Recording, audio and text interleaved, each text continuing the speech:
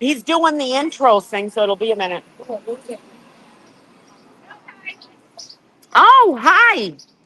Good morning, everyone. Good morning, Kimmy. Good morning, Rivera. Good morning, Sass Mass. The man, the myth, the legend's right behind me. Morning, folks. Where's the big guy? You up yet? The big guy's up. He was up earlier, but he's probably watching. There, he's coming on. I want to say Hey, hello, good day, my friend. hello to Dennis and Tina, the Pocket Rocket. I'm going to leave you all the capable hand of the Pocket Rocket, but I love you both Pocket so Rocket. much. I love you. See you later. All right, we'll see you in a while. Hi, sassy bartender Sherry D. Good morning. Where the hell's he going? Good morning, bad. Bad something. Oh, wait a minute. What are you? Bad Daza. Good morning. Good morning, Boston Lisa. Good morning, Larry. Good morning, Kimmy. Good morning, Boo Boo. Robin G. Good morning, everyone. Oh, it's gorgeous out here today. And we already have a good crowd here. And just so you guys know, hold on a second. If I see Hanky at break time, dun, dun, dun, dun, I'm going to play Hanky a tune. Oh, good, Marilyn. I'm glad you're on your way. I miss everyone. I got this sign that our friend made, So I have people signing it, and I'm going to try to pass it off to Alessi this morning. Alicia Alessi. Good morning, crazy bus. Um, oh, feels good to be down here on a Tuesday with my people. This trial's going to be over before we know it, and Karen's going to be set free. Good morning, the Patty Paralegal, and Danny. Um, I like shut everything down for like a couple days. Sometimes you got to do it when you got family issues going on. And I took a breather, but I caught up late last night. I was watching Dever, whatever the fuck her name is. What a disgrace. Boston police. Oh my God, what a disgrace she is. Good morning, Florence, Kentucky. As long as you don't spank Hanky. Good morning, lady. E. Oh, Island. Hi, Karen Murray.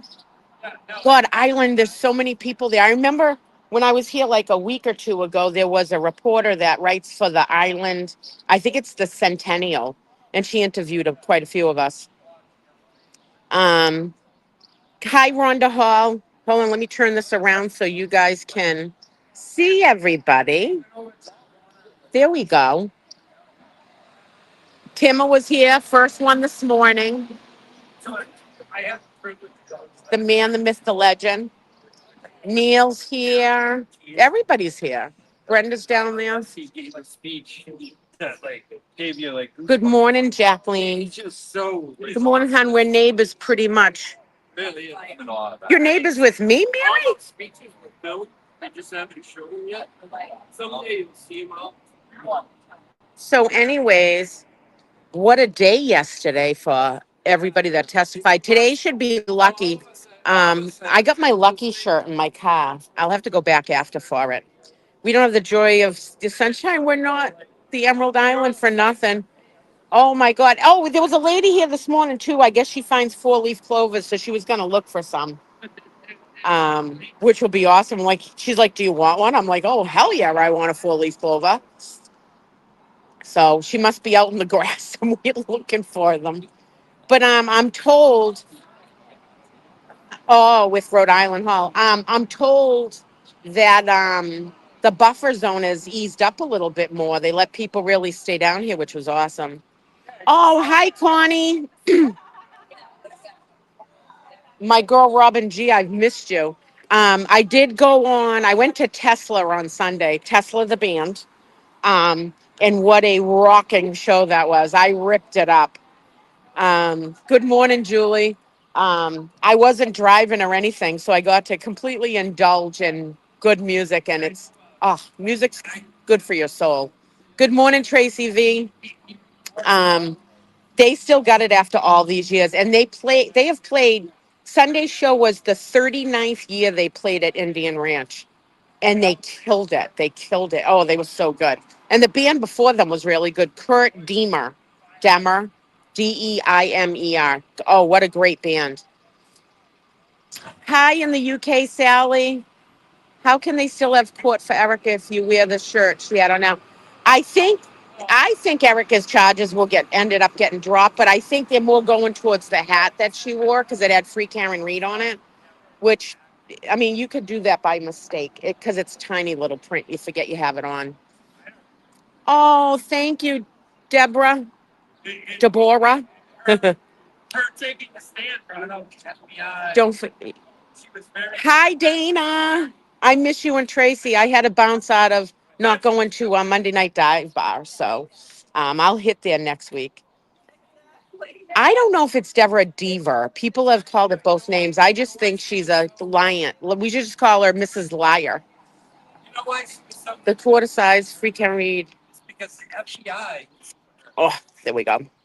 So, anyways, it's going to be a beautiful day. Tomorrow's supposed to be 90 here, which will be absolutely crazy. But my car's decorated. It's down at, the very end where I can have it. So, anyways, folks, Dr. Marie Russell, she ain't scared of Spanky Hanky. That's for sure. Not at all. I watched the whole thing last night. Hi, Nicole. Is that Kelly? No, you don't. Hi, Kelly. You know the FBI came. You and Boston Amy. Hello. Yeah, remember to. No balls, you pussy. Okay. Hold on. It's a big anti. Going to jail. Hi from England. Hello.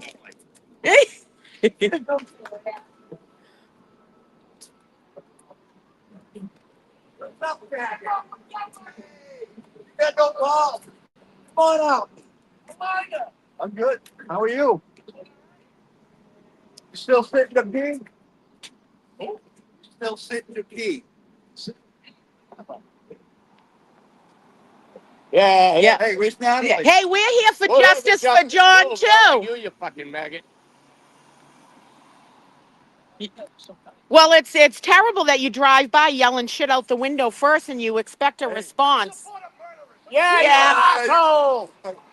I hope you hit a car. Light him up, Timma. Hey, that guy, what's his name? Antique Rogue or whatever? He's an ass, anyways. But he drives up yelling shit out the window first. Like he's a tough guy sitting in his fucking car. Whatever. Anyways, I got this sign. I'm going to try to give it to Alessi this morning. So, yeah, he is a fool. He is a fool. He's the one that was on the steps, God, a month or two ago. And I can't remember everybody. So he was like filming us. So I walked up to him and I'm like, who are you? And he's like, you should know me. Like, he's got tons of followers. I'm like, yeah, right. Whatever, buddy. He's just a peon. All these people, when the truth comes out about who really killed John, and it was not Karen, these people are going to freaking eat crow pie. Yeah, he's nice and safe. They're always tough when they can run away, you know? Actually, all these people that against her, when you try to talk to them like a civil adult conversation, they have nothing to say. Like, they can't argue. They just bring up stupid shit. They have absolutely nothing to say. They can't make a valid argument about anything. So it's they're foolish people. They're foolish people. Um, make a good argument about why you defend what you defend or feel the way you feel, but they can't do that. They just talk about your looks or whatever and just degrading stuff. So if they're f them. 3 ways to donate. Yeah, please, folks, whatever you can give. Robin G's posting stuff in here about how you can help Karen out with the defense fund because she does have to feed everybody every day, and she's got to put up the witnesses at hotels and stuff like that. So, and also, like I say, subscribe to everybody's channel. You got Danny, True Social Crimes. You got Kelly and Amy at Boston Talks. You got, oh my God, there's too many. Maza Media. You got Brian LTL. You got, of course, Alternate Corner. You got Resistant to Silence. You got Nurse Kim, my favorite, the Glera. Um, Hi, Leanne. Good morning, Spooky. I missed a few of yous. Who's Brian? Brian McHugh. When Karen is found not guilty, you will never hear of these people again. They will magically, oh, they're going to vanish, all right, because they're going to vanish right into jail. Yep, there's my Galera. Thank you, Robin, for putting my favorite on. Um, you guys are awesome. Good morning from Ohio. Hi, Mark Lenve. I'm not going to say names right, so don't even worry. And here's my Alessi sign. I'm going to try to get to. Yeah, I'm going to try to give it to him because we signed the back, so he has a um, memento from here. You know, it's a nice little song, small one. And I brought my hanky spanky harmonica. Wait, the glare is your favorite since when? I need to get a picture of him to put in a picture frame and carry it around like John's girlfriend from 40 years ago. Dina flooded my eyelashes. I told my 83-year-old grandmother about you guys, and she says you're all very courageous. Everybody down here is courageous, but we know we're on the right side of everything. That's why. Oh, here comes Peter Murphy. Yes, that's you. Hey, I'm going to try to give this sign to Alessi. Alessi. You want to you can write a message or sign your name or do whatever. Here, I'll hold it. That's all right. You have to be careful. You can't put it on state property. Oh, Yeah. oh, jeez. Oh, yeah, yesterday. Marilyn. I'm good. I missed all you guys. I'm live streaming. Oh, I miss it. I hate this every Tuesday. It's almost over, but I already warned my boss that, when when they go to deliberate, don't expect me at work because I think it's going to come down really quick. I do too. Oh, these people I are do paying too. attention. They're not stupid. Sergeant Peter Murphy. Sergeant Peter Murphy, you want to sign this? I'm going to try to give it to Alessi so he has a memento from us. What's going on? Are you live? Yeah, I'm live. Were you here yesterday? There was a No. lot of commotion from across the street coming this way because people were hanging signs and I heard. the barrier. Yeah. If you guys come down here, one thing they don't put up with. Huh? Oh, did she? She found a 4-leaf clover. Oh my God. Oh, I saw that she found one the other day. Yeah, she found one now. Oh my God. Oh my God, she actually found one. What's the yo? Oh, you're welcome for the lives. I mean, I don't know. I went live. I had tossed a few, so sorry about that. I ended up with 2 picks. I went right up to the band to ask for them when they were on stage. But anyways, I just try to break it up a little bit. Sidewalk. You really found one. Oh my God. She finds one every day. All right, hold on, folks. This is for Lucky. Hold on, folks. It's a 4-leaf clover, folks. Unbelievable. Oh my God. Hold on. Look at that. 4-leaf clover. It's Lucky's day. It's Lucky's day. Someone take a screenshot of this. That's too funny. Thank you. I take a shot, but I don't think it's like that. Good to see you. Quiet. Hold on. Big day Let me move it around a little bit. Gotta go this way.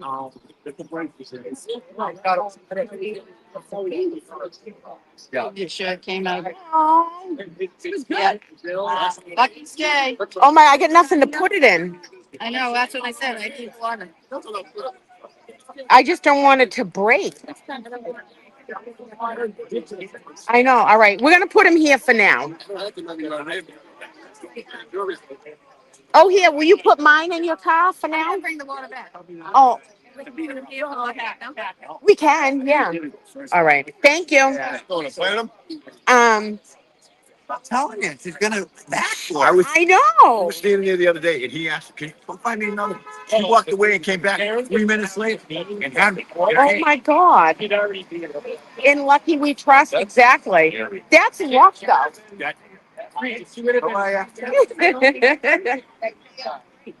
Yeah, so, all right. I was talking about Tesla. Thank you, Mary, for the picture of the four-leaf clover. Um, I did it when I went to go see Tom Hamilton's band, Tom Hamilton from Aerosmith. Um, I live streamed you guys backstage. And so I just try to do it to break up the momentum because we all have lives outside of this. And it's important to keep up with your lives outside of this. So I gave you a little bit of it, but I wanted to enjoy the concert. I really love Tesla. Um, yeah, protect Lucky at all costs. You know it. So, anyways, I hope you enjoy it. And sorry, I tossed a few, so I was really feeling no pain at all. So I'm feeling lucky, punk. Good morning, Renee. Good morning, and whoever was from Georgia, it's scrolling so fast. And remember, people, hit the like button, please. It's important for Tracy and Dana's channel that you hit the like button. Lucky the snowplow driver is a simple factual man. He said there's nobody out there. Remember when he said, and God forbid any animals? Like, he's a good, decent, hardworking, blue collar guy. You really do. He was here yesterday. Um, I don't know. I would assume he's coming back today to testify, but everybody's got their lucky stuff. I'll have to grab my shirt later for lucky. And then guess what I did, folks? I charged my charger, my backup charger, and I left it on the counter at home. So I'm going to have to at some point hook the phone up in my car later and recharge it. So stupid ass me. Erica, if you're watching, bring an extra phone charger for me. The battery pack. That's the thing. I charged it to get it ready and then left it at home. Stupid ass that I am. But like fill up that comment section with clovers and green hearts for Lucky. Oh, really, Muggs? He is an honest and good man. That's one thing about blue collar workers, man. They're the salt of the earth. They really are. And Lucky's showing the world how important blue collar, honest working people are. Calm, sane folks Dr. Russell was unbelievable. One of the first women in Medford to be a police officer. Impressive right there, let alone all the other credentials that she has. And Hanky wasn't freaking moving her. She gave it right back to him. Oh, I love all the clovers and stuff. Yeah, last year we had someone made up, I think it was Chrissy made up in Lucky We Trust shirts. Mine's in the trunk of my car. Tell him we're all supporting him. Yep. Dina. Hey, good morning. Oh, I love it. I love all the clovers. I love all the clovers. Who is it?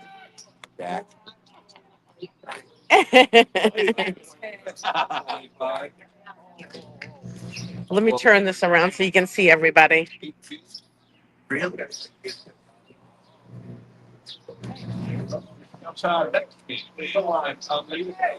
we go. That guy right there, he works for a radio station, which is awesome, and they report on it. So that's an awesome thing. Sidewalk! Sidewalk! He's not listening.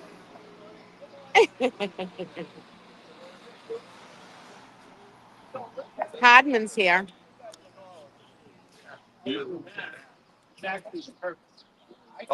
Oh, there's Robin. Yeah, but she had nothing more to gain. I love when Scott McGinnis talks. He knows so much about stuff. Hey, Robin. I'm live streaming. Good morning. The cold. Oh, that's all right. We'll go like this. Everything going. Good, good. Yeah. I haven't been in the tanning booth in a bit, but Oh, you do the food? I do till summer starts, and then I get dark. I get really dark. Yeah. Yeah. An Italian skin. The Italian skin, and the Indian from Nova Scotia, like the Arcadian. My nice grandmother was a lady named Molly Muse, and if you Google her, it shows a picture of her. Yeah, she was from Nova Scotia, and she's a medicine woman. She's really dark. It was like the Arcadians, and she's been written about, and it's like my nice grandmother, nice great grandmother. I never got to know any of mine. Cheryl with an S. How are you? Hi, how are you? Good. How's your daughter feeling? Oh, she's fine. Oh, she's fine. Just Yeah. need a little thing. Oh, wait a minute, you guys. I gotta have you sign this because I'm gonna try to give it to Alessi. Hold on. Hold on, folks. Hold on. You can either write your name or a little message, but I'm gonna give it to Alessi. Hi, ladies. Nice to see you. And where are you? No, this is Whack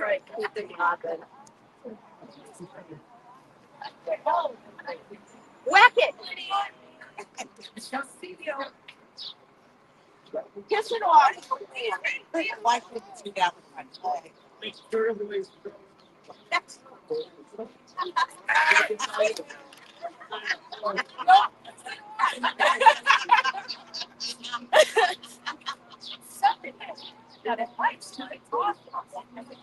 All right. Yeah, that was on film. This is Jackie from Texas. Hi, Jackie from Texas. Nice to meet you.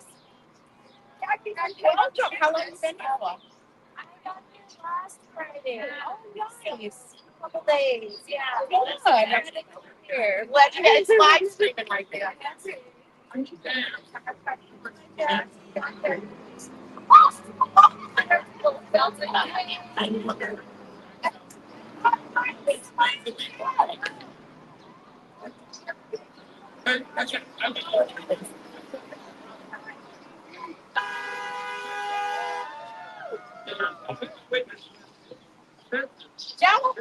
I know. A purse life.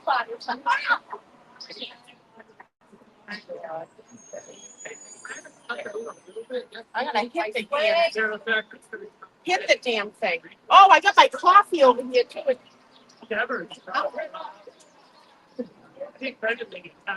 I gotta make sure there isn't a freaking bee inside. No.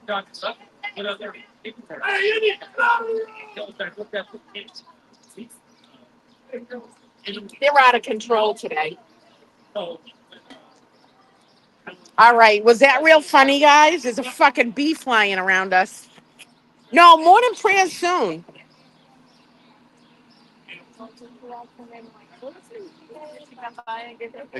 What time you want to do morning prayer? Hi, how are you? Good to see you. Good to Glad see you you're too. back with us. Tuesdays. I know. Tuesday's my day. Oh, you and your concert.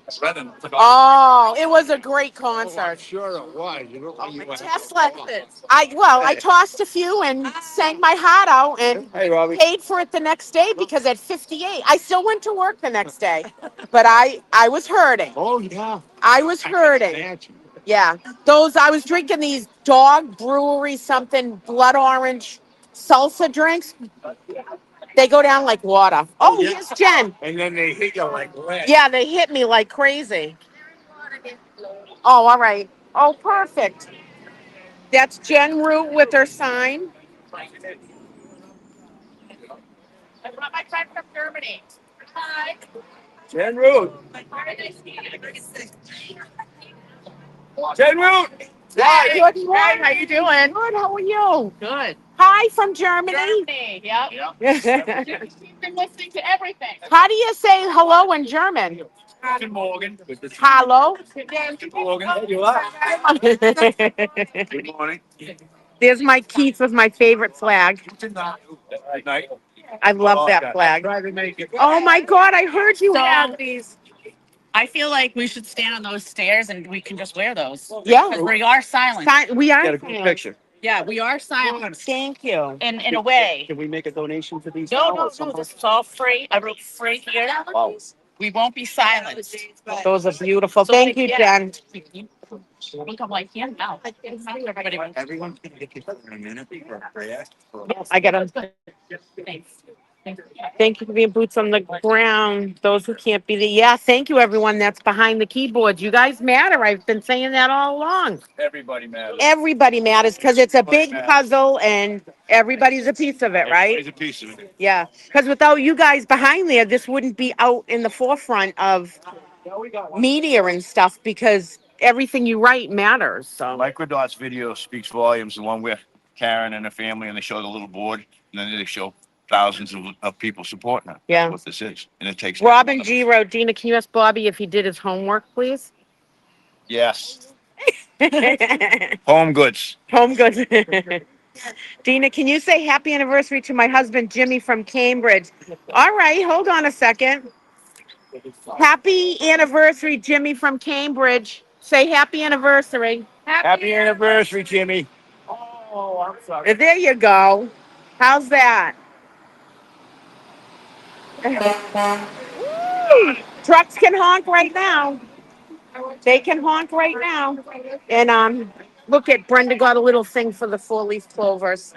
Yeah. In Lucky We Trust. In Lucky We Trust. Jack's here. Hi, Jack. Good morning. Good morning. I won't say that. Is that your daughter? Yeah, that's Yeah. Olivia. That's how we do. Hi, Olivia. I'm live streaming. I'm live streaming. Oh, all right. Good morning, Tina. Hi, PFC. I'm happy Attorney General and to see a great crowd. governor. Oh, it's going to get busier and busier because one, the buffer zone opened up more thanks to Jason, Allison, Lisa, and Sam, and people are realizing that we have rights here. They're getting stomped on. So come on down. I'm happy to see a great crowd there this morning. We're saying there was only 8 people down the S8 and none were from out of state that Aiden was like, no, there's people. Of course they lie, people. That's why we bring you this stuff like Boots on the Ground channel so that you can see what's actually going on. You know, the world's watching this and they're seeing what's going on here and they're just as frustrated as we are. Oh, good. I'm glad. You know, this trial could be over by next Tuesday. Honestly, it's coming. Do you want to be on the live stream? Can we introduce you? And tell us where you're from? My name's Jackie. I'm from Texas, Dallas, Texas. Nice. She came here Friday, right? Yes. Friday had to come support Karen Reed. Thank you so much for coming all that way. Yes, of course. The buffer zone there's still a buffer zone. You can't have your free Karen Reed stuff and stuff like that after 8:00. But they're letting us, you can stay down in the buffer zone anywhere around here with just pink on, or you can have a Turtle Boy sign, apparently. You can have a Stop Corruption sign. So you just got to check in just to make sure. Just ask somebody that's down here regularly what they think. We can always ask Hardman and he'll look it up and let us know. I'm not advocating. They're all saying, welcome, Texas.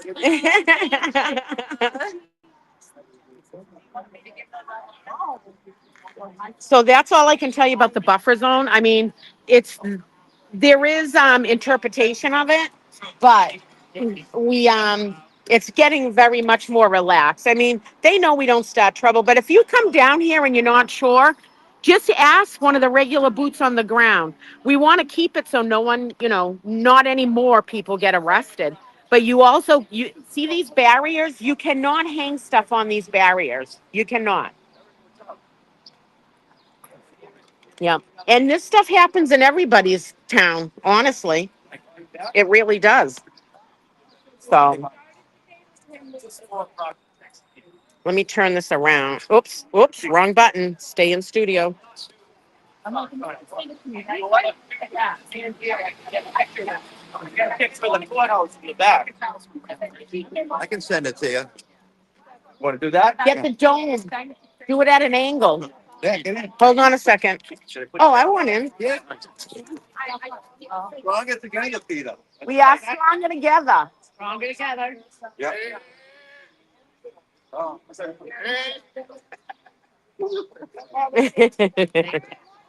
All right, morning prayer, folks. All right. Are we doing it here or on the registry of deeds? We're here? All right, let me put this down. Morning prayer, folks. I know.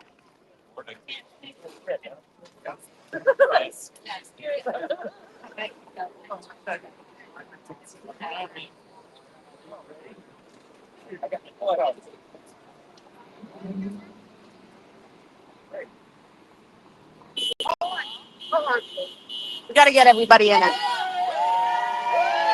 Yes, Jilly. All right. The camera is behind.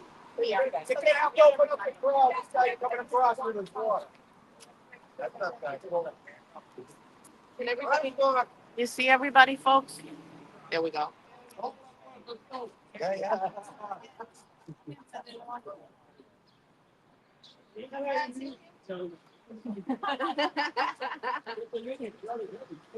get a two-wheeler for you, sir. See everybody. That's all right. Ready? Deb's got them all. Our Father, who art in heaven, hallowed be thy name.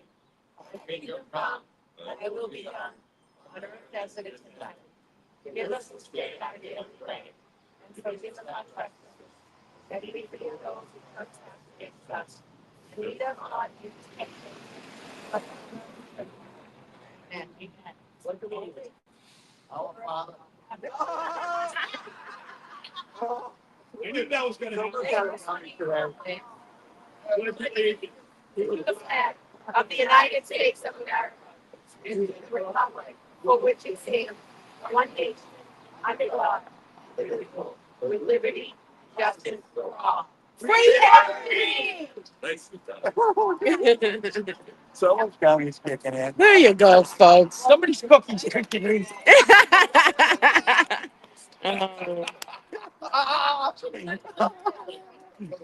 Hey, how many leaves on a four-leaf clover? All of them. All of them. There you go, folks. That's morning prayer and the Pledge of Allegiance.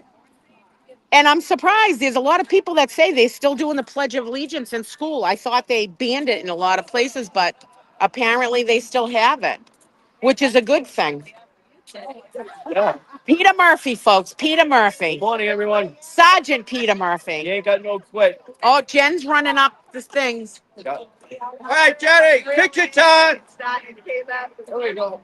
Hold on, I saw that. Nice picture. Ready? Oh, you're here. Oh, man. Move over a little bit, Scott. There we go. Get the flag up. Yeah. Hey, Tim, get your head out of the way. The hens are clacking already. Oh, there, that's good. That's good. There we go. I got it. Oh, there you go. All right, hold on. Someone, screenshot this. Oh, look at that. That's beautiful. Woo! Commonwealth. They can't investigate your son. That's right. As long as they investigate themselves, they're gonna have this sort of crookery. Exactly. That goes for all of them. I love his laugh. All right.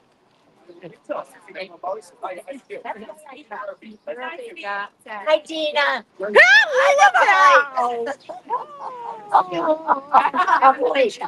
the husband? Did you leave him at home? No, but he's watching you live stream. Oh, wait a You minute. gotta say hi to him. Oh my God. Let me turn this around. Hold on a second. All right. Sidewalk. Sidewalk. Oh no, he's with us. No sidewalk. No sidewalk. Hey. Hey, handsome guy with the scally cap. Guess who's standing there with me? Your Hi, wife. hubby. Hi, hubby. Love you. We all love you. Oh. Well, let me turn this around. Come on, fingers, work. There we go. I didn't screenshot in time. That's all right. I got it. Mary Bagwell's on it. She's been screenshot and everything. Oh, for me, I just lost you guys. Shit. Where did they go? There we go. Hold on. All right. Woo! I thought I lost it completely. Do that to screenshot. Yeah, some people will. Oh my God. Hi, Lay. Hi. That's right, Sherry. The Honorable Peter Murphy. Sergeant Peter Murphy. Morning from Wisconsin. Hello. Where's my our Kansas people? That's one of the newscasters going in, and I photobombed his live stream this morning with my sign, with the sign. Is Dana okay? I think one of them. I don't know if they are. I thought they had. Dana was in the chat. Dana, you guys coming here today or what? Hold on a second. Let me turn it around. Dana and Tracy, are you coming here today? Is he up yet? They're probably sleeping in, the little shits. Yeah, when we go across town. They're not. Maybe they're on their way. They're writing. Avanoni said hi from Marshfield, Peter. All right. Okay. Oh, it's not turned around. Hold on a second. Let me turn it around. Go fishing. Go There you go. Gina, What? General was asking if we could get a picture across the street. All of us together. Yeah, let's do it. You want to do that? Hey, everybody across the street for a picture. Get your silence things on. Let's go. We only got so much time. Move out, troops. Thank you. All right, let me commandeer the registry of deeds. Hold on, let me turn this around. I want to say good morning. Good morning. How are you? Good. I'm Hansel Bryant. I remember you. All right. Breaking the law. Breaking the law. Who's gonna? Her friend from Germany's doing it.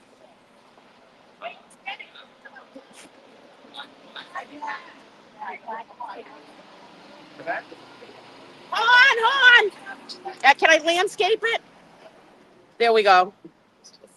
Everybody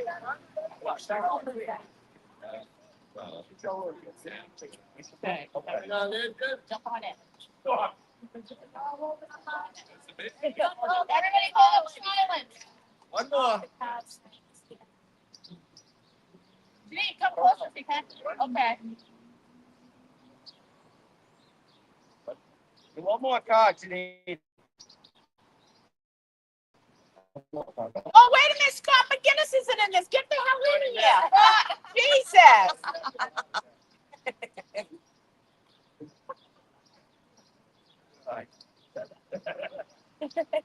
Now we got a free Karen Reed.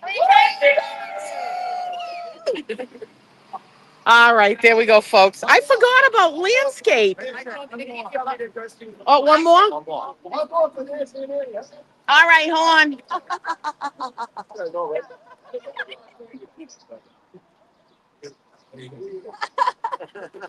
Sarah. You take that.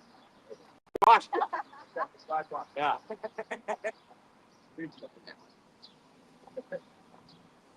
Got it. Thank you. That'll be a great picture. There we go. The light could be low, so- All right, we can cross. Okay, teacher. Couple minutes. You want to take this for a minute so I can talk to Hardman for a minute? Hello, everybody. Nice to meet you.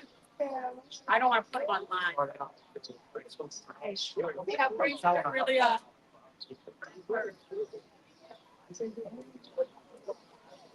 He said sign that he wasn't going to make it some behind.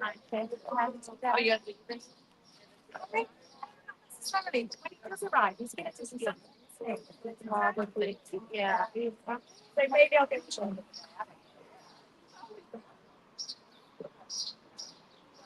Hello. Dina wants to talk to Sergeant Harmon for a second. All right, thanks, Stan. You got some pictures? Hi, Jen. Yeah, I got it in the I got it in the picture. All right, good. Thanks. We'll drop it. Jen comes with signs. That's a. That's a sign. I mean, I'm gonna try to get bigger at some point. Yeah, yeah. I'll need How another much bigger person, can though. you get? But, like, it's great now that we have these books. Oh, that's. a Yeah, good there you idea.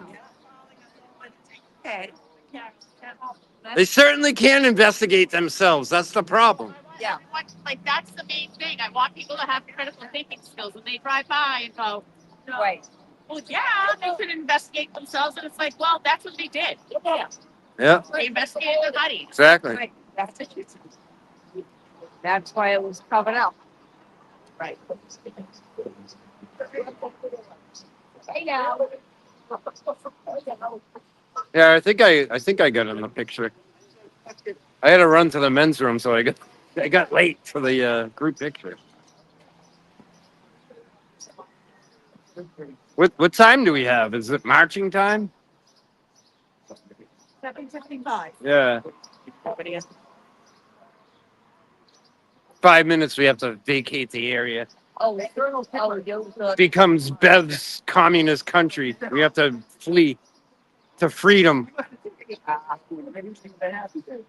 He's like, and whatever you guys do, the fuck, God. Still fails. Oh, yes. Good crowd today. We got good Yeah. weather. Supposed to warm up in the next 3 days, right? We can right back at night. In the back there. Right when Time to march. Whoa, where'd you get those from? Yeah, I got one. Yeah. Good idea, huh? I mean, technically we could stay in this area, but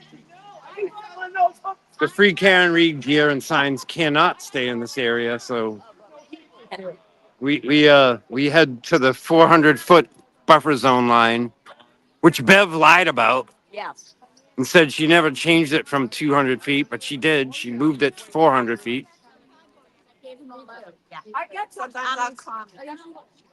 On this end, anyways. The other end is still 200 feet. But this end down here, Bev extended it to 400 feet, so we lost all our parking and our sweet spot from trial one. She took that away out of vindictiveness and D.A. Morrissey's orders, because Bev is controlled by D.A. Morrissey. She's evil. Great feet, yeah. I sit at home screaming at Tyson.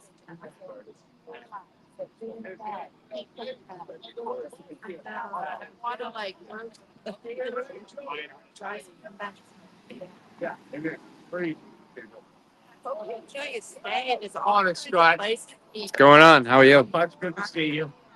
I'm running Tina's camera. We're live. Hey, Joey. Yeah. Morning, Maddie and Kenny. Get up, go to school. Daddy loves ya. You feeling back? Right. Yeah, See him? Not that I can see. No. I just see me and you.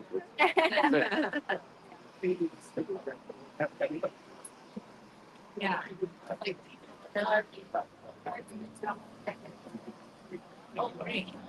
Yeah.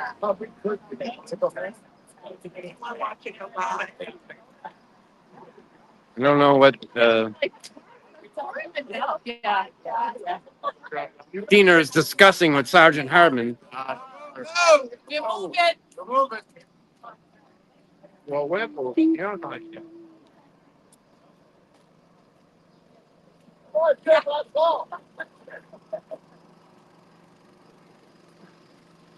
I want to be in the rear so I don't stab somebody with.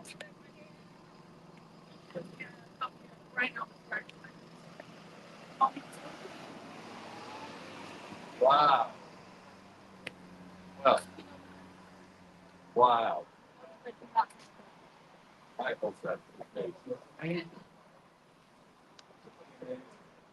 Now, we get the boot from there right now? Yeah. No, no. Okay. You don't have to. We had to up until last week.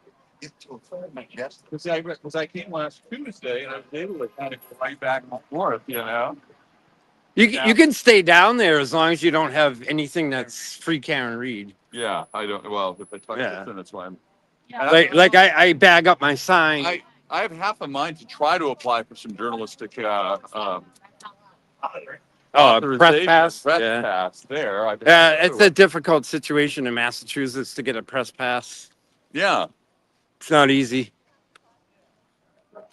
Why are we all walking up towards? But I mean, in trial one, this is where we hung out, right here. Yeah. Trial one, exactly. Yeah. Bev made sure we lost this area So what your dad does? because we had a stronghold here. So Really, yeah. Well, I want to make sure I can give her these again. You know, these are from the Vatican. So like, holy shit, Saturday, my client who went over came back and gave me a few things from there. And I said, yeah. I have a lot of rosaries, but this is a special one. And if she doesn't want it, she can to her dad. Now, are we waiting in line to see her kind of thing? Yeah. Does she stop? Yeah. So see, the old buffer zone was down where that group of people are. Yeah. So we would all park here. We could have all our signage and all our gear. Yeah. What Bev did is she moved the buffer zone. See where this American flag is? Yeah. This is the new buffer zone. Yeah. I remember the sign there and there. So we're forced down here after 8 o'clock. We have to be down here. Okay. If you have anything free Karen Reed. Right. Or pink. No, pink's fine. Good. You can be down in the buffer zone. Other than your sign, well, if you tuck that in, you'd be good to go. Right. Now, after she goes by, are people going to walk to the front to greet her going in? You can. Is that the idea? Do you guys do that? I do. But I also go 600 feet to the other 200-foot buffer on the other zone, side, yeah. and I hang out there most of the day. And will they come up from the other way now? Whereas last year they came from the church down here. This year they're coming up the other way, right? No, they drive right past us. Yeah. They turn right on Pearl Street just past the court.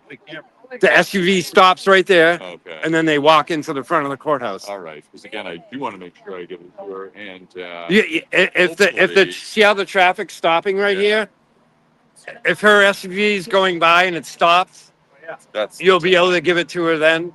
Yeah. But sometimes the traffic is moving right along and she drives right by us. Yeah. You have to And be then- here every day to see. Yeah. You never know. Sure. Now, would this qualify as something that would keep us off of Nope. the, That would be allowed in the buffer zone okay. because it doesn't pertain to the case directly. Right. So there's several signs that I can bring into the buffer zone. Yep. One of them is corrupted Canton PD and MSP need a reboot. That sign's allowed. My free Turtle Boy sign is allowed. That is now allowed. It was. But my free Karen Reed sign that I'm holding right now Yeah.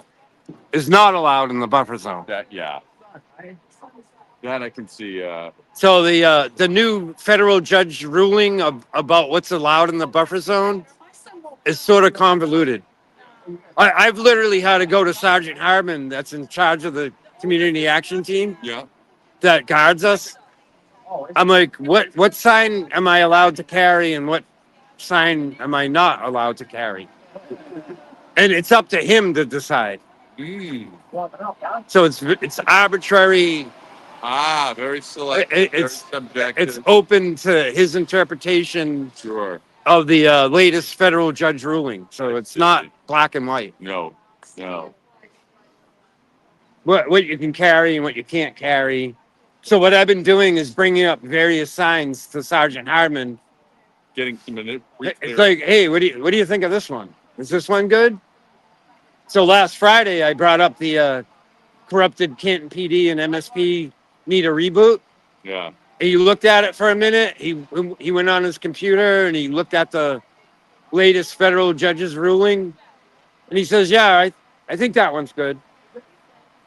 just got to be careful sometimes. So I'm not going to just walk into the buffer zone Right. with a sign that I I don't hope- know is approved. I hope you record the clearance too. You know what I'm saying? I Yeah. hope you make sure. No, that I reconfirmed with him yesterday. document everything, because I would hate to see a situation where they authorize one thing and then you get there, they, strong arm. Yeah. Well, the other thing is too is you're supposed to get like one warning.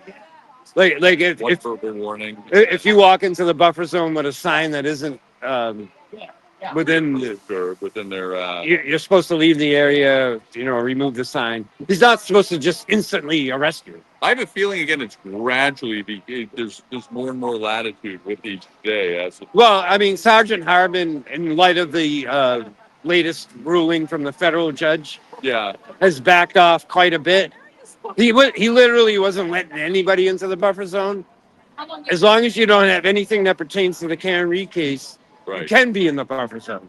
And yeah. Like you're fine. You don't have any signage. If I had You don't have any if I had gear things to on. wear, well, of course pink doesn't count anymore. They might It's ask you to- okay. I don't have anything in my wardrobe. Sorry. They're not gonna. But like even my free Karen Reed sign, after Karen drives by, and I want to go back to the other end of the buffer zone, I have to put a trash bag over my sign because I can't walk through the buffer zone with this free Karen Reed sign, I can get a knife. which is outrageous. So it's so we're kind of living in half America down here right now. Yeah, it's stupid. Because I disagree with the buffer zone entirely. Because the jury can't see us anyways. They're busted into the back of their courthouse. Yeah, wherever you From want. a secret location. They'll never see us out here. Right.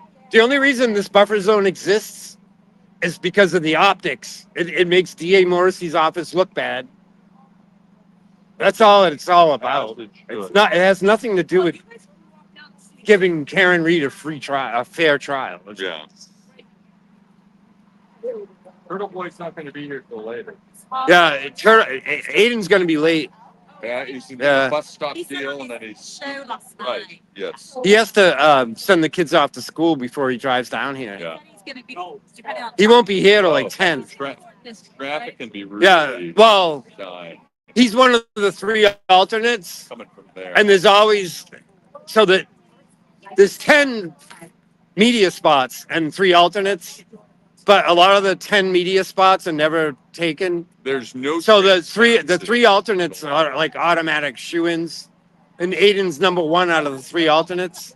So he's pretty much guaranteed to get in every day. Because a lot of the media puts in for the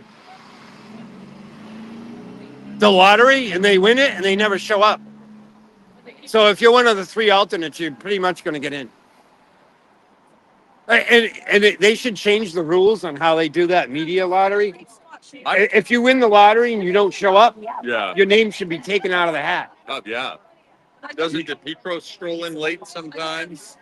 I don't think I heard- DePietro won this week, so he's probably not around. I hate to meet him because I'd want to slap him if I did, but I certainly am not a violent person for the record.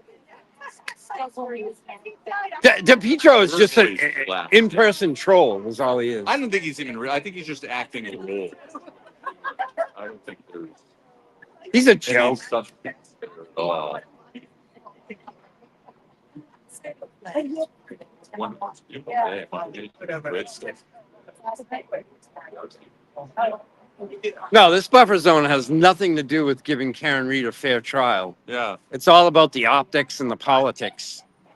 The last thing that DA Morrissey wants is a bunch of free Karen Reed people in front of the courthouse. Again, I was so The amazed. mainstream media would be forced to depict us in that location, and it just makes it all look bad. That's the reason for the buffer zone. I was so amazed when this first came out a few years ago. They said something about there being video evidence of Karen hitting. Oh, that was another mainstream media lie. Lie. Yeah, WBZ4 Boston. Yeah, I know. They see DA Morrissey has the mainstream media in his back pocket, so he can call the mainstream media and leak a false report like that, and they'll mimic it, Yeah. parrot it, again, they're about getting it first, not getting it right. Anyway, that's the whole thing. So Michael Morrissey's idea was we'll put the false narrative out in the mainstream media news Yeah, that we have video proof yeah, that Karen Reed ran down John O'Keefe. and then It was a lie, it'll be case but the closed. mainstream media ran with it. You'll immediately close many inquiring minds as to Yeah, so if you were initially watching that news report, it's you're like, oh, this is terrible. Yeah. This woman ran down her boyfriend by accident because she was drunk. And they have video proof of it. And then you tune it out. Because if all you watch is mainstream media news, you believe the propaganda that they project. But obviously, there was no video from Assistant Chief Kelleher's house across the street. That was a lie so that Michael Morrissey put forward to the mainstream media, and the mainstream media ran with it. yeah. Thank you. I had a deep conversation with Hardman, so it was Excellent. like, all right, Any, I gotta go. They're up there with Did the we make thing. any ground? No, he's in a good mood today. He was decent. He's like, this is gonna be over soon. You know what I mean? He Like, can't wait till it's over. I know. He needs a good vacation. But how are you, Sneaker How's it Boy? going? That was freaking comical. When Aiden ever aired that, and his laugh was so, he was laughing. He put it out on his show that night or the next Tuesday. He put it out Tuesday night. Tuesday night? I Yeah. don't know. I might not. Oh my God, I was cracking up laughing. I really was. That was hysterical. All right, let's walk down here. Let me turn this around. There we go, folks. Hey. All right, I'm back. I was talking to Hardman. Morning, Lynn. Yeah, it was nice to see you last night at Pizza Night. Oh, I forgot to say good morning to Vinny. Vinny, if you're listening, get your butt up out of bed and get ready for school. Yes, Vinny. Yeah. Oh, not many more days left. I know. Oh, right. Oh. Hello, Officer Trooper. Love this sign. Yeah, so June 12th, we're going to have a Together We're Stronger movement at Morrissey's office. There's going to be speakers. We're all going to get together at Morrissey's office. So save the date if you're in the area. Dina, let me get a hell yeah. Hell yeah. Stay out of. Hold on. What was that? Just stay out of Karen Reed and her team's faces. They look annoyed. Let them breathe and have a long exhaustion. Who is that? Uncle Fister. You know what that is? Yeah. Exactly. Are you writing a book, Cheryl, with an S? Yep. Good morning. Who was that? Good morning, crazy concert grandmother. I love it. I'm a crazy concert grandmother too. Justice for Bow. We were just talking about that. There's Dennis's coffee mug. Hey, I washed it. You washed it. Yeah. I don't know Maybe I about washed that. it as well. You saw me in the thing. Took the dishwasher apart, washed it twice. We have to get you a new one. It's like resistance to syphilis. That'll keep you from having syphilis. Well, there you go. I got the cure. J Mac is saying, good morning, Dennis. Good morning, J Mac. Yep. We're just waiting for Karen's team to come. I don't know what time it is. Oh, Is she here? it's J Mac. Oh, J Oh. Mac. Jim McCall. Okay. Yeah. Hi, Jen. Oh, Hey, Jen. I didn't recognize him. I didn't either. I can't remember everybody's handles on here. I hope you're doing well. I haven't seen you since we were at the Warren Tavern. Good morning. Excited to. Oh, it's going so fast. I think we have different definitions of washed. Yeah, I think so. We do. Is Dennis going to whip? Hold on.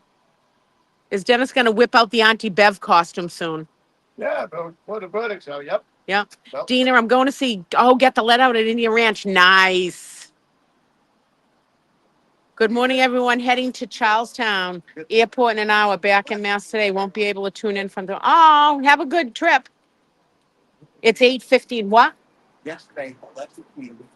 I know. That's why I came down here in case he does. We didn't recognize. And Was it an SUV? yeah, but it looked the same, so we didn't know. Right here. Yeah. Did he stop and roll the window down? Yeah. Oh, good. I want to give this to him as a souvenir. He went in. So I had some people sign it, and I'm going to give it to him as a souvenir. I have come up to speak. And not only that is they're doing work right now in the middle of a freaking, like, I understand they got to do road work. Oh, he's going to take out something. But now they got a hole. Oh, You don't even need the buffer sign. they got a hole in the ground over there. Like, I know.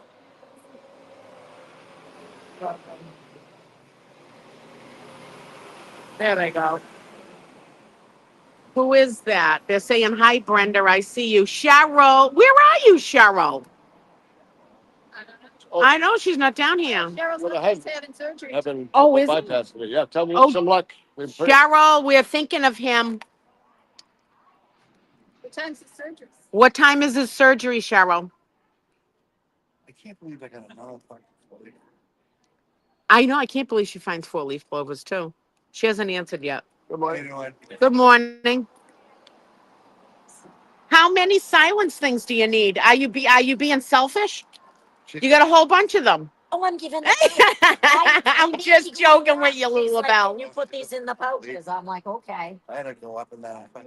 You know what? I'll take an extra one just so if someone comes later on at the buffer zone and be like, hey. I should get coffee going, huh? Yes, get on. I'm dying. Can I get my one? I'm dying for a cup of coffee. I just had, mine's down at the other end, but. Oh, but I don't drink coffee when it turns blue. Leanne said hi, Lulu. I Hi, can't drink it either. Leanne wants one. Can I have another one? Oh, Maron. Now Oh, I Maron. can it down and make more. All right. I'll stick it in my trunk. Oh, did I? You got LB? I listen to LB. Yeah, Leanne. Good morning. Oh, hi, Danny. We saying good morning. Say good morning to her. Yeah. Yes, it should be. Yes, No, I saw. Wide open. That. Leanne said hi. Good Good morning. morning. Leanne, did you say hi to me too? Cheryl wants one too. Why don't you just take them and pass them up? No, as soon as I get rid of the last one, I gotta go make more. All right. I got one. I'm like, remind me when you come here that I have one. I only got one extra for someone that shows up maybe out. Yeah. Want me to hold it for you? You're not going to see no Tuesday. Yeah. All right, Cheryl, I'm giving Dennis Sweeney yours. Yeah. Oh, Let's see. hold on. It's stuck in my earring. It feels like weird. And so, yeah. Yep. Get up and so It's Yeah. stuck on my goddamn earring. Exactly. Feels like me and my hairy earlobe. See, you laugh at me. I want to hold up and shovel. Oh, if you're coming tomorrow, then do you want me to give it to the Sweeneys? No, that. Hold on. Because I always feel like that with my kids. Like, Brenda. yeah. Oh, Jesus freaking Christ. Cheryl wants you to hold. She'll be there. I mean, Leanne, Yeah, drive it. Vinny's mom. She's going to be down tomorrow. All right. So Cheryl and Leanne, Brenda's got you guys's. Yeah, so I tried to get out of here. Tell her to stay till 10. Or keep it for me and I'll get it. No, they have it. You can get it. I'm glad that I got to meet her. Leanne, did Vinny hear our morning thing about get up out of bed?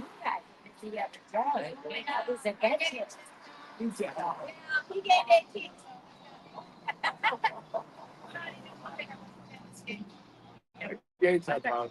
When's he coming back? That's all Like right. September, October? Yeah. Oh, yeah. Let's go to Big Gate.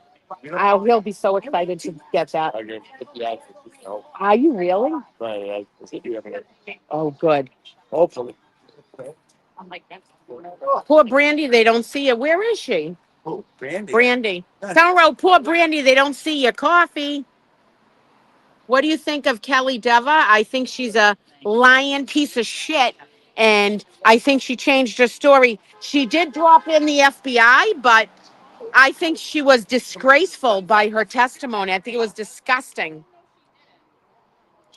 Hey now, not going to make it over today. Hey now, I miss you. I haven't seen you or talked to you. She's like, I'm gonna call you later.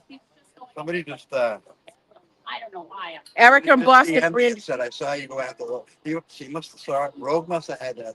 I did. I put it live while you were doing it. Grab me and Erica lanyards. Okay, hold on a second.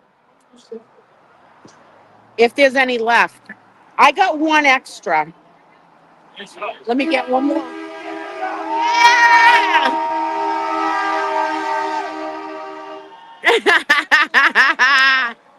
I love it. We all know who that is. I was out doing a solo standout over the bridge, and she drove up the highway. I knew immediately who she was when it started honking. Can I get one more for Erica? I'm like, can I? I know. You got to take Annie with you. She got like 10 of them around. Brandy and Erica want one, so Definitely. Like the box and the remote. they're all tangled up and shit. Hold on. Yeah. There we go. All right, I got yours, Erica and Brandy. We got them. Oh.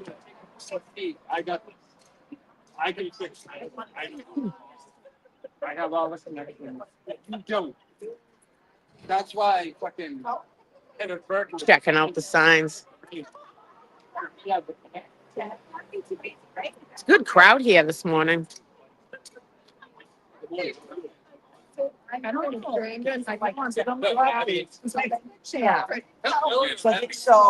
Yeah, they're doing freaking road work in the buffer zone.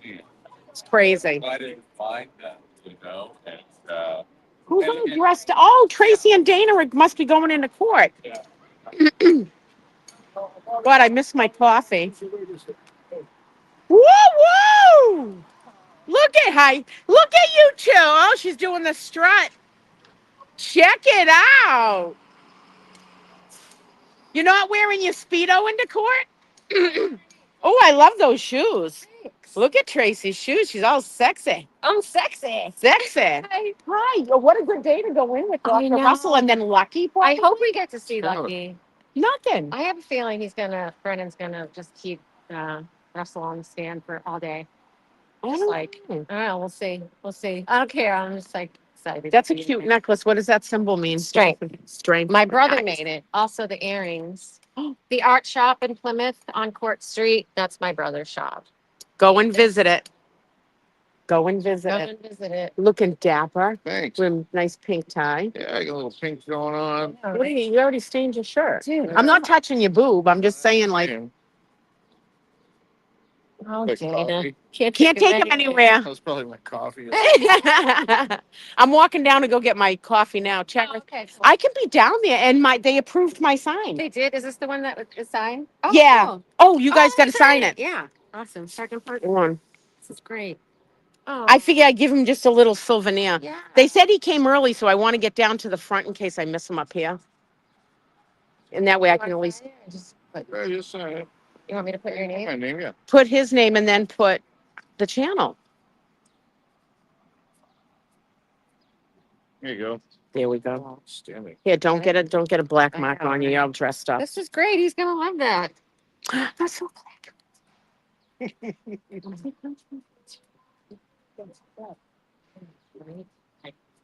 Yeah. Sorry. No, that's all right. I didn't get that.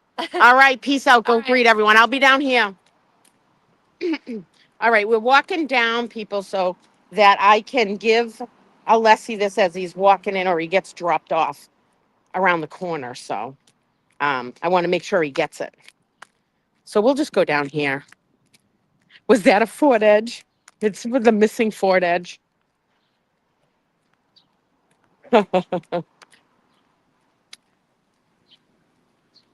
Good morning, friends. Good morning, everyone. I missed you guys. I'm only down here on Tuesday. Sometimes I can sneak out a little bit. Like I get out of work and then I drive up here if I can. So that's pretty awesome. The FBI cleared factually innocent free Karen Reed. You know it. More is coming out. Like some big bombs are going to drop soon. They really are. you know, and hopefully they can arrest who really killed Boston police officer John O'Keefe. I pray. I pray, pray, pray. Traffic is heavy here. All right, we're crossing. We're crossing. Here we go. I'm going to go to the corner. I think Kelly Deva helped because she initially tried to tell the truth. So, well, I didn't like her testimony, but then I'm thinking, is she doing this on purpose just to out them? Just to, you know, like make it look like she's against them, but she really is for them? Like, I just don't know. I really don't. Hi, how are ya? Good, nice. I got everything. I mean, hi, nice to see a beautiful dress. This is my Nice to meet you. I'm live streaming. Oh, hi. Oh, you want to be? Where are you from now? Oh, it's Quincy, but she's Quincy? from Georgia. From Georgia. Wow. Flew in on Sunday. We have a lady here from Texas today too. Oh, there's people from Texas here yesterday too. Yes, I think that's her. Yeah. Yep, everybody's down there, but I'm going to sit on the corner because I want to try to give Alessi the sign. Oh, yeah. No, he came early with Dr. Russell, I guess, yesterday. So Okay. yeah. I think maybe missed them. There's nobody. Oh, where'd you get it? In Florence, and I was in Italy. Oh, look at how gorgeous the dress is. It's beautiful. I know. Excuse me. I can't fly off to Italy to go get a dress. I'm the TJ Maxx kind of girl. Hi, Jessica. Hi, Tam. Good morning. I haven't seen you in ages. I'm live streaming. I haven't seen you for ages. I'm not bad. I'm not bad. Now, Jessica, didn't you have someone graduate? Yes, my friend graduated different classes. My son graduates Friday. Oh my God! Congratulations, you got him through. You. Exciting time. Oh yeah. Wow. Good. Just working all the time. That's it. 59 pounds. Phenomenal. Yeah. Sort of plateauing, kind of like, but that happens. So, you know, I'm not giving up the chicken wings just yet. Good to see you guys. Yeah, if you don't follow, go on Twitter, and it's Jess Machado. She's an independent journalist, and she's been down since day one with boots on the ground and stuff. I'm reporting unbiased. She she thinks Karen is innocent, but she does report of what's going on and everything, and it's pretty cool. Wow, that was like right up my back. My God. All right, I got my coffee. I'm just waiting for Alisi to show up so I can hand this to him. So I got some signatures on it, and he can keep this. I'll throw it in the back of the SUV. Nope, the paddy wagon's here. I don't want to be in that hot box. Dina, Kelly, Boston Amy wants to know, will you sign Alisa sign? Oh, wait a minute. Hold on, I didn't see it. So, Dina, can you add talk time? All right, hold on a second. All right, hold on a second, folks.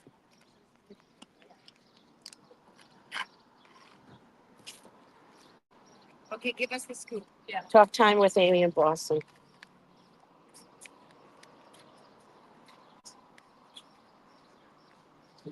Hi. Hi, I'll be right with. Talk time with. Yeah. We are. We want the scoop.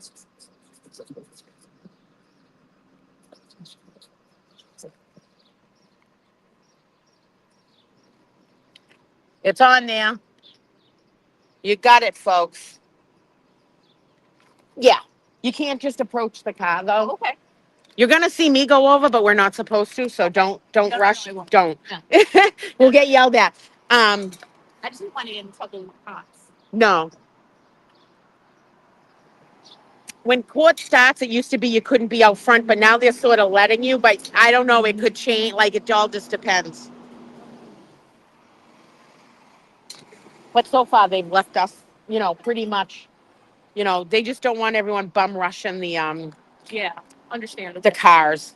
But I'm trying to give this to Alessi so he can keep it as a souvenir from us and the morning crew on Boots on the Ground. The morning crew. The morning crew. Yeah. I've seen you on some of the streams. Yeah. that I watch. I'm live in- streaming right now. Oh. Just so you know, I'm live streaming. This is Alternate Corner and Resistant to Silence. That's who I usually stream on. Okay. But I've seen you. I'm in from Florida, oh, are you? What part of Florida? in Delray. Nice. My mom's in Inglewood, I've heard of it. Where's Gulf Coast, Okay. down by kind of like in between Siesta Key Beach and Venice. Like it's in that area. It's beautiful there. It's got Manatee Beach where all the shark teeth are. I love Yeah. that beach. It's my favorite. Yeah. I love Florida. I'd be living there right now if I had grandchildren, so I can't leave yet. Yeah. Like, you know what I mean? But I love Florida. I'd love to go there. You rock, Dina. You welcome, you guys. Yeah, Robin, G, and Sherry just list everybody's channels. You guys always do. Everybody's in this together, so watch together. Maza Media, Alternate Corner, Resistant to Silence, Brian LTL, Nurse Kim, Auntie Bev. Oh my God, I can't. Of course, hold on a second. Hold on, folks. And of course, the Galera, my favorite. I have to say that with a straight, my face. I'm from Punta Gorda. Yeah, Inglewood is beautiful. Yeah, Linda, Kenny Baden, and Michael Bryant, Just to Serve TV. You know what happens? You start saying them, and then you leave someone out, and then you feel bad because you don't mean to do that. So, Annie Elise, um, you know them all. My daughter is in Bradenton. My mother lived in Bradenton before. I liked Bradenton. But yeah, I love Siesta Key Beach. I started my leg tattoo at Siesta Key Beach. That back in the day, God, when white tattoo ink first came out. Of course, it's disappeared a year later. That's my like Florida Siesta Key Beach tattoo, and all the white's gone out of it. Oh well, don't say whoever you want. Just true crime. There's Danny, True Crime Social. You got that. Um, Someone just pulled up over there. Reserved for district attorney. They're really not driving in that car, are they? I mean, we pay a lot of money to these district attorneys with all the cash they've taken from us. You're going to drive in a car that almost looks like my car, Frank. Oh. You got Turtle Boy. I always forget to say Turtle Boy because everybody's already subscribed to him. But my God, Turtle Boy, how could I forget that? I'm losing my mind. I hope he gets in today. Good morning from Jacksonville, Florida. Nice. Nice. Good morning from another Dina Woodcock. Oh, well, hello, Dina Woodcock. Can you add me to the sign, Dina? Who's this? Elise. Watching from the Caribbean, and tell Elise you're a rock star. Good morning. Is that Mama? Oh, there's Mary. Mary Bagwell. Good morning, and thank you for screenshot and everything. Good morning, Kate. Dina hangs with us occasionally. I'll come on soon again, Danny. Maybe today if you're going to be on. Just shoot me a thing saying what time you're going to be on at so that I know. There's part of the O'Keefe people that sit in their seats, the lady with the dark hair. So I forget what her name is.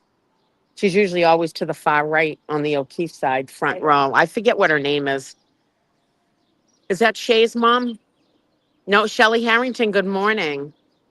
Who's this? Amy loves Karen, Refree Karen. Yeah, thank you. I'm a little slow today. As we all know, I have a couple herniated discs in my back, and one of them's acting up today. So I had to take some Tylenol arthritis and get my ass in gear. Dean, I loved your sign behind DePetro. I know. That was so funny. But yeah, when my back goes out, my fingertips on my left side here get numb. So it's inflammation. It's probably from rocking out at the Tesla concert Sunday. I was a little out of control. Morning from Detroit. Oh, one of my best friends lives in Detroit. I said it before. I've been to Mom's Spaghetti. I've been to Motown. She took me to record stores down there. I went to quite a few stadiums where shows are, and it was a great visit. I've been to the Easton Market. I had a devil horned hat on and went and stood out in front of the oh, there's Lally. Stood out in front of the Scientology building. Lally's here. Same girl just left PT. I know when it hasn't acted up in a while, but I was bouncing and hopping all around, and I should have known better, you know. But it's all right. I need to go get a good massage is what I need, and that helps a lot with the nerves. But that's part of getting old, I guess. It just sucks when it happens, but whatever. Whatever. Yeah, Lally has arrived.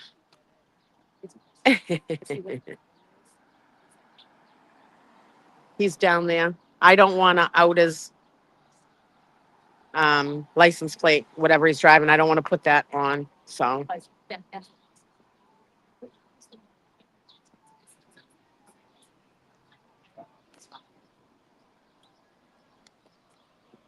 sucks for Dina. Maybe keep Alessi's gift on the ground for now. No, I asked Hardman. This sign's okay. I can have it in the buffer zone. I actually asked him. Thank you, Robin, for putting up Turtle Boy's channel too.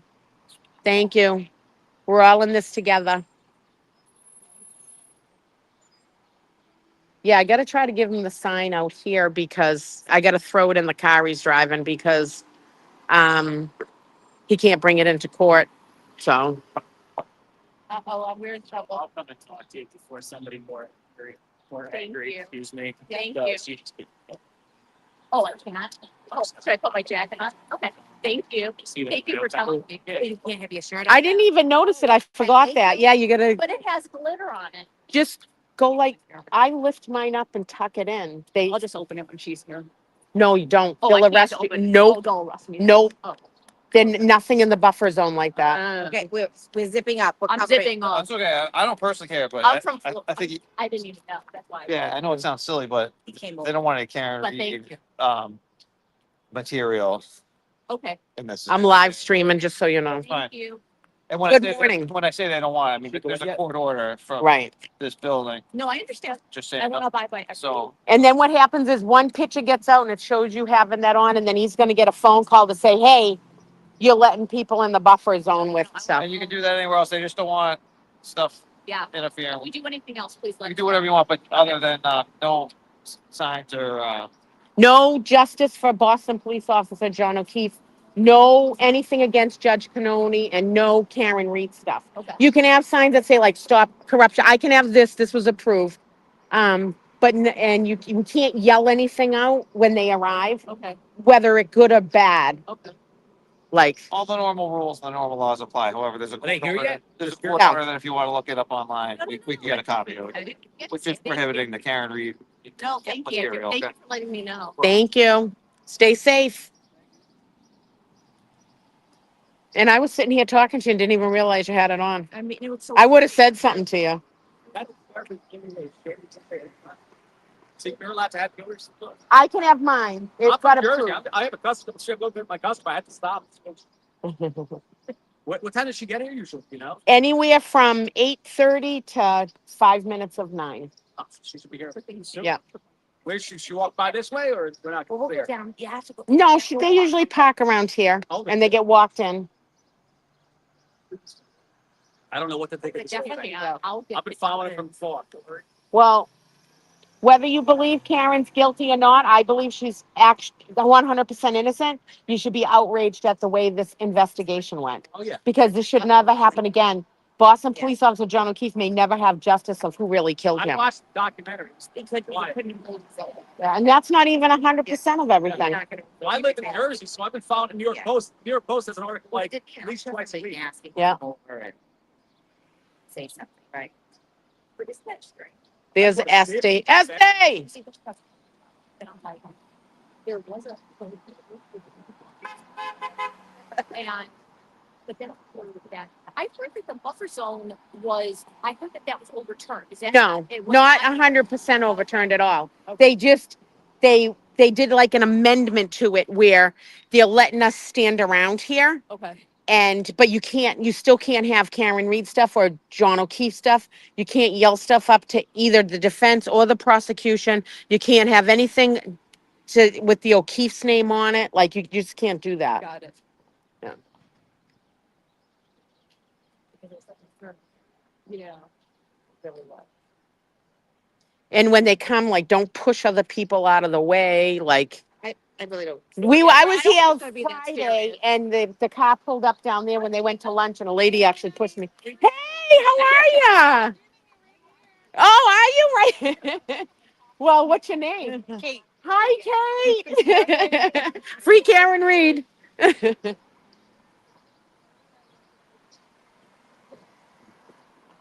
That car that just drove by is streaming "Resistant to Silence" right now in their car. This Ted Daniels just arrived. Esty just walked into the building. Um, they're probably making the two girls come down here because you're not supposed to be over by the media, supposedly. But somehow, Lally's out ripping butts over there by his car. And we can't go past like this brick building here. We can't go past the end of it. They don't want anybody up there. That was told to me yesterday. So you got Ted Daniels is walking in right now. They boot you out of there? No, we realized that they were gonna like line up, we wouldn't be able to see anything. Yeah. I'm like, Something, I guess yesterday they let people over there. there were people over there. Yeah. But they're just like, maybe it's just gonna create a wall and I'm like 2 feet Yeah. tall, so I won't be able to see them over them. This is how they treat their fallen brothers in blue. I'm not surprised. You can't hold a sign about John O'Keefe. No. How's that? Well, because it's about the case. Like you can't like outright about the case. They don't want any of that stuff there. So, and as you can tell, since this whole trial started, there hasn't been any supporters on the other side that the ones that think that Karen is guilty, they're never down here. It's because half of them that were here last year, the 5 of them or 5 to 12 that showed up maybe on one handful of times, the documentary crews aren't down here and stuff like that. So they're not down here. And most of them have some sort of court charges now because it was Krusty Panties and Kim Fair and So Tony Fed and yesterday them. they said that you could hold signs that say like Canton Police are corrupt or Yeah, Norfolk Police are you corrupt. can. Yep. And then Mike Morrissey, Meatball Morrissey. Is fine. Yeah. just nothing Yep, about the Turtle Boy case. stuff is fine. And but this is approved, my Elise sign. So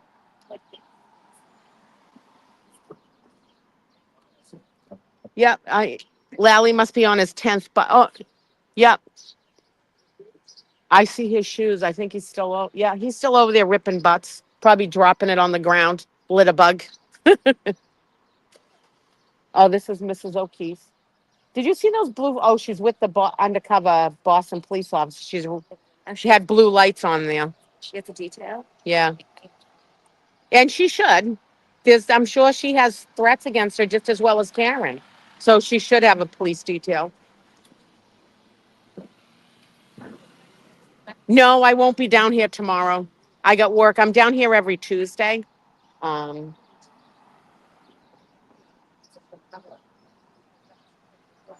the alternate.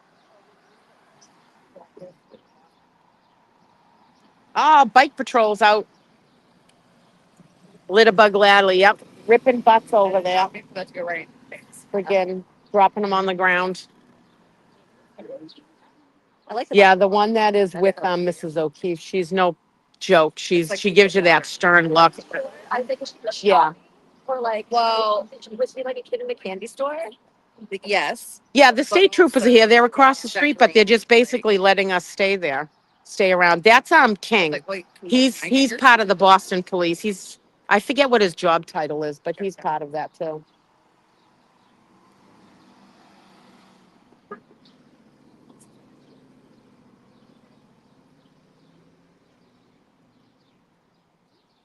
No, we stay quiet. No one yell anything out at all.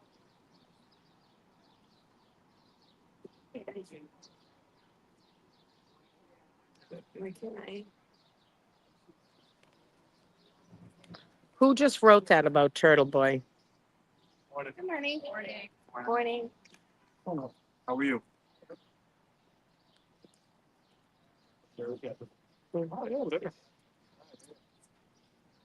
Hi, Patrick. So I try to just ban that person because he wrote something. Yeah, I try to just ban him. Hold on a second. Very nice. He should be gone. Robin, boot him out. Was that you? It just said hi to me? Yeah. Yeah, all right. Yeah, You well, wave. and I was like, can I say hi to Amy and Cal? Yeah, I know he is. Boot him out of here, please. There he comes. He had 3 cigarette butts and ripped him up, lit it on the ground. I didn't hear you, but I'm live streaming. Tell me after. All right. Tell me after. It was horrible. There goes Lally. Gonna have a long few hours before he can rip another butt. Ah, there they are. This is for you, Alessi. Everybody signed it. Can I give it to him? Thank you. If you'd like to do that. Yeah. Oh, Yeah, just wait for him to. Yep. Obviously put it in park. I just don't want you to get your foot rolled no, over or no anything. problem. That'd be a tough Whatever day. you say. I know. That'd be a I don't- long I don't- day. I don't. Then I can't run on the treadmill. It'd be a long day and a long week. I know. I don't want that.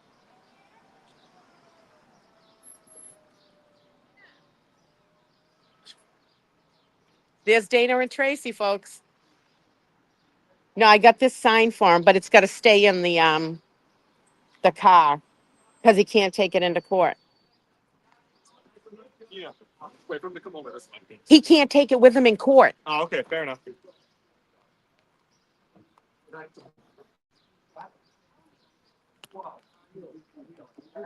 It's a gift for him.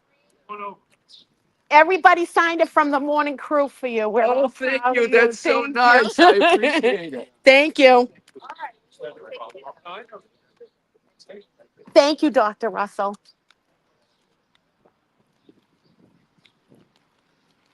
All right, folks.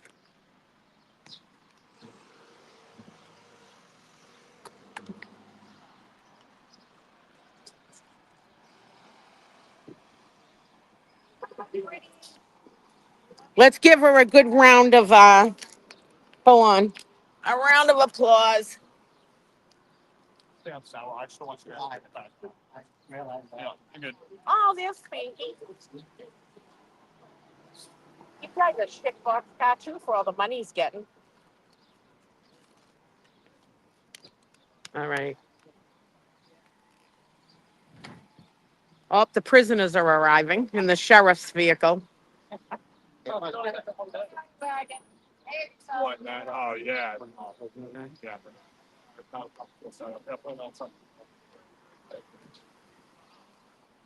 Just shush. Just shush. Yeah, I'm telling I'm talking to you right now. Okay, Of course I'm talking to us. Oh, he's going over. there he is.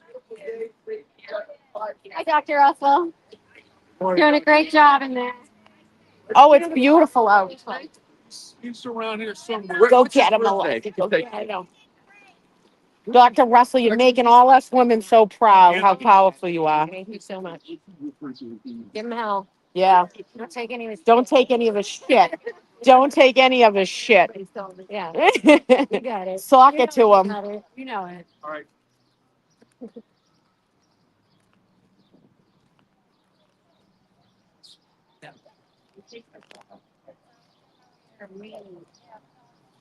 Erica Walsh. Mama.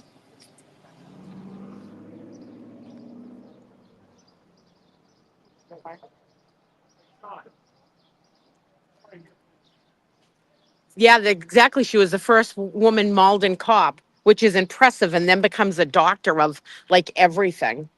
This Spanky. Oh, I got my harmonica. Hold on.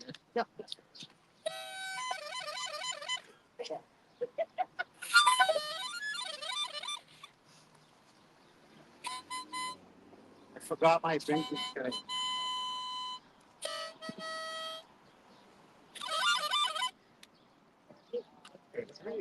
Woo!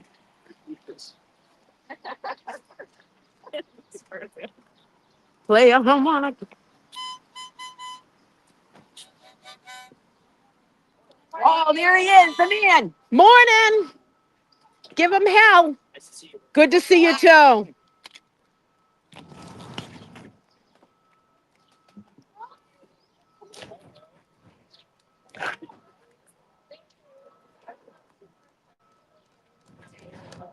Oh, Tracy got a hug.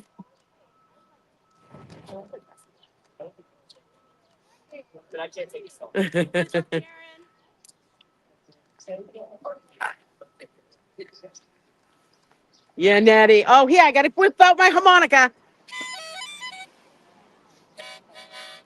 Good luck.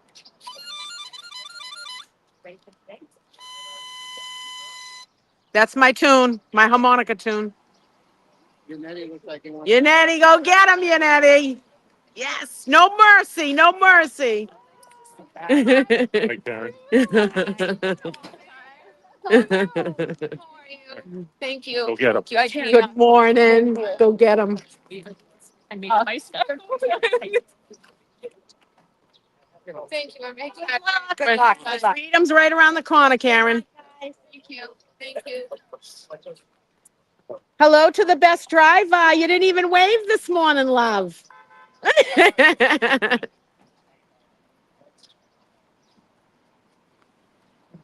I'm so sorry. She's the world's most famous Phil Star. Oh my God, him and the other one. It's okay. That's it. Tracy and Dana, who run the Resistant to Silence channel that all us boots on the ground are on, they're walking into court right now. Karen smells like justice is coming for her. That's what she smells like. Someone's asking, what does she smell like? She smells like justice is about to get served. Hi. Oh, there's my Mr. and Mrs. Rita here. Thank you. Oh, nice shoes, Mrs. Reed. I'm rocking it. Woo! Good morning. Gorgeous day. Hi. Again.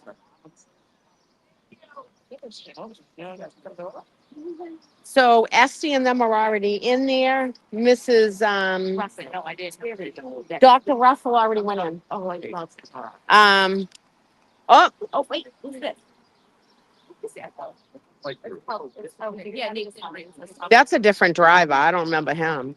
Oh, the graduate. Woo! That's her defense team, part of them. Evan just graduated law school. 4 of them did, all graduated.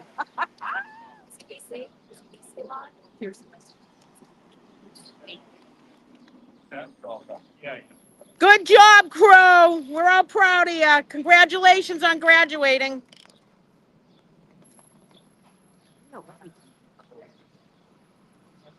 Been around for 3 years. And Evan graduated valedictorian of this class, too. I didn't go home like I'm like No, but we knew it was there. School I go to. BC. BC. we're here to see. Yeah, exactly. Here comes Scott McGinnis. Oh, but you can still see him through the trash bag. Yeah, that's awesome. He's got it covered, though.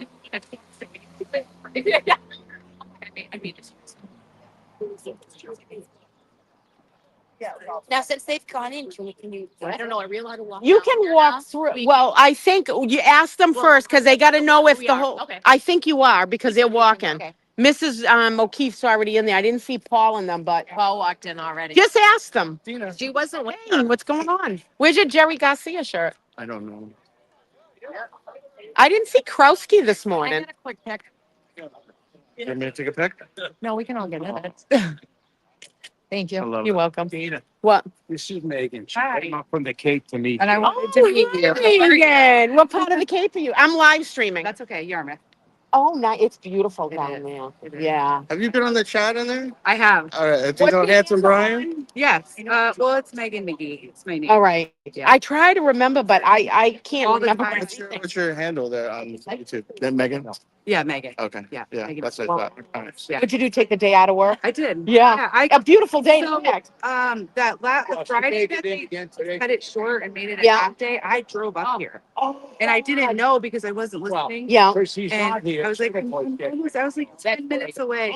And they then cut my it short. friend who was watching it live, she said, "Oh, they just Yeah. called it a half day." I'm like, but I was going to New York, so I did 2 burns one. Yeah. And but I was like, yeah, I'm going. I want to do this. Is that- I'm always in that's, Falmouth. I love the. Are you? That's John Conley from. Yeah. That's John Conley. John Carter. Oh my God! Hold on. He's going to the county. Going to the county office. Prom day. When the weebles wobble, but they don't fall down. That's John Conley, folks. He does. You know, Colleen always says he needs to take care of his diabetes.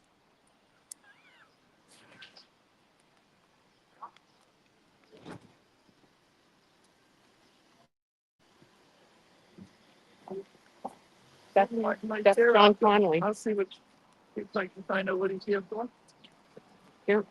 Well, thank God Rita Lombardi fought hard to get Canton back together. Sue Harrington did it. Sue Harrington did it. She's in there making changes.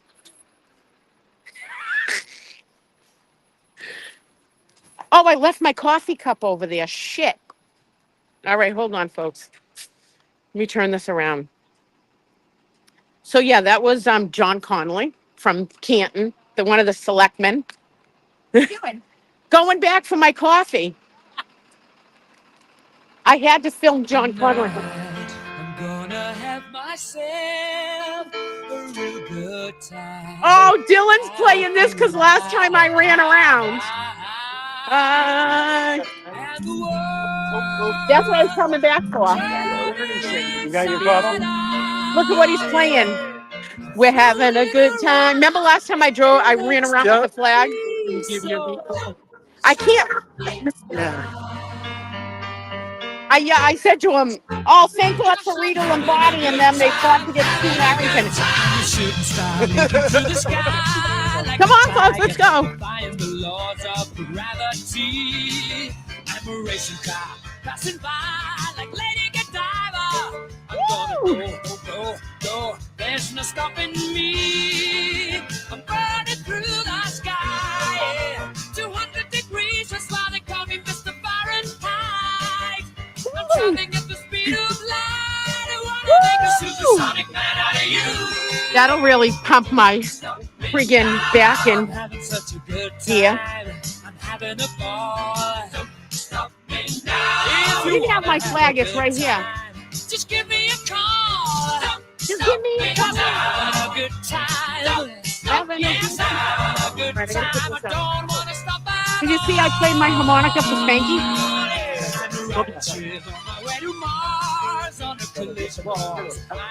You think he would have played Tesla though, because I was at Tesla.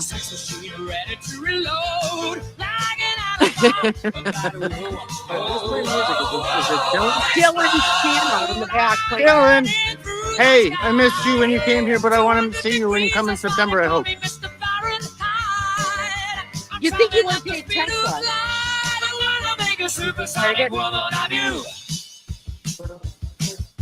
Don't stop me, don't stop me, don't stop me. Hey, hey, hey!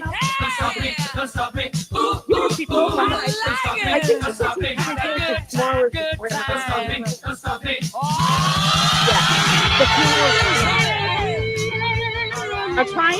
I'm supposed to clean the place, but I'm trying to rearrange it so I can try to make it for the grandmother's cheerleader. So, good morning, who is that? Hi, Patty Paralegal. Danny.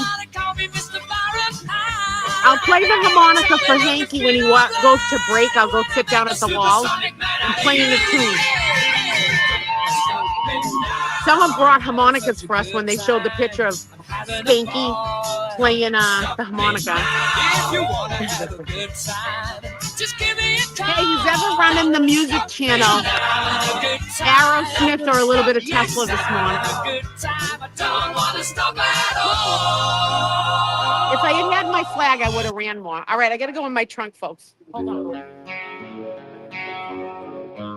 I gotta eat my breakfast. I'm gonna read chat.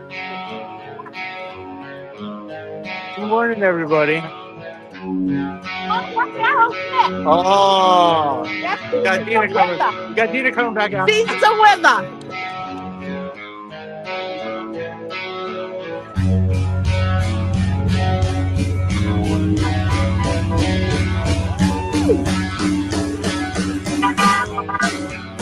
I didn't have my breakfast yet.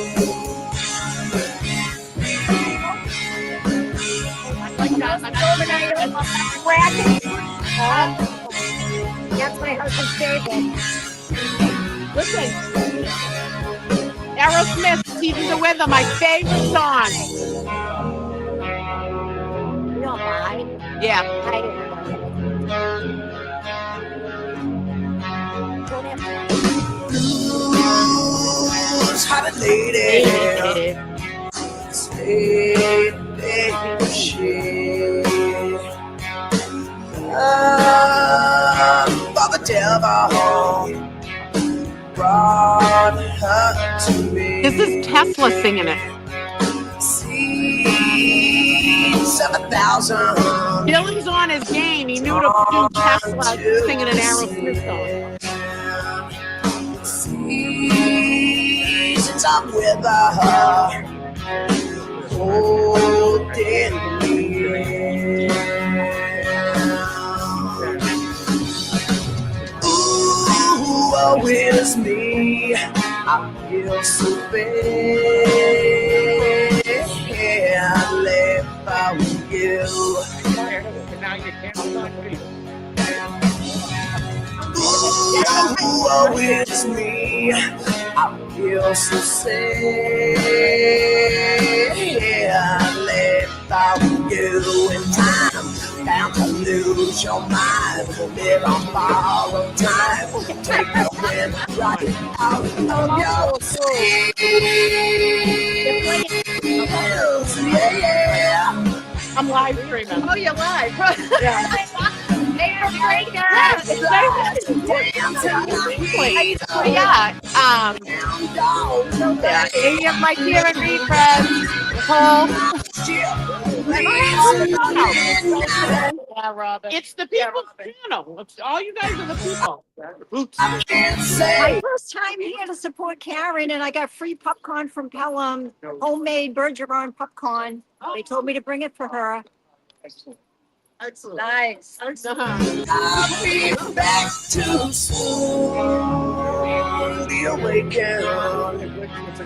Far, far away. Well, we don't go over like Light my candle. Show the way. Seeds of 1,000.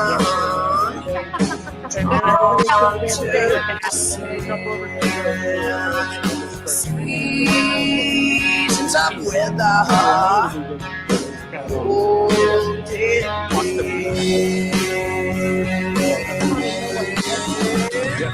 Ooh, it's me. I feel so bad. If I was you. Ooh, oh, it's me. I feel so sad. If I was you in time, bound to lose your mind. Live on borrowed time. Take the wind right out of your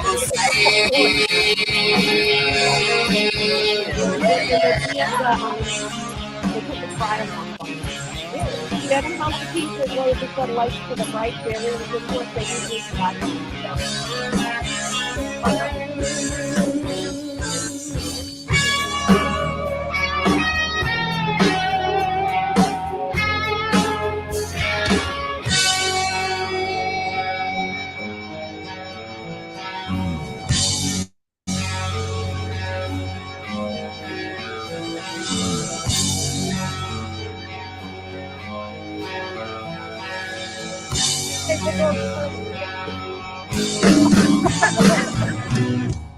When someone yells sidewalk, that means just to back up, because it's like regular traffic. Right, Dina, have you got anything to say? She's talking. Dina.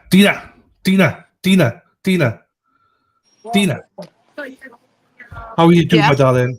I'm just I'm saying. good, love. So I'll put the court up now because obviously they got in. So I don't want to. I'll put the court up with you. Anything you got to say? Don't you kiss me on the neck again, Scott McGinnis. You had the goddamn internet going crazy. He loves it. He loves it. I don't What's think up? They should be starting soon.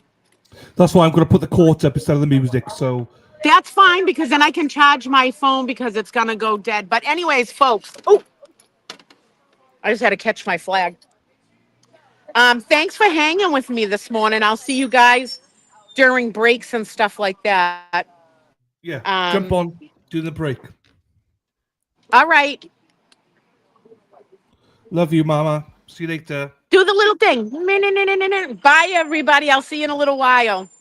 Free Karen Reed. Oh, fucking hell. The pocket rocket. Right, what's going on? Hey, Josie, how you doing, my darling? Weir's Beach, how are you? Hope you're well. She'll be back in a little bit.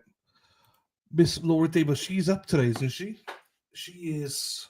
Hang on, let me unmute. No, it's been unmuted. Let me boost the audio. Yeah, Laura Dable, she's starting today, is she?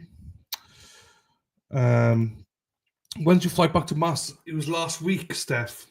I've been back since Friday. So, back to Mass. Fucking hell, I'm still jet lagged. I think October, Steph. I think October. I was literally just looking now. So, we'll see. Hello, Boo Boo. Hello, Gary. How are you doing, brother? Caesar's on the witch. Hamburger. Happy birthday to you for yesterday as well, Hamburger. Right, what's going on? Wicked Sight, hello, my darling. Spacey Stacey, I saw you. Good luck to you next Friday, Spacey Stacey. I haven't forgotten. Don't you worry. And good luck to Robin this Friday for their treatments, or whatever you call them, that camera. Right.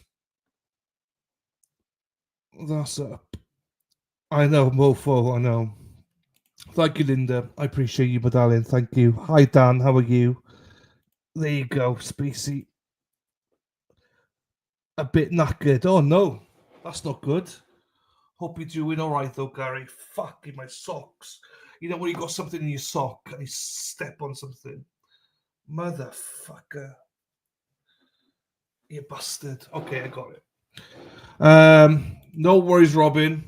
Just in case I forget to say good luck before then to you. Hey, Matthew, how are you? I saw your beautiful wife, Wicked Sight. She's in here already. How are you doing, brother? Hope you're well as well. October Girl, how are you? Nice to see you. KD, good morning, my darling. How are you? Hope you're well as well. Happy to hear that, Gary. Nice to hear that. Has been giving me tips to the prep drink. It's, do you know what? The worst part about your treatment, the camera up your ass is the prep. Apart from that, everything else is fine. You're going to enjoy it, Stacey. You're going to enjoy it. So good luck to you as well, my darling. No idea. I saw that. I have no idea what he's there for. It must be something. I'm sure somebody will find out, hopefully, what he's there for. Hola, how are you, Sally? Nice to see you, my darling. Amy loves Karen Reed. That's a nice name. Dina, I've been praying every day for the jury to find Karen not guilty. Yes, we should all pray, because this could be any of us. So if you believe in praying, then give her a little pray. Why not? Because she deserves it. Hey, here he is. Keith. The world is a better place now, Keith, this year. How are you, brother? Hope you're well. Charles. So I got to meet Charles before I left, actually. So it was nice to meet you, Charles. You came down to Dedham to meet us, and it was really, really nice. And you said some nice things about myself and Sean and others. So thank you, brother. Nice to meet you again. It's not bad at all, but yes, the worst part is the prep. I didn't mind it otherwise. It was just the prep.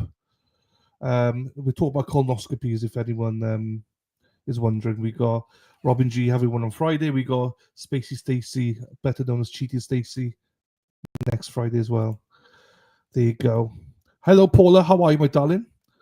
Didn't get a chance to meet you while you're here. Looking forward to your streams. Oh, thank you, Paula. Don't worry, I'll be back. I think October, mid-October, I'll be back. So I'll be back for about 2 or 3 weeks. So I'm thinking of going somewhere else first and then to Boston. So I think somewhere else for like a week and then over to Boston for 2 weeks. That's the plan at the minute. There you go. Hey, cousin Gary. I know that cop pissed me off, if you excuse my language, but she really wound me up yesterday. That is not how you testify, the mofo. But yeah, I hope you're well, cousin Gary. Nice to see you, buddy. Justin, need all my besties in here to pray for the home selling gods. My home sells. She's officially at the market. Good luck to you, DJ. Justin, good luck, brother. Hope it goes well. Karen, how are you, my darling? Nice to see you as well. Hope you're well. Trying to hold Bev off from starting till he got here. Yes, Keith, we told her we better ring her and say we can start now. Thank you, Charles. What can we expect today? You guys are just amazing. Well, we'll see. We got Dr. Russell. How long she could be? Is Lucky in today? Is there been any sightings of Lucky? But we'll see. I'm not sure if he's going to be in or not today, so we'll see. Will took over the chat last night. There you go. I'm sad you didn't meet him. Thank you, J-Mac. Will we get to meet Paula in the fall? In the fall, I've had to change my dates because J-Mac told me I couldn't come in September, so I have to go in October now. So blame J-Mac. There you go. Just is sending all the good real estate vibes your way. There you go. Favorite hoe. I love it. We know. We took over that chat last night. There you go. Good morning to Trisha. Trisha's one of my favorite people as well. She's amazing. Good old. She is the head hen's number one. So Timmer's number one. Trisha self-proclaimed herself to be. So I love it. Robert, we sure did. Danny hates us. There you go. Morning, Lee. Court started. Here we go. The bitch is coming. It's all about me. They call Mr. Proc to examine. No, they will not call Mr. Proctor. I don't believe. No. Right, here we go. Everybody, strap it in or strap it on, whichever one you prefer. Some of you like to strap in. Some of you like to strap on. So, whichever one it is, do it right now because we're about to start. Hear ye, hear ye, hear ye. All persons having anything to do before the Honorable Beverly Cannoni, the Justice of the Superior Court, fuck off. hold an indictment within and for the county Norfolk. He's a motherfucker. Front end, give your attendance, and you shall be heard. God save the Commonwealth of Massachusetts. This court is in session. Please be seated. Good morning, counsel. Good morning, Ms. Reed. Good morning, jurors. I have to ask you those same 3 questions. Were you all able to follow my instructions and refrain from discussing this case with anyone since we left here yesterday? Everyone said yes or nodded affirmatively. Were you also able to follow the instructions and refrain from doing any independent research or investigation into this case? Everyone said yes or nodded affirmatively. Did anyone happen to see, hear, or read anything about the case since we left yesterday? Everyone said no or should be. Is Dr. Russell in the back there? Mr. Brennan, you can set up if you want to.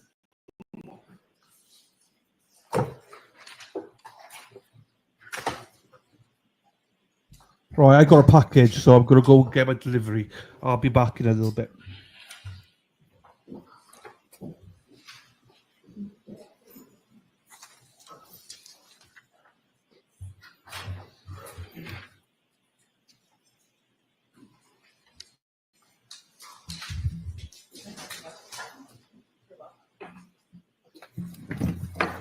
Doctor, I remind you, you're still under oath.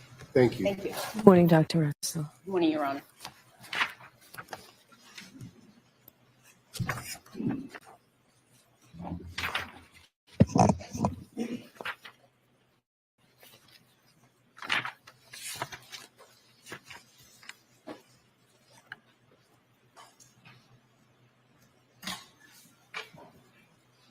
Yeah. Yes. Good morning, doctor. Good morning, Mr. Brennan.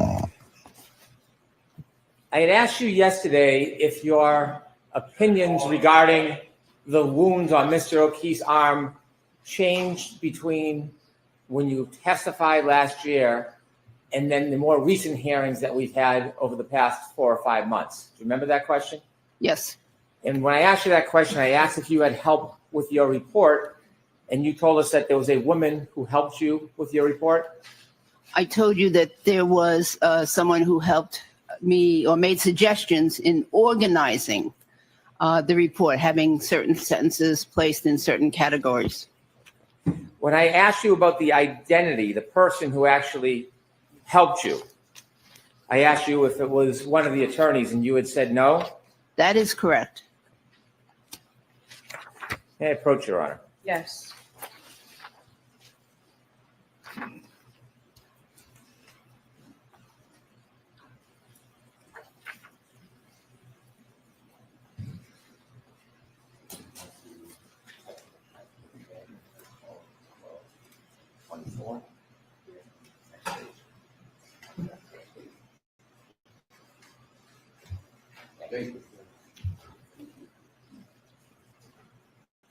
May I ask a question? Yes. Thank you. You had testified in December 22nd, 2024 in this case? I believe it was that date, yes. And when you testified back in December of 2024, do you remember I asked you who it was that had assisted you with your report? I don't remember that specifically. Well, I'm going to show you a page from the testimony. This is from the hearing. And I asked you, line 21, page 207, did anybody help you write this report? And what did you say? I wrote the report. If you could finish, please. I had some help with some minor edits, rearranging, some paragraphs or whatsoever, but putting things in the right category. Then I said, okay. And you answered? No, I wrote the report. And then finally I asked, who helped you with your report? What did you tell us? I said, Mr. Lessie.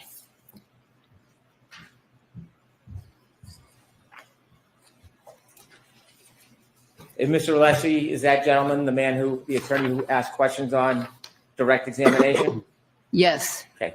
And so did Mr. Leslie help you with your report? What I recall is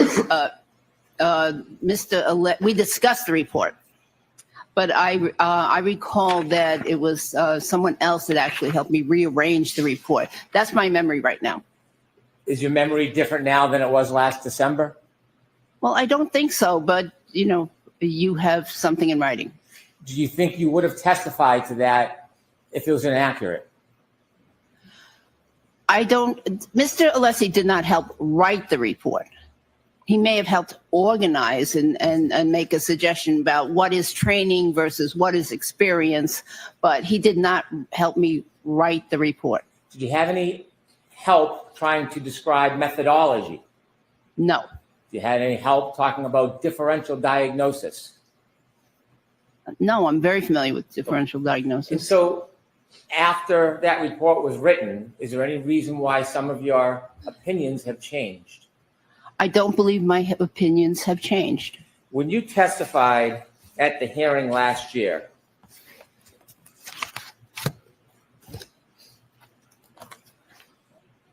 June 21st, 2024, did you express that you couldn't say with 100% certainty what type of animal, in your opinion, caused those wounds? 100% certainty, that is absolutely correct. And I'd like to see that, but yes, that's my recollection. If it's your recollection, I'm happy to show you what Yes, you please. testified to. You want to see it again? Yes. Okay. By the way, between last night and today, did you get any advice from anybody suggesting you should ask for a transcript when I asked you a question? Did that advice come your way? That's my general advice from previous times. Well, did you have any advice last night about that? Yes. Who told you last night that you should always ask for a transcript when I'm asking you questions? Well, I think it was just Mr. Alessi. So did you and Mr. Alessi, you know there's a sequestration order, don't you? Yes. A sequestration order that you're not supposed to discuss the case at all with anybody? Well, we during the didn't. We didn't discuss specifics. Do you know that the sequestration order mandates that you not discuss anything about the case from when you start your testimony until you end your testimony? You know that, right? I understand that there is a sequestration order. Do you understand the sequestration order mandates that you're not supposed to speak to people, including the attorneys, about this case overnight? Did you understand that? There were no specifics discussed. Or did you understand that you weren't supposed to, is what I'm asking? Did you know that's a violation of the sequestration No, I order didn't. to speak to the attorneys overnight? I did not know that that particular conversation would be a violation. So did you meet with Attorney Alessi last night? No. How was it that you had a conversation with him? Actually, it might have been in the vehicle. You drove together? Yes. So did you commute to and from court together with Attorney Alessi? There's a driver. Okay. Who else is in the car when you left court yesterday? The driver. When No, I wasn't with him yesterday. No. Not in the car yesterday. No. Well, you just said that you spoke to Attorney Alessi yesterday. And I'm trying to figure out, when was it that you were having conversations with Mr. Alessi relative to the sequestration order that you're under? This morning, riding to court Okay, so you and Attorney Alessi drove to court? with the limo driver. Yes. Well, who was in the limo with you and Attorney Alessi on the way to court today? That was just us. Just you two? Yeah. What else did you both talk about other than that you should ask for a transcript every time I ask you a question? That's what we talked about specific to this case. Was it a long conversation? No, not at all. The entire ride here, there must be more you spoke about other than just a sequestration order. We did. We spoke about Boston, how I love Boston area. We spoke about New York. We spoke about other things. And in fact, I have to say that even on the ride back to the hotel yesterday with others in the car, nobody spoke about the case. But I'm talking about this morning when you did speak about the case. What else? Not about the Red Sox or the weather. What else did you talk to Attorney Alessi about this morning other than you should ask for a transcript every time I ask you a question? We talked about what I did last night. About this case? No, I'm sorry, but I'm asking about this case. that was it. I want to know what all the discussions were between you and this attorney today or last night about this case. Just that I should ask for a transcript.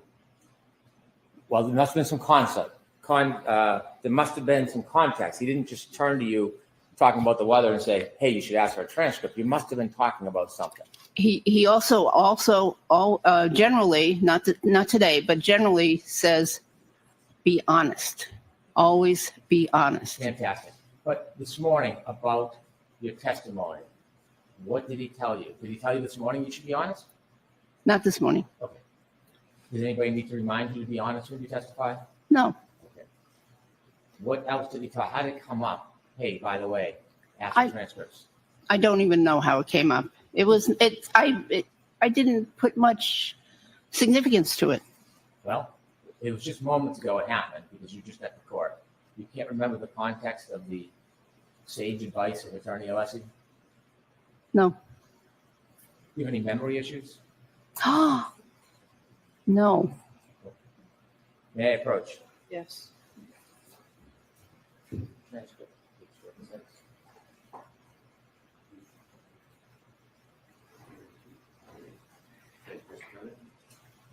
Since you've asked for the transcript, I have it for you. Dr. Russell, this is June 21st, 2024. I had asked you whether you expressed that you couldn't say with 100% certainty. You agreed with my answer, so there's no need to try to refresh your memory, but I'm going to show it to you because you asked. Take a look at line 16. Is that now consistent with the questions I asked you and the answer that you gave, that you were less than, you couldn't be 100% certain? That looks consistent. You want more time with the transcript? No.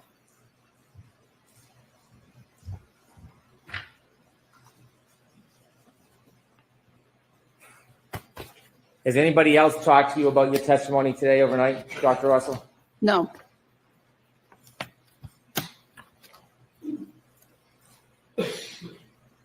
When you testified last year, same transcript that we just looked at, do you remember when you gave your opinion to a reasonable degree of medical certainty, you said that you thought the wounds were from an animal, possibly a large dog?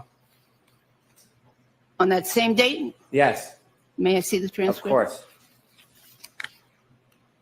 Pursuant to Attorney Alessi's advice, let me approach. Objection, Your Honor. I'm gonna strike that, disregard that, James. May I approach? Yes. What page you want us to? 23.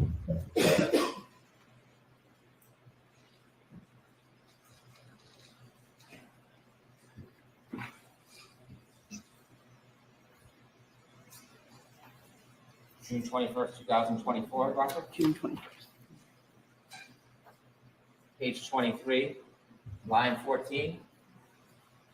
Will you ask the question based on everything we've discussed today? Is it your opinion based on a reasonable degree of medical certainty these injuries were from an animal attack, possibly a large dog? What did you say? I said yes. Thank you. Have that back? Yes, you may. Okay, thank you.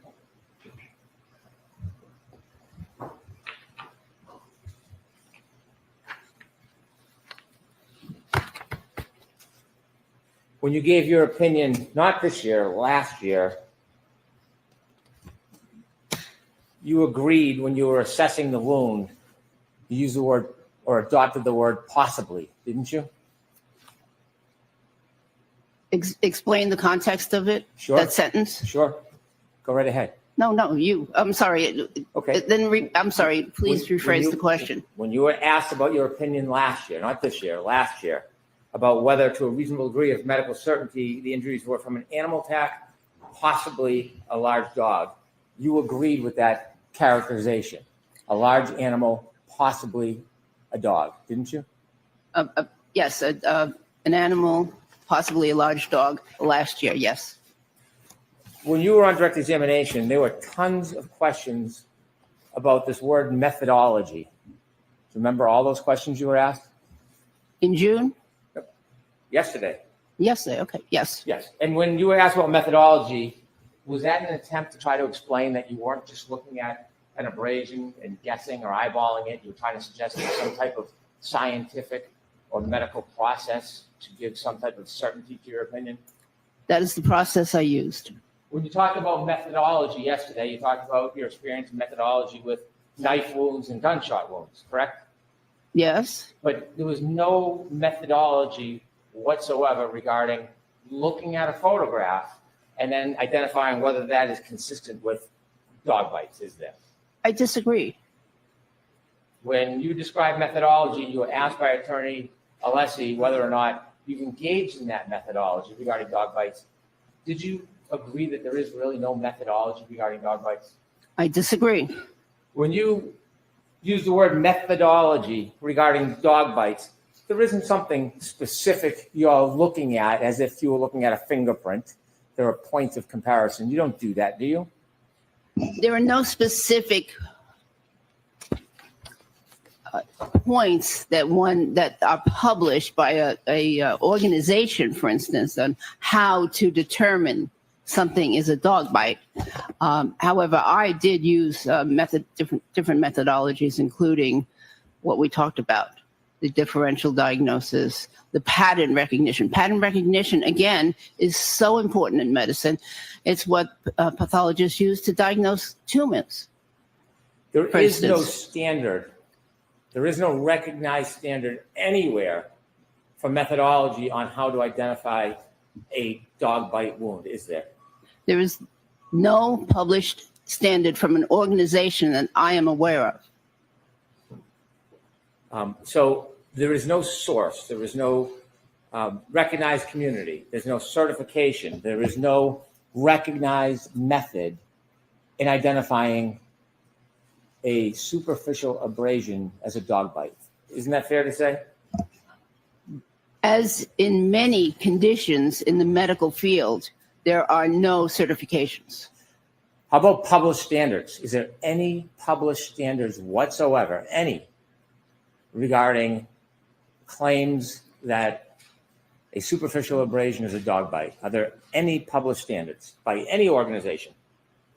No, but there would have to be thousands of published standards to identify the causes of the thousands of different types of abrasions. So no, there's no published standards. No published standards. There is nowhere you can point to where the so-called methodology that you were telling the jury yesterday is a readily accepted standard in the dog bite community. You can't point to anywhere, can you? There are peer review articles which list recommendations on how to determine something is from some wounds are from a dog. These are peer review articles written by esteemed physicians that have analyzed dog bites and have published these and have published an approach to identifying, particularly a forensic approach to identifying dog bites. Let me ask you the question again, Dr. Russell. Can you point to one place where there is a readily accepted standard in the dog bite community for identifying dog bites? One article, one journal, one book. Can you point to any? Well, I'm going to mention the articles I mentioned earlier. The article with the lead author of Dr. Demunick and the article with the lead author of Dr. Pollack. And although they're not standards, they are recommendations. I'm going to ask you the question one more time before I approach. Can you point to one place, one, where there is a readily accepted standard in the dog bite community for identifying dog bites? No.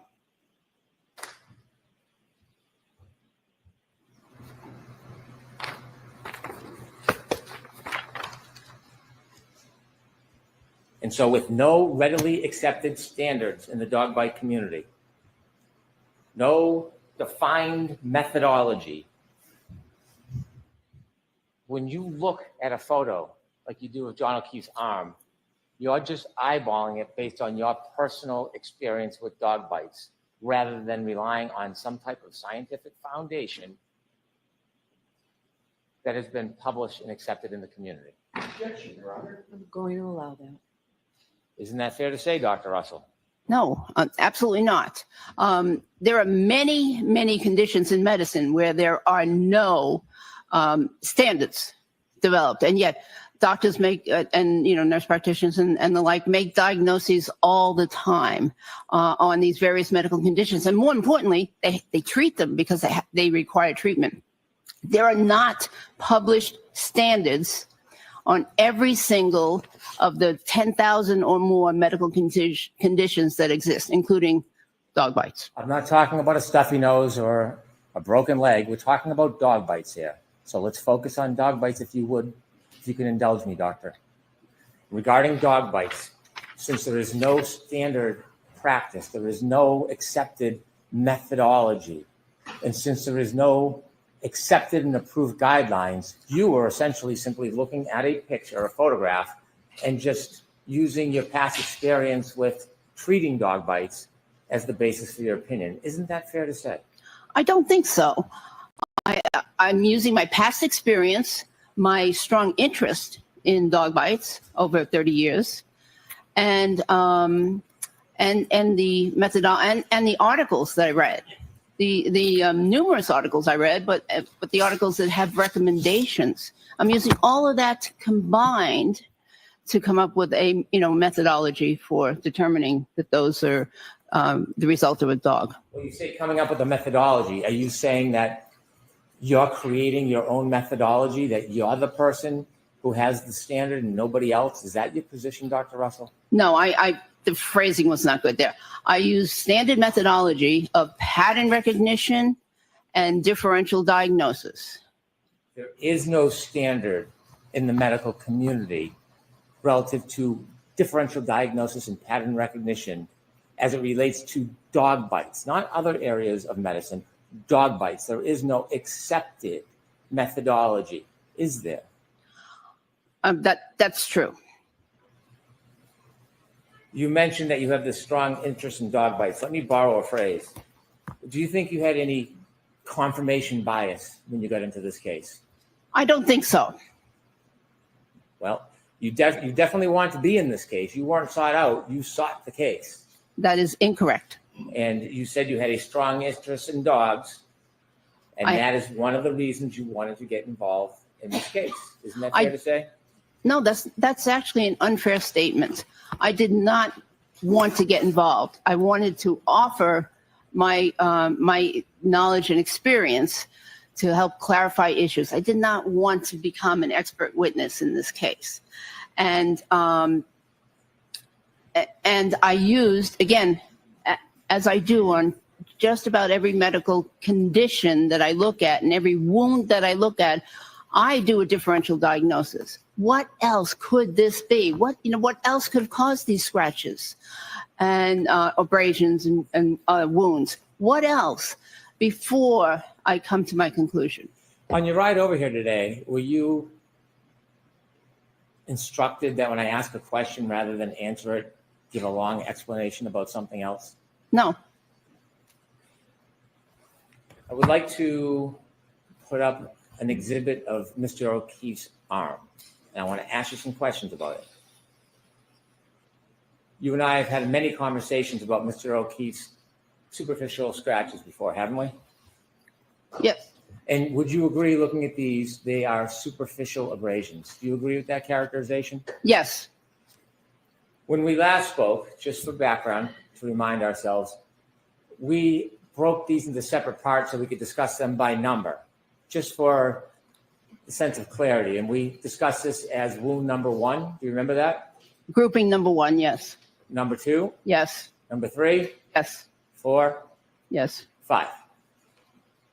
Which did you call sorry, this 4? one. 4, 5. 5, 6, maybe. Okay.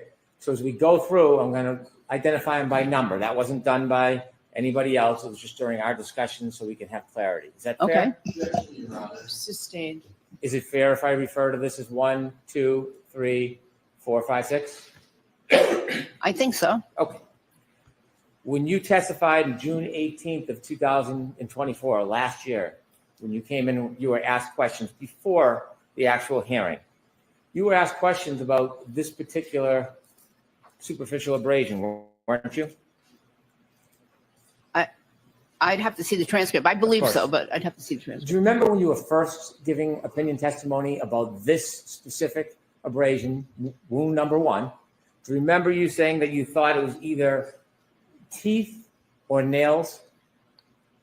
I'd have to see the transcript again. I will give you the transcript, and as I'm doing that, let me ask you, do you remember your testimony about what you actually said? Yes, Your Honor. So, do you remember your testimony? For each specific day, no. I remember generally, but not for each specific day. If you I've have been an here many opinion, times. I'm going to bring your transcript up to remind you, but if you have an opinion, it shouldn't change, right? It should always be the same? Generally, yes. Okay. So let me ask you before we talk about what you said at the beginning. What is this from? Teeth or nails? It could be either, but I think that's from teeth. So when you say they could be either, if you have a methodology and you have a certain standard where you can identify something based on a standard, there wouldn't be so much uncertainty, would there? You'd be able to look at this, consider the methodology, and either come to an opinion whether it was teeth, nails, or something totally different, right? You know, Mr. Brennan, perhaps I didn't explain earlier, but the nail of a dog tends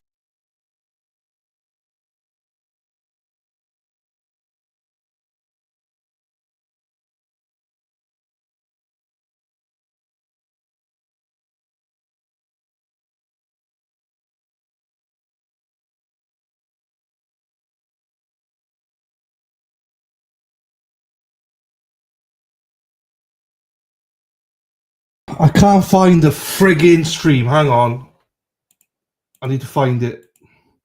Bear with me. We're not losing anything. I just paused it. I can't find the stream. Why can I not find the stream? Bear with me, people. I'm an idiot. I'll have to swap the streams if I can't find it.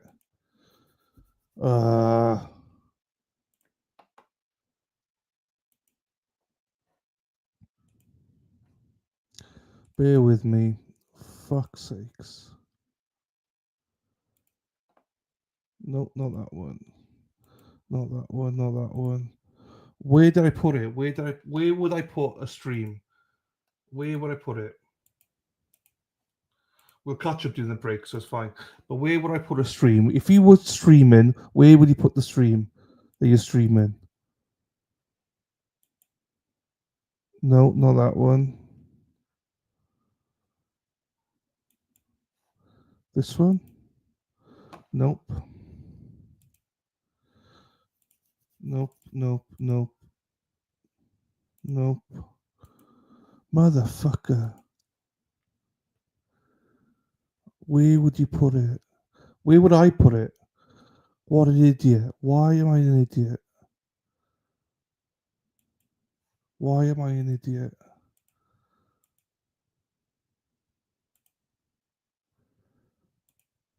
No.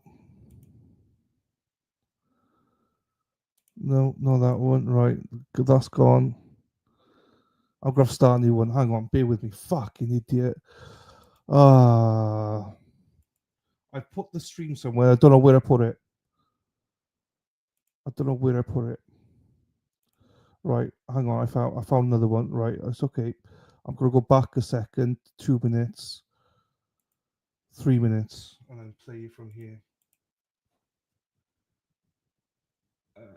Right, hang on. I don't know where I put that stream. Let me boost it, and then let me play it. Go.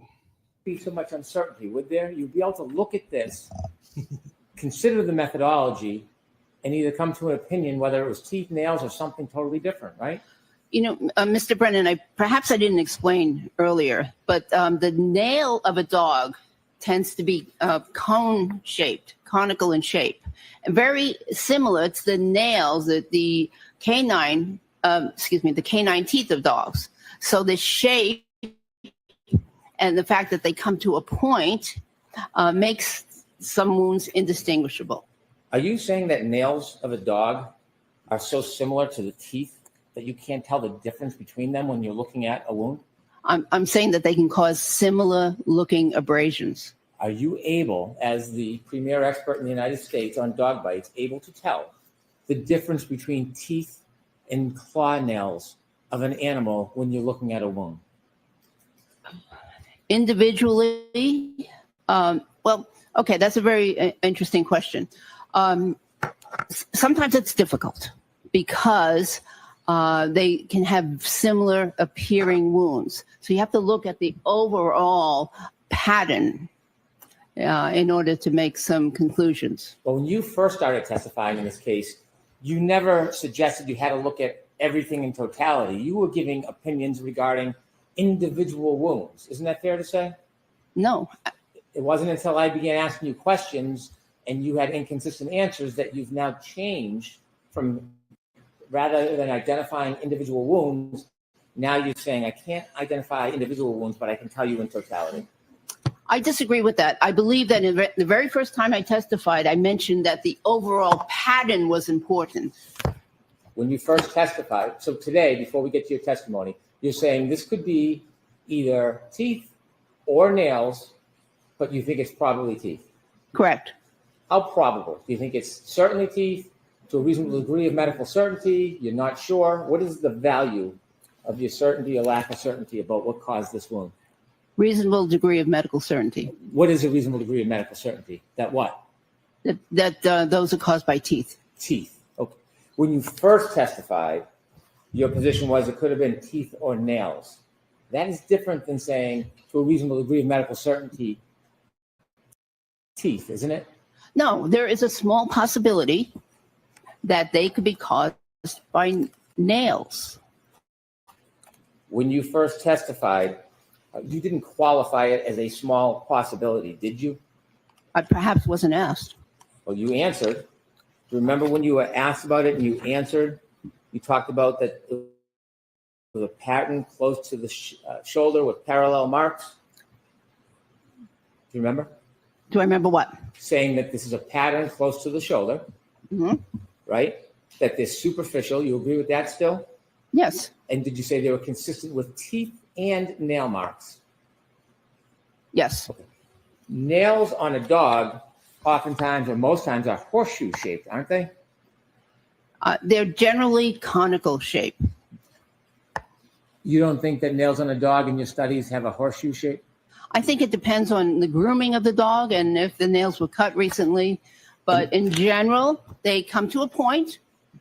They're at the, you know, at the end of the paw. They come to a point. And by the way, the paws can open and close. So the distance between the nails can vary depending on the how that claw impacts the skin. So in many ways, they resemble the overall shape of canine teeth. And so to get back to my question here, you're saying that this could have been caused by dog nails? It's possible. Do you know, or do you think that the teeth in a dog are different shapes and sizes? Oh, yes. Depending on the tooth, there's different shapes and sizes. Absolutely. When you testified the first time and you said that you thought it was teeth or nails, do you remember testifying a couple days later in front of a group of people and you again iterated that this could be teeth or claw marks? That was your testimony last year, teeth or claw marks, right? I'm going to object to the characterization of that prior proceeding. So just prior proceeding, folks, that's all.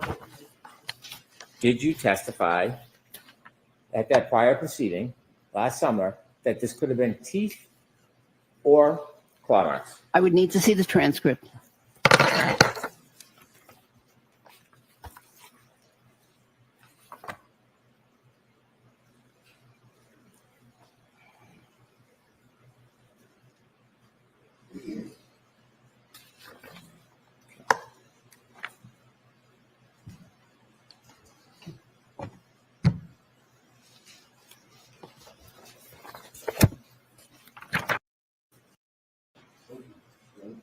Trying to identify, first testified on June 18th, doctor. You were asked questions trying to identify what you thought that wound was. And this is your June 18th, 2024 testimony. On page 37, line 7, the questions begin. And you were asked what you thought they were. You can read any part you want, but line 7 might be a starting point.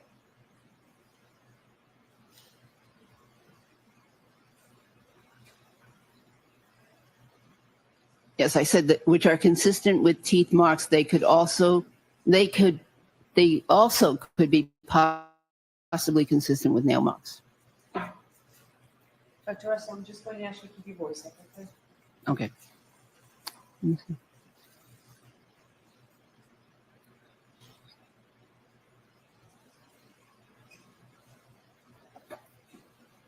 Thank you.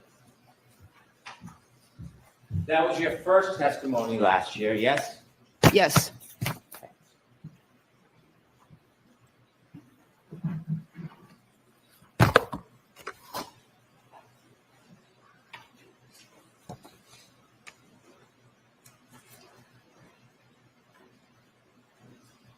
And then you testify a couple days later and again repeated the same opinion, teeth or nail marks? May I see it? I'm asking if you remember. Yes, I remember testifying. Do you remember after you worked on your report and submitted your report? Yes. After your consultations, do you remember changing that opinion regarding number one? Do you remember changing that opinion? No.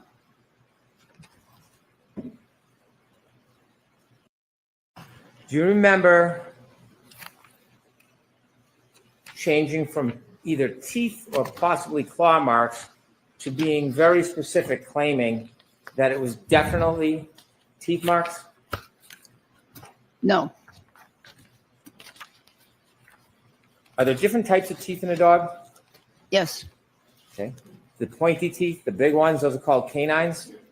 correct, And the smaller ones are incisors. correct, There are 6 incisors in a healthy dog on the top and bottom between the canines. correct.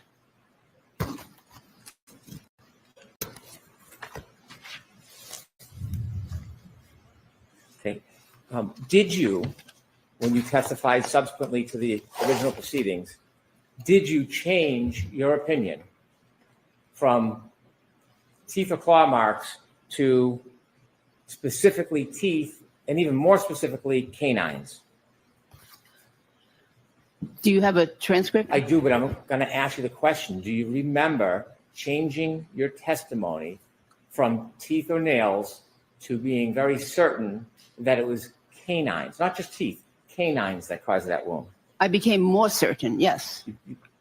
You had never said that the canines caused these wounds before you filed the report, ever, did you? I may not have, that's true. And so after you did the report, you shifted from teeth and nails to canines. Do you remember that? I don't think it's a shift. No one would ever refer to a dog's nails as canines, would they? No, I don't think so. That would be inaccurate, wouldn't it? Yes, That would be a mistaken use of the word. I believe so. When you testified December 2024, you didn't say nails could have caused this wound. You didn't say generally teeth. You said canines. I believe that, and that's true. I believe that canine teeth caused that wound. Did you have any new information about photographs that would help you change your opinion from teeth and nails to canines? Well, I had been challenged. I had testified several times. I reviewed the case several times and challenged. And each time I reviewed the case, I became more certain that these were from canine teeth. So- And actually, there's other marks there, but these are from teeth. You say more certain. You had never said canines before, ever, until that recent hearing. Isn't that true? I said teeth. Canines. It doesn't matter. I said teeth. Top- Canines are some of the teeth. Upper or lower canines? Upper. And if it's upper canines, you testified previously that the point of entry would be here at the bottom and the dog would pull this way. That's what you testified to. Yeah. No, I believe you misunderstood then. The point of entry is up there. The first initial point of contact is there. And the dog pulled this way, or Mr. O'Keefe pulled his arm the opposite way. Dr. Russell, you don't recall that you said that the bigger circles are the point of entry, the dog pulled this way, and then I asked you, how could a dog pull this way when the arc is like this? The dog's mouth would have to be in backwards. Remember that conversation we had? Objection, Your Honor. Going to allow. Do you remember that conversation? You said that the point of entry would be the bigger circle pulled this way, and then I questioned, how could a dog's arc look like this if the teeth went that way? No, I don't recall that Do you at remember all. that conversation No. we had? Okay. And so inevitably, when you look at this part of the wound alone, have you expressed an opinion that you're unable on its own to be able to tell whether this was caused by a dog? Which part of the wound? Taking any of these alone, let's start with number one. Haven't you expressed an opinion that taking this alone, you would not be able to say that was from a dog bite? That is correct. In and of themselves, they're not that specific or characteristic. However, as a group, they are highly characteristic of a dog So if injury. Mr. O'Keefe's arm only had this wound and nothing else, by virtue of what you're telling us, you would not be able to offer an opinion that this was consistent with a dog bite. That very first wound up Yes. there, closest, I agree. Yes. In fact, you've testified about this very issue before. If this was the only wound on Mr. O'Keefe, number two, you would not be able to say that the injury is consistent with a dog bite. Correct. I'm going to go through all of these just so we're clear. Same thing with number 3. You've provided opinions on this before. If you look at this wound alone, in isolation, you would not be able to say that it came from a dog bite. Correct. 4, pardon me. Yep. 4, same. Looking at the wound alone, you would not be able to say it came from a dog bite. Correct. Same for 5 and same for 6. Correct. Now, when you testified before your recent testimony, you never had that qualification. When you came into court, you were saying that when you looked at these wounds individually, you were saying that you could identify it as a dog bite. I disagree with that characterization. Number 2, what caused this wound, Dr. Russell? Number 2, I believe that was dog bite or scratch, but mostly I believe dog bite. And because there's a punctate, little tiny pinpoint almost lesion there and there, which could represent bottom teeth. Okay, so you're using words like could, and we're talking about a reasonable degree of medical certainty. So when you look at this wound here, you said that you are sure or not sure what caused this wound.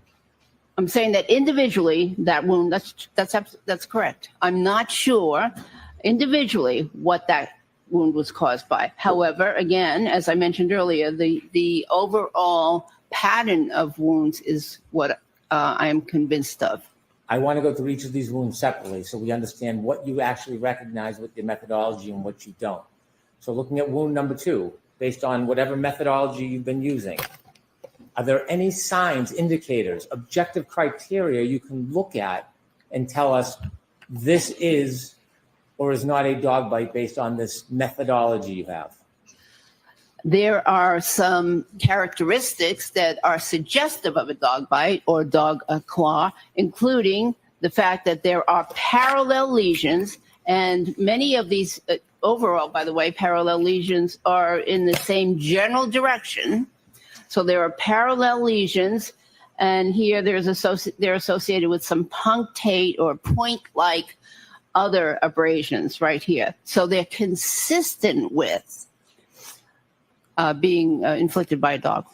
I appreciate you using some medical terms to describe this, but my question is more pointed.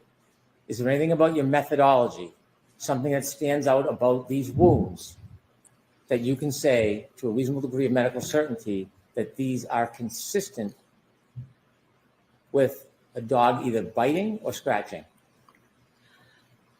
These wounds all by themselves, not to a medical degree of certainty, no. You said on this first wound, you thought this was from the canines. Those are the big upper teeth is what you're claiming, right? Yes. And you're saying today, anyways, starts here at the bottom and goes up. Is that No. your position today? That's not what I said. I said the Okay. exact opposite. So it starts here and comes down. Correct. Okay. And these 2 scratches, they're linear, just like these are linear, aren't they? Yes. But you have a problem with these because if these are the canines, you see the spacing there? Uh-huh. This is nowhere close, is it? I didn't say that these were caused by canines. And spacing also, there's reasons why the spacing could be different. Well, we can talk about that in a second. Are you suggesting that these these 2 linear abrasions, just like 1 and 2, are you suggesting the canines caused these? I don't know what caused those, which teeth caused those, or which nails caused those. When you testified last year on June 18th, you said that this was either teeth or claws. Can you give us any development of your opinions, whether or not you think that is teeth or claws? Excuse me? No, well, I couldn't hear because of the fan. When you testified on June 18th, you said wound number 2, the top 2 linear abrasions, you believe were either teeth or claws. You've shared with us now you have improved your study and have new opinions. Do you have a clearer opinion whether this is teeth or claws? Objection, Your Honor. Sustained ask. Do you have an opinion whether this is teeth or claws or not something totally different than a dog? I believe they are teeth or claws caused. when you testified at trial and in that hearing that they were teeth or claws, you changed that opinion as well at the most recent hearings, didn't you? No, I'm going to object to the worded use that's been done before. Mr. Brennan worded differently. Sorry? Worded differently. Okay. Did you testify at a more recent hearing that teeth made these, not teeth or claws, but teeth? I may have, and I would like to see that.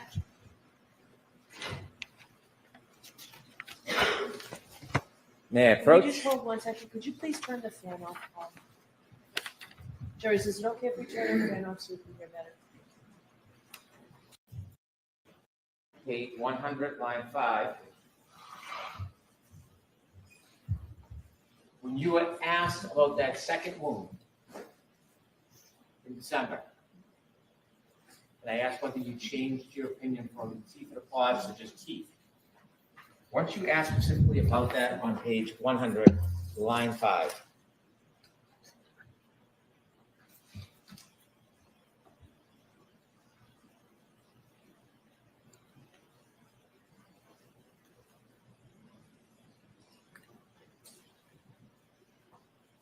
Yes. But may I read it? Sure, I'll read it with you. Okay. I said, I'm not sure on the second set. So this is the set just above the elbow. Mhm.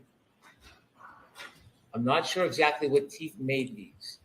They could, one of them could, one set of these could be canine, one part of this, and then adjacent incisor tooth.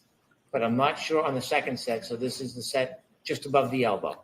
Yeah, I think the first part of that paragraph is talking about the first set up there close to the shoulder. And then the sentence, but I'm not sure on the second set. So this is the set that's just above the elbow. I said, I'm not sure. And then, sorry. Oh, go ahead. Are you done? Oh.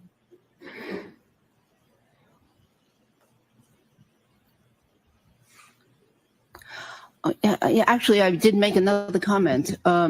What is it? So, however, what is interesting and certain is that there's an upper set and a lower set. So this mark was an upper tooth. This is a lower tooth. What I was referring to is this mark here and that mark, and then this mark here and this mark here. So it appears that this is from upper and these are from lower. That's what I was referring to.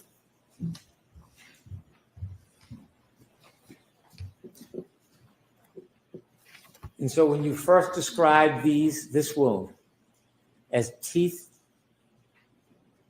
or claws, at the most recent hearing, you had a certain opinion that this was teeth, didn't you?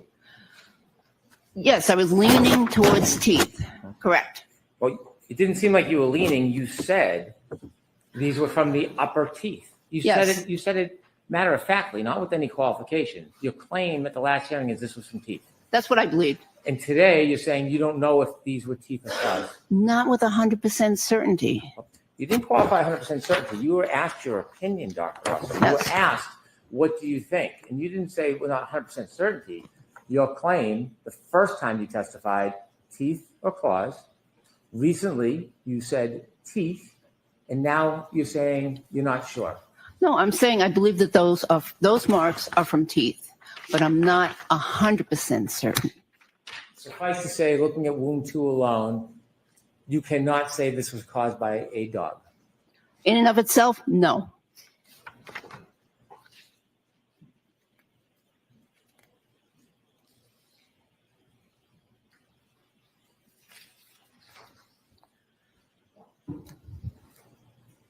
What tooth do you think caused this wound? I don't know.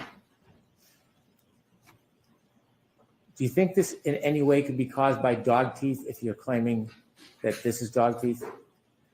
Excuse me? Do you think there's any way these two could be caused by dog teeth if you're saying that these two are caused by dog teeth? Yes, it could be, but I don't know which teeth. And I don't know the extent of the bite, how much impact there was and how much pressure, how much contact there was between the teeth and the skin. The canines are the longer teeth in a dog's mouth, aren't they?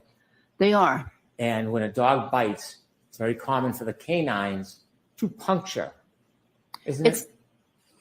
It's common if there's enough force, and it's common that you might have two canines if the strike is perpendicular to the skin. But if you have a tangential strike, a partial strike where only part of the teeth impact, you'll get different configurations.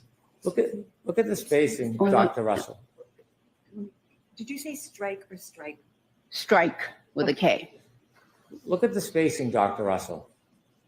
Mm-hmm. A dog causing these wounds, the canines are not going to have such a dramatic distance between them because dog canines don't move, do they? They don't, and I'm not claiming that these two parallel stripes in this case, or abrasions here, I'm not claiming that those two were caused by canines. You think a dog is going to leave a wound with linear abrasions using its incisors as opposed to its canines? Is that your opinion? It's possible if that's the only part of the mouth or the jaw that actually touched the skin, if it didn't go back as far as the canines. Did you ever look at the underside of Mr. O'Keefe's arm? I did. Posterior side? Excuse me. Pictures, yes. Yeah. And when you looked at the photographs of the posterior side of Mr. O'Keefe's arm, did you find anything conspicuously absent from underneath his arm? Well, first of all, let me clarify. Part of this is the posterior aspect of the arm. So are you asking me, did I look at the underside of the arm, the fleshy part of the arm? Exactly what I'm asking. It's a question I've asked before.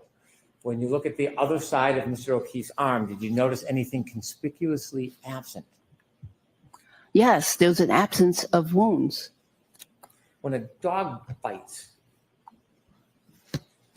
I don't care if it's a law enforcement dog or a domestic dog, you know it's like a lever, a dog's mouth, isn't it? It can be if both jaws strike the skin. However, there are many times when only the upper jaw strikes the skin. The lower jaw is a lever, locks, and that's part of the clamping and pulling process of a dog, whether it's a law enforcement dog or a domestic dog. You know that, don't you? I know that they are attached. Your claim is that there's many, many different dog bites on Mr. O'Keefe's arm. Are you suggesting, to a reasonable degree of medical certainty, that these are a number of different dog strikes and coincidentally every single one of them lacks any wound to the underside of his arm? Yes.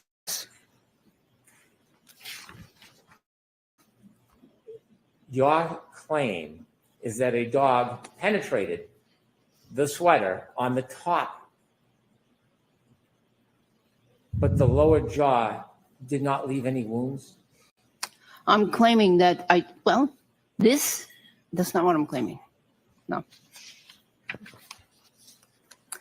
As I mentioned earlier, these could be from lower jaw. Those right there. You're saying could be. Could be. That's speculation. We're asking you for your medical opinions. Your medical opinions. Do you have any evidence that the dog's lower jaw, you said maybe upper, maybe, that the lower jaw, even just once in this whole event, penetrated Mr. O'Keefe's skin? No, nothing penetrated the skin. There was no actual penetration of the skin. These are abrasions. But I believe that these small marks right here, punctate marks, may be the result of lower jaw impact. Rather than deal in speculation and maybes, can you tell us to a reasonable degree of medical certainty whether or not this was caused by a tooth? Yes, Your Honor. I'm going to strike the first part. Why don't you ask the other? Can you tell us to a reasonable degree of medical certainty whether this superficial abrasion, put that back up, please, was caused by a dog? In and of itself, that part only, no. Can you tell us anywhere on Mr. O'Keefe's arm to a reasonable degree of medical certainty where the lower jaw impacted Mr. O'Keefe to leave even a scratch? Not with a reasonable degree of medical certainty on individual wounds. And not just individual wounds, I'm talking specifically the lower jaw. Can you point to one wound, one abrasion on that arm where you can say to a reasonable degree of medical certainty the lower jaw caused any of those abrasions? I believe there are several areas where there's impact from the lower jaw. However, I cannot say with reasonable degree of medical certainty that part only. Let's look at number 3 to move along.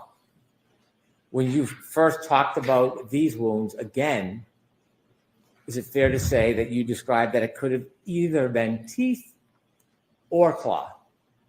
I'd have to see it. Okay, I'll bring it to you. You don't remember that testimony? I remember, again, I've been here many times, so I want to be. Well, you have the specific. opinion today. I'm getting the transcript for you, Dr. Russell. Thank you. You have the opinion today that that those were either teeth or claws? Yes. What's your opinion today? Well, I think that most likely they are from teeth marks. Well, rather than most likely, we deal with reasonable degree of medical certainty. To a reasonable degree of medical certainty, can you give us an opinion regarding the cause of those marks? Objection, Your Honor. So I'll strike the comment. Can you tell us to a reasonable degree of medical certainty whether these wounds were caused by teeth or claws? Individually, no.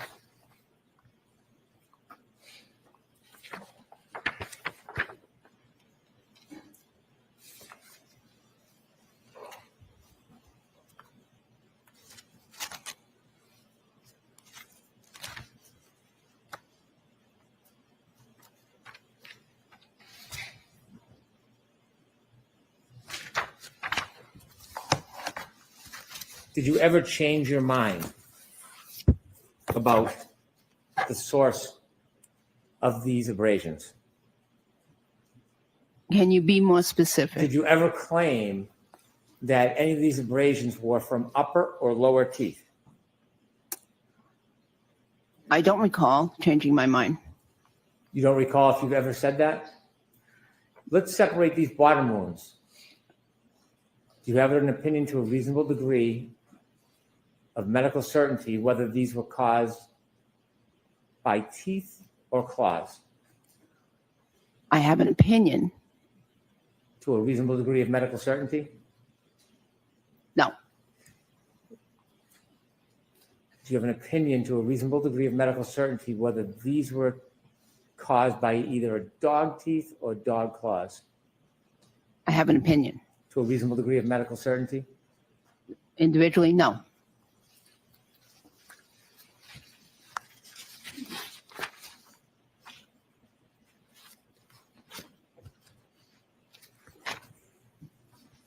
The one near the wrist, you had testified yesterday, there's lines in what you believe to be an arc, correct?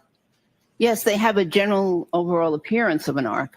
If there's an arc and there's 2 linear abrasions on the outside borders, wouldn't these necessarily have to be the outside borders from canine teeth?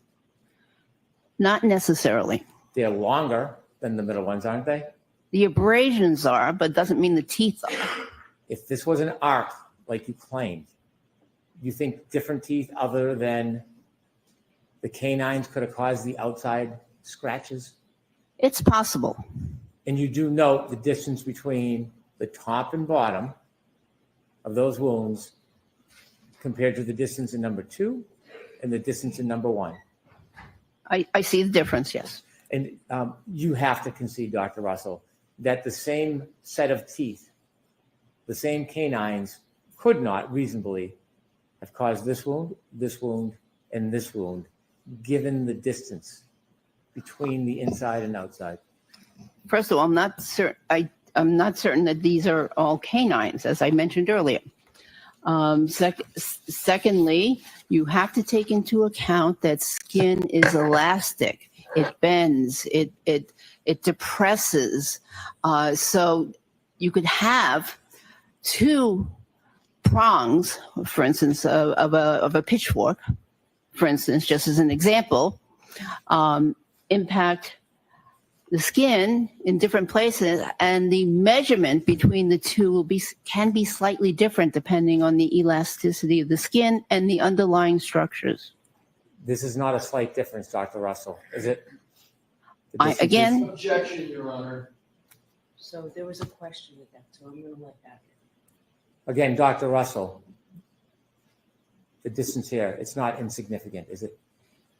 Mr. Brennan, I already mentioned that I did not think that these were caused by two canine teeth. And these, the distance between these two, have you measured them? I approximated them, yes. What did you come up with? Visually, and I can see that there's a difference. What was your measurement for this one? I think about 4 centimeters, and this was a little bit more. Did you note that in the report? Did you No, I actually did measure not. them? Did you actually take out a ruler, measure them, and document them as you studied these wounds? Did you go through that process during your methodology? No, because this is an image, and there's no scale in this image as to how far away different points are. So my own measurement would not be accurate because there's no scale in the picture. Why did you go through the process of measuring them if you're now saying that it's inaccurate after I asked you if you memorialized it? Why would you even do it if you're now saying it was inaccurate? It was an approximate measurement in my mind. In your mind? Yeah. Okay, but you never put it on a piece of paper, report, notes? That's correct. Why would you even go through the process if you're looking at it and your explanation is it's only a photo, I wouldn't be able to tell? Why would you even try to? I think probably everybody in this room has already done the same thing. And if anybody in this room did the same thing, it would be quite obvious, doctor, that the gaps between 1, 2, and 5 are dramatically different from each other, aren't they? They are. However, I'm not saying the same exact teeth caused those marks. When you testified yesterday, you used the term differential diagnosis. I want to ask you a lot of questions about differential diagnosis. Do you remember using that term? Yes. And differential diagnosis was really just a way for you to try to get your opinion to the jury that these injuries were not consistent with the car accident. That's what a fancy way of doing it is, right? No, it was a method I used. Differential diagnosis, you're claiming that you can say this is not from a car accident or a car collision. That's what you're trying to say, aren't you? That was the result of my differential diagnosis and my pattern recognition methodologies. If you're going to exclude a cause of the injury, in this case, a collision, you have to know a little bit about collisions, don't you? Yes. I don't know how to answer that. Well, try. Can you be more specific?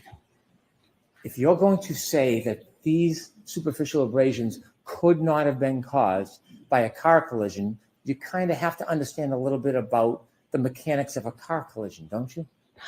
Actually, I disagree. However, I've treated thousands of victims of motor vehicle accidents and have seen the wound patterns that they come into the emergency room with. And that forms a basis for me. Do you really think? I'm sorry, please. Did you finish that answer, John? No. Did I cut you off? I believe so. Oh, I'm sorry. Please continue. No, and the thousands of victims of motor vehicle accidents, I've looked at their wounds, I've treated their wounds, cleaned their wounds, touched their wounds, and that is what I use as a basis, part of my basis to determine that these were not caused or not consistent with a motor vehicle accident. When you first gave that opinion that it wasn't consistent with the motor vehicle accident, it's fair to say you didn't have a lot of information at that time when you first came in and said that, correct? Specific to this case? Yes. I didn't have a lot of information, that's correct. Okay. And so in order to rule out a collision causing these wounds, let me ask you, are you an accident reconstruction expert? Reconstruction? No. Did you ever go to any academy for training to receive any type of degree or certificates in car collisions? Actually, I did receive a certificate in hit and run accident investigation from the Massachusetts Criminal Justice Training Council when I was a police officer. Do you agree that what training you did have was rudimentary? It probably was, yes. Well, not probably. You've used that word before. Wouldn't you say that any training you have had has been rudimentary? In terms of Accident- accident Yes. investigation, yes. Have you ever testified as an expert anywhere in accident reconstruction? No. Do you know what ACTAR is? ACTAR? Yes. No. It's a certification group for collision specialists, accident reconstructionists. Is it fair to say that you're not ACTAR qualified? Objection, Your Honor. I'm going to sustain the objection. Are you ACTAR qualified? No, and I don't know any physicians that are. Have you ever gone to a scene of a car collision and done an investigation and written a report and reached a conclusion about the cause of the car collision and the injuries that were related to that car collision? No, that's outside my scope. It's beyond your expertise. Beyond the expertise of a physician, yes. Right. Yet, yesterday, you offered the jury your opinion that these wounds were not consistent with a car collision. Did you offer that opinion yesterday? Wounds are in my area of expertise. So yes, I am very comfortable talking about wounds from a variety of sources, including motor vehicle accidents. I'm sorry, I didn't want the siren to interrupt you. Okay. Yeah, wounds are definitely within my area of expertise. When you considered your opinion to this jury that this was not caused by a car collision, do you know what type of vehicle is in question? Yes. Have you ever studied the vehicle to look at the make, model, the height of different things like the bumper, perhaps the taillight? Have you ever studied that in this case? I'm aware of some of those factors. Have you Yes. studied that before you made this opinion? Yes. Did you go and actually look at the photos, do any measurements before you came up with this opinion? Not before I came up with the opinion, no. Did you ever look at the damage to the rear taillight of the defendant's vehicle and see if it was in similar or the same height of Mr. O'Keefe if he was standing up? Did you ever do that? I have looked at photographs. And when you looked at the photos, did you see that a 6'1" man like Mr. O'Keefe, if he stood, his elbow would be the exact height of Miss Reed's broken taillight? Did you notice that? I noticed that there was a similar, that the height would be similar. The height of the elbow and the taillight, yes. Did you look at photographs of Miss Reed's broken taillight and see if where the break was corresponded closely or directly to the same height as Mr. O'Keefe's elbow and forearm? I did. And did you see that it matched up height-wise perfectly? Close, yes.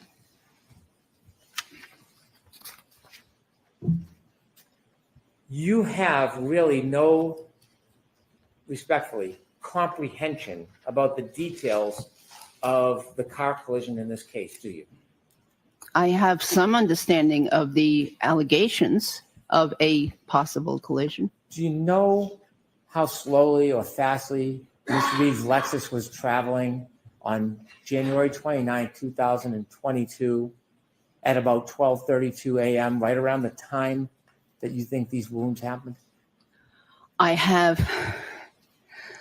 some knowledge of the alleged speed at the time of the alleged collision.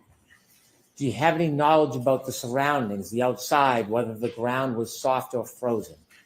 I understand that there was snow on the ground. How much snow do you understand was on the ground when Mr. O'Keefe's body first landed on that ground? Several inches.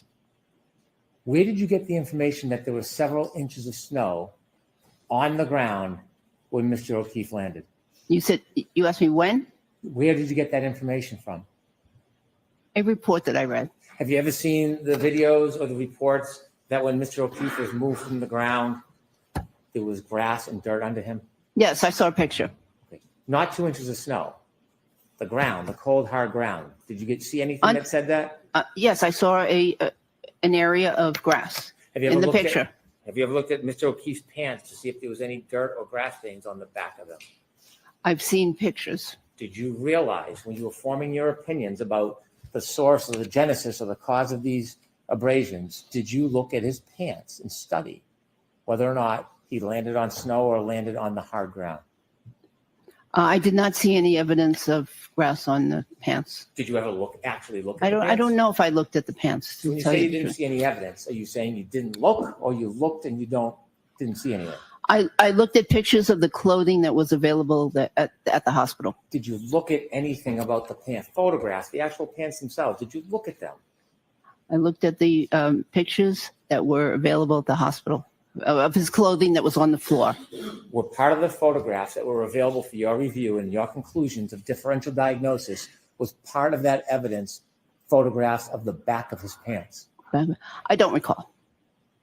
If you're going to make an opinion about something outside your expertise, that this was not consistent with a collision, wouldn't you want to see as much information as So possible? let's, we'll come to sidebars. So this sidebar is very heated. We're now live again. We were a minute behind. We're live. It got very heated. So we'll see what happens from it. But I don't know. Anyway, there's 3 motions got in, and they're trying to get the FBI officer back in. And also an interesting one I've never seen before. Well, another one is about jury instructions, which is like whatever. But there's one here that I've never seen before. This kind of stuff. It is around. What is it? Where did I see it here again? Oh, damn you. Oh, hang on. I think Robin G said she sent it to me, so I'll just look there. It's easier. Oh, there you go. Oh, shit. Right, which one's which? Right, jury instructions. No. Hang on, people.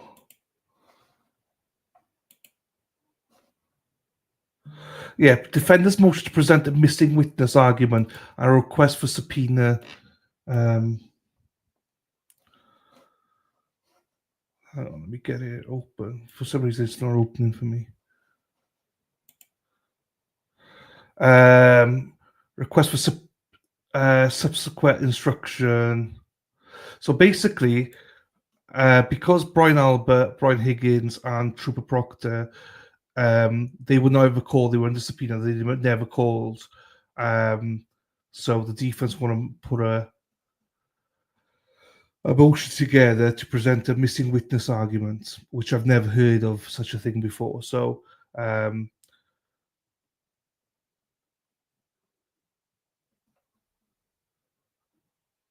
request the honourable allow to present a missing witness argument and grant. So it's quite. There's about 6-7 pages of it.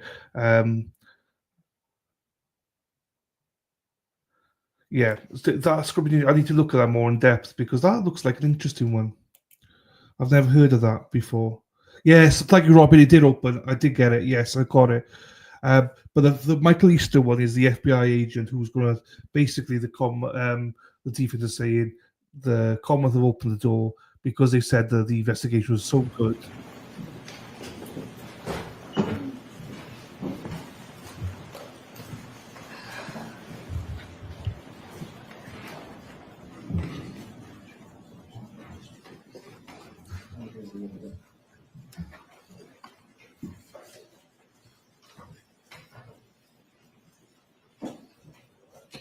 Dr. Russell, before you gave your opinion to this jury,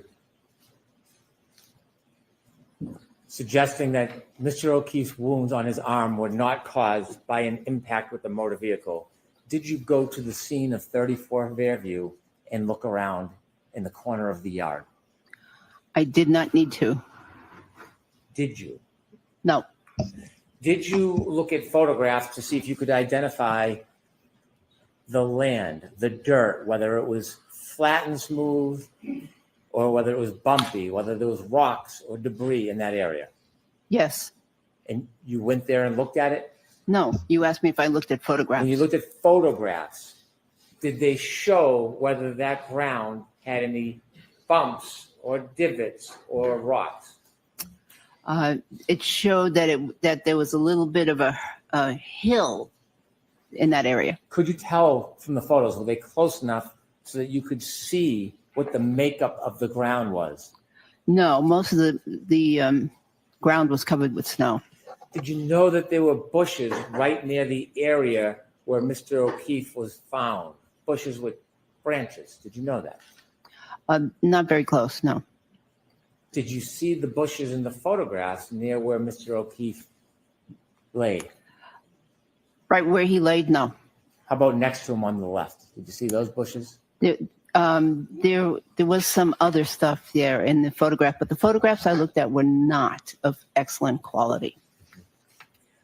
Do you have any understanding or information you can share with us the angle of Mr. O'Keefe's body at the time of any impact with a motor vehicle? I don't see any medical evidence that there was impact with the vehicle. Do you know Mr. O'Keefe had other injuries other than just the superficial abrasions on his arm? Yes, but no significant injuries below the neck. How about on the head? Was there a significant injury? Oh, yes. When you considered excluding car collision as a source of those wounds, did you consider in your history that you've seen, or have you seen, let me strike that, have you seen in your history multiple victims of a car collision where Many. they were Sorry. hit by the same car?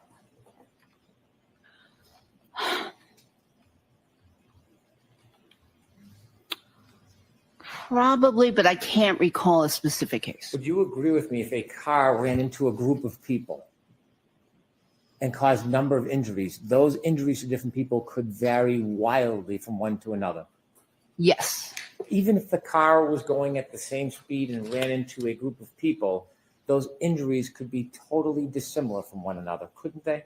Yes. Some person, unfortunately, could be killed if the car was going fast enough and hit them the right way. Yes? Yes. Another person could have a less severe injury, maybe a broken bone.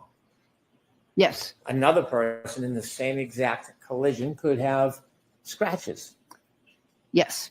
In fact, there are cases, I'm sure you've studied, where people have been hit by cars, thrown airborne, and had no wounds on them at all. Have you seen that? Could you repeat that? Are the instances that you have considered where a person is hit by an automobile, actually thrown, removed from the ground, thrown in the air, and gets up unscathed with no injury at all? No significant injuries, correct. So a car collision can cause wildly different injuries depending on many, many unpredictable factors. Isn't that fair to say? Yes. When a vehicle's involved, have you ever been involved in treating patients that received injuries from broken plastic or broken glass in a car? Yes, many times. And when you've seen them, have those injuries differed on a person as far as cuts and abrasions from glass or broken plastic? Yes. When you were considering excluding car impact or collision as a source of Mr. O'Keefe's injuries, did you consider whether or not Mr. O'Keefe could have been struck on the side of the car in a clip type event rather than being run over?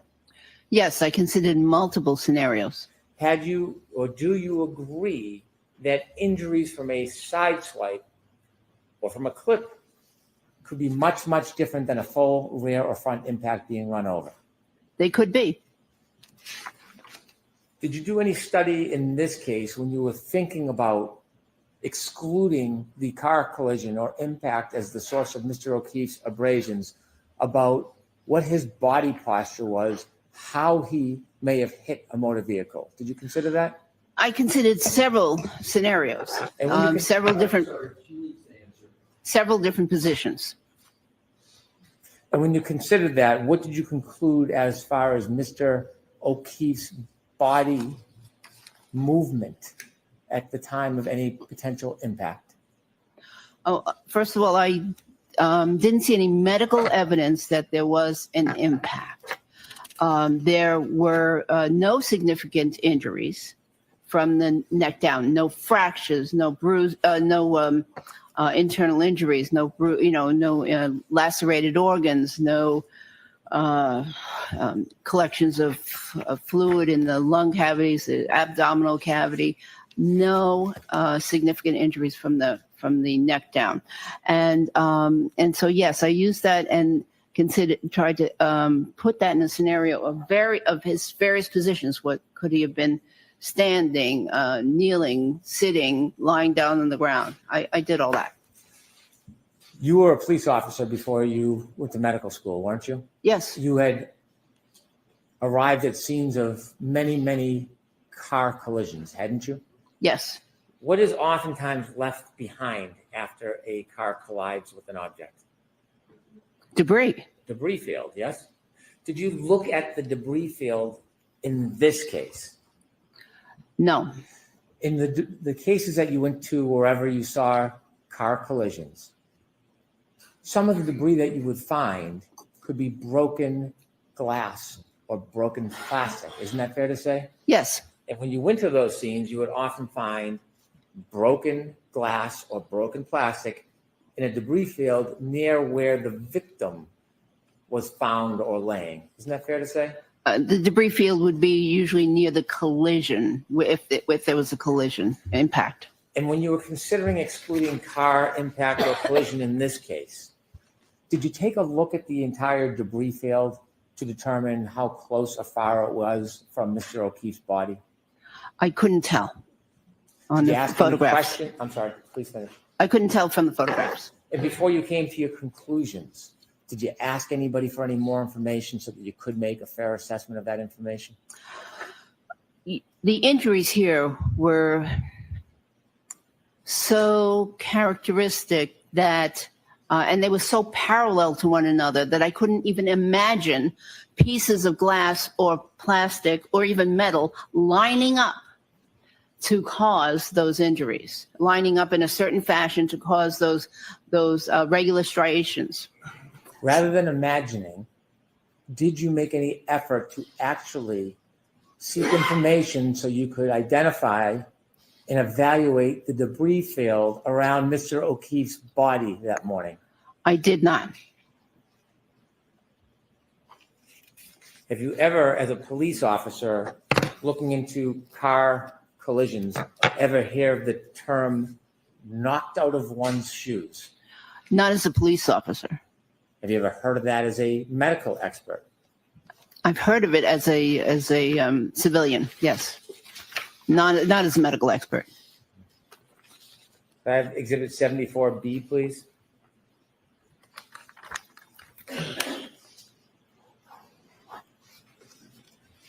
In your study, before you gave an opinion excluding an impact or a collision as the cause of Mr. O'Keefe's abrasions on his arm, were you aware of this photograph where Mr. O'Keefe's sneaker was found on the side of the road?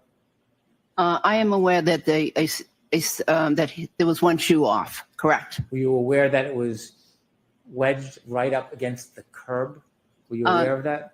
I'm aware, I have been aware of that, yes. And when you came to your conclusion that you offered that the injuries are not consistent with a impact or car collision, was this photograph part of your consideration? No. Could I have Exhibit 99D, please?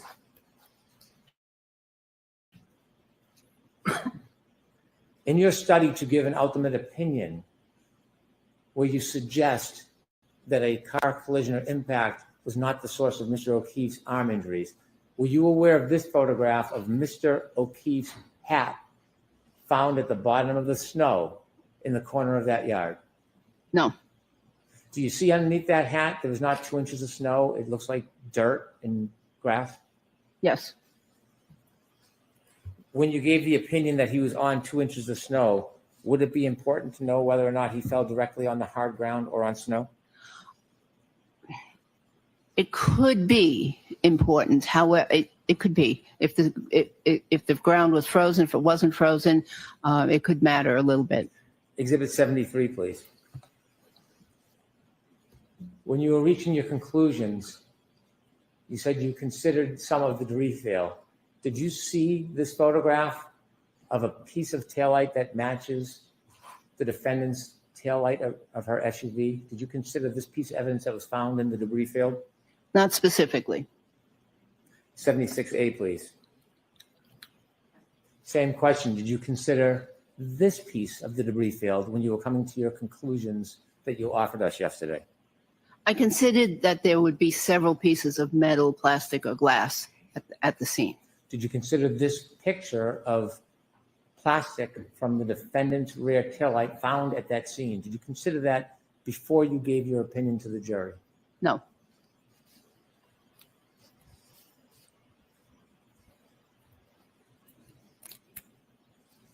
You can take that down, please. Would there be any significance in your study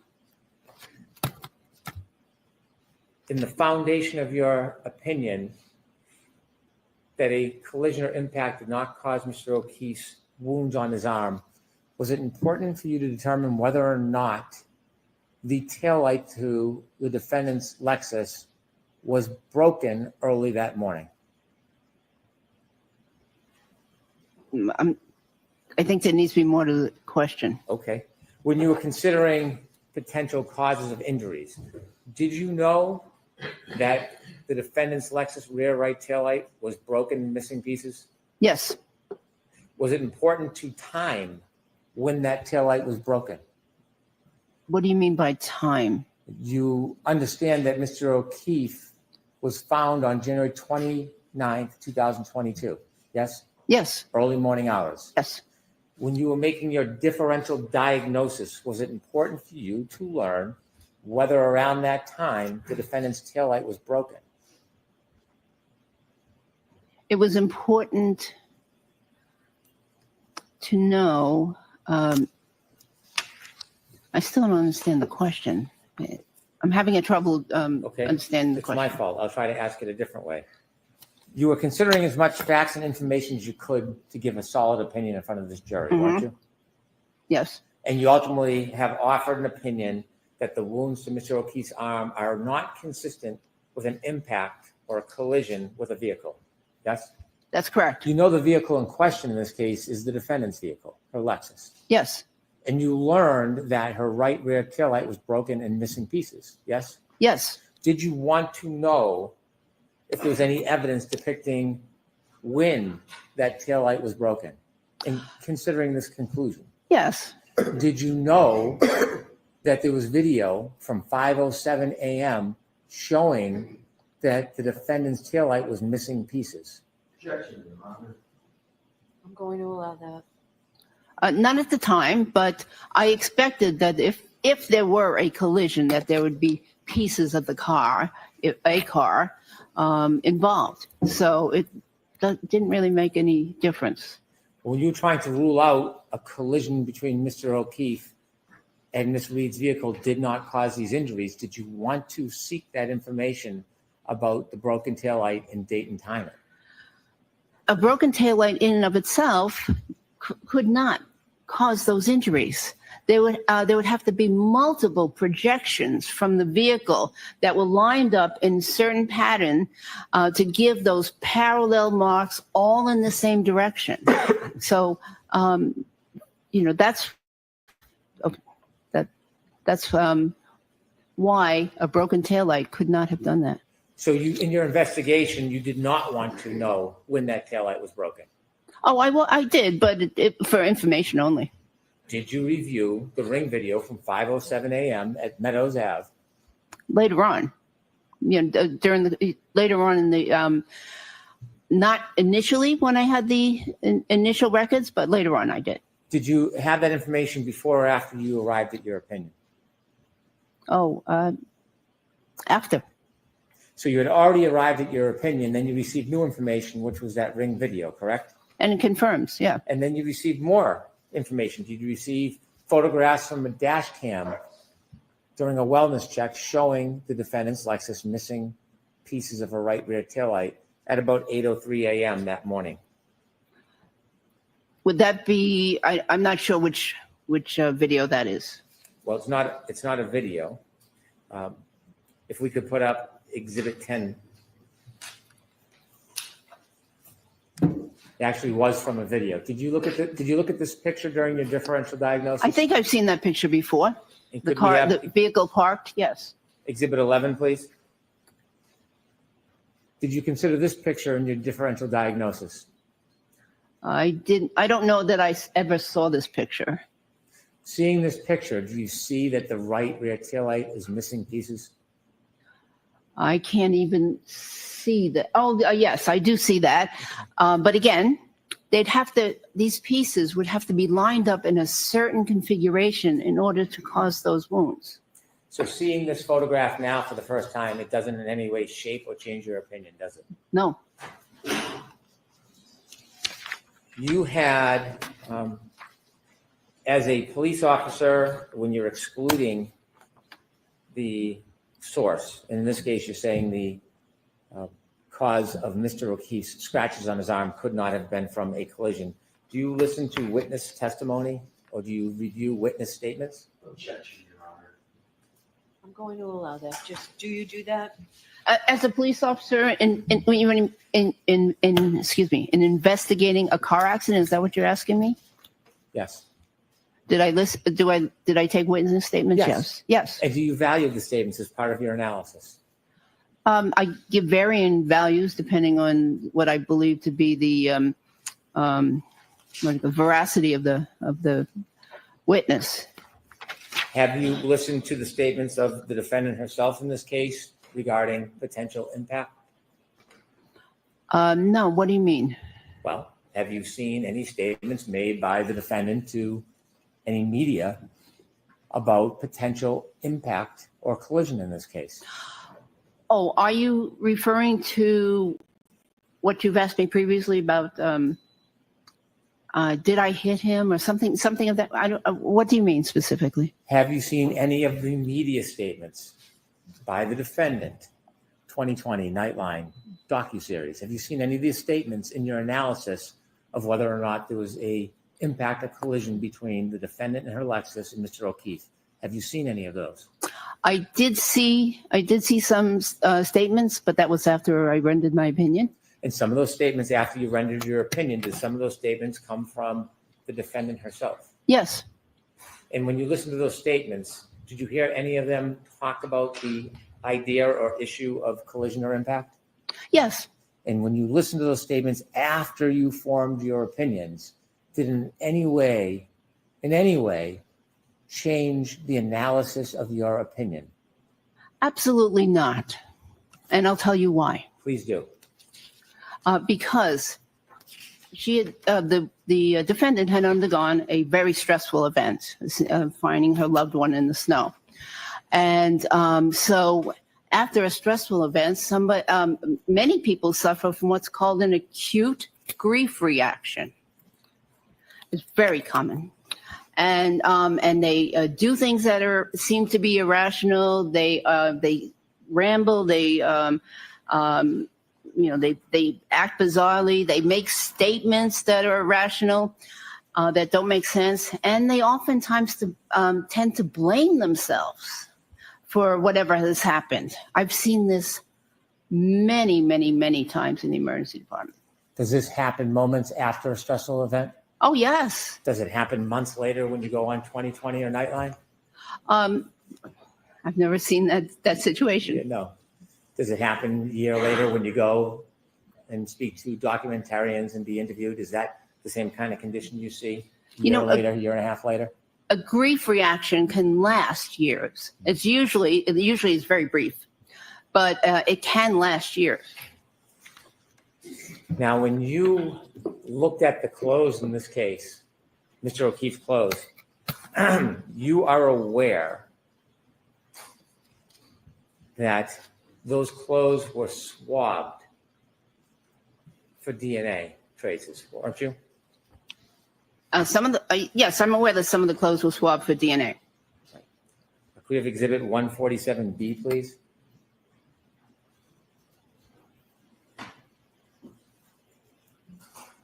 on the right arm, there were a number of different tears in that fabric that you looked at, weren't there? Yes, there were a number of small round holes in that You're fabric. aware, aren't you, that those holes were swabbed for traces of dog DNA? Objection, Your Honor. I'd like to approach, please. Okay, come on up.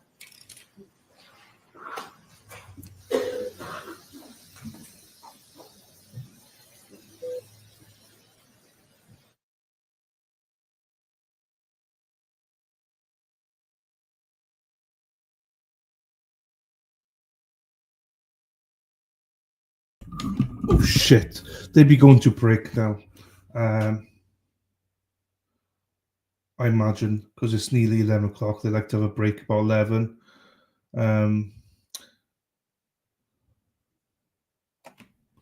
Yeah, these. Yeah. This is very annoying to listen to this. He's trying to discredit her. I got no trust in juries anymore.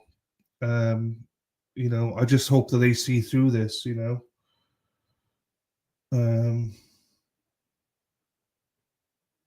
I think for me, the difference between Dr. Russell and pretty much all the other witnesses we've seen so far is that she admits when she's when she's not sure about something, she admits to it. All the other witnesses seem to be like adamant, no, we're 100% correct. So I hope the jury see that as well. That's something that would be important to me as a juror. But then I can't read minds of what they're thinking as well.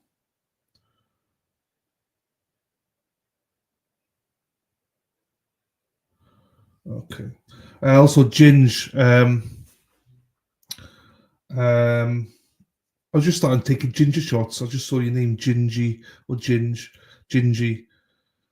So I'm just trying to start taking them myself. They're fucking spicy.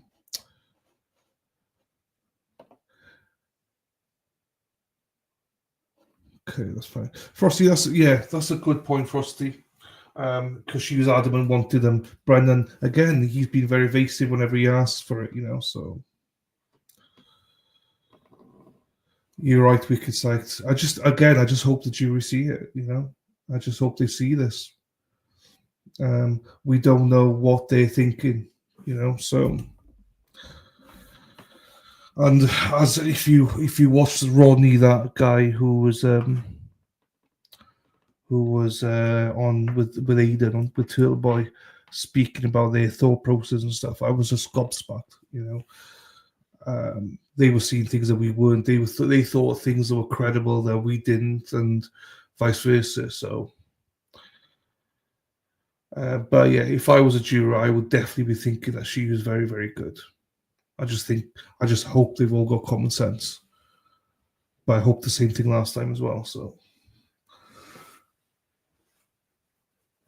oh right. I don't like to look at that. We've not seen much of it today.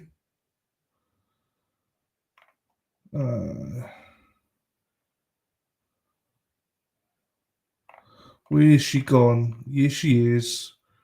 Erin Hartree drives the bus, yellow bus, yellow bus.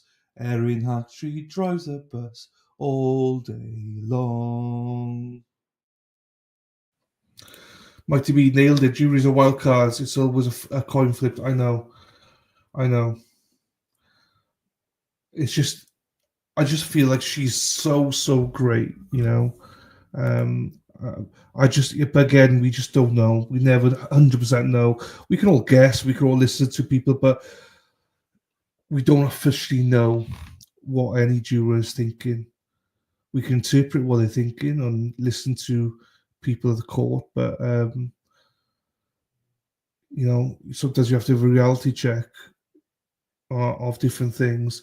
Her persona, the way she conducts herself is important to me personally. I can't speak on everybody else.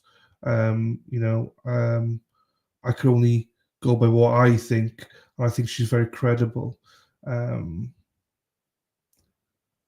But then again, I'm not the jury.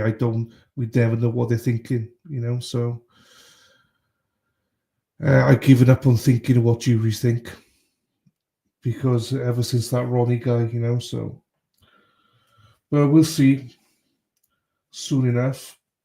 If they got any kind of common sense, then the Alessi and Dr. Russell is all you need. You don't even need the ARCA people. Well, you do, but yeah, because they're important. But I think Dr. Russell is a star witness, I think, because she's so well-rounded, with her career as a police officer, as a doctor, everything. That's going to be what's important. I think for me, that would be more important than anything.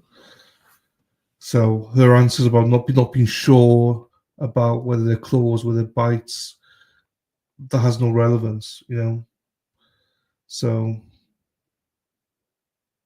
and that's what Hank is trying to portray, that she doesn't know. She actually doesn't know, but I hope the jury are able to see through that, So you never, I will be honest, if you watch trials, if you don't watch trials, you will never, in my opinion, ever find a better witness than Dr. Russell. Ever. The experience, the knowledge, everything she brings, her demeanor, you just can tell she's telling the truth. Because if she was lying, she would be more adamant about her answers and be like, nope, 100% they're teeth masks, 100% they're this, 100. She's like, no, I just know that they're dog related. So, and I've never seen a witness of this caliber. I've been very impressed. More so this time around, when she's had the time than the first time around. And she was very impressive the first time around. But yeah, not many people can hold their own. Here we go. Told you. While you're sitting here, so we're going to continue what we're doing, but we will give you the morning recess. So that's it. Okay, so there's no break, people. The jury. All rise for the court, please. Those in notebooks, follow me. So the jury are going on break. The jury going on break, but they're staying. They're staying, so they should come back now. And it should be in court, for us to see. So we'll wait. So yeah, the jury have now left to go on break, but the and Dr. Russell's leaving as well. Sam, watch your step coming down. Follow me. Jury is exited the courtroom. Please be seated.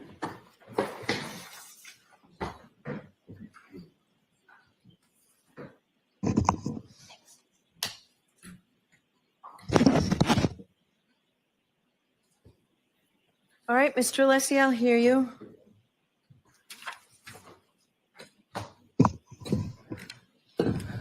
Mr. Alessi, I'll hear you. Thank you, Your Honor.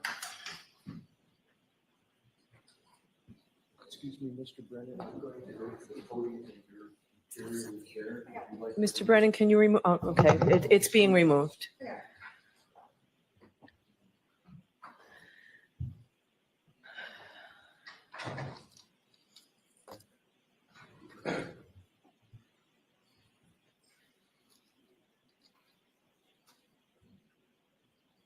Thank you, Your Honor. Attorney Brennan, just with regard to Dr. Russell, in open court in front of the jury, used the concept of DNA in this case. He has introduced it and brought it in for the very first time in front of the jury. He has done so intentionally. He intentionally brought up DNA. Based upon that intentional mention, the defense moves strongly, vigorously for a mistrial with prejudice. A mistrial with prejudice. There has been no mention in this trial of DNA with regard to the topic, with regard to what Mr. Brennan has raised. There has been none. Specifically, the prosecution had in the first trial had a witness, Terry Kuhn, with regard to DNA. For whatever reason, the prosecution has chosen not to bring that witness in who would testify perhaps to DNA. As a result of that strategic decision that the prosecution made, there's been no mention. I want to be very clear. The defense has been incredibly assiduous and meticulous about not mentioning DNA in any fashion, directly or indirectly. With regard to the hoodie shirt and the hole, the only thing that was adduced in direct examination was a mechanical function, simply of Dr. Russell testifying that a dog tooth went in and came out and caused a certain mechanical effect on the yarn. Nothing even close to the mention of DNA. With regard to representations that Attorney Brennan has made, that somehow there was a hearing that we were on notice, it is completely incorrect. Show me the hearing, show me the transcript where that has been discussed. The prosecution has also said, we're going to, or we always intended to bring on rebuttal Dr. Crosby, who would talk about the supposed absence of DNA, the alleged absence of it. The problem with that of trying to rescue the mistrial that the prosecution has caused with prejudice is that Dr. Crosby could never testify about such a topic, because I would object because there would be no foundation, because the prosecution strategically chose not to bring in the foundation whatsoever in this trial.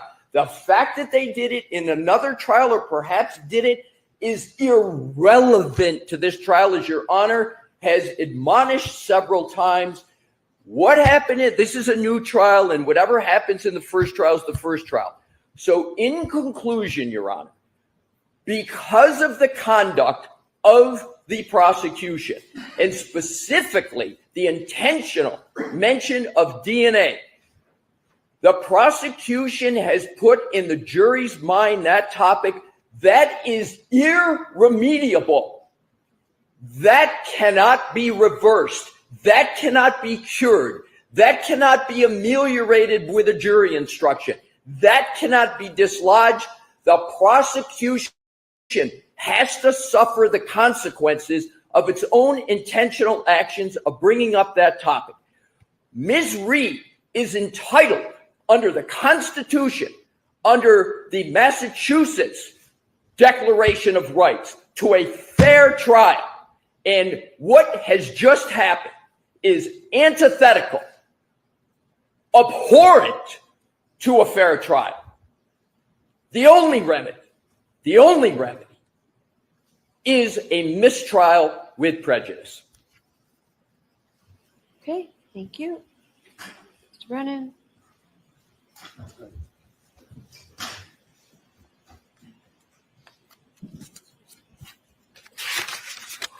Inquiring of Dr. Russell about the absence of dog DNA is not only proper and permissible, it's essential, and the Commonwealth is entitled on cross-examination to explore theories and facades that the defense creates if there is actual evidence that undermines or contradicts the representations that they are trying to portray to this jury.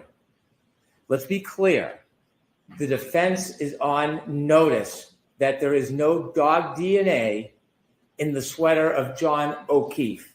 Let's be clear. The defense is on notice that we were not going to try to disprove all of their varying theories in our case in chief, but if they were going to propose theories that we thought were unsubstantiated, we would do so in rebuttal.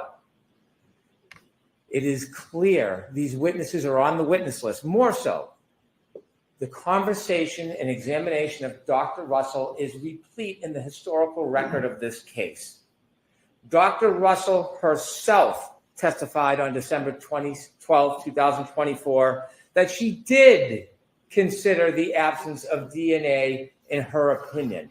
She disregarded it. She discounted it. She created false theories about the potential destruction of it, but she did testify this was part of her consideration for her opinions. Again, on January 7th, 2025, Dr. Russell again discussed the absence of dog DNA in John O'Keefe's sweater. Now, it may be inconvenient. It might be hurtful for the defendant's theories, for the creation they portrayed for this jury yesterday, but it is not improper. It's not unconstitutional. It's not irrelevant. It's very relevant. It is powerful evidence that the Commonwealth has to undermine this idea that the linear superficial abrasions on John O'Keefe's arm were somehow caused by a dog. They, on their case in chief, tried to create impressions about the cause of the abrasions to Mr. O'Keefe. The defense does not get to pick and choose what words the Commonwealth can or cannot use. They do not get to pick and choose what parts of Dr. Russell's opinions are important and not important. Because they chose not to emphasize, highlight, or discuss the absence of dog DNA on direct does not mean it's beyond the scope of direct examination. It means they did not want to talk about it because it was not helpful to them. There have been countless cross-examinations in this case where questions are asked beyond the scope of direct. This is not beyond it. It goes to the heart of her opinion. If I cannot cross-examine her, as proposed by the defense, about the heart of her opinion, she shouldn't give it. She shouldn't have an opinion, because you can't come in and just take the favorable factions to yourself and leave out reality. I intend on asking Dr. Russell about her opinions, about the role that the absence of DNA played. Also, I expect to ask her about her attempt to diminish or demean the DNA evidence, because it shows her inherent bias in all of her opinions, where she acts as an advocate, not as a scientist or a doctor. It is admissible evidence. We intend on using it. And when she returns to the stand, these are the very questions I'm going to ask her. Your Honor, may I have a brief 1 minute? Sure, go right ahead. Thank you, Mr. Your Honor. Johnson. Your Honor, a key misstatement of fact that Attorney Brennan just made. He said that Dr. Russell talked in prior proceedings and hearings about dog DNA. The record is abundantly clear. She only did so in response to a question from Mr. Brennan. I have the transcripts right with me. She never raised it affirmatively. She gave her opinion that these wounds were to a reasonable degree of medical certainty from a dog. Mr. Brennan on cross said, did you consider, and this is in a prior proceeding, did you consider DNA? She gave her answer. She didn't raise it. I heard it. I was there. Your Honor was there. So this impression that Mr. Brennan is trying to give, that somehow the defense brought this topic up before, is incorrect. The second point, Mr. Brennan needs to have a good faith basis to ask the question. To have a good faith basis, he has to have some admissible evidence that he's got for it. He has no admissible evidence on dog DNA with regard to the arm. He knows he doesn't. He strategically chose not to bring that evidence in this case. Now he's saying he wants to use it. That would be improper in this trial for that reason. The other 2 points quickly. Mr. Brennan alleges an absence of dog DNA with regard to these wounds in the right arm. There was no swabbing of the wounds of the right arm of Mr. O'Keefe. That is a major, major investigative flaw in this case. That should not be befallen upon the defendant. Secondly, there are, with regard to the hoodie, that was one, I believe, swab taken, and we don't know much about it, but what we do know about it is there are horrible, tremendous chain of custody and care with regard to the hoodie, conceded virtually left on the floor of the ambulance, left on the floor of the hospital, carried around by Mr. Proctor for weeks, maybe even months, not submitted for testing for months. There are huge issues that prevent a fair determination about whether there was even proper determination of whether there was DNA or not. So in conclusion, Your Honor, the defense has never brought up DNA or alleged absence with regard to the right arm of the hoodie. It's always been the prosecution. We were meticulous and assiduous in not doing it here. The prosecution needs to live with the consequence of its action. This is remediable, and I respectfully submit warrants only one ruling respectfully, and that is this trial must be declared a mistrial with prejudice. 30 seconds. Sure.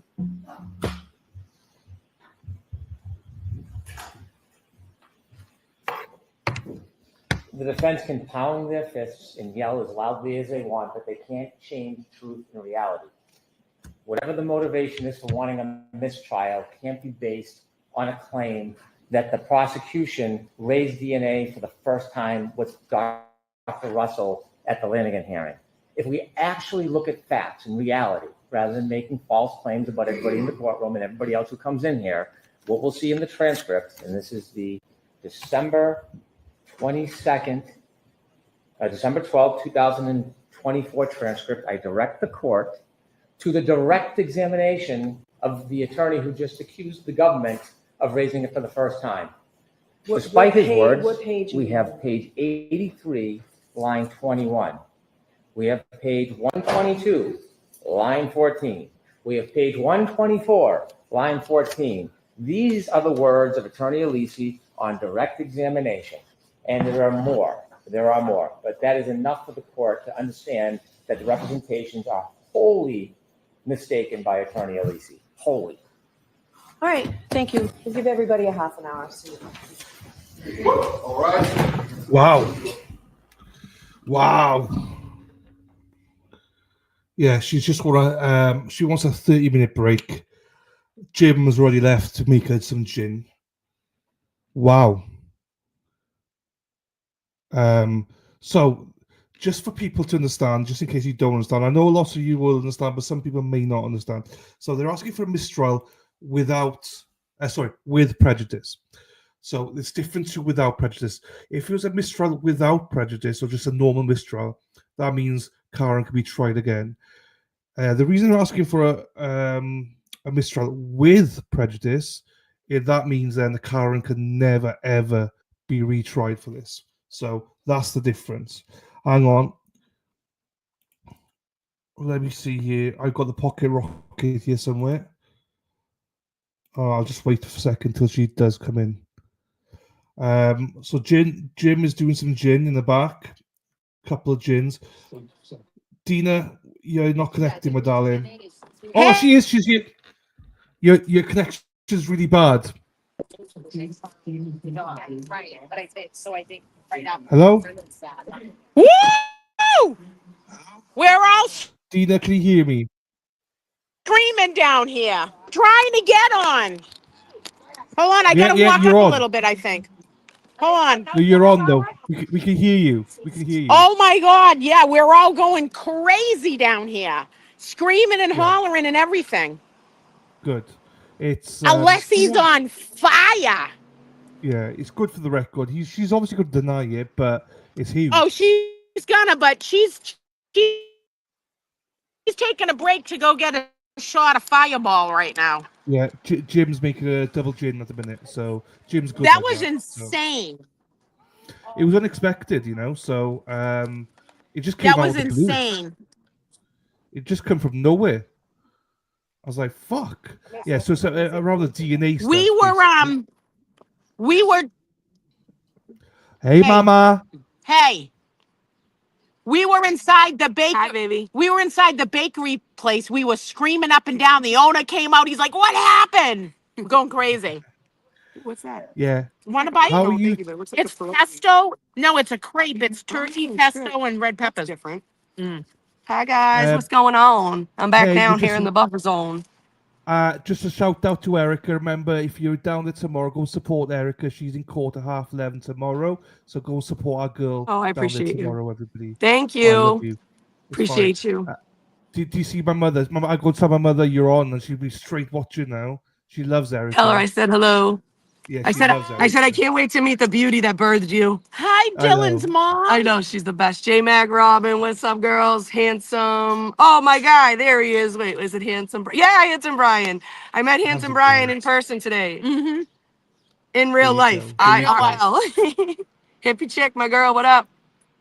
Erica, thank you for getting arrested I love alone, it. so I do not have to come.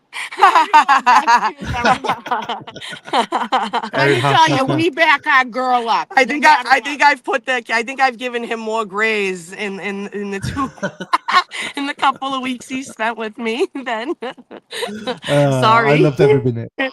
Loved I every love you minute. guys. Hi, Rhodey. I love you guys. Hi, Olivia. What'd she say? Oh, You want to go up there in case she comes out? no, you know me, J Mac. I just get raspy from time to time. It's been a rough couple of weeks for you, girl. So I'm trying to stay strong here. Yeah, Thank you guys. You they guys got are the ha- best. Hi, Amanda. Hi, Sally. Bring it with you. Come on up. Oh yeah, let's go. We'll go for a walk. Because they got a half an hour break. Erica, Might meet come out. regular Brian this morning. Meet regular Brian. No, that's handsome Brian. You're always handsome Brian. That's what I always laugh about is like Erica, meeting people in real life. Yes. are you okay to be on? I'll dart off quickly for 5-10 minutes if that's okay. Yeah, go ahead. Yeah, we're good, right? We're good. Yeah. Thank you, Yeah, go Mama. ahead. Do what you gotta Thank do. you, I'm Mama. at like Thanks, 34%, Mama. but it's chugging slowly. Thanks, Jen. fine, I'll be It back was at 10. okay. I swear I like. How was that? Hi, Lovey. Yeah, I bet. Hi. Good to see you. What was I gonna say? Oh God. I don't know if I want to do this. No, Do you want to be up here? I'm good. I'm good. Screw them. Why is the camera facing the wrong way? Oh, there we are. Hello, guys.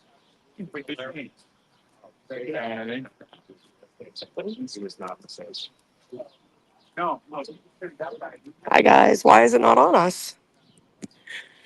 Something up with the camera? Oh, yeah. What up?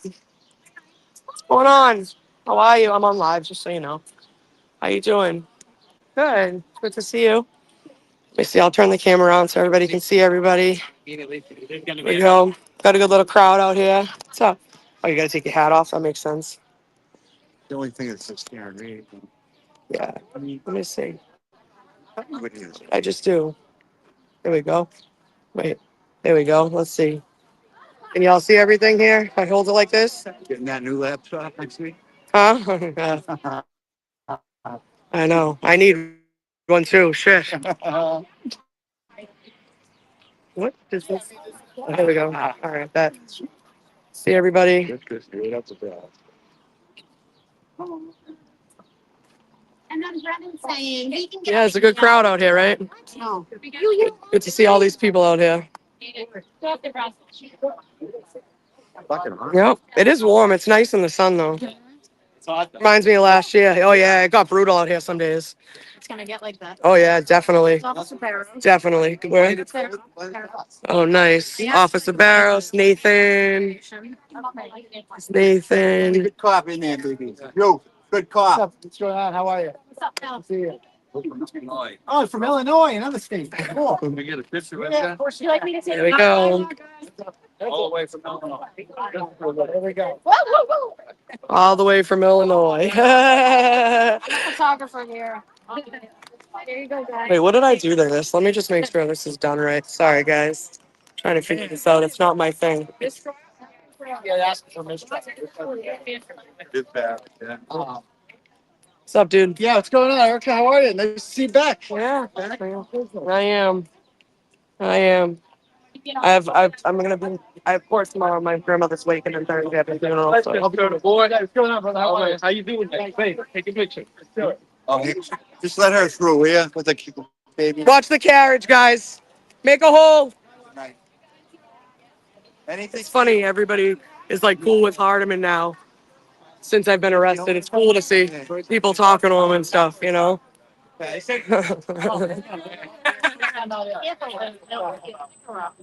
Yep, she was the first woman Malden cop. I believe that is true. Yeah, Robin, I'm gonna try to see if I can get off too. We'll see. I saw that. Huh? You can anything. Who's wearing a sticker? Oh. I was like, what? What are we talking about? I thought you meant the Have a cop. field day with me. Yeah, Hey, yeah. I thought you meant the cop. go back, buddy. I was like, what are you talking about? What sticker? I know. I could. He's fed up. He's fed up. All right. Dina's finishing her lunch. I'll get back to you. I'm not really anything going on. If you want to talk to people. Can eat it at the same time. Folks, I'm woofing my lunch down and feeding Henry. Hold on, Henry. Watch, he loves turkey. Are you gonna miss us no more? Like a hole in the head. We can come visit you. You'll have people without us. Take the phone off the table. Everybody's out here because we're wondering if someone will walk out here. That's awesome. Circle, nope. That circle has to be the sign. Oh, God, that. guys don't want to.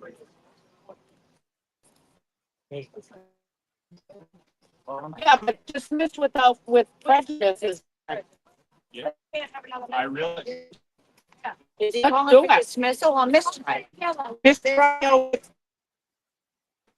But she won't do it. She's not gonna do it, but it was nice to see Alessi fire up. They have to do it. They do. They do it.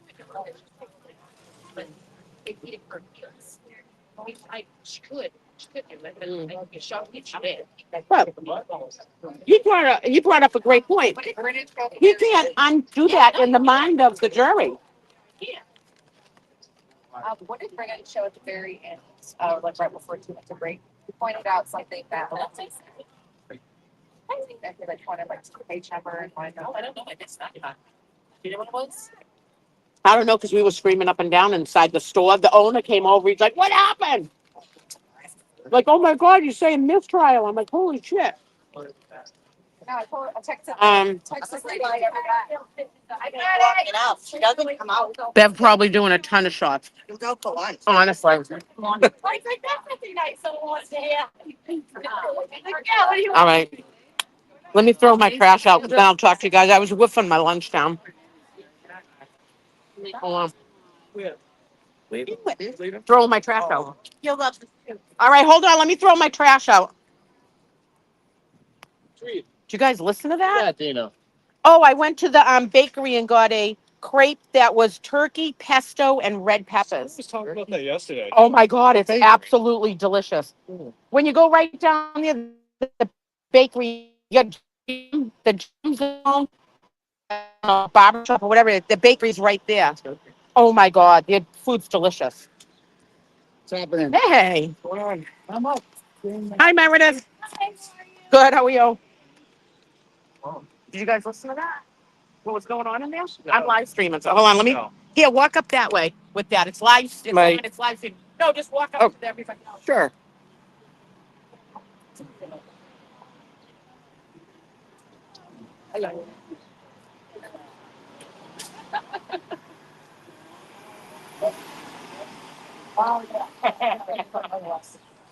Yeah, he wasn't happy. Yeah, he wasn't happy. I asked him if he could sign my puppy coat, and he called me. He just said, "You're a effing ass." Like, oh my God. You know what the thing is? Do you remember when they got city?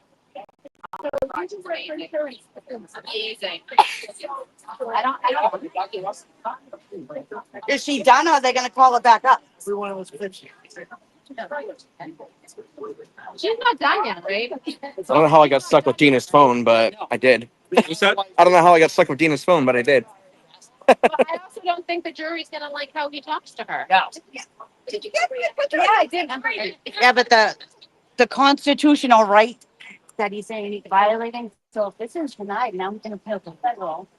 And she's already got a little risk of violating. Yeah. Oh, yeah. Right, so Yeah. maybe things will go forward. Yeah, no, Thank you. can't. I pulled out, I found my Lucky shirt too in the trunk of my car. I put it on the wore thing. mine yesterday because I thought because Friday they said that he was the next witness. So I wore mine yesterday. And it's in the washing machine now and I'm sad. Probably a scheduling thing. With that. Yeah, well, yeah, they probably brought because she has to fly it. Yeah. Will they bring her back up though? That's the thing. No. Barrels walked right by us. Boy, wouldn't it? And I was. He's a cutie. And he's a good. I'm live streaming, but he's a cutie. You can know that Barrels is a cutie. It makes the top hotter when he's an honest Yes, cop. yes, it does. It just puts it up over the edge. Everything has meaning. Be a barrel. What?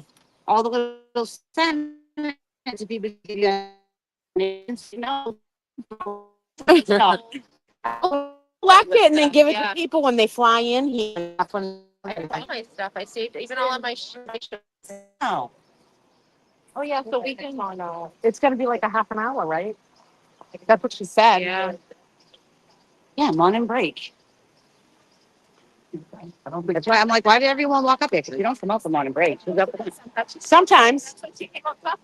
Yeah. Yeah, I don't think you're coming out of Unless nowhere he to has stop to and redirect motion to after get that Brennan's far. bullshit. They're in there that'll- strategizing. Oh, they're shitting right now. She's not gonna do it anyways, but she's not. We know her. Fly on the walks. It's entertaining. It's actually fascinating. Being. Well, it's like a learning lesson.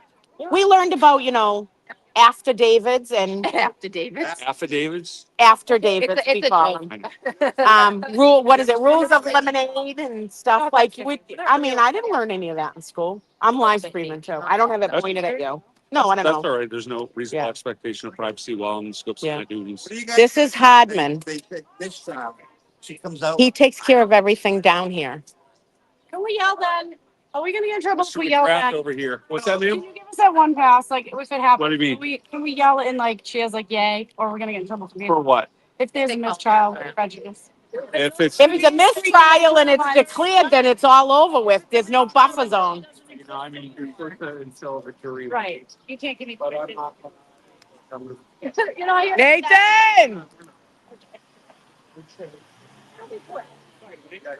Yeah. Yes. It's like Brandy. She's a fine I love that. girl. I love that song. What a good wife you will be. That's a good song. It is. That's an old one. Who? Oh, don't ask me who sang it. Yeah. Hit wonder. No, actually, 2-hit wonder. Want me to tell you? Yeah. Looking Glass. Yep. There you go. Look at that. You're right. Old school. Old school. I'm So dating you're like me. her. I'm like Whiz too. I'm like a whiz bang when it comes to like the old bands and stuff. Oh. But I mean, there's You no would have enjoyed market in it. Tesla Sunday. I went to Tesla. That was a They killed rock and roll with the acoustic crap. Stop it. Yeah.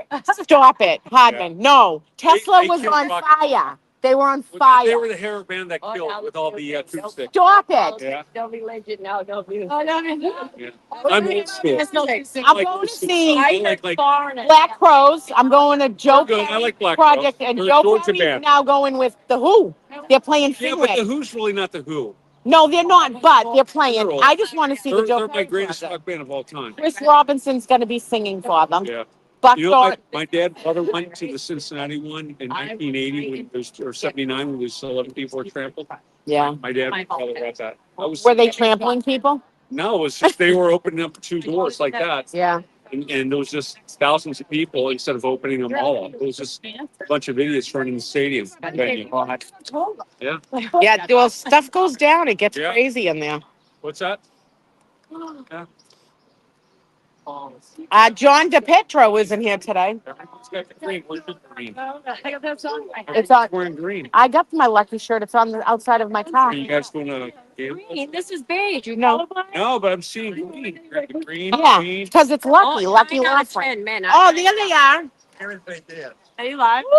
Woo! Well, I'm crossing. Yeah.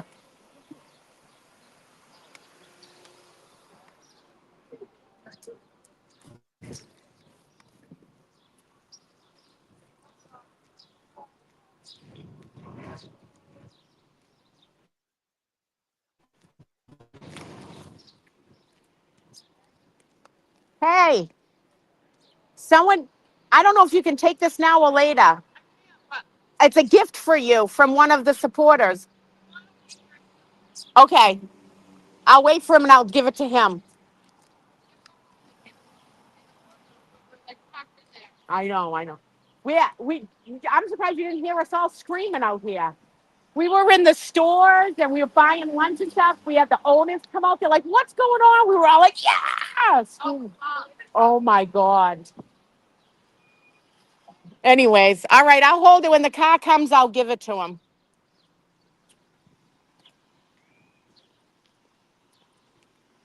All right, I don't want to jaywalk. I'm not jaywalking. I got to cross in the crosswalk. Tracy! Oh, Tracy and Dana are out there. There they are. Hi, Bill. Hi. Hi, Erica. Who's the guys up there? Karen said it. Hi, Mama. That's one of my best friends.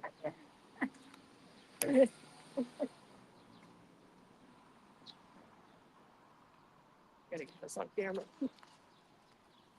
Have you been sitting too long? Do you want me to run a little bit so you can run after me? Nah, dude. What you're doing right now is just fine. Yep. Perfect.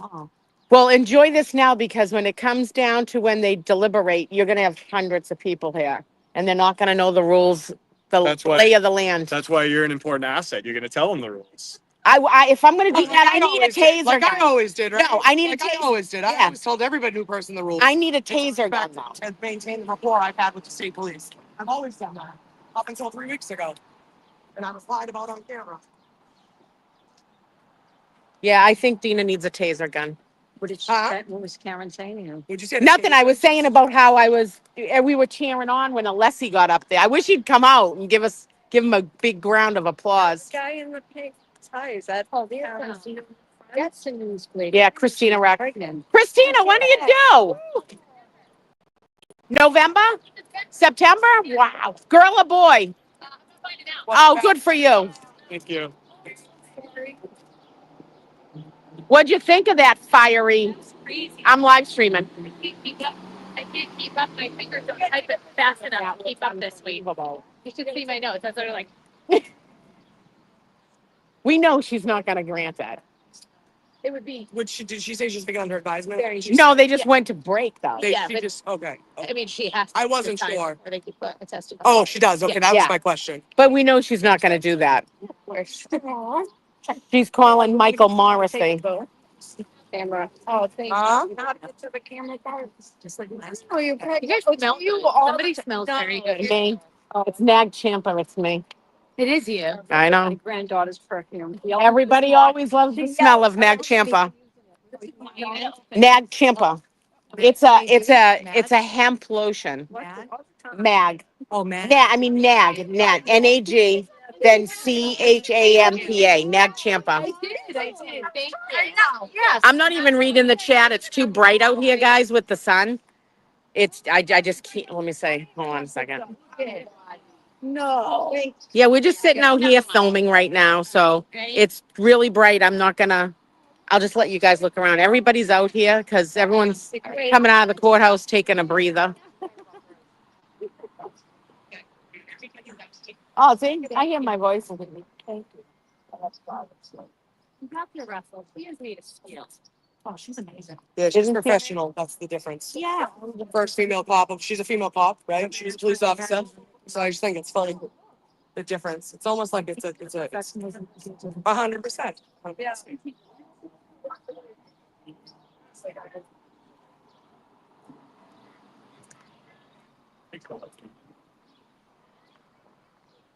Hold on, I can put this on landscape again. Hold on, folks. There we go. Oh, no. Hold on. I lost you guys for a minute. Hold on, folks. Stay with me. Bear with me. There we go. Landscape mode. All right.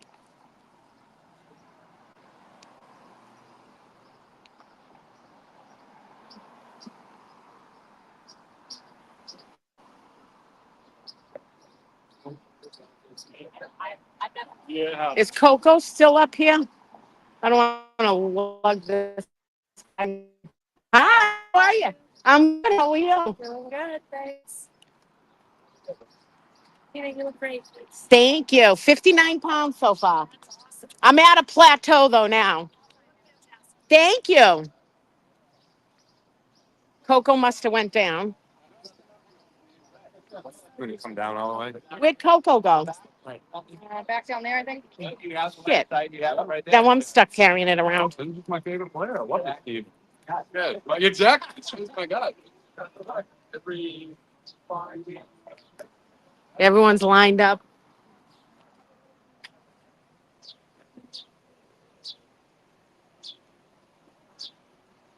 There we go. It's hot out in the sun. I love it. I love that skirt. It's a cute skirt. I think it's from India. They don't make them good like that anymore. Yeah, they don't make them good like that anymore. Like you really got to search for the good skirts. Grandmother always brings it back. Right. Why does her grandmother go to Indonesia? Yeah, her father. Uncle. Oh, my daughter-in-law's Indonesian. Yeah, they're going over there in September. I wouldn't take that flight. It's a long flight. Yeah. All right. There's Coco.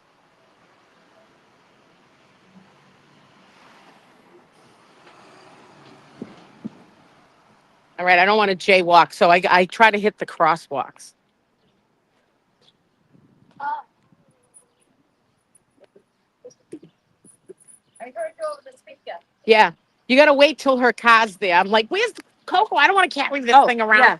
What do I wait for? You gotta wait till her car comes, like when Dr. Russell goes to leave or something, or at the end of the day when she goes to leave, we can give it to her. All right, I won't be here at They the end of can't the put- day, but Well, we'll leave it and then yeah, we'll give it to yeah, her. Yeah, I just don't want to carry it. yeah. Oh, I don't blame you. Thank you, honey.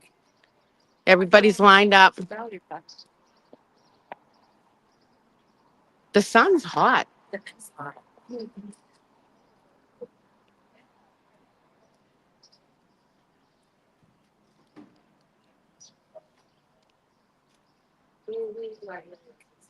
I don't know if I can zoom in.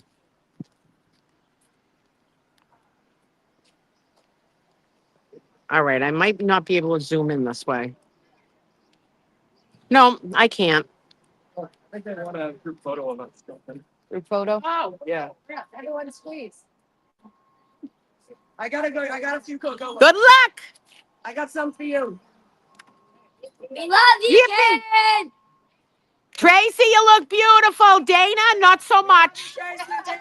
Not so much. I seen the stain on your shirt. Love you, kid.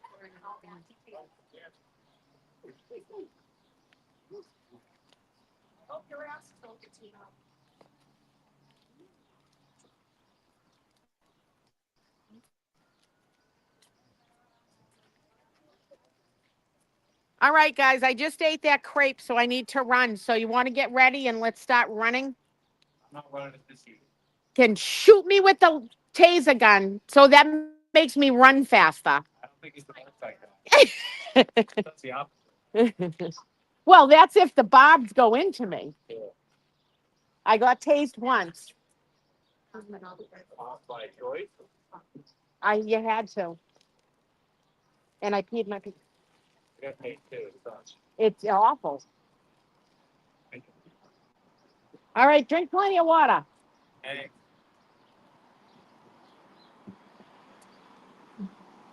Turn my goods.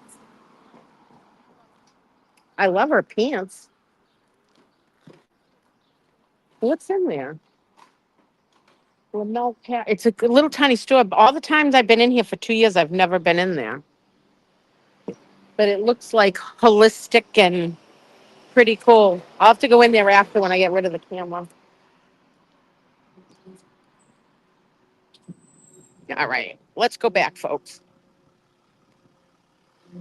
Thank you.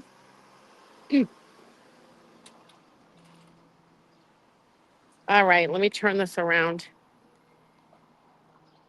I finished eating, so, you know, I didn't want you guys to see me really chowing down on food. Hey, Dylan. Yo, how we doing, Pocket Rocket? Hi. No, mark that. I got to come out with some sort of something called Pocket Rocket. You do. You are the pocket rocket. I love it. It would have to be in an adult store, probably. Well, Let me if- fix if- my if- sign. Yeah. If you wanted, yeah, probably actually. Why? Where's this? Hang on, I've lost the stream. Oh, here we go. That's where it is. There you go. Yeah, Oh. I'm down here on Tuesdays, folks. So every Tuesday, sometimes I get to stop in between, but it's mainly I've taken Tuesdays off each week. So They wash his clothes. Hi, Rhonda. mainly. Oh, there I hear the delay. Oh shit.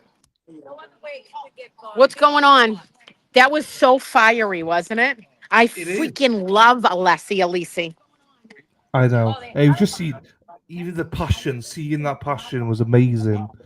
It gives you. Well, a you know real what it is lift. too is all those lawyers know she's innocent of this. And then there's Yeah. shit that they can't even bring up. They know they can't. And they've been playing by the rules of that. And now this, a mistrial. I was like, don't call a mistrial. We have to do this again. But a mistrial with prejudice, they do not. Yeah. So, Which is, but it's very rare. I mean, Alec Baldwin yes, got she's one. not going to do it. No, I mean it's so rare to get this with, Yep. with prejudice. Mistrial, yeah, fine, but we don't want a mistrial unless it's with video prejudice. about Allie? No. I'm What, I'm Ally on did this though. Oh. That's all right. I'm live streaming. We need to be careful with the commentary here. Talking or joking about using taser guns. Oh, it was a joke. My God. I was talking about exercising because I just ate my lunch. Yeah, that's too. You're taking it way too serious, Kathleen. It's okay. I have a rapport with some of them here that I can joke with. Some I can't. Some I can. And that's okay. It's fine. Sometimes in life, you just got to laugh and make jokes. You know? I was gonna. Oh, it's gone now. Yeah. What's happening, Alessi, Dominic? Alessi is just amazing. He's so fired up. Yeah, yeah, it is good. It's good to see it. I love it because it's been so frustrating watching Brennan and all that, and now it's like, right, let's get that passion back because it's so frustrating listening to him try to Yeah. discredit her. You know, it's frustrating. Well, not only that, now you just watched how brilliant Alessi Alisi is because that was off the cuff. That wasn't a prepared statement. And it just rolled right off his tongue. That's how goddamn smart he is. Yeah, that I was going to say that's what he paid for, but he's doing for free. So that tells you everything you need to know. Yeah. So, Yeah. So I wonder what she's going to say when she comes back. You know, she's not going to obviously do a mistrial, but is she going to make any comments? Is she going to, you know? she's going to comment something, but it's on the record now. So if there's ever has to be an appeal, all this is down on the record. Yeah. So. Yeah. Well, it's Oh, all do you on have the an record. extra Yeah. one? Oh, thank you. I want it to be so like. Thank you. You are unmuted. Court is back, my darling. I'll see you All in a right, bit. bye. Bye, darling. Shit, wrong one. Wrong one. Please be seated for the session.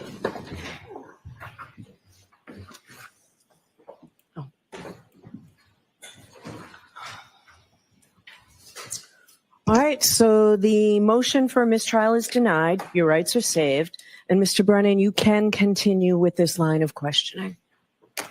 Nor I did not address sidebar the other issue that's under court's consideration regarding Dr. Walsh's opinion. Yeah. I don't see it without a foundation. So if you can build a foundation, I'll consider it. I do not believe that foundation has been laid yet. I would expect that the foundation would need to be substantial, specifically whether or not it was relied upon by the witness. Yes. Could you do that outside the presence of the jury so that I don't ask the questions in front of the jury? Oh, yes, but not right now. They're on their way. All right. Do you have enough? I'll work around it. Okay. I'll work around it. Your Honor, I would object to being done outside the jury, that it should be done like I've had to do with several witnesses in front of the jury. Okay, if that's what the defense wants. Are you sure, Mr. Alessi? Oh, wait, I'm sorry, let me confirm with my. Yeah, okay. I am going to, yes, Your Honor, we are going to. Oh, dear. Thank you, Your Honor. Okay. You're on the way, Your Honor. Thank you.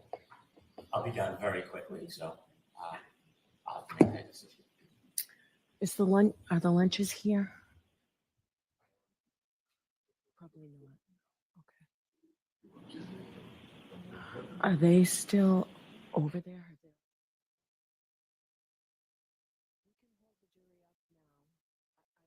How long they are? Did you start yet, or can you? If they're downstairs on their way up, I don't want to stop them. I could do it in 2 questions. Yeah, please. Oh. Excuse me? They're still over this way. Great. Okay, they're going to stay. Your Honor, if it might help, obviously, with subject whatever Your Honor does, based upon if Mr. Brennan only has 2 questions, I may have 30 minutes that I could, most 35 to finish up whatever redirect that I have, if that affects Your Honor's scheduling. I just didn't want to stop them if they were on their way. They haven't yet gone downstairs. No, I don't think they did. All right, we'll do this now. Okay?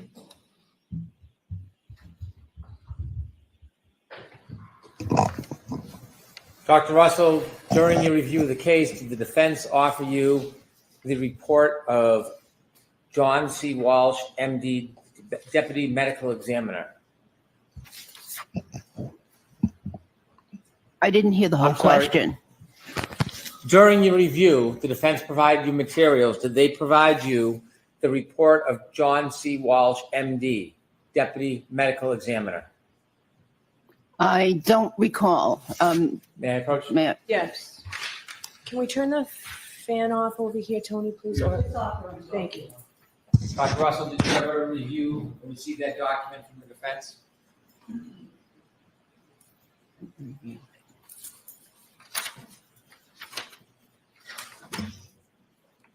Oh, yes. And regarding Dr. Walsh's opinion, did you consider that when you formed your ultimate basis that the wounds on Mr. O'Keefe's arm were consistent with the dog bite? Yes. Did you disregard it or agree with it? I disregard.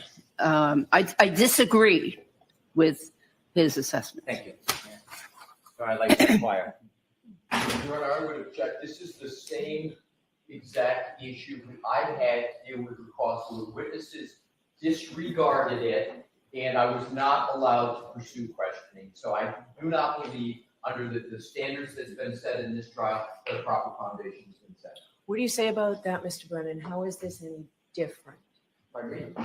I'm talking to Mr. Brennan. How is this different with this witness's analysis? Because they specifically opened the door when they had her vouch for her own credibility, extolling her uniqueness and ability to determine that these were dog bite wounds. And so when they opened their own door to vouch for their own credibility and suggested that they're the only person or a limited person in the entire country that could do this, they should be confronted that they are not alone. There are other experts. And so this isn't affirmatively bringing it in. This is when the defense continually opens the door and creates these issues. What do you say, Mr. Alessi? Thank you, Your Honor. My response is this. I'll give 2 quick examples. Dr. Welcher, Trooper Ball, Dr. Squirty Bello. They talked and opened the door under Mr. Brennan's theory of opening the door widely. They even had, as part of their direct examination, documents in Dr. Welcher's slide that mentioned Dr. Squirty Bello. You'll recall that slide. They even had material from the CARS team with a file named Trooper Ball. I'm not letting it in. Thank you. All right, I'm not letting it in under that, Mr. Brennan. So you can mark the report if you want, but for that reason, I'm not, for the reasons stated by the Commonwealth, I'm not letting it in. I don't need to mark. Okay. All right, thank you, Hunter.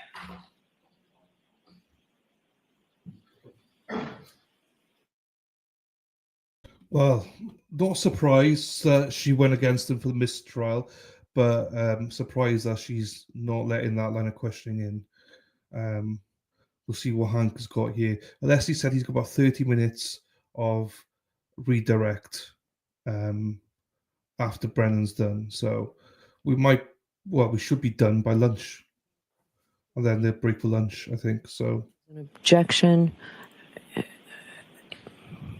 Where are we? Is it in evidence now? It's not yet, it will be. Okay.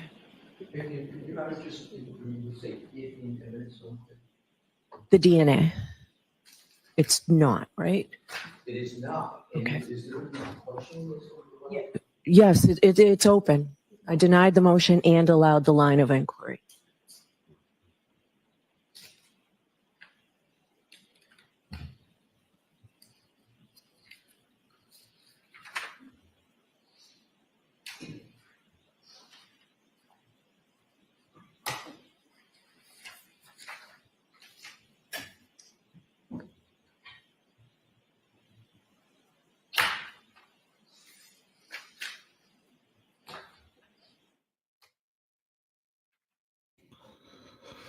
Oh, I'm interested to see or hear what the line of question is going to be with this one. So she's allowing the DNA questions to come in. I think you can see Hank trying to put a square peg in a round hole several times here. Julie, you're not the only one confused, my darling. I think Alessi was even confused because she's not very clear what she allows in and what she doesn't allow in. Why is she flirting with Hunter right now?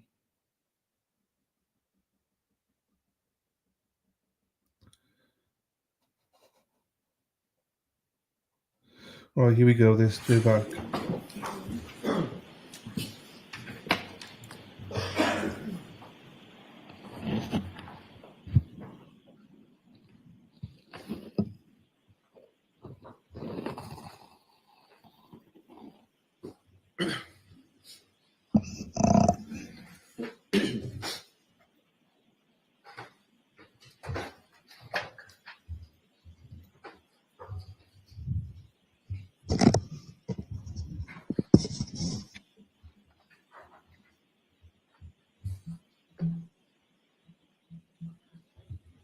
Back in session in 8 seats.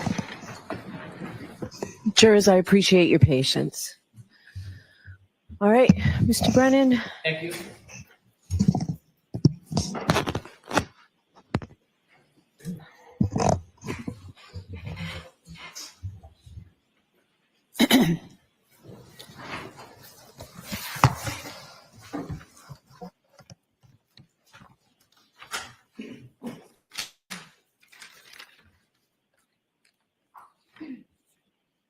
Good afternoon, Dr. Russell. Good afternoon. Dr. Russell, we were talking about your differential diagnosis and your opinion that Mr. O'Keefe's abrasions on his arm were not consistent with impact or collision with a car. I was asking you specifically about some of the things you may or may not have reviewed before you formed your opinion. You looked on direct examination at a photograph in Dr. Welcher's presentation, and it had a photograph of a person who had been hit and died as a result of a collision. Do you remember that photograph you looked at? The photograph of which one specifically? There was a gentleman I've lying seen. on the ground. His face was redacted, and there was. Oh, that one. Yes. Remember that one? Yes. And when you discussed that, what was the reason? What was your point in discussing that? I was answering questions. Do you know what the point was? What you were trying to deduce or? No, I was suggest? just answering questions. Okay. You have stated before that one of the reasons you do not believe that the injuries were the result of a collision or impact with a car is because there were no lower body injury breaks. Do you remember that? That's one of the reasons, yes. You would agree that a side swipe or a clipping collision is different than a front or a back immediate impact, like being run over. There's a difference, right? In general, yes. When you talk about the absence of lower body breaks, do you have any studies about the frequency or the likelihood of lower body breaks in a clipping impact as opposed to being directly run over? No. When you looked at that photograph that was shown to you on direct examination, did you look at the actual injuries that were listed for that gentleman and see that there were no lower body breaks? I looked at all the injuries, yes. And did you recognize in that photograph and slide that there were no lower body breaks? Yes, I did. There were major internal injuries, however. When you considered the information in this case, did you have an opportunity beyond that photograph to look at Dr. Welcher's videos about impacting a vehicle driving backwards? Did you watch those videos? I saw an image. I saw an image. Did you see a video when Dr. Welcher put blue paint on his arm and showed the height and the location when it touched Alexis? Did you see that? Objection, Your Honor. I'm going to allow that. Yes, I saw that image. Did you consider what's called the text stream data? Do you know what text stream data is? What? Text stream, the black box that shows the operation of a car, how fast, how slow, acceleration. Did you look at any of that information before you formed your opinion? I looked at it, but I honestly did not understand it. Did you ask anybody to help you interpret that data before you drew an opinion that the injuries were not consistent with the collision? Well, first of all, my opinion came long before that report ever came out. So the answer to that is no. When you have an opinion, if there's new evidence that is contradictory or different or maybe undermines your theory, do you have an open mind to reconsider your theory? Yes, I do. Did you want to understand that information about the text stream data and the information that was available regarding this allegation? Did you want to understand that before you came back and offered the same opinion you had before that information was available? I didn't understand it. And I didn't know that if any of the attorneys understood it, actually. Did you know anything about Mr. O'Keefe's cell phone data when you were drawing these conclusions about when his last movements were? Did you learn anything about that? No. Did you know about any type of DNA testing on the defendant's rear taillight area? Yes. And did you know about any hair found on the car? Yes. Did you consider those things when you excluded the collision or impact as the cause of those wounds? Well, I considered that. However, he had, my understanding is he had been in and out of that car, on many occasions. And so therefore there would be reason for either skin cells or DNA or possibly other, hair, fabric to be on that car. So when you consider testing your conclusions, do you look at it as an advocate or do you look at it as a scientist or a doctor and try to value how little or how strong that evidence is? I'm looking at it as a neutral party, a doctor, a scientist. So you're not looking at it as an advocate to try to discourage the strength or weakness of evidence? Excuse me? You're not looking at it as an advocate? You're looking at it as an independent professional? I'm not an advocate at all. When you talked about John O'Keefe's sweatshirt, can we put that up, Ms. Gilman, please?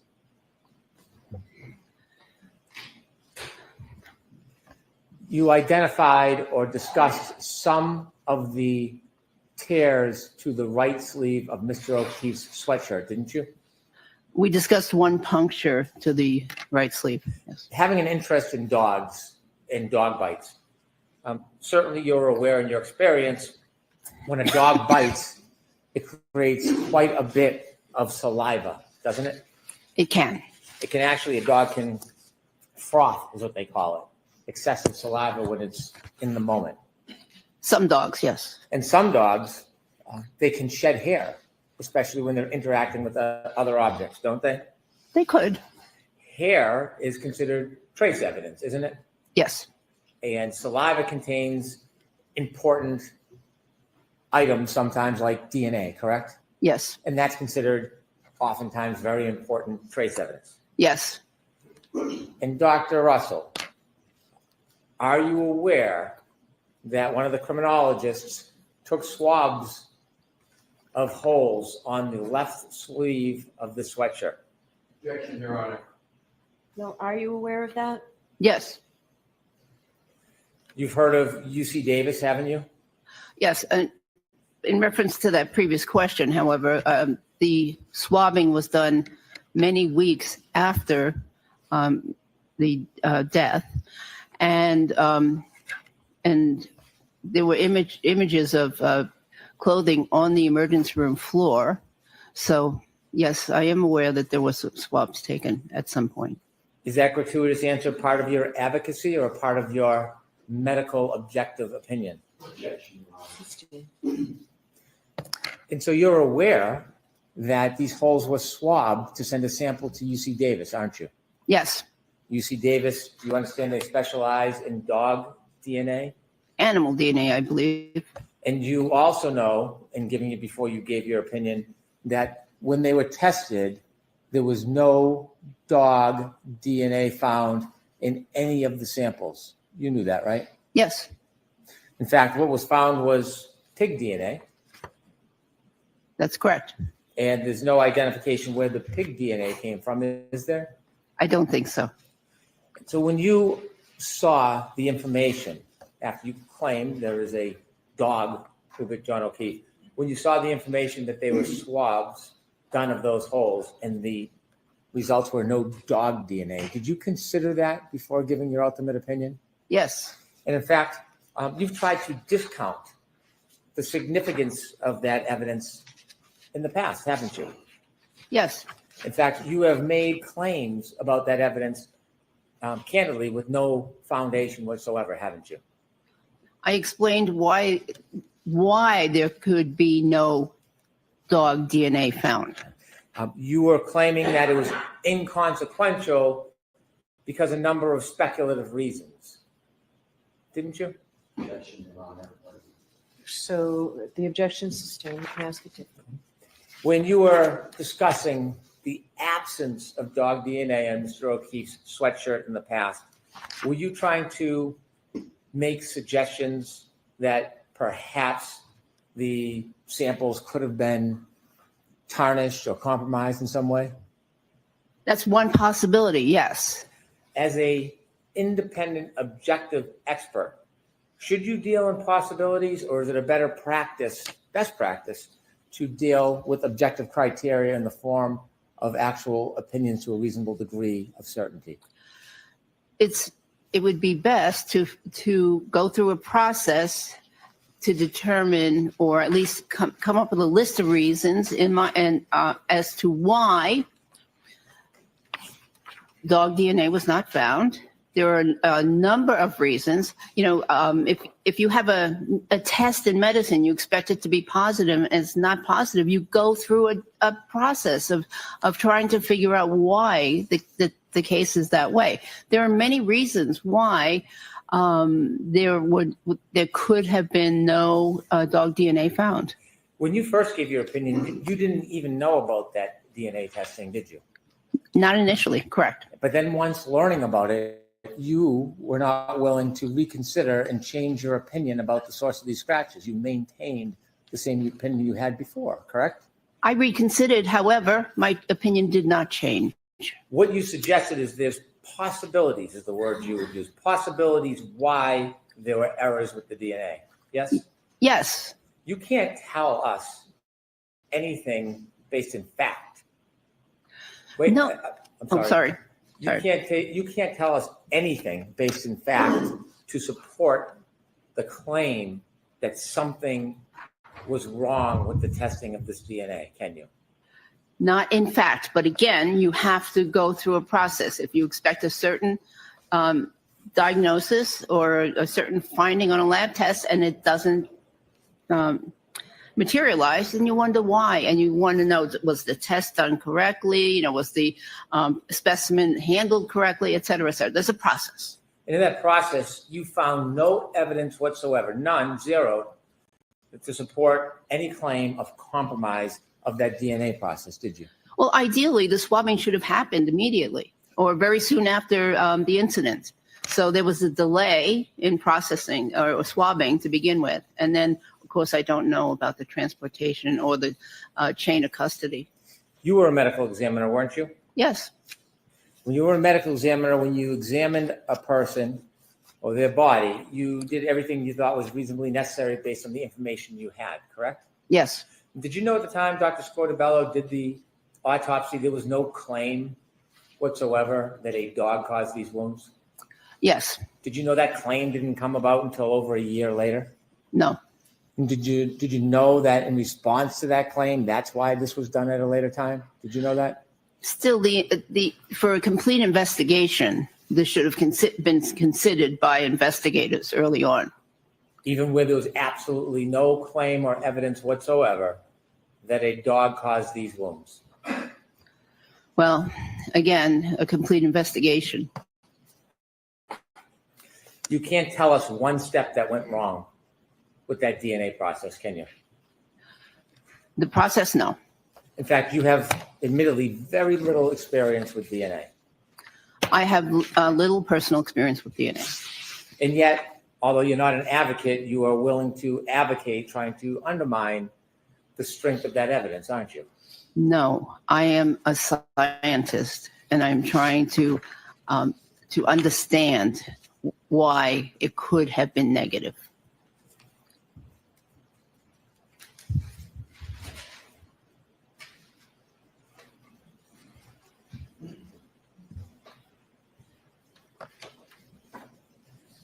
As a scientist and providing a medical opinion, do you try to exclude in your differential diagnosis all other reasonable causes of a wound?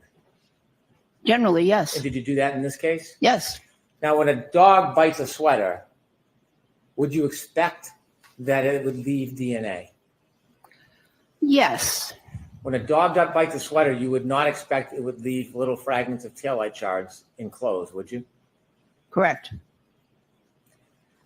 And so in this case, when you were developing your theory and differential diagnosis and excluding causes, did you consider that when Mr. O'Keefe's clothes were scraped, his pants and his shirts and his sweatshirt, what was discovered were minute, small fragments of broken taillight that came from the defendant's motor vehicle? Objection, Your Honor. I'm going to Did you consider that? I didn't know that at the time. Could we have 201D, please? Dr. Russell, this is a photograph. Okay. He's pushing the boundaries now, and he's walking a very fine line, or treading a very fine line right now. It's going to be interesting. This is very interesting because this will also play a part in what Alessi's going to redirect her on as well. I'm interested to see this. Right, hang on. Let's just wait for this one to come up. Where's it gone?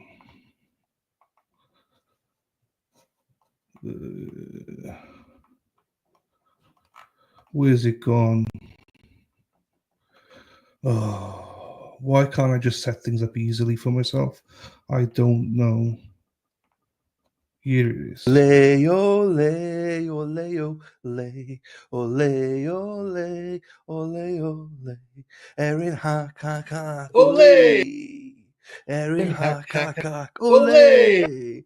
Let's go, Erin Hakakak, Ole, Erin Hakakak, Ole.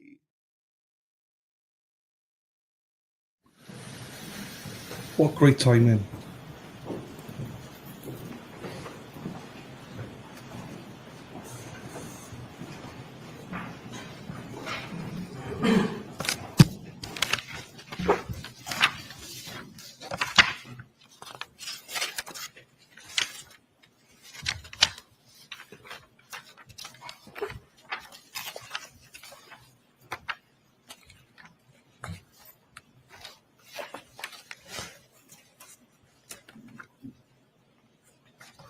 Dr. Russell, were you aware that very small fragments, shards of plastic that match the broken taillight of the defendant's Lexus were found when criminologists scraped Mr. O'Keefe's shirt and sweatshirt?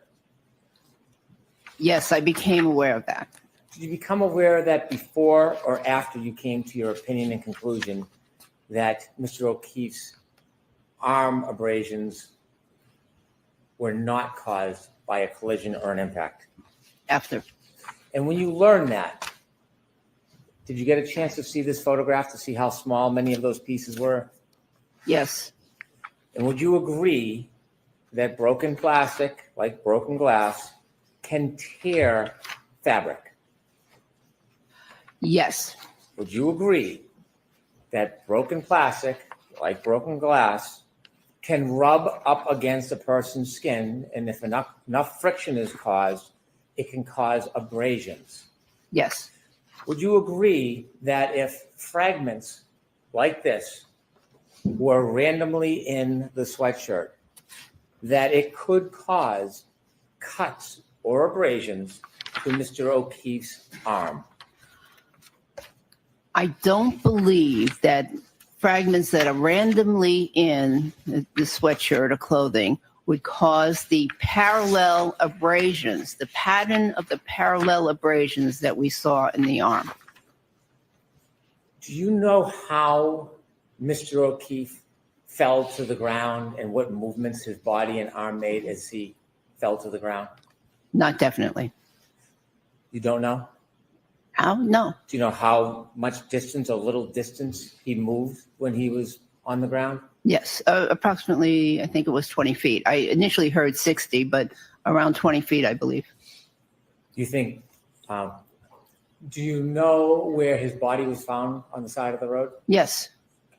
Do you know if his body, before it rested, moved or slid on the ground? Yes, it did.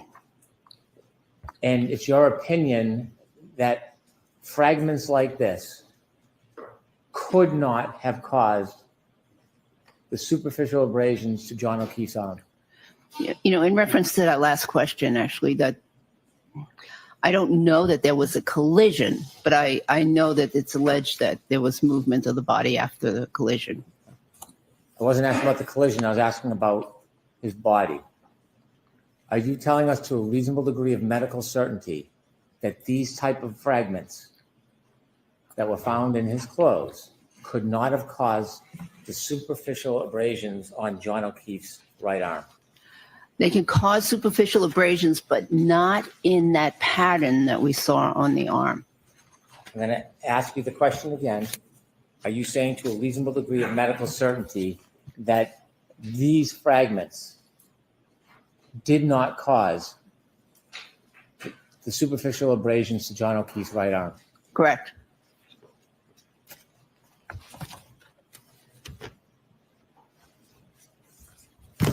I have no further questions. Okay. Mr. Alessi? Thank you, Your Honor.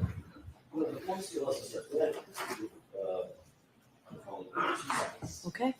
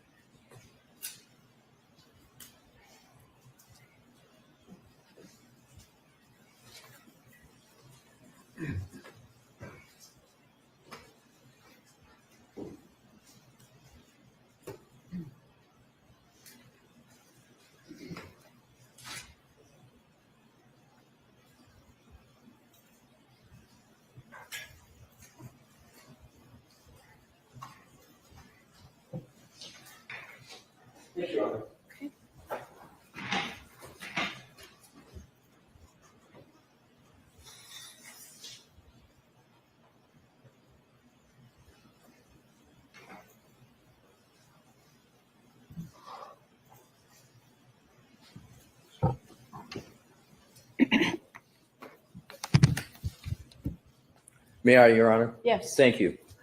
Your Honor, I would like to have published what is in evidence is 201A, and then I'm going to proceed after that with 201E.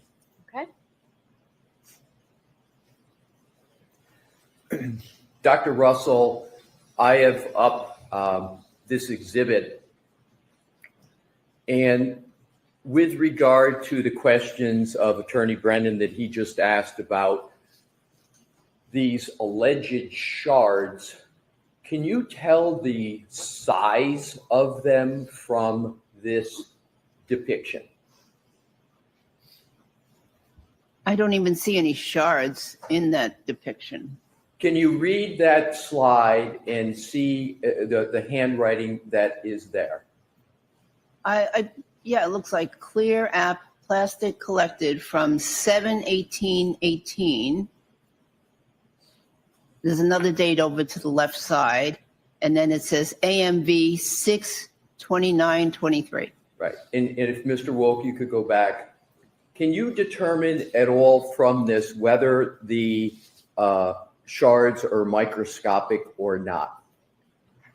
I cannot see any shards. All right, let's go to 201E.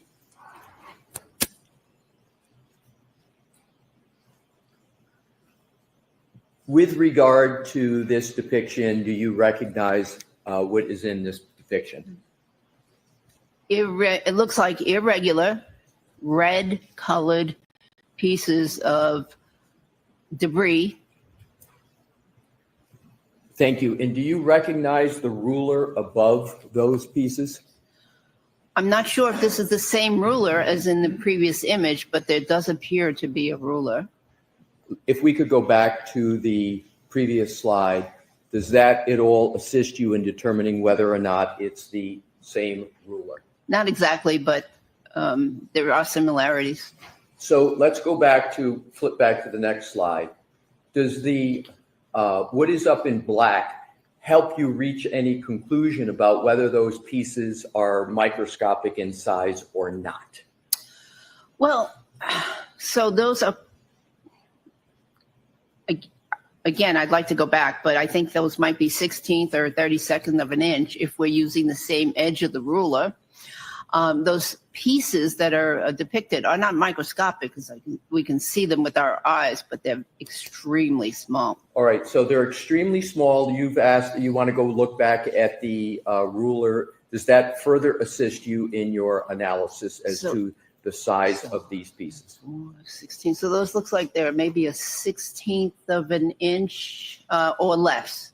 Okay, so let's go back, Mr. Wolk, one more time. So these pieces are a 16th of an inch or less, correct? Yes, if we're using the same ruler. Right. So with regard to, and if we could, Mr. Wolk, now go to Exhibit 1.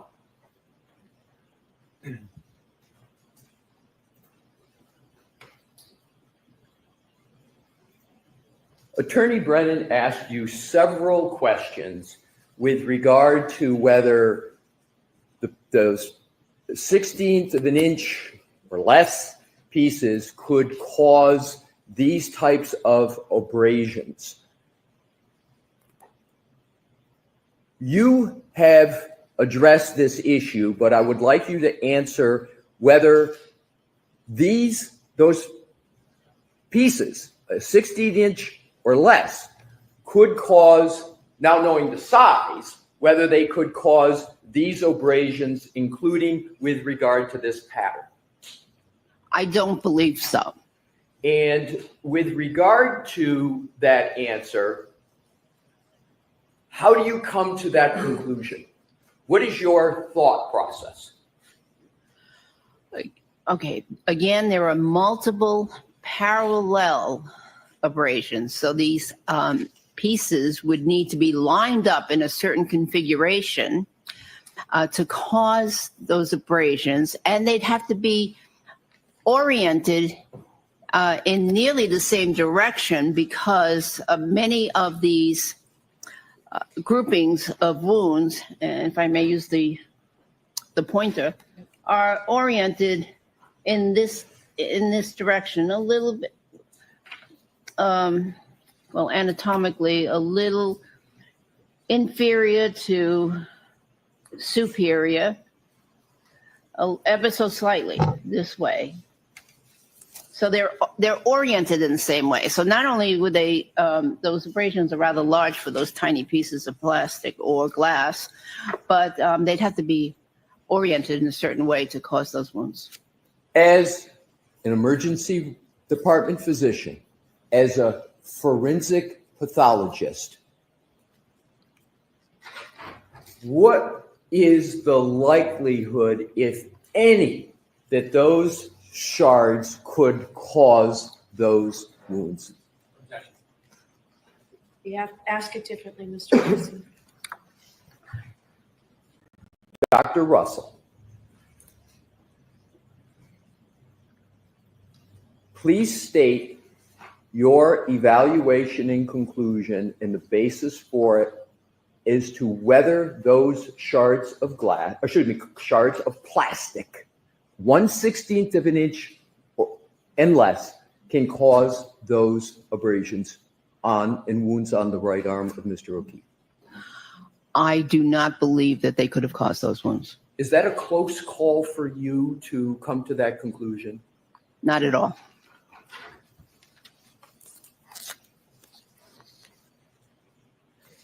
You were asked several questions by, please keep that depiction up, Mr. Wolf. You were asked numerous questions by Attorney Brennan where he wanted you to go section by section by section and evaluate each. He grouped these, I think, 5 or 6. Do you recall that questioning? Yes. Is that a scientifically proper way to evaluate this wound to determine whether or not it is from a dog? Is that a proper methodology to look at each individual section only? No. How, at a scale, is it improper to evaluate them that way under your methodology? Sustained. Dr. Russell, what is the proper way to evaluate the wounds on the right arm to determine whether or not they're caused from a dog? To look at patterns, because individual wounds can vary, but the pattern is what is significant. And on your direct examination, did you go through this method that you just described, a pattern and pattern recognition?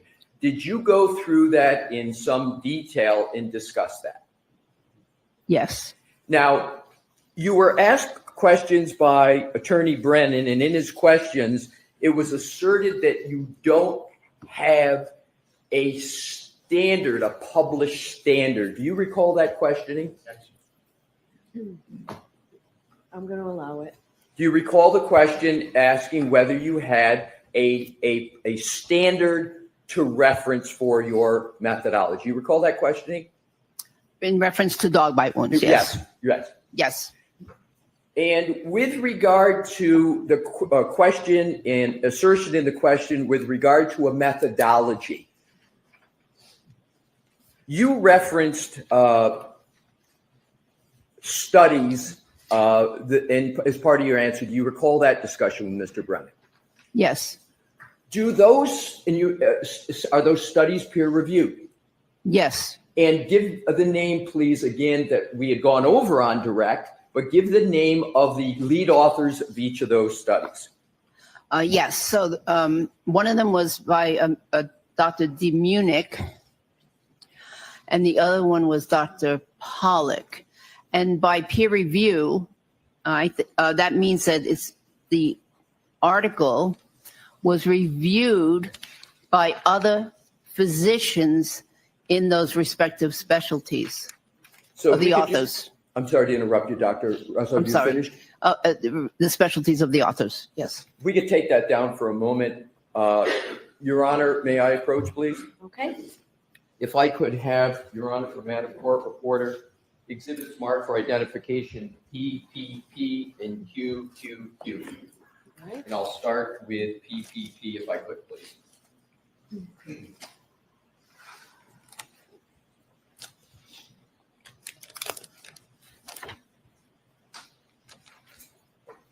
Thank you, Madam Court Reporter. May I present PPP to the, thank you, Your Honor.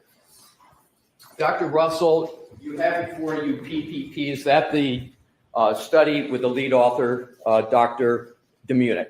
Yes. Do you recall Attorney Brennan in his questioning asserting that you had no basis and there was no support for your methodology of pattern recognition? You recall that discussion? Objection. Sustained in that form. Do you recall questioning on the cross-examination by Attorney Brennan as to your basis for a methodology in terms of pattern recognition with regard to dog wounds? Do you recall that? Yes. Can you please take a look at exhibit PPP for identification and identify whether there's any section in that study that talks about and documents the methodology that you used in that study? Yes. So this is an article that was published in the International Journal of Legal Medicine, and it is entitled Forensic Approach of Fatal Dog Attacks, a Case Report and a Literature Review. And so it's several pages long, talks about a specific case, and then on page 298, there are some significant passages that I would like to read, actually. So it says here, dogs have some very specific dental and maxillofacial features. They have 42 teeth, 20 in the upper jaw, 22 in the lower. Usually the mandibular dental arch is narrower and shorter than the maxilla, and that means upper, lower and upper. Maxillar is the upper. Maxilla, and the shape of the dental arches varies among the different breeds. There are natural gaps between the teeth that are attenuated or accentuated depending on the breed. The canine masseter pterygoid complex is short and strong, and its insertion on the mandible provides powerful mechanical advantage. So that's talking about the muscles, how powerful they are. And then it goes on to measure the forces. If you could find the location, if there's any in there with regard to pattern, is there any discussion about attributes and patterns in that study? Yes, this next paragraph. The above features attribute to the characteristics of dog bites. The maxillary teeth distal to the mandibular teeth allow the so-called scissor bite in which the dog can lock onto his prey. The tremendous force of the bite,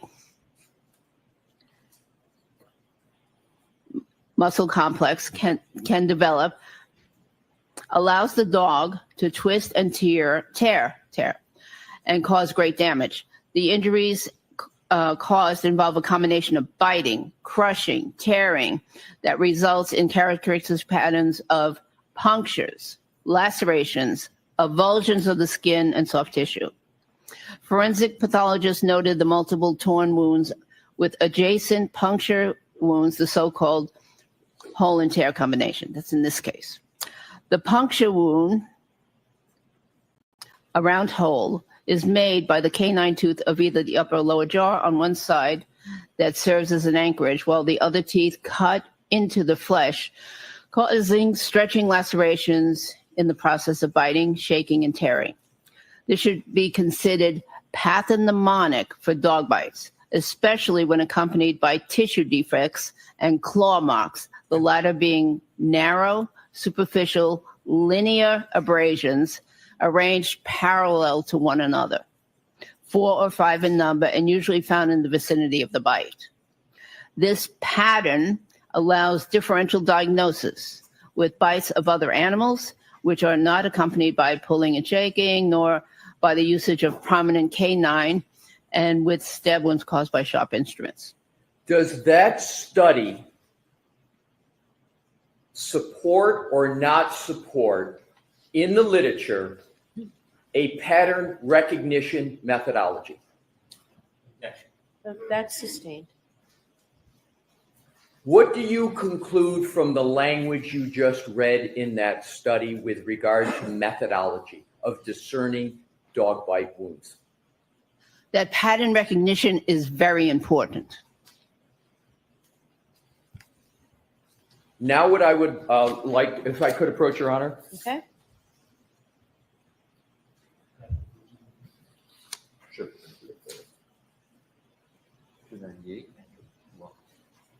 If I could return this to Madam Court Reporter and please request Exhibit QQQ for identification. Thank you, Madam Court Reporter. May I hand it to the witness? Yes. Thank you, Your Honor. I've now handed you what is marked for identification as Exhibit QQQ. I would ask, please, that you, is that the Pollock study that you referenced in your direct and in your cross-examination? Yes. Could you please, as you did with the Demunic study, can you please articulate the relevant, just the relevant sections with regard to your reliance upon that study? Yes. So this is an article from the Institute of Forensic Medicine at the University of Vienna. Is that a peer-reviewed study? Yes. Please continue. Excuse me? Please continue. Okay. The title of the article is Fatal Dog Bite Injuries. And there's a summary. It says the dog's front teeth. So let me preface this. This was talking about a deceased child. And they describe the features. It says the dog's front teeth left marks of individual circular or scratch-like abrasions, as well as slit-like skin severances. Slit-like skin severances of the skin, arranged in curved lines. The pattern of the skin lesions largely corresponded to the anatomy of the dog's set of teeth. No tissue defects could be detected.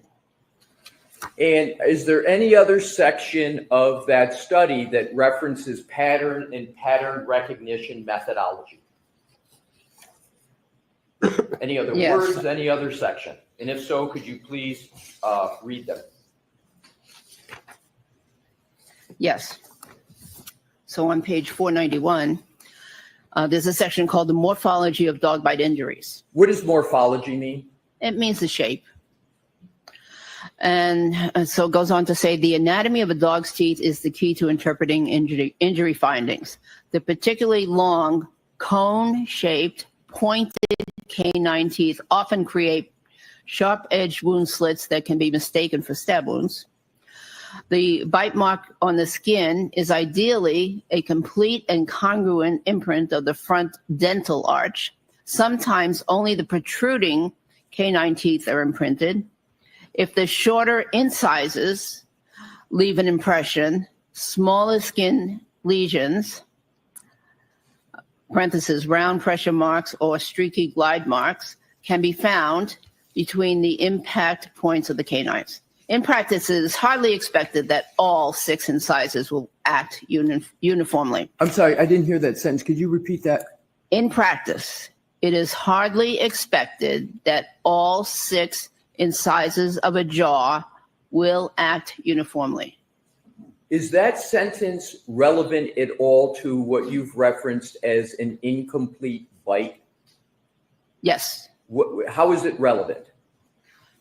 Because if not all the teeth impact, then you get a partial bite. You know, you get irregular appearances.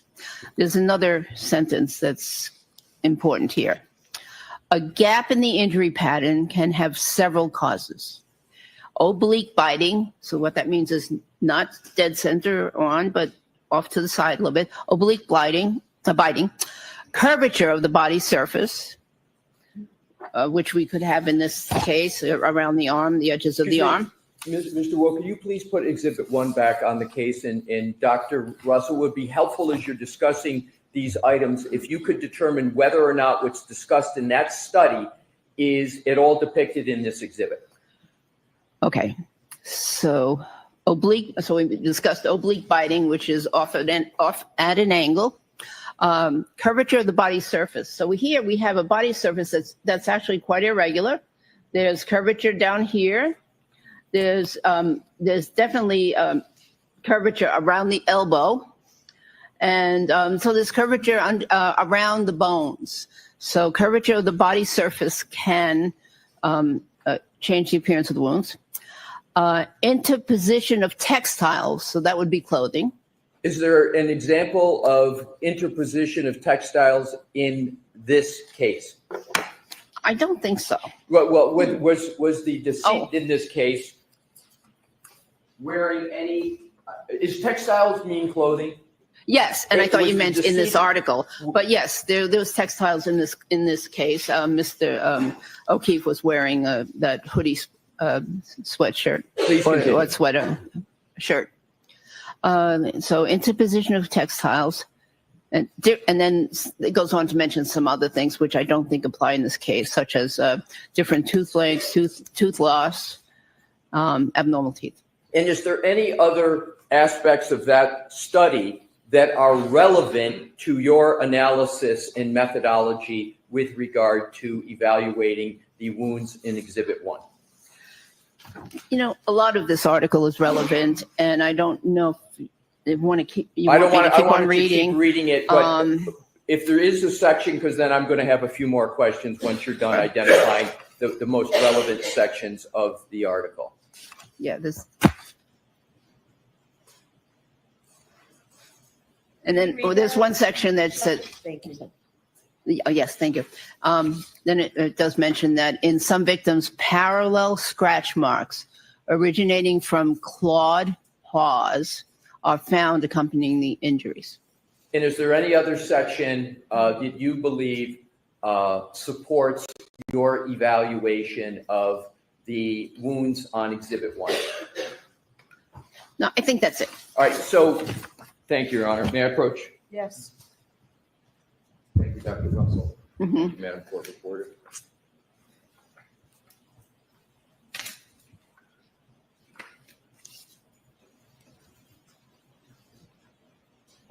So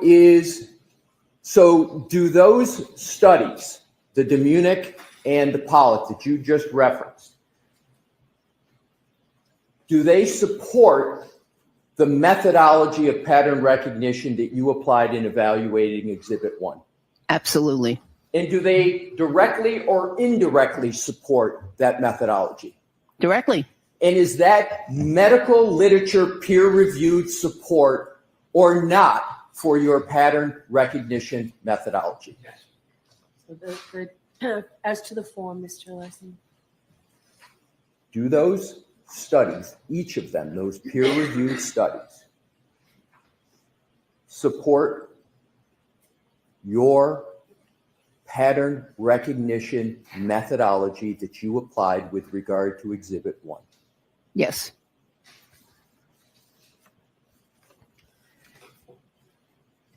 Did those studies look solely at individual wounds, or did those studies' methodology look at the overall pattern to evaluate and discuss wounds from dogs? Ask it differently. How did those studies evaluate wounds with respect to individual wounds and overall wounds? How did the study evaluate those? They described some individual wounds. There were numerous wounds. Described some individuals, but they looked at the overall pattern to make recommendations. Was the pattern, overall pattern in those studies important or unimportant in the analyses and conclusions that those authors reached? Important.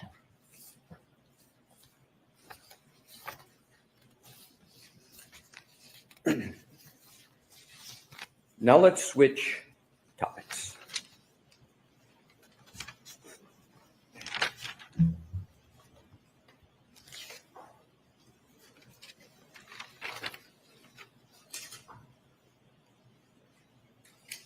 Attorney Brennan asked you about various considerations you made with regard to differential diagnosis. Do you recall those? Yes. Let's just start with your differential diagnosis methodology.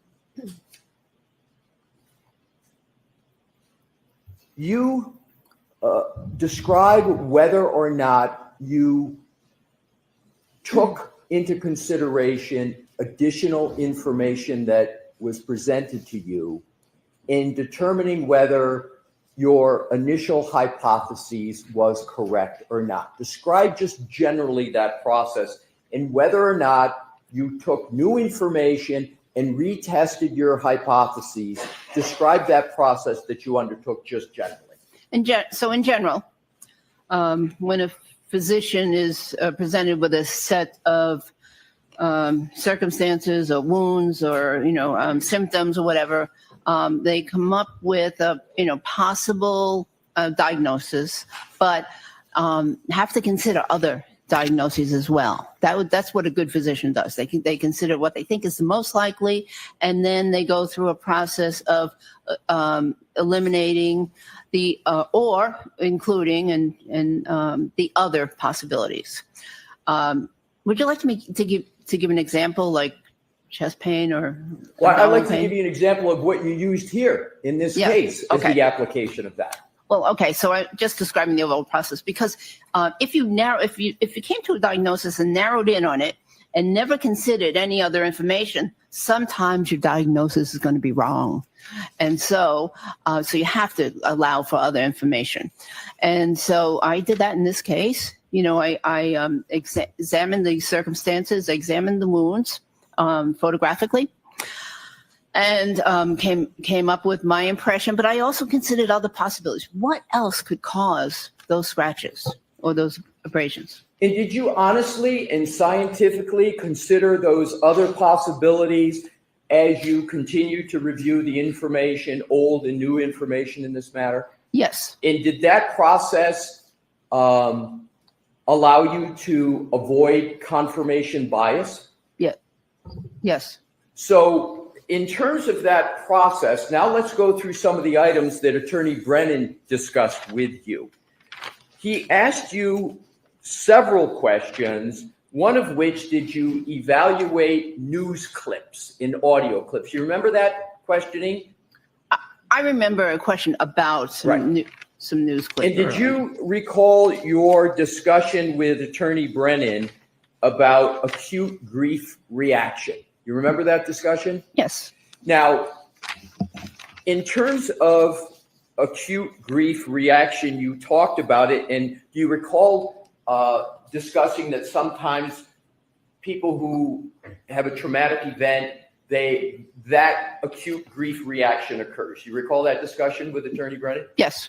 Now, do you recall also mentioning that sometimes these patients engage in self-blame?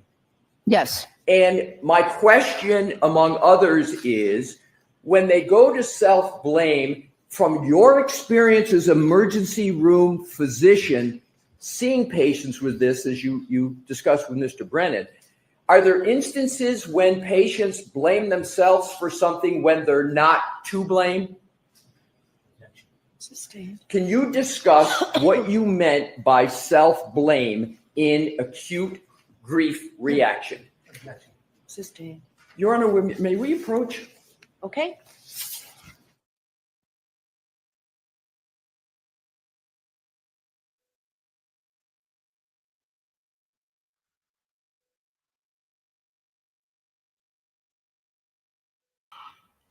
I missed that bit, the last 2 seconds of that.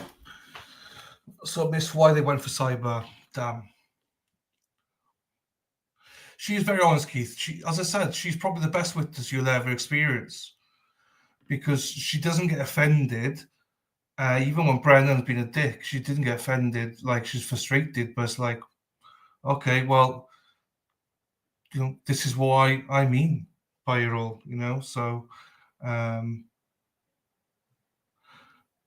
not going to rewind it because that means I messed the whole stream up. So whenever I rewind, it goes into a, what do you call it? The screen of death.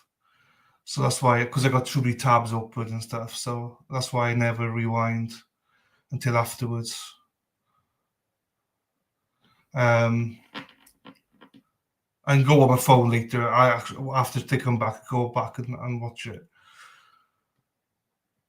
The self-blaming interviews. Yeah, I mean, she's just very impressive. But the self-blame and the grief, that's just trauma, as Wicked Sykes says. Yeah. Well, I mean, he brought it up. He brought up about the whole thing about trauma, like, her comments on Dateline and stuff. So I don't see why he could object. So I don't know. He doesn't like it when he opens the doors, it seems like. So.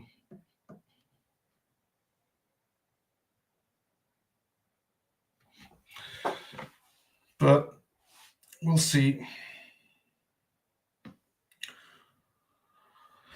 We'll see what Bev says now.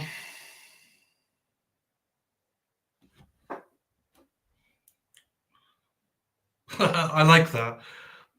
The most qualified person to make an opinion on this topic without being the dog herself. I love that. That is so true.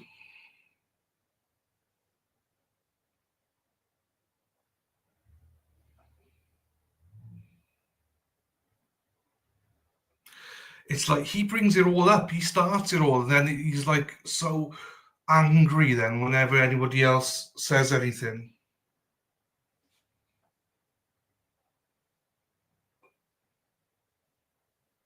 Yeah, a screen name there. Kristen Gilotti. I like that. Kristen Gilotti. That's like Italian, Kristen. Are you Italiano, Kristen? He's tried to compose himself, Deb, in this testimony. He's tried to compose himself a lot. He snapped at Dr. Russell yesterday, and then he apologized because he knew he'd snapped. But he doesn't mind getting angry at everybody else. Basically, you're seeing a defense attorney being a prosecutor right now, is what's happening. And that should never, ever be the case. Ever. A prosecutor should always be a prosecutor. But Italiano. Where you from, Kristen? I shouldn't really make an Italian accent. Are you currently living in Italy? Italiano.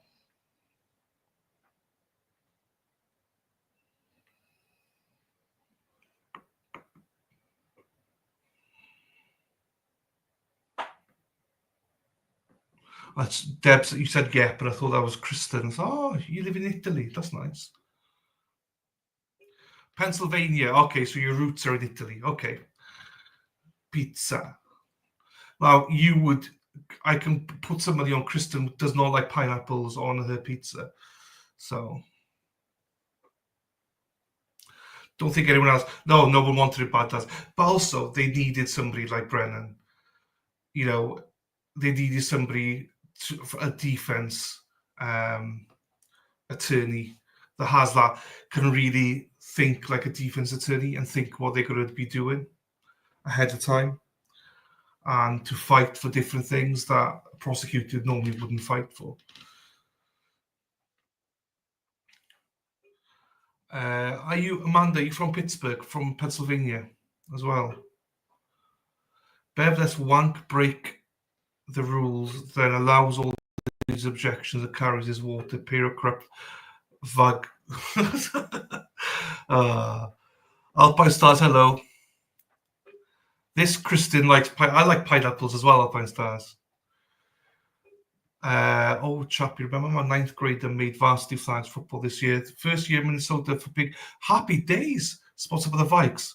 Yes, I remember that. Is she enjoying it? Play on Monday night, the Vikings. Oh, what position does she play, Erin?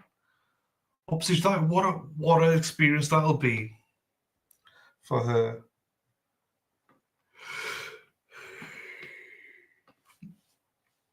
I do wonder what position she'll be if she's anything like you. Go read Aidan's latest tweet. It'll go very interesting. Right, what's Aidan saying?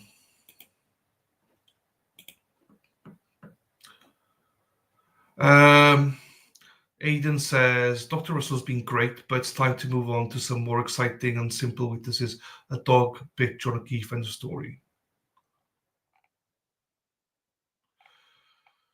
And he's saying, for your information, sources reported to be that Karina Kolakithis, with this Phil Connor's last trial, will testify with a lawyer present that Jennifer McCabe told her that there was ring camera footage of John O'Keefe being hit by a car in an attempt to convince her to turn against Karen. I'm not surprised by this. This is completely in line with McCabe's manipulative behavior towards many of the witnesses in the days after O'Keefe's death. WBZ also reported this lie on February 1st, the day they were at D&D Pizza, and Matt McCabe texted in the group chat that Chris Albert should tell them the guy never came in the house. That is interesting. I'm not surprised. So the Kolakithis, the husband, stopped by us for a Camden standout, but his wife doesn't leave the house. She's that like intimidated, so scared to leave the house because she gets treated like shit.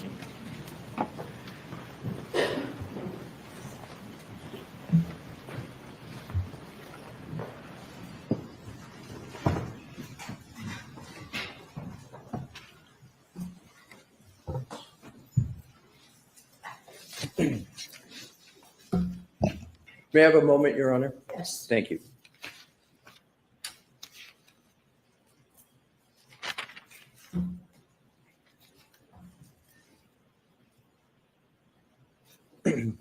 Dr. Russell, do you recall questioning by Attorney Brennan with regard to some alleged clip with regard to a motor vehicle, the Lexus and the pedestrian in this case? Do you recall that discussion?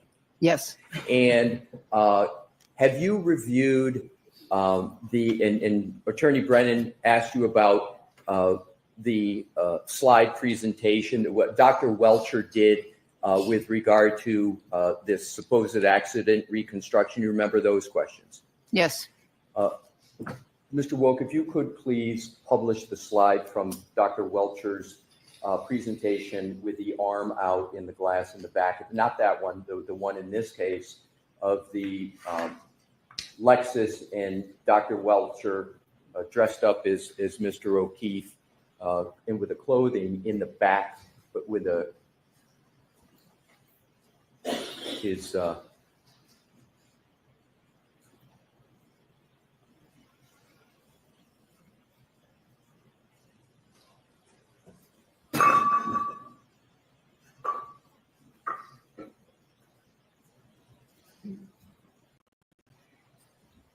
that would be toward the back of that slide presentation, probably around 130-ish, 120.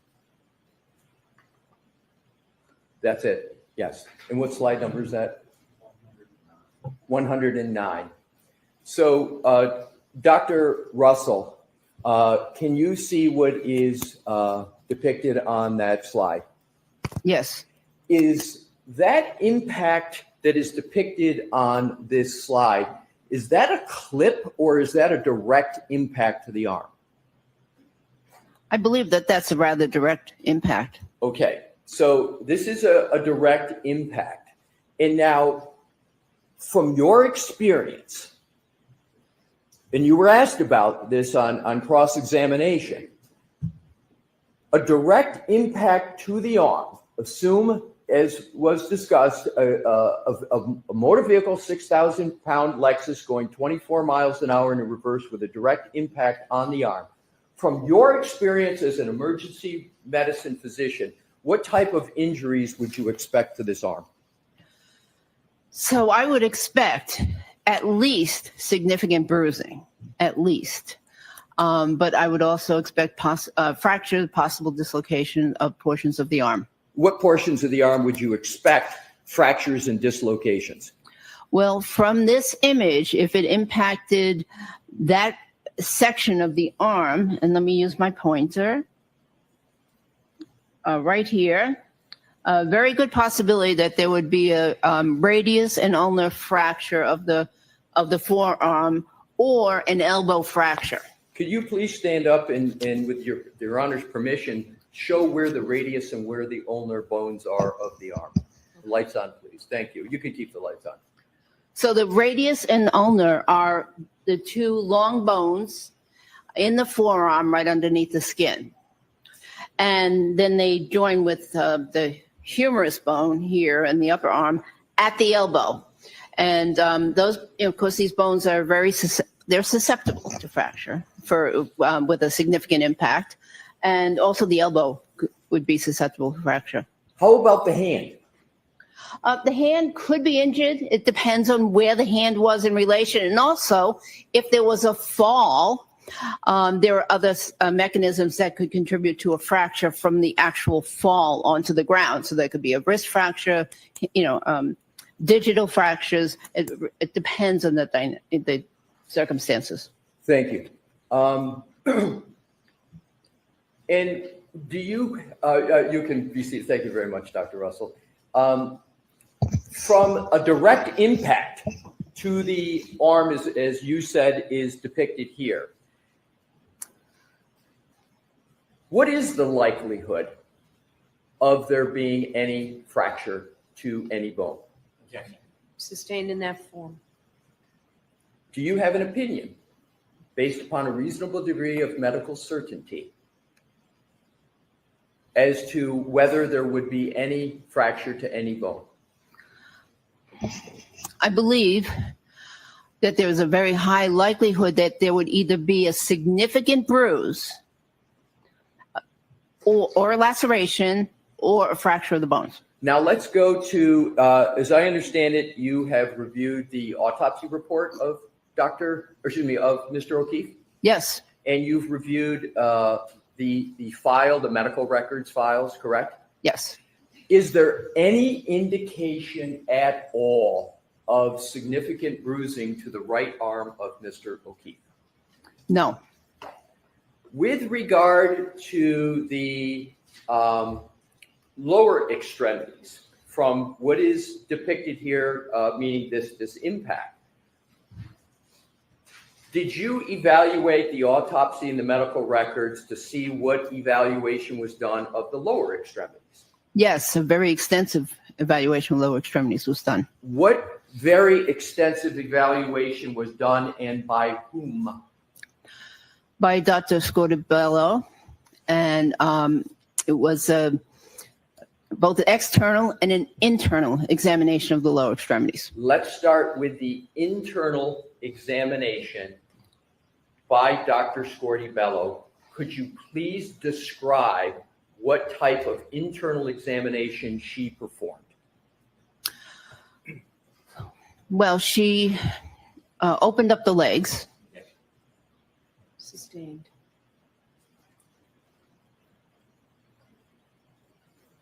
May we approach her for lunch? All right, Jerry, I'm going to send you out for lunch. Okay, we'll see you too. Yes, come on up.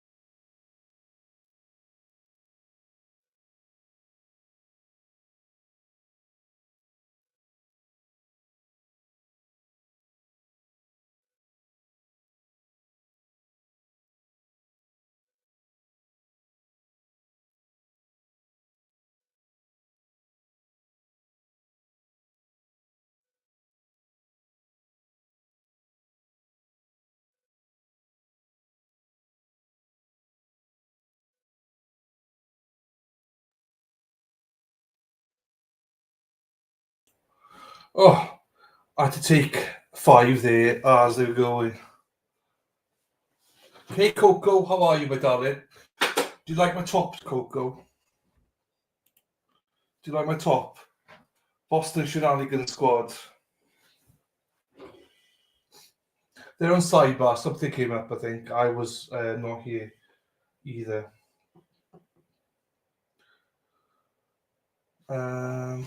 Right, which one was that again? I shouldn't fiddle with stuff. Oh, no, wrong one. That's the one. That guy looks tall as anything, that other guy.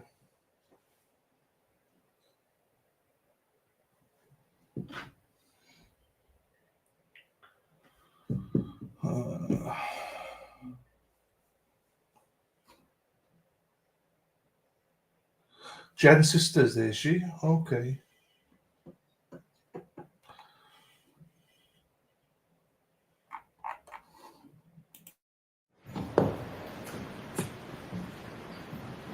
All right, Chrissy, does that help?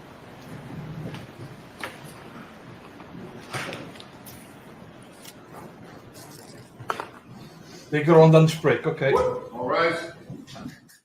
Okay, they go on lunch break. Well, hopefully somebody's there. Yeah, thank you, Coco.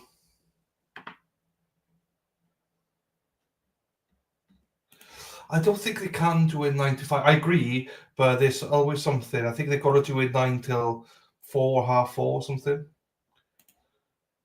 The best. I just decided to wear this today rather than the Scully cap, Dennis. I'll try ringing you. I'll try ringing you in a bit as well. Once, hopefully, Dina or Erica comes online now. Let me message Dina, see who she is. Ba, ba, da, ba, da, ba, ba. Let's go, girls. Ba, ba, ba, ba, ba, ba, ba.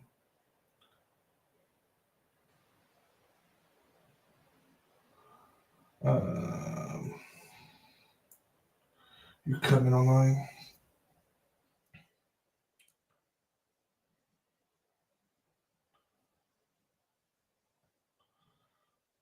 Okay.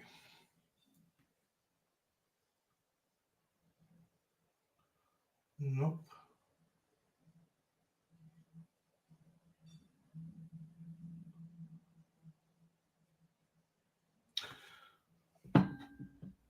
Right.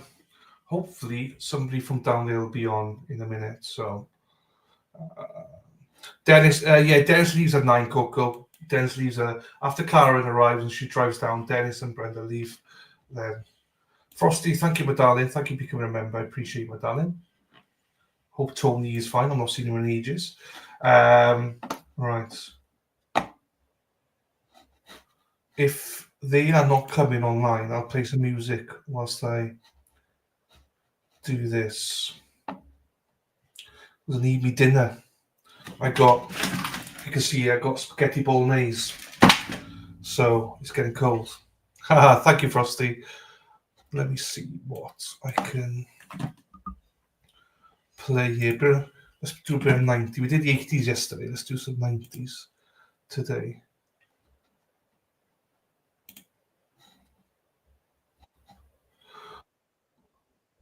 Oh, I was going to sing "Oh Baby Baby," but we got another baby coming on. Here we got Erica Walsh. Here she is. Tina just notified me she didn't have her phone. Sorry, I would have been here sooner. No worries, my darling. Hi, guys. I'm Leslie. Love you. A lot. Hi. Go over here. We'll see you later. Hi, John.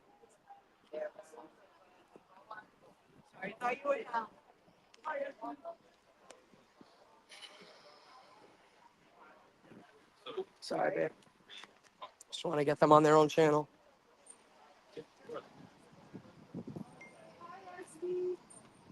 I'm tired from Utah. Oh, God almighty. Erica, I'll leave you to. I'm going to go get some dinner. What'd you say? I'm going to eat my dinner, all right? Where are you going for dinner? I got it here in front of me, spaghetti bolognese. Oh, nice. Sweet. So I need to eat it. So I'll leave you alone, all right? Yeah, Dr. Russell. Thanks, Dr. Russell. Karen, Brown Brothers. Enjoy. Brown Brothers. Fidelity. 19. God. I know. I know. Oy. I know. Here we go. Grab my stuff so I can move along. Ugh. What's up? No, I'm good. Thank you.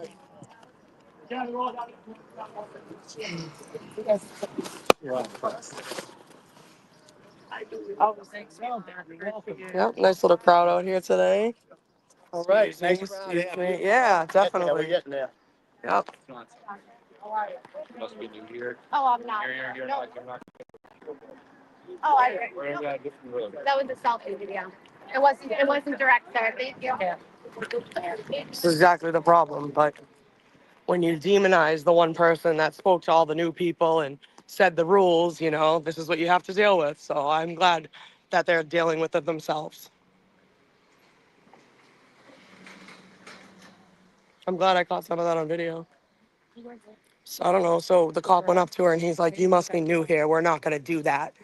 And she was like, "What?" And he said something like, "You're not going to do that." And she said, "It was a selfie video, sir," because he thought he was recording Hank because, you know, he gets the royal escort down the street by state troopers. Oh, look at Crystal in her fucking wheelchair. I'm so dead. Not a wheelchair, a scooter, rather. Yeah. She got her headphones on. You know she's ignoring them. It's Crystal. She's in her scooter. She's like bombing ahead of them. Oh, come on. God, this guy again. He's our favorite guy. We love him. You want some honey hots? I'm trying to work it. Whatever. Don't say I didn't offer. Sorry, Dylan. We're just getting back down to the buffer zone here. Oh, Dylan's eating dinner. Sorry, I forgot. Hold on, I don't even have the chat.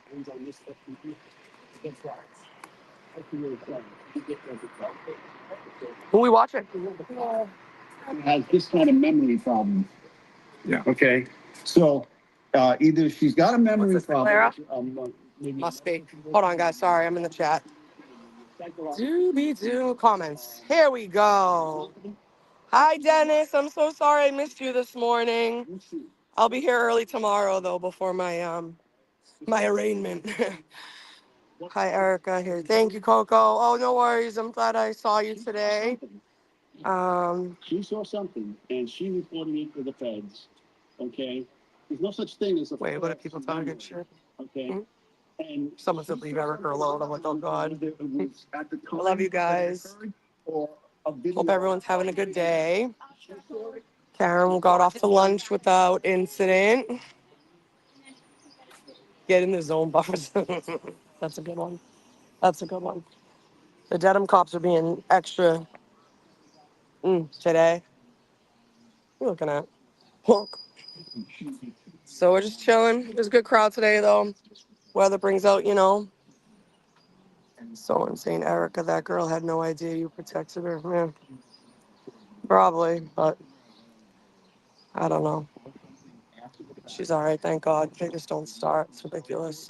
I mean, they just don't stop, rather. Obviously, the Is he gonna FBI tag? comes in August 9th of 2023. That's some 18 months later, Ed, All right. and audience. 18 Appreciate months you. later, she tells them that she saw Oh, my God. We don't give you a hard time. Brian Higgins. No. And, Some people. Well, sometimes when you. See, this is what I'm saying. I can't. We have good, decent people down here that just trying to do their job, and, you know, thank you, Dennis. It's a little 11:30. Don't stress about getting here or whatever. All right. What are they coming down here for? What the fuck is the problem now?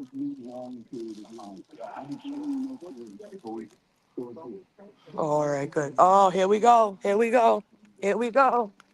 Here we go. They're giving her a fucking ticket, I think. Or they're having her scan that thing. Hey!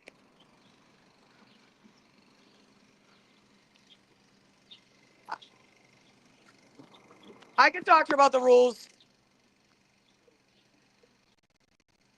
They're trying to get her to scan that. Yeah, no shit, Mary Bagwell. No shit. And now they're trying to predate charges, which is even fucking funnier. You don't have to. Don't scan it. Don't fucking scan it. Don't.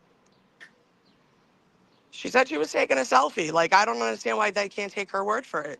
She had her camera up, and said she was taking a selfie. He thinks she was taking a video of Hank, and it's a big fucking deal. This is what they're doing now. This is what they're gonna try to get away with. Hank, where's Hank? He walked by. He's gone. It was maybe. So Hank probably said, Well, he watched her do it. I think he said, but regardless, I don't know this girl, guys. "Can I walk up there?" I mean, go ahead, but I just tell her we'll tell her the rules. Oh, good for her. Good for her. Good for her. Yeah, this is the guy that's talking now. That's Hardman Jr. Okay. He thinks he's fucking Big Bad Daddy. He's a fucking loser. He's the one that screamed my name when he was in the van, like near the van, and I was at the end at that corner. Screamed my name, and I was like, I'm leaving, and I waved. He said, stop now, or something crazy like that. I was like, all right, brother. It's ridiculous. You guys are seeing this live firsthand. Look at Hardman with his chest out. Yeah, oh yeah. He stood in the street with his arms in front of him like, tough guy. Don't be nasty.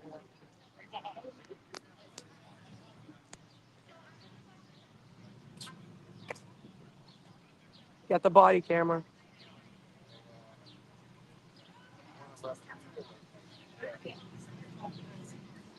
Yeah, CJ Coop. I don't know what the problem is. They've done it to us all week. It's whatever, since the beginning rather.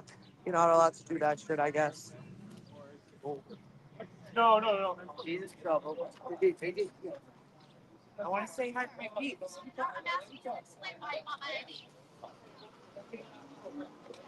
Just can't help themselves. I'll be right back, Al.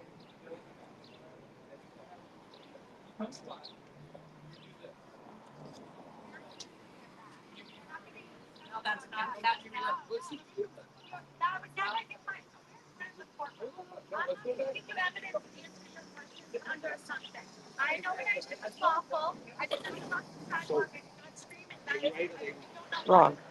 100% wrong. She said, Huh? She said, I don't know what she said. she said, Who cares if she said whatever the fuck she said? a selfie with a cop, and she put him in it. No. Pee Wee Herman. Okay, so what I heard was he come over and he said, you're not allowed, you must be new here, you're not allowed to do that. She's like, what are you talking about? And he goes, you're recording him. And she goes, no, I didn't. I took a selfie, sir. I wasn't recording him. She thought she was recording Hank walking by. Why can't we do this? You can do whatever you want, sir. It's America. That's all I need. I mean, I'm not really, they unlawfully arrested me last week or 2 weeks ago, so I may not be your favorite person to ask, but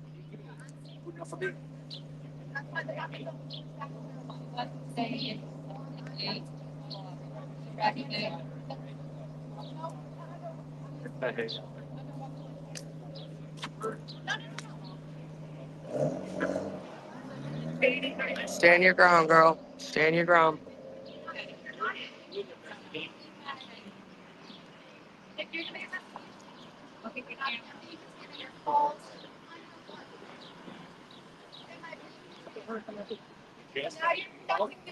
Just called the Pee Wee Herman. No, you're assuming that. You are assuming that. I'm recording too. I'm live right now. Yeah. I was arrested 2 weeks ago for it. They're insinuating what I did. I saw her. I was right there. I stood next to you. I'm trying to make everybody know. Because it works. No, I already told you I just want to make sure this girl needs it. Listen, I'm the last one that, Proctor's was insane and all that, but they're not all like that, I don't, I got cousins that talks and. It doesn't matter what she calls it. It's different going like that. But I'll tell you right now, from my own opinion. If Hank is so sensitive about, She said Pee Wee Herman. if Hank is so sensitive about pictures and name calling, he should stay inside or he should walk around. He created this zone. If it was me, I'd laugh and go funny. That's what I'd say. You know what I It's mean? a joke. Yeah, I'd go It's funny. a joke. They try to say it's intimidation. Bullshit. It's It's fucking disgusting. It's insane. Gonna try to intimidate me. If he doesn't like it, he He's should not walk just- another way. He should stay inside the house. He should stay inside the court. If he doesn't like name calling, he should stay inside the court. To go see some tailors. It's America. Oh, what do you mean? They're waiting for the flood. I told them invite their shit down to their ankles. They can party. You get arrested. What was your name? Did you really say, did you say Peter River? No.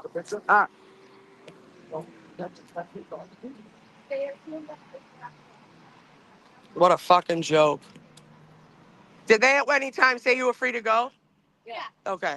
Trying to intimidate me. Of course they were. So they did it to me too. Well, he did say. A week before I was arrested, they did the same thing, except I there was thought it was you. except there was three of them, and they surrounded me. And when I Yes, went to take I a saw step, that. they clenched in, and I was like, "Yo, what are you doing here?" Pull the footage. That's what I said. Yeah, There were way too many people around you. They're wrong. they don't like when you speak up. There you go, guys. So one Another incident. Another incident. Another incident. Well, the one. Okay, so if you're looking, the one on your right, he's Minnie Hardman. That's Hardman's fucking protege. I was at that last corner, literally, where that bench is. That's where the guy. I saw you. What's your That was Erica. That was a week before I got arrested. I was at that corner, leaving the buffer zone, going to my truck. I hear Erica. I look and I go, yeah, I'm fucking leaving. Like, see you later. Bye, I'll talk to you later. I said, I'm leaving. Have a good day. And he stopped now and like ran after me. It was. I'm surprised they just didn't try to get you for interfering with an That's investigation. why I stood there. They can't. Again, I'm just. But that's why I kept my mouth shut. Appreciate But that. it needed to be recorded. It You needs to be. interfering with an investigation. Yeah, I mean, I'm sure they'll try One's it. investigating me, but one's Yeah, I have court tomorrow. I have court tomorrow. Yeah. Which one? This one? Yeah. Yeah. Yep. Good for you. They want you to be silent and scared. No. They freaking do. Yep. They look good. So yeah. Nothing. They let her go. She let her walk away. She didn't do anything wrong. Even if she was recording him, even if you were recording him, you did nothing wrong. So that's like my thing too. Is like I didn't see you do shit. I didn't see you do shit. But at the end of the day, it's like, come on. Right. Well, yeah.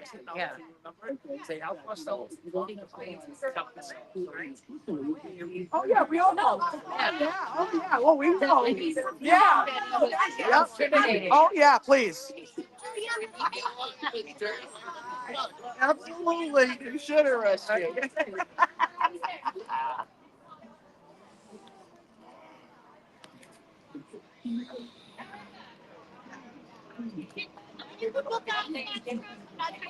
Where is he? He's right there. Have him unlock it. Yeah, have him unlock it. So what am I signing? Which one? Oh, it's up.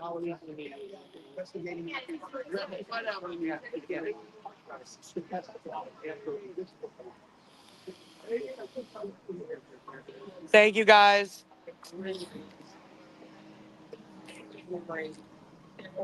All right. I mean, I'm gonna sit here for a minute. Hold on, I'm gonna turn that down and sit here for a second. I'm gonna turn this down. Sorry, guys. Right back at it, but this is just a small piece. I'm just turning this down a minute so I can do live. Sorry, Scotty. Sorry, Scotty. All right, let's see. You can write everything you just said. Yeah. Someone walking in the buffer zone took a selfie. Cops didn't love it. It really wasn't even that, to be honest with you. Hold on one second. It was more just, I think, it was a Stady trying to prove himself in front of Hanky Panky that he was a big, bad, tough guy. And, you know, like, that's what it felt like to me. Like he was trying to defend Hank from some, you know, fucking arch criminal, whatever the hell it is, when that's really not necessary because, you know, it's just stupid. Erica, Coco put a bag in Dina's car. Can you let her know? Yeah, is for what? For Dina? I'll let her know. It's down there right now, but I'll let her know. I think the girl that just had the incident is talking to Michael O'Brien. He likes getting the suits on. He likes getting the stories on this stuff, so I'm sure he'll air it. Eric is hearing right now. Oh, I love you. Oh, you're funny. You're funny. I love you. Thank you. Figure out the best way to attend it, and I don't think they. No, yeah. Listen, family comes first. Yeah, her daughter has an appointment here though, and then she got to drive all the way back up there. So I'll smoke about with you while I'm on camera talking to these heifers. I did tell Scott I'm gonna do a drive-by and throw something out. Yeah, okay, thank you. He won't remember. He'll be like, wait, who's this for, Jessica? Yeah. That's what he calls me. Scott, what's my name? Look at him. You fucking asshole.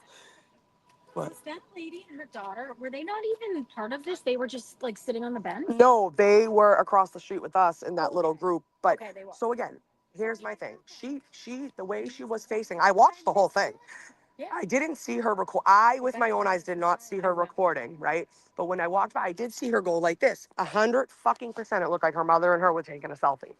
He said it, shoot, the statey, Okay. come over, and he goes, yeah, I know you're new here. I don't recognize you, but we can't do that here. And she goes, what are you talking about? No. And he's like, you were recording. And she goes, no, I was taking a selfie with my mom. And he's like, yeah, no, blah, blah, blah. She crosses the street, sits on the bench. He comes over. My sister's watching. Oh, it's on. No, it's right there. There you go. Hey-oh. I love it.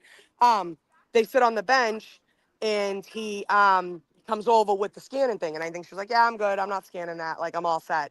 And he started, and then it was. She said something like, "Oh, am I being detained?" And then the other one said something like, "No, we're doing an investigation." And she's like, "Well, which one is it?" Like, if it's I'm free to go then, right? I'm out of here. And she's like, "Yeah, no, it was very odd." And again, like, it just shows, like, I literally just stood there shaking my head. Hardman just stood there staring at me. I recorded the whole thing from a safe distance. I wasn't being obnoxious and I wasn't yelling stuff. But by the end, I did tell her, like, "You're good. Let's go. Like, I'm recording. Come on." I have my own shit going on. I'm not trying. Here's the thing. I have my own shit going on, so I'm not trying to start shit with these people at all. But I can't stand here and keep my mouth shut when shit like that happens in front of me. I just can't do it. So again, whatever that leads for me, because I guarantee, she just said, I'm surprised they didn't try to get you with interfering with the fucking, interfering with an investigation. I'm like, oh, it's coming. They're already trying to predate charges on my ass. Let's see how that goes. Oy. So I did ask chats what if it was a misdemeanor, what happened. Oh, hello. Oh, hello. I needed to know. I turned that down just a little because I'm just doing a live with these peeps. I needed Because my phone's charging. Are you on? Whenever Michael Bryan. Yeah, well, I'm on, like our link. Yes, yeah. I think Dylan went to go eat dinner. Yeah, so I said, sure, go ahead. Arrested. I asked if it was just like, what was it, a misdemeanor? And thank God it was. No, but no, so it is.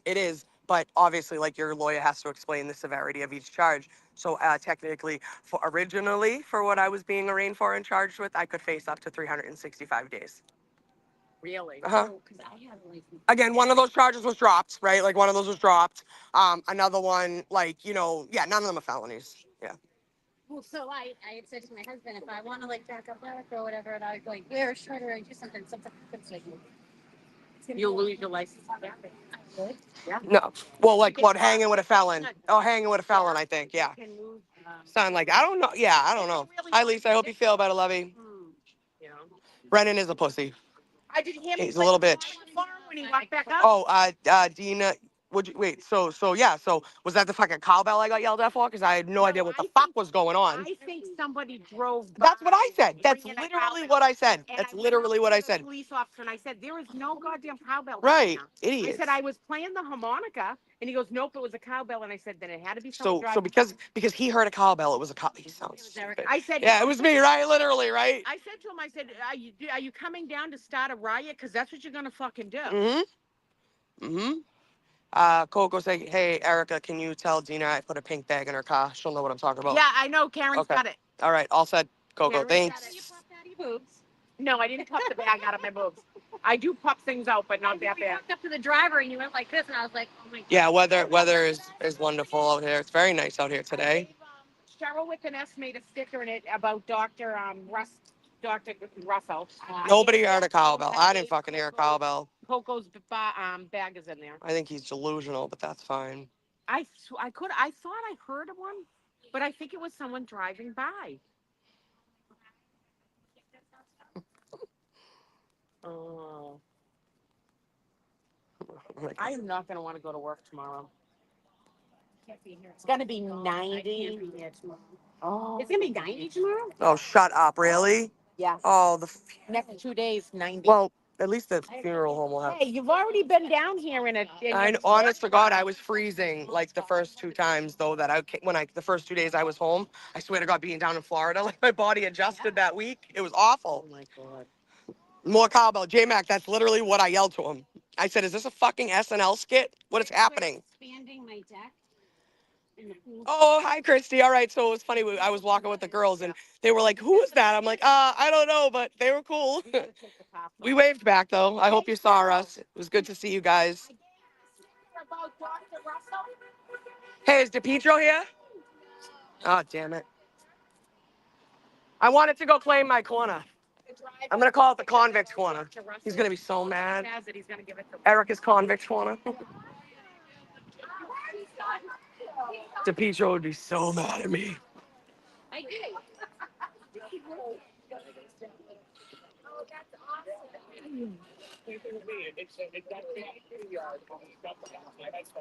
Jooby doo. Let's see. And what did your text say?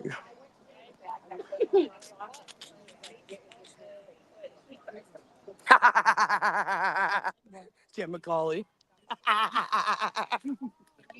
That was a good one. That was a good one. That's literally what. That's like. I don't know. I honestly, I like blacked out, but I don't even know what I said. But I literally was like, "Is this a fucking SNL skit? Like, is Ashton Kutcher gonna come out? Like, am I being pranked right now? You're standing over me. I'm in a camping chair. Like, my knees are up to my tits, and you're above me. I'm like, what? Enough of the cowbell. I go, what? You were sitting down? I was in that gray chair that my ass almost touched the ground. Bro, no. He was like this. No cowbell. I was like, what is happening right now? I've never, like, am I in the fucking Twilight Zone? What is happening? Ugh, hate it here. My God. It's almost over. It's almost over. No shit. No shit. Thank God. Yeah, maybe I should. It's so crazy. So crazy, dude. But even the guy like, oh, you must be new here. Not like taking him to the side and being like, you know. And then I looked at them and I go, why'd you come over to me like that? Like, why are you being, because I can or something crazy like that. And I like, what? So obnoxious. There they are. What's going on, guys?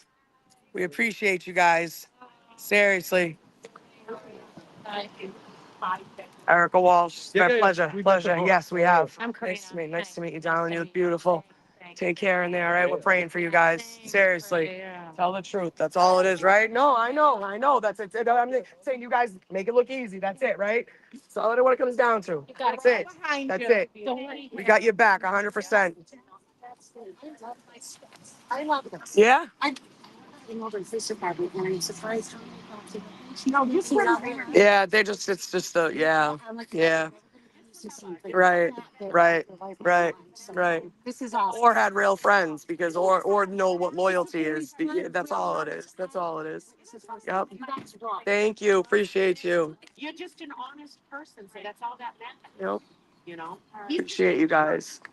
He's just a complete. He's a cartoon character. He's not a real person. Like piss people up and stress them out and stuff. Yeah. Dudley Do Right. Fucking clown. You know, they used to say if you go on stage, picture people like in their underwear. Yeah. Just put your Hank Brennan in his underwear playing that harmonica. Yeah. That's it. Brendan's gonna be aggressive and Yeah, disagreeable and just nasty to everything. Erica Michael from Justice Served came right at this. Yeah, that's awesome.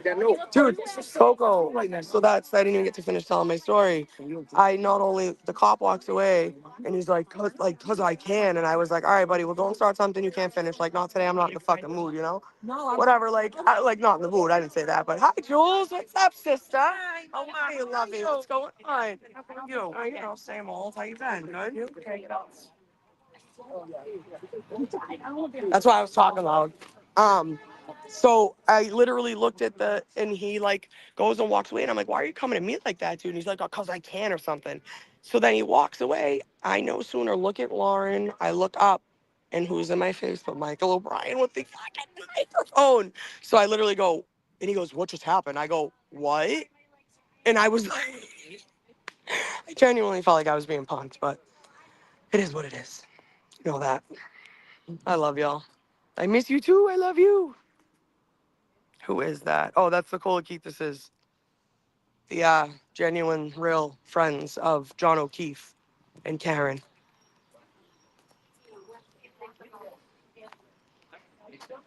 Yep. It's funny when you have like people witness things like that because it's like you're in a situation where you're like, is this really happening to me right now? Like, am I like, am I going through this by myself? Like, I feel like that's exactly how it was today. So crazy.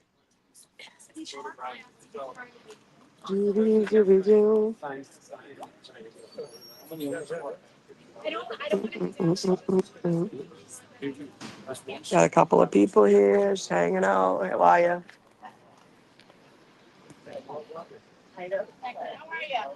What's going on? More?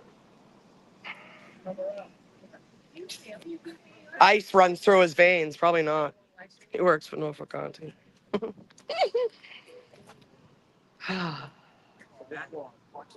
Yeah, Michael, I was cracking up. He wasn't being a bad guy or anything. It just like shocked me that he was right there in my face. So funny. As far as I know, they're not. As far as I know, Thanks, CJ. I appreciate it. Both of my lawyers called today and said the same thing. I'm just, I guess, a pessimist sometimes, and I'm dealing with a lot of Irish guilt right now. So he's like, I think it was Mark or John. They both said they were proud of me, and Mark had said like, you're a hero, and when people get called up, it's not something they usually want to do, but it's something they need to do, and obviously I just don't want to stand around and watch people get dogged on. It's unnecessary and it's bullshit. right now, all we gotta do is set the faith and testimony yet again. They already got the fine, so the facts will take care of it. All we gotta do. Are you getting FFCI or disability benefits? Who is? Oh. He has a reason. Stop, handsome. Oh, he's so cute. Officer Crump, the silver fox. Dina, silver fox alert. So where is Right here. Hurry up, get a picture. Yeah. Hey.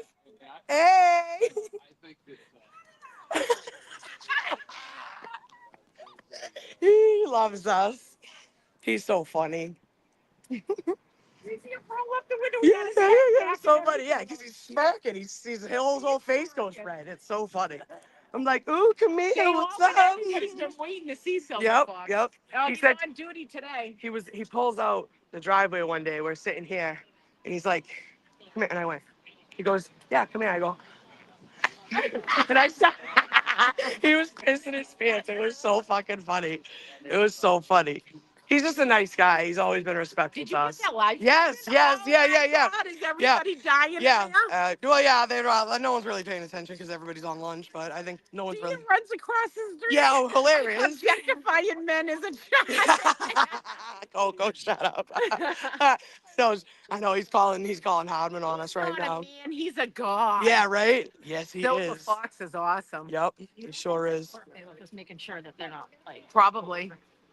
Oh, Karen. What do you mean there are other people there? Oh. Yeah.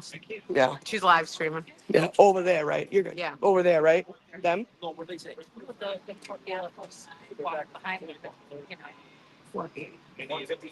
Yeah. Oh, yeah. So that's literally what I thought. I looked over to you guys. I didn't want to say it out loud. Well, that's what He walked past me and I went like this and I was like, interesting. Gina's trying to make the Clara jealous. Well, it worked, bitch. No, just kidding. I love you. Hey, I've already said. Give the girl a kiss for me. I've already said Silver Fox. All right. No, it's live. So I've already said there's a thing between the glare is here and Silver Fox is right here. But the glare will always be up here, but Silver Fox is here. Yeah, you know. Hold on. Listen, Baghdad. That's funny. Hold on. Filming right now? I don't think he's here, right? DePietro? No. I love that. Hi, Mom. Fantastic, fantastic. Yeah, of course. I love it. I will. I love you, Will. Yeah, there you go. Shout out to Will.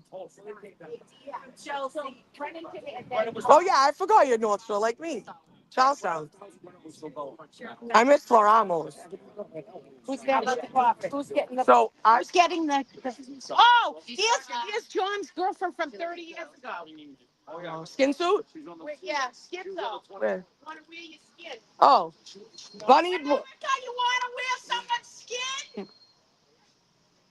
Fucking Tara Kerrigan. She gets an escort though, so she gets an escort now. Why does she have a cop escort? Yeah. She's not a witness. No, she's not a witness. She's John's girlfriend. Tara Kerrigan from 20 fucking. The one that wants to wear Karen's skin suit. I say it all the time. I said it to Karen one day. She just cracked it up.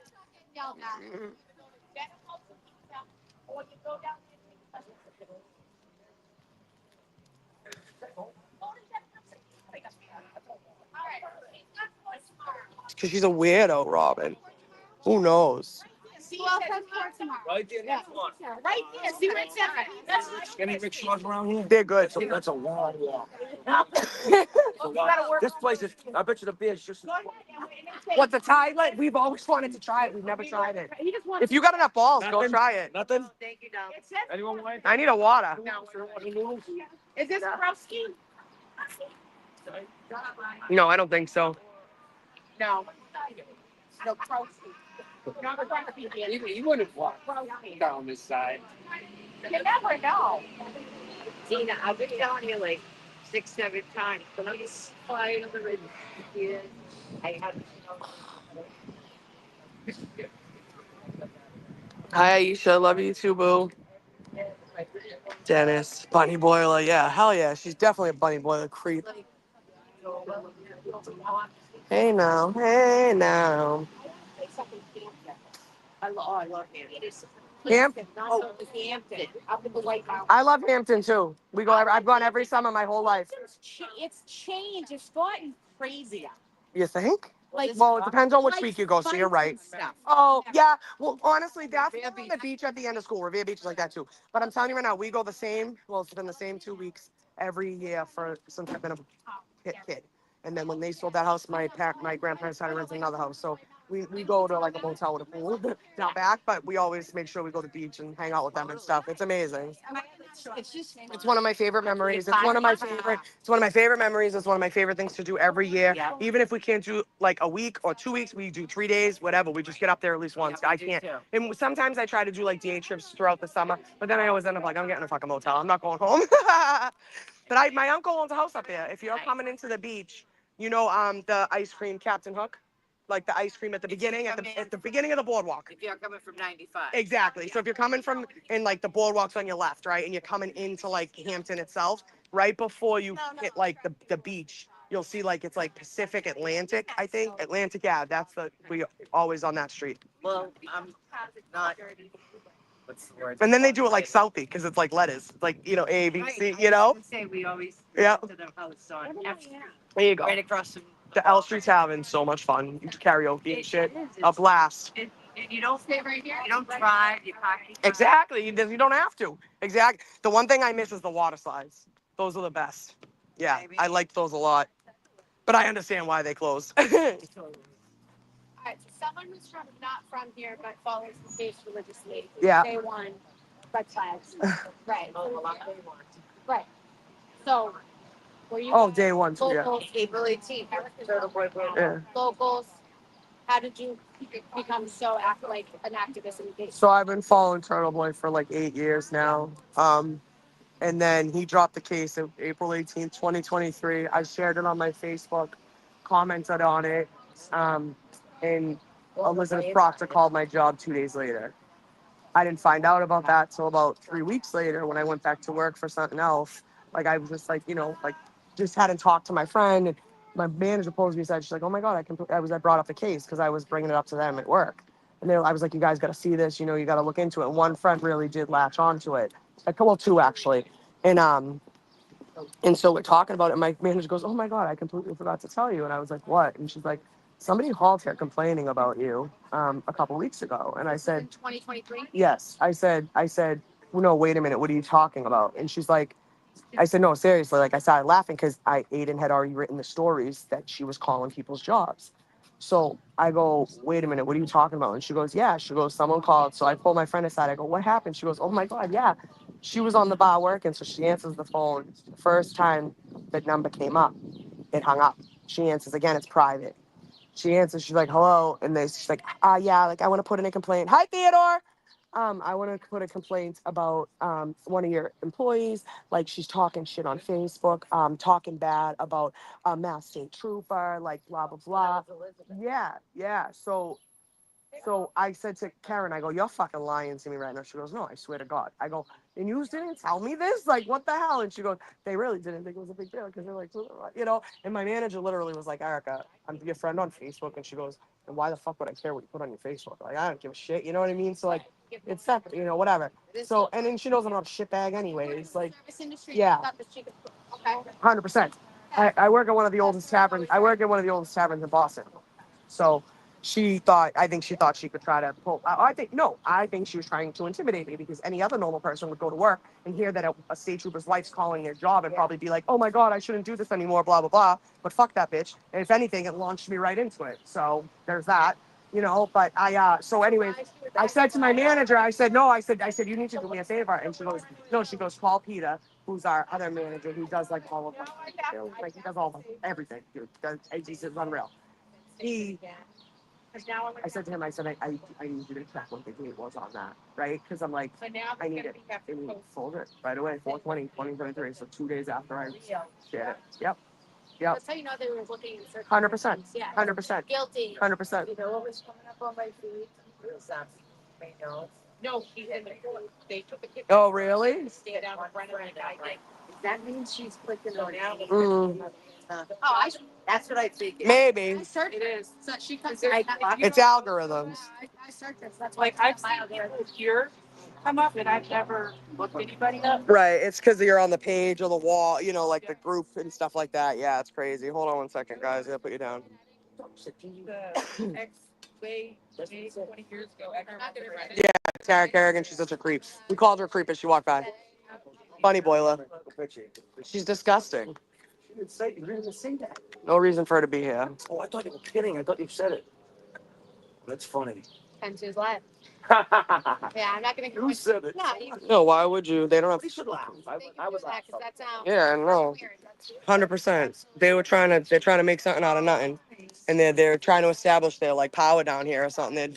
And again, like when he said something like, "Oh, like you must be new here," I was like, "Oh, here we go." Like you couldn't just pull her aside and say, "Hey, ma'am, listen, we're not allowed to do that here." You're already putting yourself out there. Oh no, yeah, I just. Yeah, so I Yeah. totally, it's not like I don't believe it when I see it. No. I actually see it in person. If anything, I say it all the time, and I was always raised to respect authority. I always have. You know, we gave cops a hard time, you know, in small town shit, but like nothing ever. They used to come and dump our beers out and send us home. You know what I'm saying?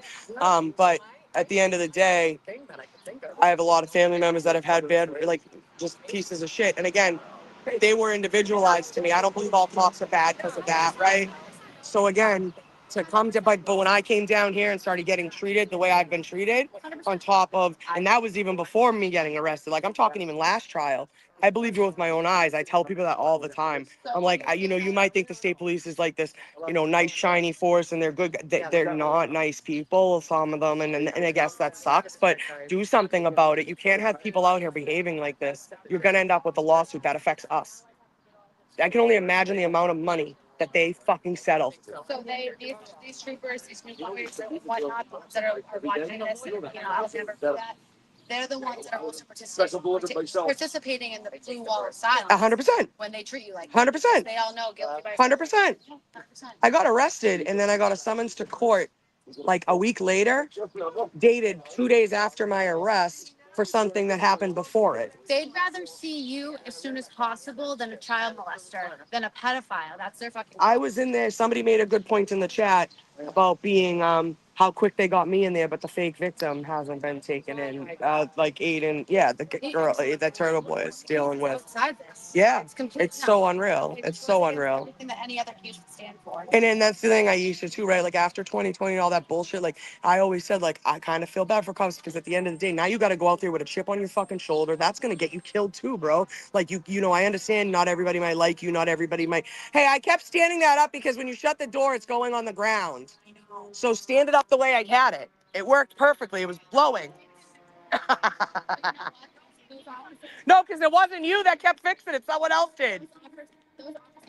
Take an individual oath before when you know in your soul you want to be a trooper, you want to be a cop, you want to put yourself out there. You know it's in your Right. soul, right? Right. You take that oath to stand alone. Right. That's what they need to do. Yep. So it's not that everybody has a chip on their shoulder. Each cop needs to wake up. Yeah. In the morning with themselves and Amen. how they Oh, so sorry. I didn't get what I was saying was, yeah, like after all the protests and all that bullshit, right? Like, I could see, but you're right. That's what I'm saying, right? Is like I could see being a cop and like that now, because now the way everybody's treating them, they're gonna go out there with a chip on their shoulder. They're gonna go out there and want to be feisty. And that's the thing with these guys, right? They walk up on us and run up on us to the point where like I've said it before, if I can backhand you, you're too fucking close to me, bro. Like I don't know you. Get out of my space. So my thing is like thank you.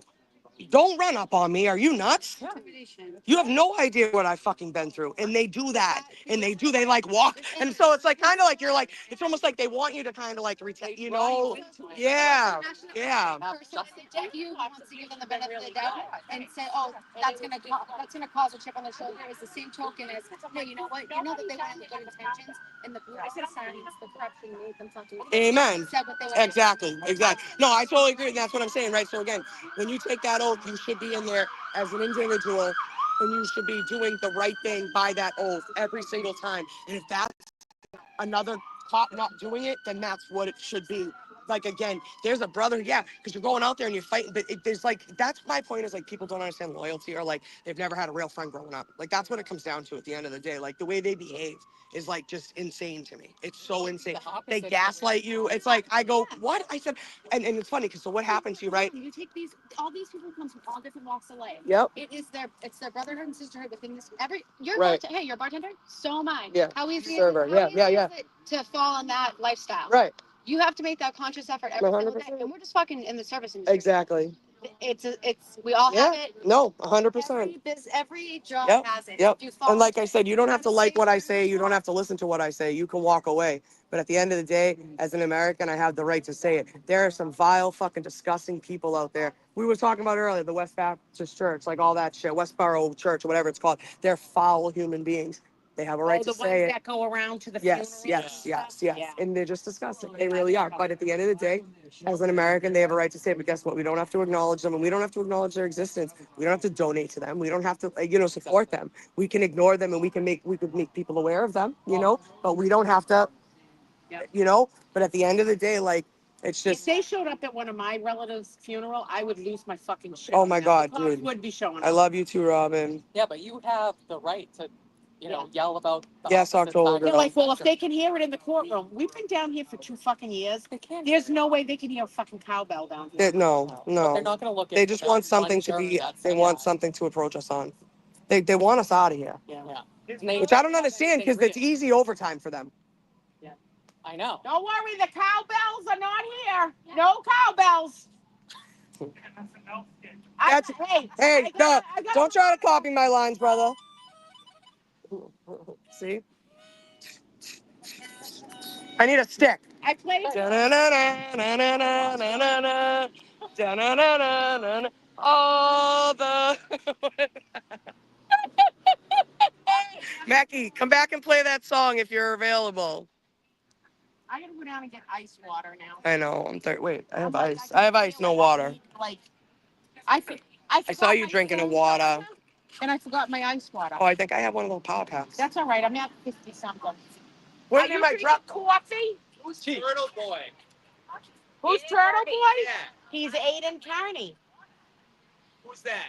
The guy that broke the case on the Karen Reed stuff. Good. Hey, I want to wear your skin. Yeah, no shit. Huh? You got locked up too? No. For a little bit. He's out. Yeah, he did 60 days. Damn. Yeah, no, I know about Karen. I didn't know anything about him though. Yeah. Just Google Turtle Boy. They're arresting everybody, bro. Yeah, no, I support you guys. Thank you.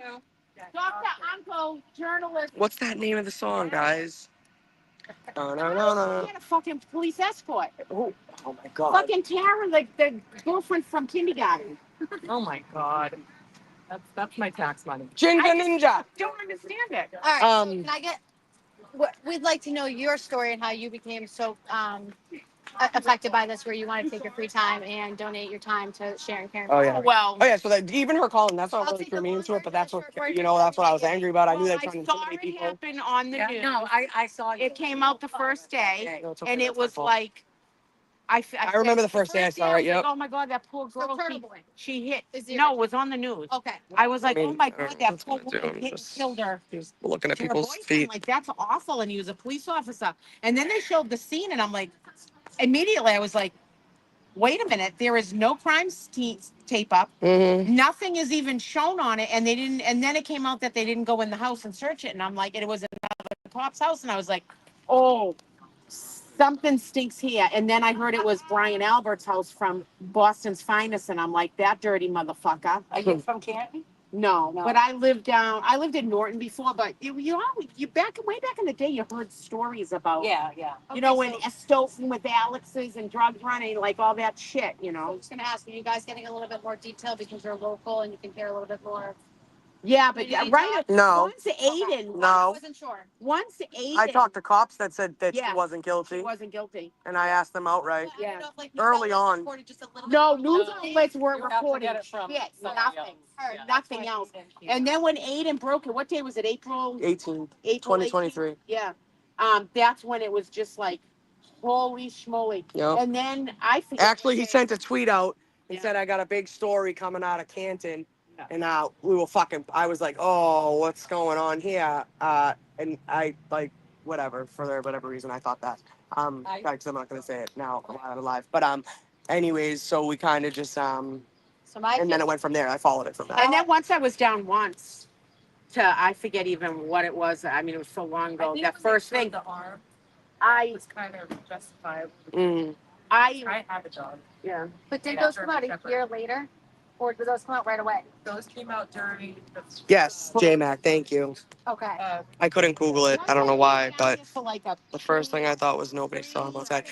Alpine Stars, so my thing was Brian Albert not coming outside. That was one huge thing I didn't understand. When they said that it was on camera and they never showed it. When they said it was on the, Aiden reminded me of that last night. That's when, and I looked at my husband, I go, remember we were talking about that? Aiden had said like, somebody had told, I fucking feel like it was Berkowitz, but I can't remember. Somebody had told one of the news channels, Channel 4, that it was on ring camera. Her running. yeah. That came out. It was on video. I'm reading. News Channel 4 is not even, I don't And it even think never they've came retracted out. it They yet. never I showed it. swear they haven't even retracted that yet. And they That's what I'm, right? They never did, right? Okay. So that's what I was saying. They never retracted it, but they're going to head out. Oh, I love you. You know what I mean? Like, Yeah, they just let whoever. Great. I'll see you next Tuesday. I'll see you Sunday. Thank you, dear. I know it's killing me. I think I gotta go get. hold on one second, guys. Sorry. Yeah. What, are you all right? I love you. I love you. I'll see you later. I'll see you in the morning. Hey, what time's your thing tomorrow? 11:30, I think. Here? Yeah, yep. Bottoms and shirts. All right, you're catching it. 11:30. Yes. I'm gonna see you You're tomorrow. the best. I love you. Thank you. I'll see you later. Be safe, all right? I'll talk to you. Wait, what did she think was going down that she had to rush down there? Alessi on the stand. Oh, I love her. As soon as I saw the autopsy photos, right. That's true. Yeah, that was another thing. The autopsy photos, his fucking face beaten, it's terrible. Absolutely fucking terrible. Those poor kids.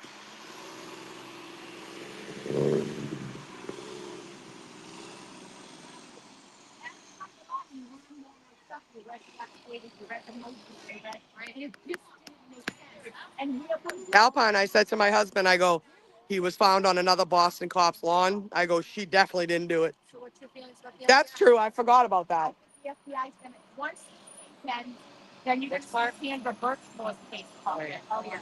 And I rolling with everybody.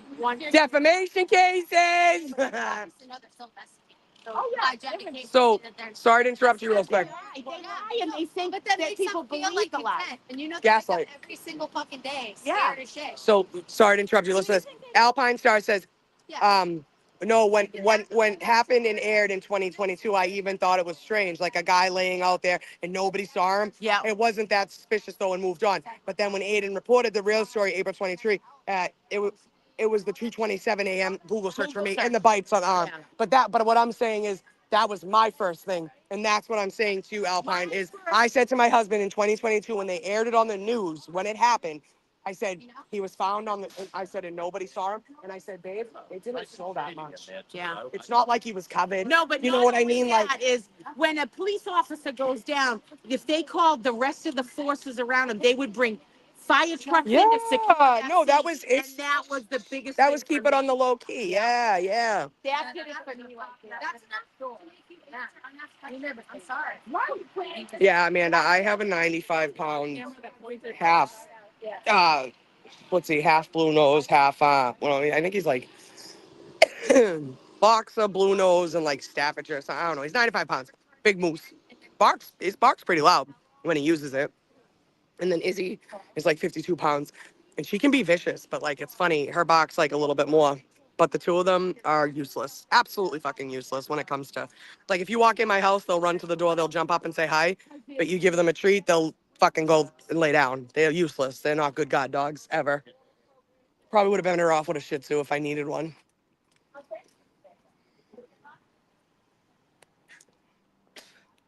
What do you call a mix between a Shih Tzu and a Bulldog? The bullshit. A bullshit. You're right on. Yeah. They keep on putting off Sandra Burke Farwell stuff. Absolutely, Alpine. That's 100% true. Like, I'm like, honestly, and then to find out, that was my biggest thing was, oh, and when they said he was found on another cop's lawn, I go, yeah, right. I go, there's no way she did it. 3,000-page report for nothing. Then finding out he was found on a cop's lawn, that was it for me. That sealed the deal for me. And nobody saw him. Yeah. Don't know. And not only that, but Brian Albert, you're a cop in like the fucking fugitive task unit. You don't have security footage? No, bitch. And that's what happened. They made sure they had enough time to get rid of all that, to make sure they can talk. Yeah. Get his daughter out of here. I said from the beginning. Her fiance's a pussy too. How did the apartment complex? They couldn't get video of Chloe coming in that night. But they said that on the feed. Oh, wait. He doesn't know what time it is. My dad was a cop. We never went to bed with the doors unlocked. This was in the 80s. Hello, darling. How are you? Good to see you. And when Taryn called, Shit, I missed Susan leaving. I gotta message her. My girl. Susan McGuire, if you're listening, you made me feel so good today. I love you. You're the best. I won't give your whole government. She's a fellow Townie, guys. She came down here today. She's the best. I don't that's what I feel like at the end of when they A shit bull. A bullshit. A bullshit. Does anybody know if this is the one that's broke? when they go to deliberate, it's gonna be Anybody? Anybody? Or is this one? The Blue Man Group, she said. Smurfette, yeah, be careful. But I think it's fine. my knees killing. No, mine is, yeah. I'll help you get up because you're going to be low. Well, the cop says to me, what's up with the cowbell? I said, Right? That was crazy. what are you talking? Thank you. I don't fucking know. He yelled in my face. Back on the lights. Oh, it's got to be somewhere. Some people said they had video of it. Yes. Yes, lunatics. Cowbell today? Yes, and They like, came right down here. Why? They think they. all right, so everybody was down there because they left for break, whatever. They were out for break, right? We all started walking back down here. It was a little noisy, whatever. I sat down because I was stressed out about something else. So I come down here to take a few breaths. I literally look up. There's a cop standing in front of me. He's like, yeah, I don't know what's up with the cowbell. And I was like, I literally looked at Lauren. She was sitting here. I go, what are you talking about? A fucking cowbell. Was it hard? Still live. Yeah. I had no idea what he was talking. You can go, you can turn it up. I'll walk away. And so I was like, what is going on? And he's like, yeah, I don't want to hear it. And somebody, and Lauren goes, it wasn't a fucking cowbell. And we think someone may have driven by and did it. I don't know. But I was sitting here with a tissue in my hand crying, FYI. I was just, I was something else. Like I said, I was just the middle son, but whatever. But like, I look up and I'm like, dude, you're in my face. Like, that's not intimidating enough. I'm down on the ground, bro. Get out of my face. Like, say, hey, Erica, can I talk to you real quick? Like, be respectful. Don't come at me like that. And then he said something. And I was like, oh, don't do that. Like, stop. Go. Like, stop. I walked away at the end, but it's still like, it's just annoying. Michael came up with the camera trying to interview about. Oh my God. So then I look down, I look at Lauren, I look back up, and Michael's like, Michael Hardman? no, I gotta go get it. the interviewer. I'm not going to put the camera in your face. He has this mic right here. And I went, is this an SNL skit? Yeah. Am I being pranked? What's happening right now? Is that Dina Mobile to the, yes, that's Frank. Frankalicious. I think she says Frank the Tank. I say Frankalicious. Channel 4 interviewed me last year. Cool. Erica, all I can picture is the vid of that little. Yeah, a bullshit. I knew somebody would get it. Hi, Katie.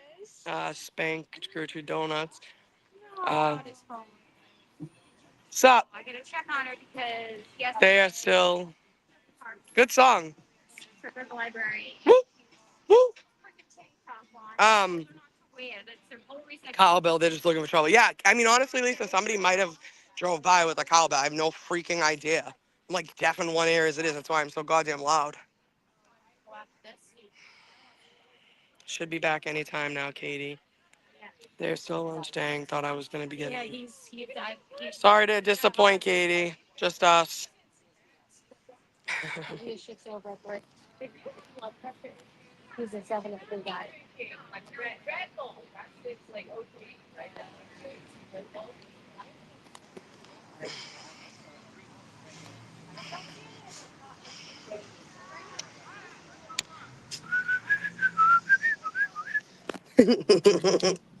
That's what she's talking about, J-Mac.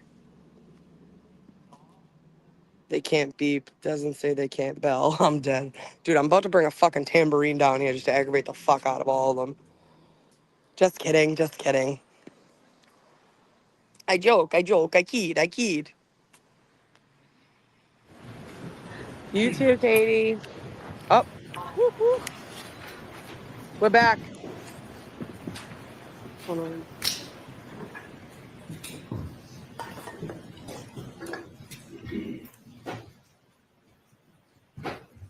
You're welcome.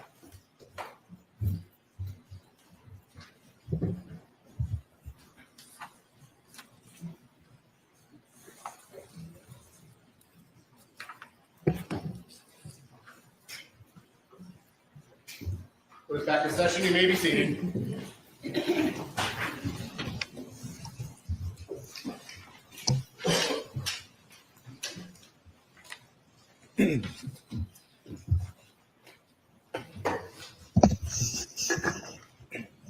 All right, Mr. Alessi, whenever you're ready. Thank you, Your Honor.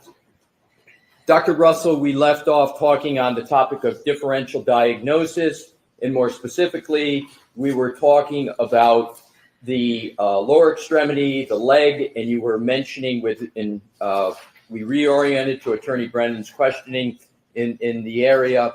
Could you please describe for the jury your basis of differential diagnosis with regard to the lower extremities and the leg, and specifically with regard to the autopsy's analysis of that area?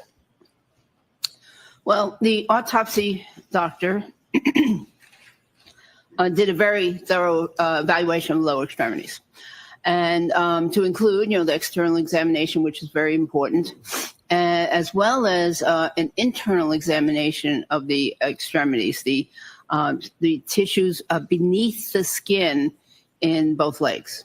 And just briefly, how did she perform that internal examination beneath the skin to look at what was beneath the skin?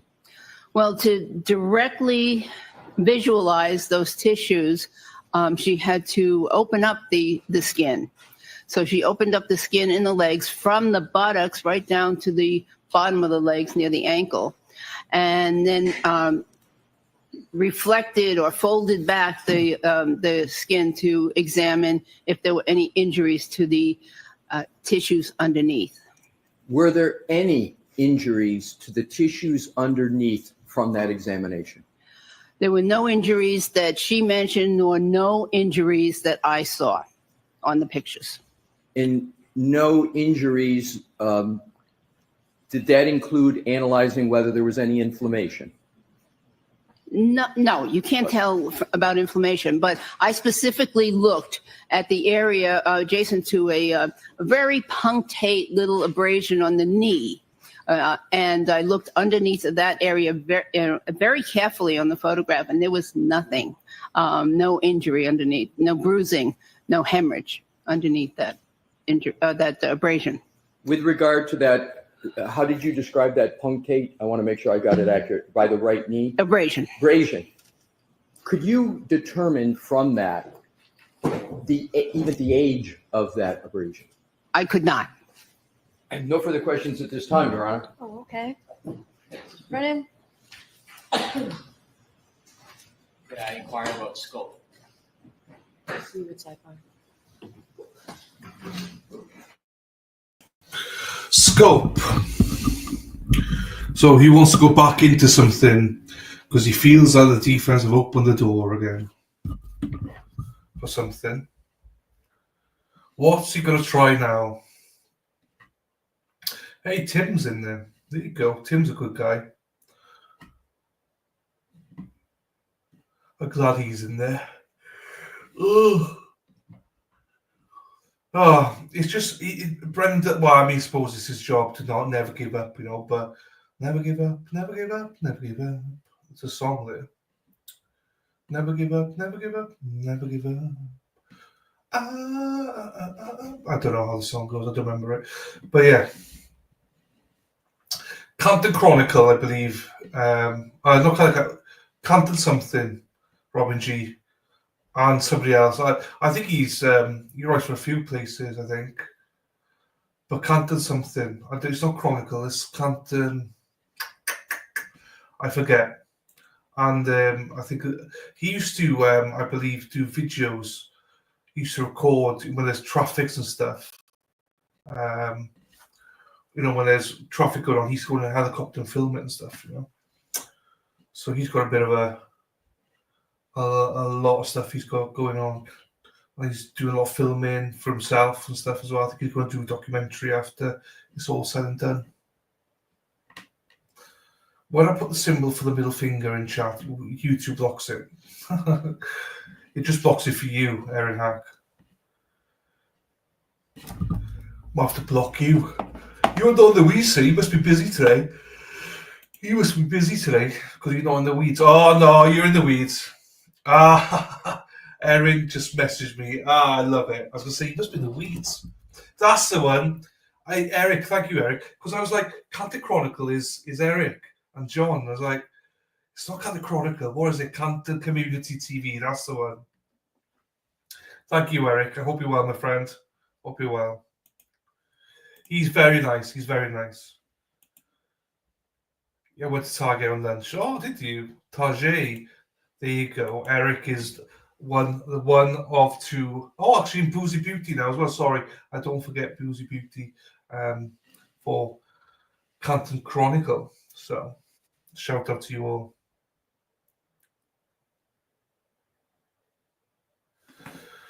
Erin Hackers. She's busy at the minute, Erin Hack, so we won't be in chat for a little bit. She is on a mission somewhere else.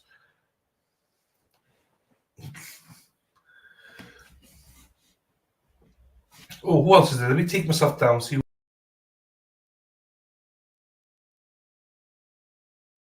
I don't know who those two are. Yeah, it did work, Deb. It did work. It's just Erin Hacker. I've limited her scope online. She's misbehaving too much. So Mexi's been in. Yes, Mexi's been in. Mexi Taxi has been in. She's been in both chats actually today. She did pop into Resistant to say hello to everyone and give it a like. and she's been in here. She's probably still here, working and in chat.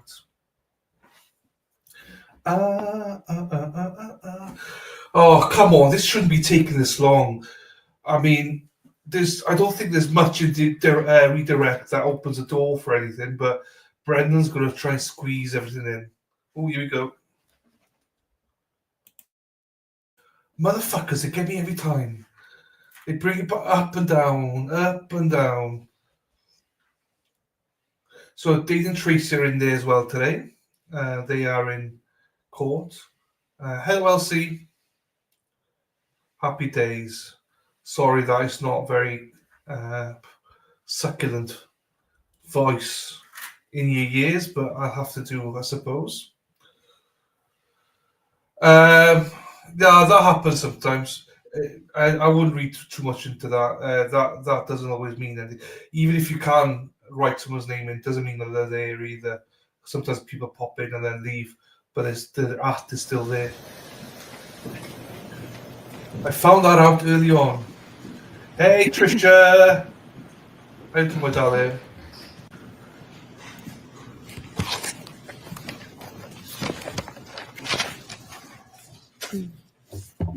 May I? Yes.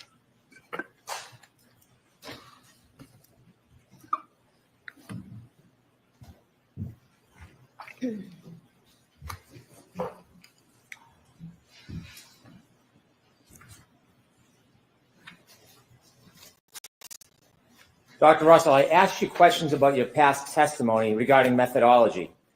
And when I asked you those questions and showed you some of your transcripts, would you agree with me that you have testified that there is no recognized methodology on diagnosing dog bite wounds? No, I believe I said that there was no standard methodology or no standard guidelines as to how to diagnose dog bite wounds. There is no accepted practice directing you on what is appropriate and what is not appropriate to identify a wound as a dog bite, is there? There are no accepted standards. When Attorney Lisi had you look at a couple of case files from the Journal of Legal Medicine, let me ask you about that. You're not suggesting that those articles substitute for the absence of standards in identifying dog bites from photographs, are you? Before standards are created, there are usually articles that have recommendations upon which the standards are subsequently based. That wasn't my question. So we're going to listen to the question, please. Okay. Those articles, whatever their value you think they are, they do not create a standard to apply for diagnosing or looking at a photograph and coming to a conclusion whether the abrasions are dog bites, do they? Correct.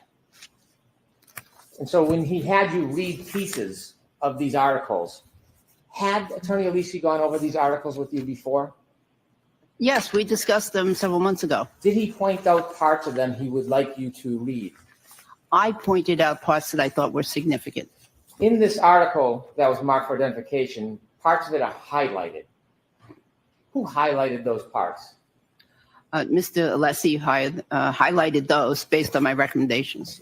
So Attorney Alisi highlighted the parts he wanted you to read to the jury? Yes, and I believe they were the same parts that I read last time. Can we have Exhibit 1, please? Now, regarding the Munich article, that was a case study on the unfortunate death of a young girl, yes? Yes.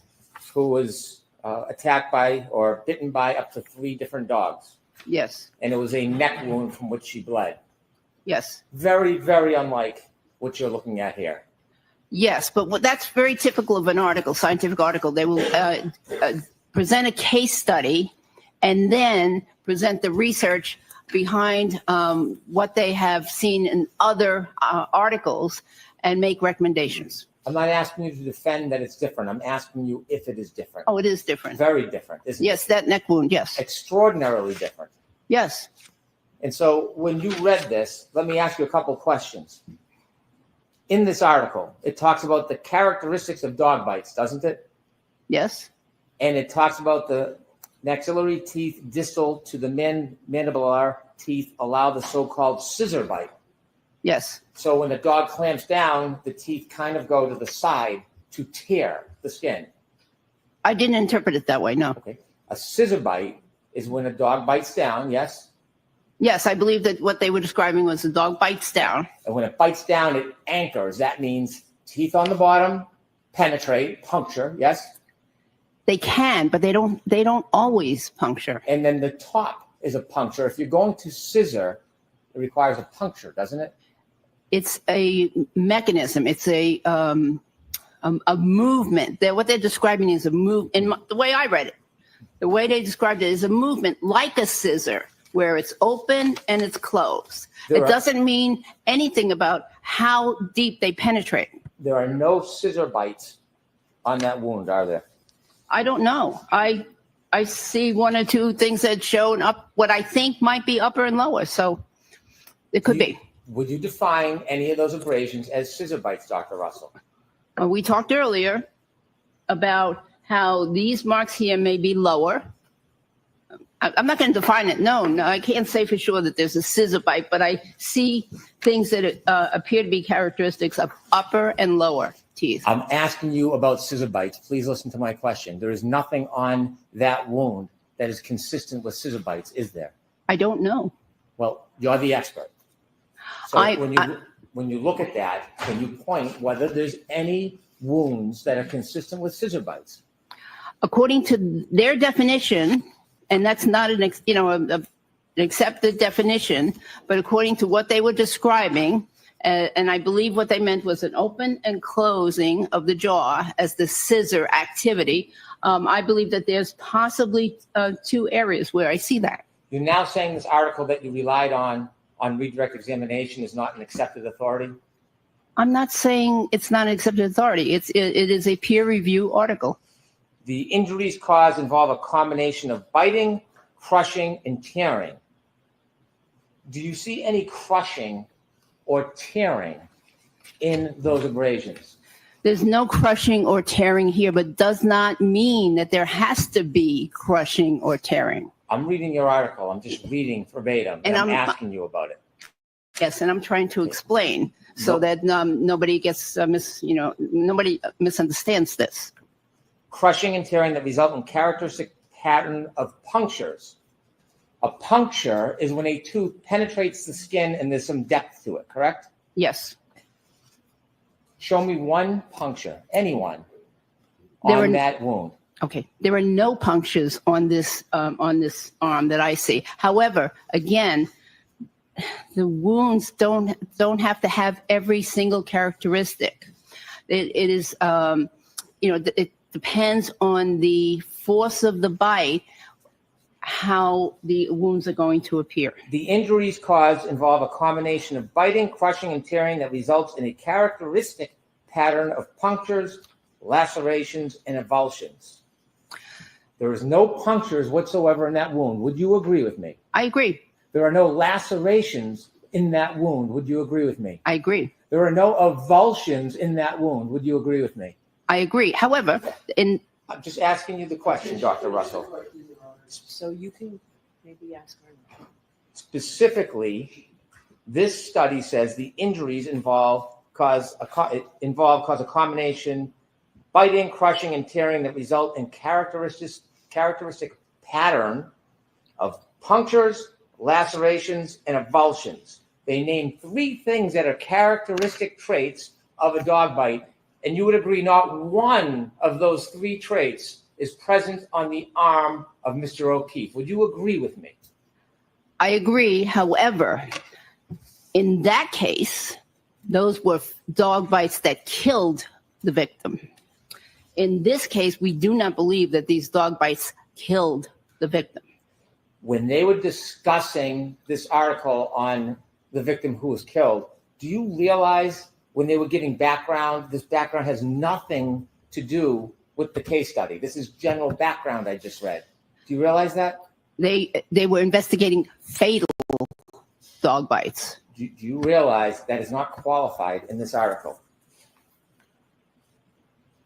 You realize that? I realized that they were commenting on fatal dog bites. This is not a case of a fatal dog bite. This article, I'm going to show it to you. May I approach? Yes. In the highlighted paragraphs that Attorney Alisi had you read, that is describing the background of dog bites, not this fatal attack. Would you agree with me? The title of the, no, I don't agree. I move to introduce this as an exhibit, please. Mr. Leslie?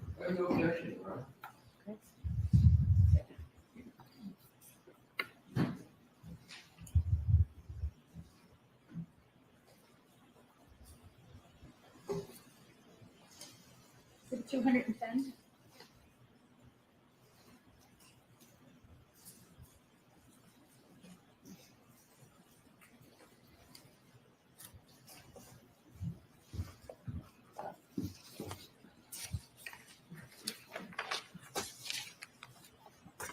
In the other article that you read from, that was highlighted as well. Who highlighted the portions you were to read?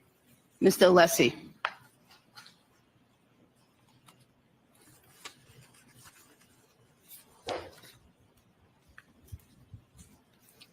It describes that teeth from a canine create a stab wound-like skin laceration. They can do that, right? They can do Do you that. see any stab-like wound lacerations to Mr. O'Keefe's arm?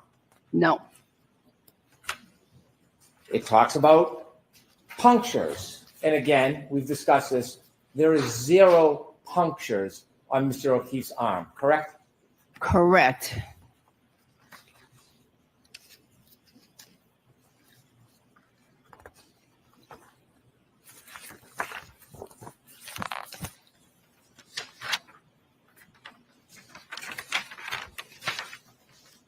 You said that when somebody is in a collision, that they can suffer injuries such as bruising or breaks. Yes. We've also discussed when a person is impacted by a vehicle, it can result in a variety of different injuries or no injury at all. Correct. There's a number of dynamic factors involved that are very difficult to assess and predict, correct? Correct. And in this case, you did not do any accident reconstruction to try to identify the details of the mechanism of injury to John O'Keefe, did you? I did not do accident reconstruction. And so, having not done accident reconstruction, would you agree it's fair to say that you are not in an informed position to give an opinion as to how the injuries could or would have happened in this case? I disagree. Specifically, you were asked questions about the impact or collision in this case. How fast was the defendant's Lexus traveling when there may have been an impact in this case? I understand possibly 24 miles an hour. Who picked that number? I have no idea. Well, you heard it from somewhere and you've just given an opinion on it. Where is that number committed to or derived from? I don't know. Well, if you're going to give an opinion based on what you are portraying as facts to this jury, you should have some certainty about the source of your material, shouldn't you? You know, I'm an ER doctor. So in the ER, I've treated thousands of motor vehicle accident cases. And most of the time, I do not know what speed the vehicles were going at. I've never done accident reconstruction. I don't know any ER doctor that does accident construction or is trained in accident construction. It's not part of the job. I totally agree, but you're having opinions you're giving on behalf of Mr. Alisi, and that's why I'm pressing you on these issues. Do you know, you don't know the movement of John O'Keefe before any potential strike or collision, do you? I don't know the movement of most of the patients I've seen in my life before or immediately after the impact. Of course, you wouldn't know the body angle because you weren't there. Right. So when you're asked to give an opinion whether this was a clip or a direct strike, you're really not in a position, having not been an accident reconstructionist and not having been there, to give that type of information, are you? I wasn't asked to give an opinion about whether this was a clip or a direct strike. I was asked to give an opinion about with these wounds caused by a motor vehicle collision. So you would agree with me, you are not in a position, based on your opportunity to view evidence and your experience, to give an opinion about what injuries would have occurred in this event? No, I disagree. And so you think you can give an opinion about the extent of injuries, even though you are agreeing, not only you're not an accident reconstruction expert, you have no idea about the details of the collision in this case, Dr. Russell. Mr. Is Brennan, that true? I have no details about the collision. About what happened during the collision. You have no details about the body movement, the placement, the speed. You don't have any details that you know of other than what was told to you, correct? Sustained. There are dozens, hundreds, thousands of motor vehicle accidents in which there are no lower body brakes. Fair to say? Probably, yes. You mentioned bruising.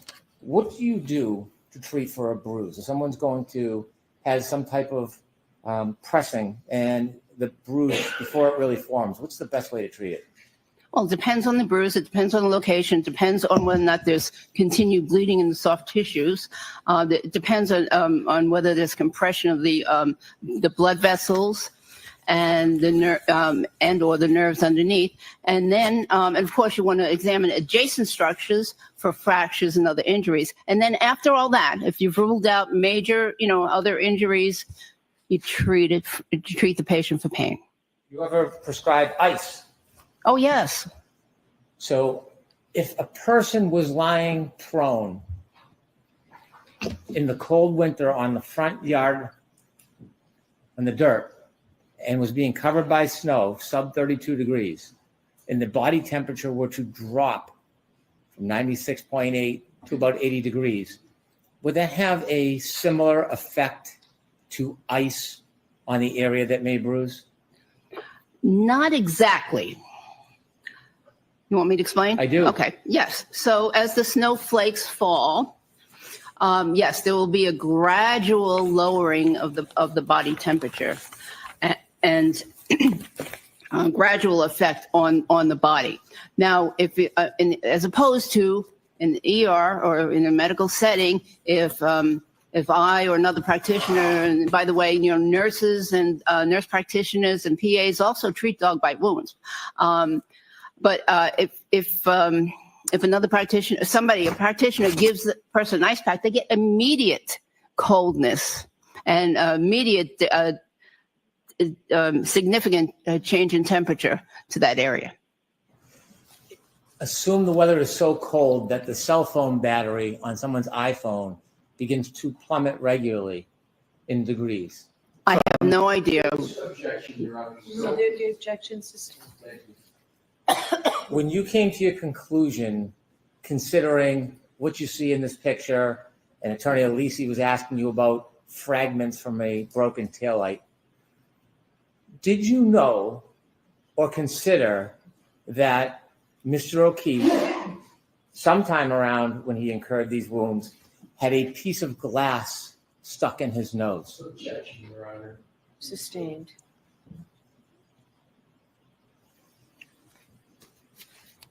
Finally, Dr. Russell, you said during your differential diagnosis, you consider information, you either weigh it, accept it, or you distinguish it and you disregard it, correct?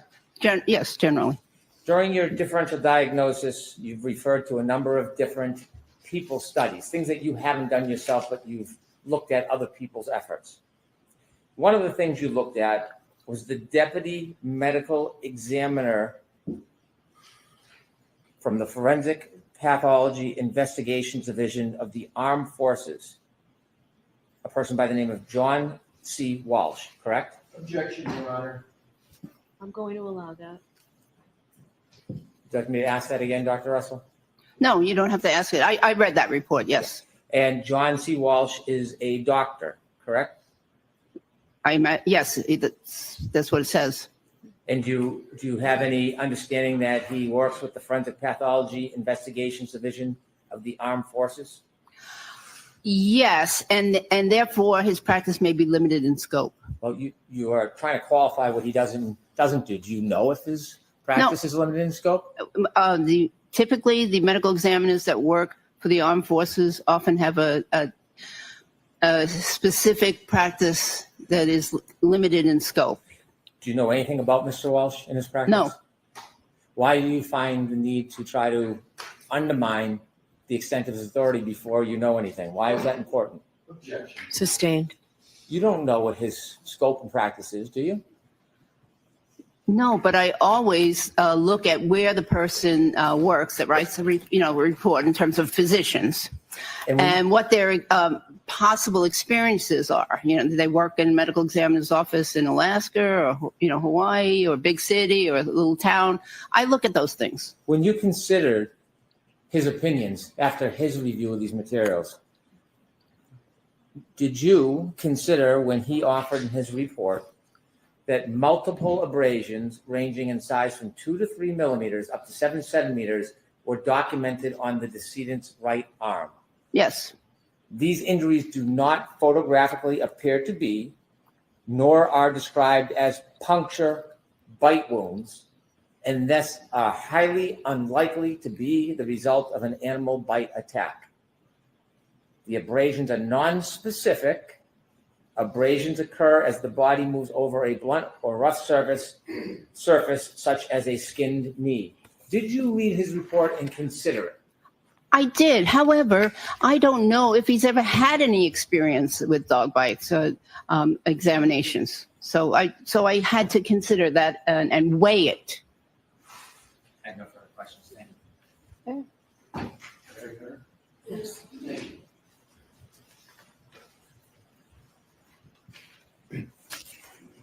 Dr. Russell, there were questions with regard to highlighting of articles.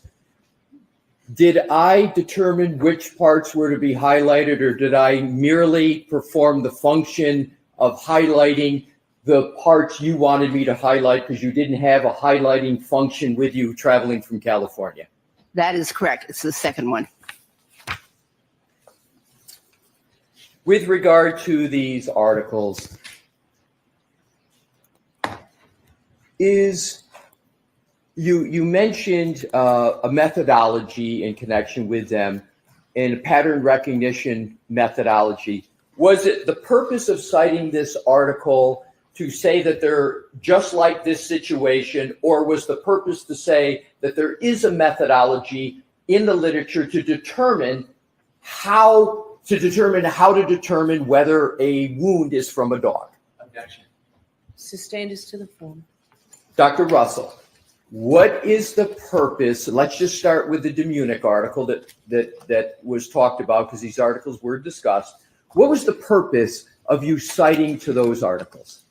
The purpose was to identify that pattern recognition is an important component in identifying wounds, and particularly in dog bite wounds. It did not mean that the victim had to have every single characteristic that was listed. And it just was focusing on things to look for and the patterns. It was not just that there's one individual wound that's going to be diagnostic, but that there are patterns for the physician to look for. In terms of Attorney Brennan asked, and so now with regard to the Pollock article, in terms of the Pollock article, is there any discussion in this article about whether the spectrum of injuries to which you can apply the mechanism and the methodology, is there anything in there about whether the pattern of injuries can be diverse or whether they're all the same? Does Pollock speak to that? He does. And what does Pollock say about whether or not the spectrum of possible injury forms when you apply this methodology can be diverse? What does he say? Well, he mentions about the actual surface of the body that is impacted, if there's any curvature to that surface, if there's any structures underneath that would affect the bite. Those are, and if there was material or textiles or fabric that were in between the bite and the skin. And there were other factors too. Okay, thank you. Now, lastly, what I'd like to cover is Attorney Brennan discussed the Dr. Walsh. May I approach, Your Honor? Okay.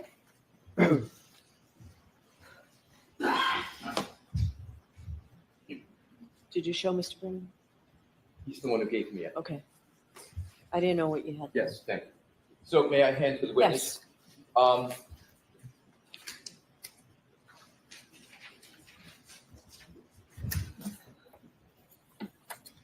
May I stand here, Your Honor? Yes. Thank you. Just step back a little Yes. bit. Yep. Step back a second. Dr. Russell, what I would like to do is to give the jury a fair representation. I'll withdraw it. Commentary, I'd like to be heard. Why don't you bring the reports over? Okay.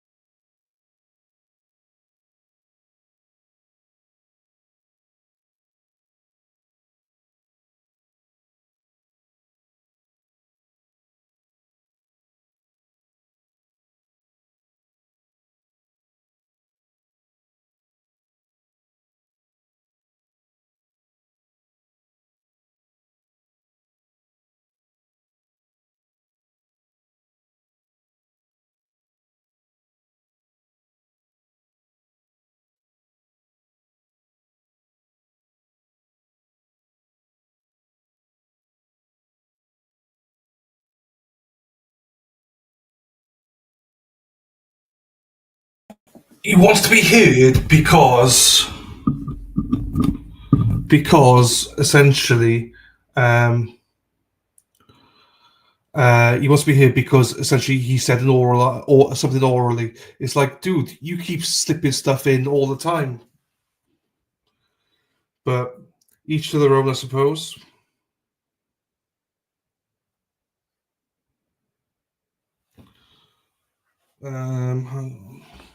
Now, is this going to get me again? Is this going to get me again?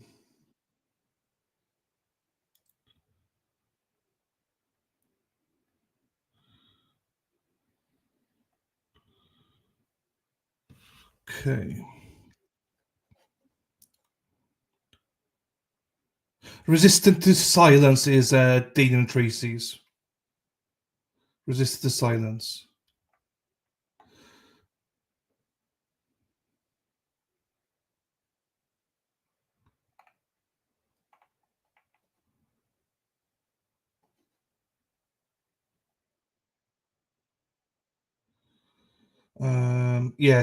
Robbie's explained it well there. There's no private chat, it's just two streams in one. It's the only chat, the ones you can see on the screen is this chat and the alternate corners chat combined. So what we're trying to do is combine. Sometimes I do take the chat off if there's things being shown and stuff, but other than that, I try and keep them up. That's a very good answer to the question.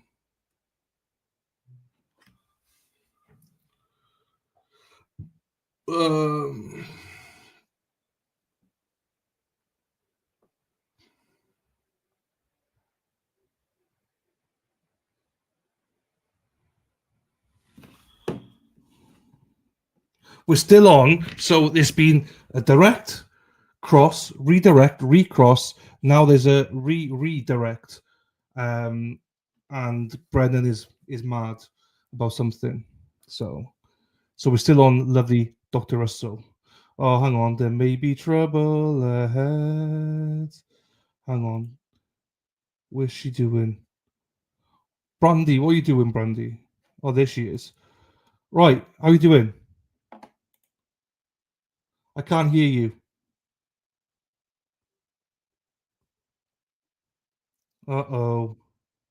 I can't hear you. You're not connected.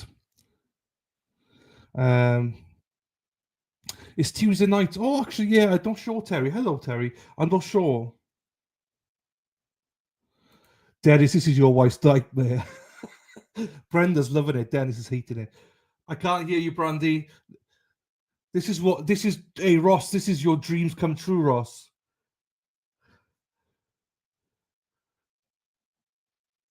Yeah, no sound. Larry, no sound for Brandy. I know, Larry. Hopefully you can hear me okay.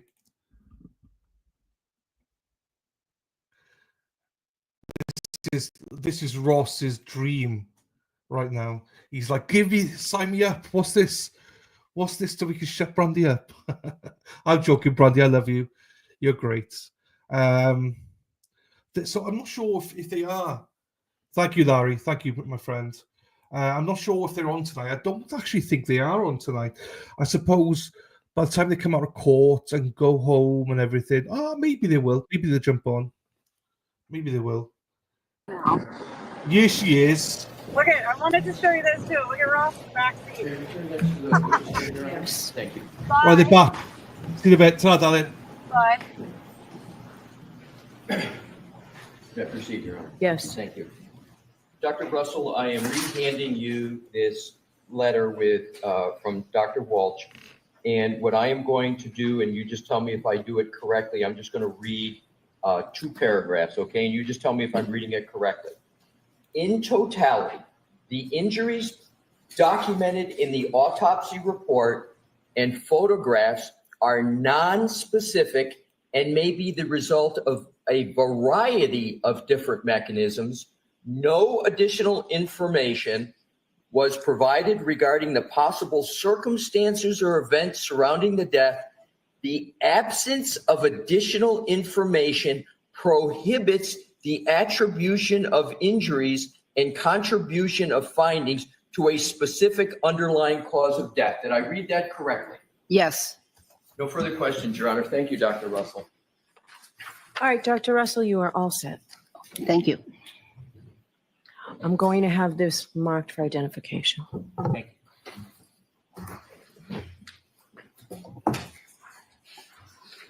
R, Freddie. Thank you.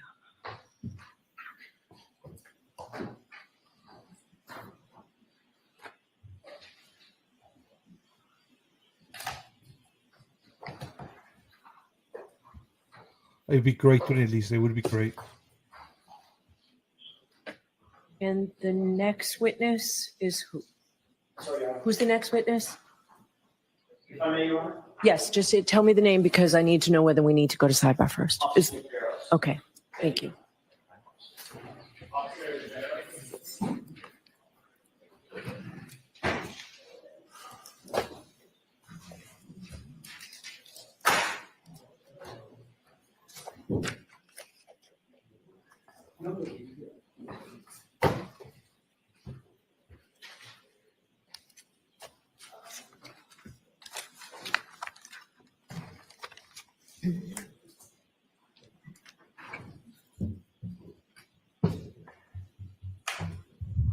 So you're gonna step up, face the clerk and raise your right hand. You solemnly swear the evidence you give to the court and jury in the case down here is the truth, the whole truth, and nothing but the truth, so help you God. I do. Maybe see. Good afternoon.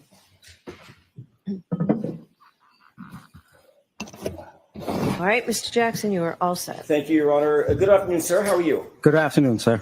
Could you please state your full name, spell your last name for the jurors, please? Nicholas Barrows, Barros. And where do you currently work? The town of Dayton, Dayton Police Department, How long have you worked for the Dayton Police Department, sir? since 2011. And what's your position there currently? Currently, I am a sergeant. What's your duty assignment as a sergeant? What do you do? I supervise the 4 to midnight shift. We'll get to that in a little bit more detail in just a second. A couple of more foundational questions. How long have you been a police officer altogether?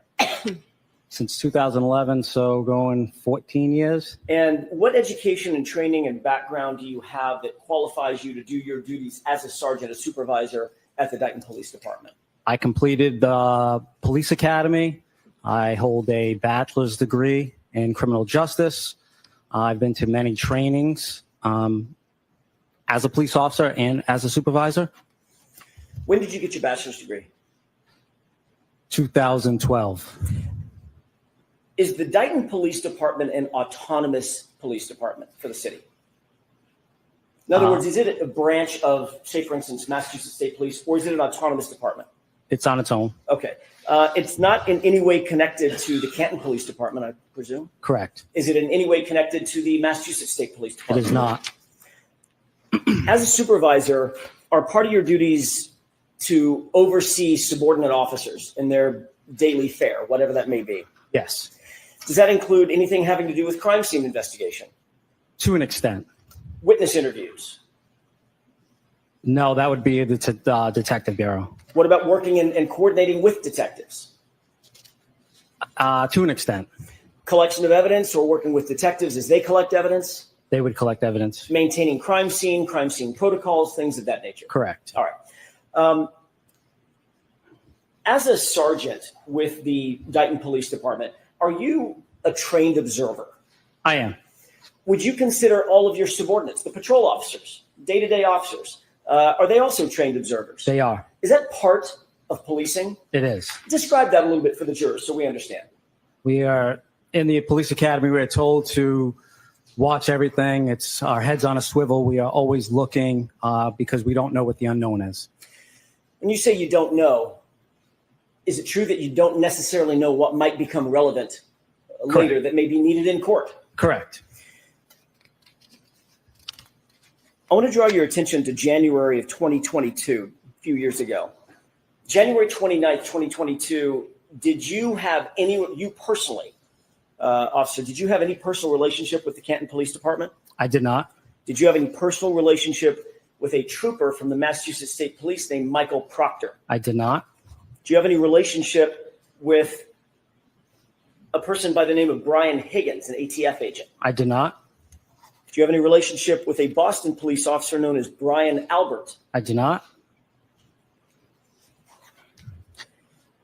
Did you know any of the witnesses or individuals involved in an ongoing investigation related to the death of Boston police officer John O'Keefe? I did not.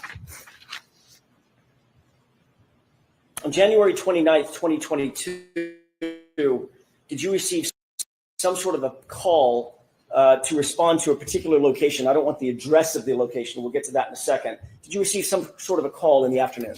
I did. Describe that for the jurors, please.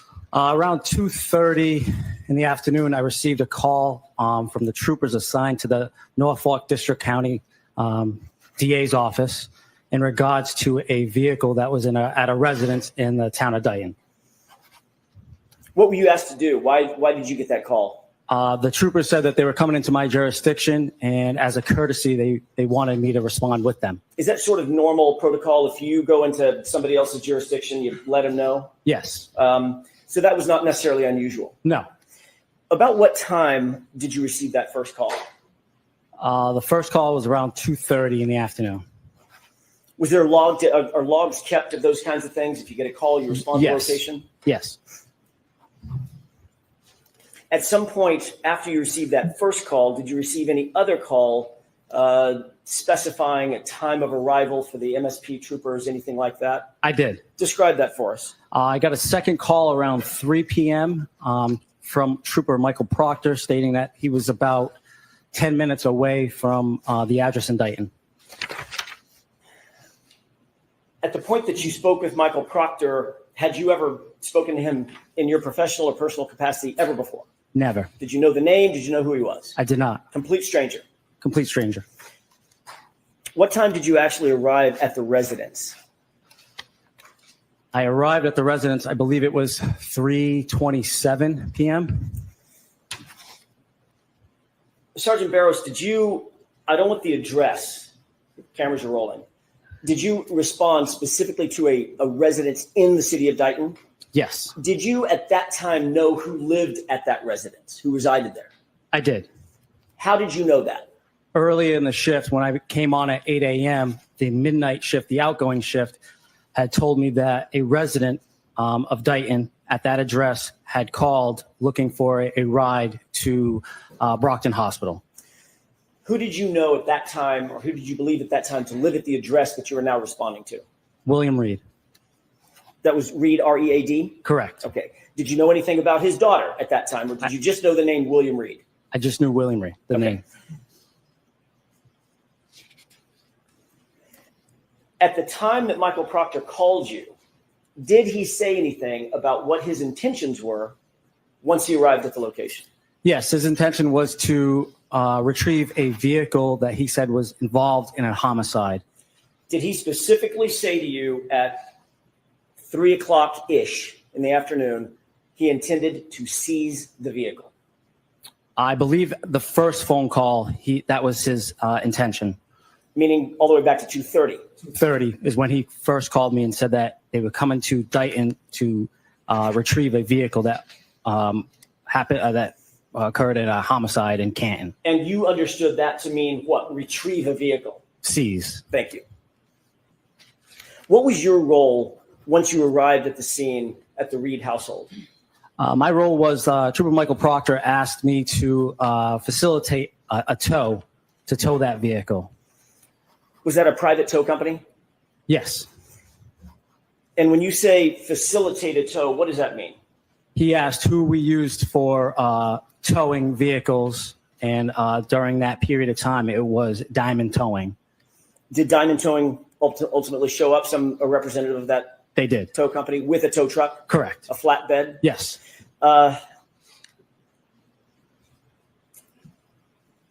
Who was with Trooper Proctor when you arrived at the scene? Sergeant Buchanan. Had you ever met Sergeant Buchanan before? Never. Did you know him? No. Do you know him professionally or personally? Never. Had you ever spoken to him? Never. Ever? I'm so sorry. It's getting late in the day, and I guess I'm going too fast. Sorry, my fault. Let's start that just a little bit slower. Did you know him? No. Had you ever spoken to him before? No. Had you ever heard his name before? No. No relationship whatsoever. None. Same with Trooper Proctor. Correct. Once you arrived at the residence, did you have an opportunity to see the vehicle that was the focus of Trooper Proctor and Sergeant Buchanan's attention? Yes. Once I arrived and I parked my cruiser at the end of the driveway, I observed a black Lexus SUV in the driveway. What were you driving? I was driving a Ford F-150 police cruiser. A police cruiser that's a Ford F-150? Correct. They have those? Yes. Cool.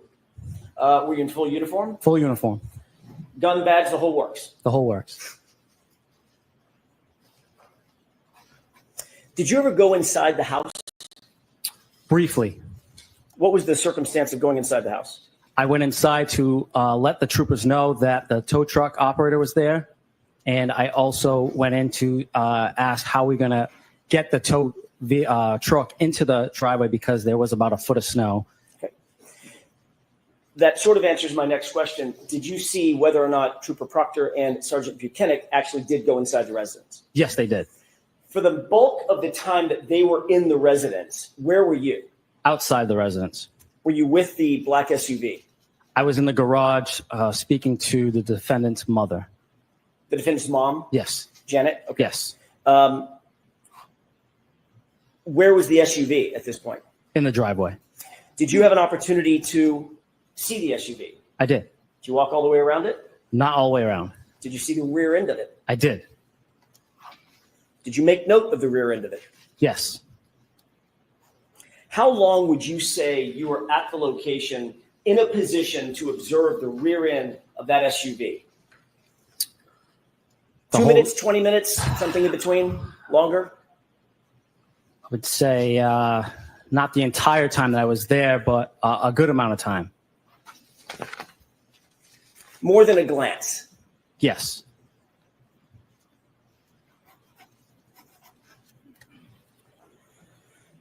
This is the afternoon of January 29th, 2022, correct? Correct. Before the vehicle had been seized formally by Trooper Proctor and Sergeant Buchanan, correct? Correct. Did you observe anything of note about the rear end of that black SUV? Yes, I noted in a report that there was damage to the taillight. Can you describe for the juror, by the way, which taillight are we talking about? The right rear taillight. Can you describe for the jurors what you noted in terms of the damage to the right rear taillight? I noted that the report said that there was right rear damage to that taillight. When you say damage, have you ever described that damage previously? I have. Can you tell us what that description is? There was, it was damaged. The taillight was damaged, but there was a crack missing, but it was not completely damaged. When you say there was a crack, do you mean there was a piece missing? A piece was missing. Can you describe for the jurors kind of what that piece looked like, how big it was, how small, the shape, as you call it? The piece was about maybe this big. Is that maybe the size of a dollar bill, maybe 6 inches? 6 inches. or And so. how wide? Maybe that wide, maybe 3 inches, 2 inches, somewhere Okay. in there. I want to show you a photo. Your Honor, with the court's permission, I would like to show Exhibit 13. It's been previously marked. Do you see what's depicted in this photograph? I do. What does that appear to be, just generally? The right rear tail light. Of what? The Lexus SUV. Is that consistent with the black Lexus SUV that you saw at the Reed residence? That was the black Lexus. That was not the tail light the day I was there. Can you do me a favor, Mr. Wolk? With the court's permission, could we zoom in on the right rear tail light, please? Okay. Do you see the condition of that tail light as it's depicted in this photo? I do. Sergeant Barros, is this the condition of the right rear tail light when you showed up at the Reed household at around 3:15 in the afternoon on January 29th, 2022? Absolutely not. What's different about this photo, sir?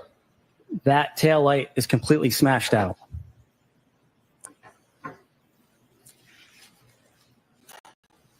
Does it appear that there are additional pieces of taillight that are removed from this taillight condition than when you saw it at the Reed residence?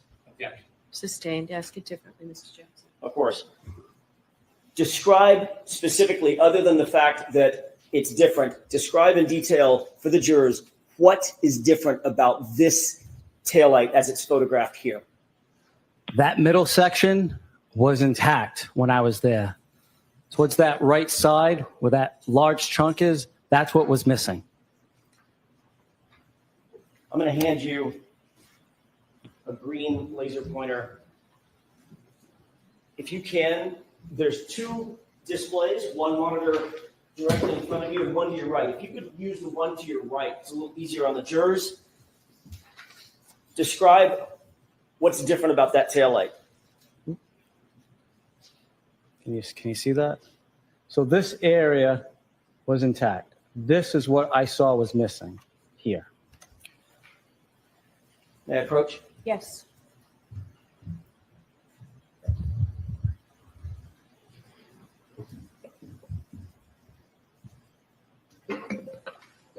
If the entire taillight had been broken out as it's depicted in this photograph, would you have made note of that?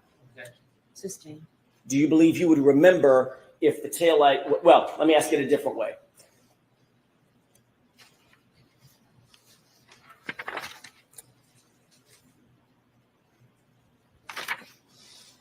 The piece that you saw missing, but not completely damaged, is the reason that you use the phrase not completely damaged to highlight the fact that there was still more taillight attached to the vehicle than is depicted in this photo.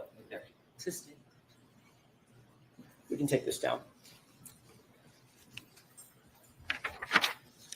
As you sit here and recall back to that, your observations, and you observed this for over the course of how long would you say? How many minutes?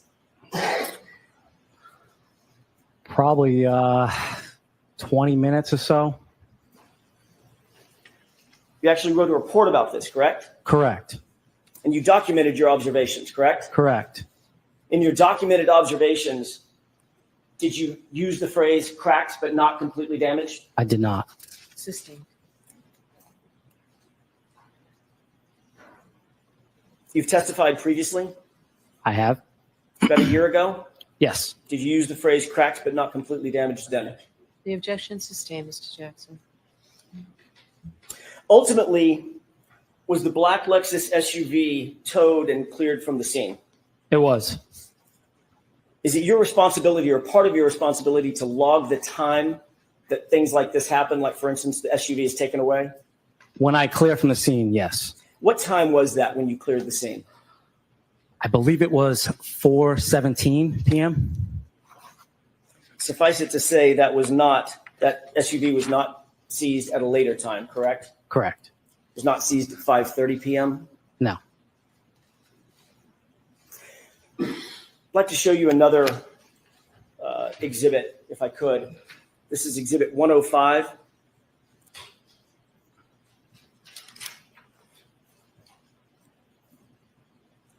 Do you recognize this scene generally? I do. Do you recognize it as being, what do you recognize as being? This is the Reed residence. Do you see some vehicles in that still shot of the video? I do. Describe what you see. That tow truck is Diamond Towing, and that other vehicle that's at the rear of that tow truck is the Lexus SUV.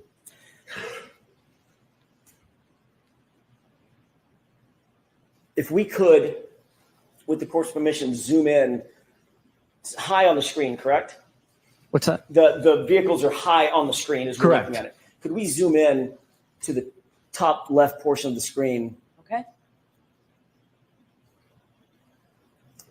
Can we play this video? Yes. Thank you, Your Honor.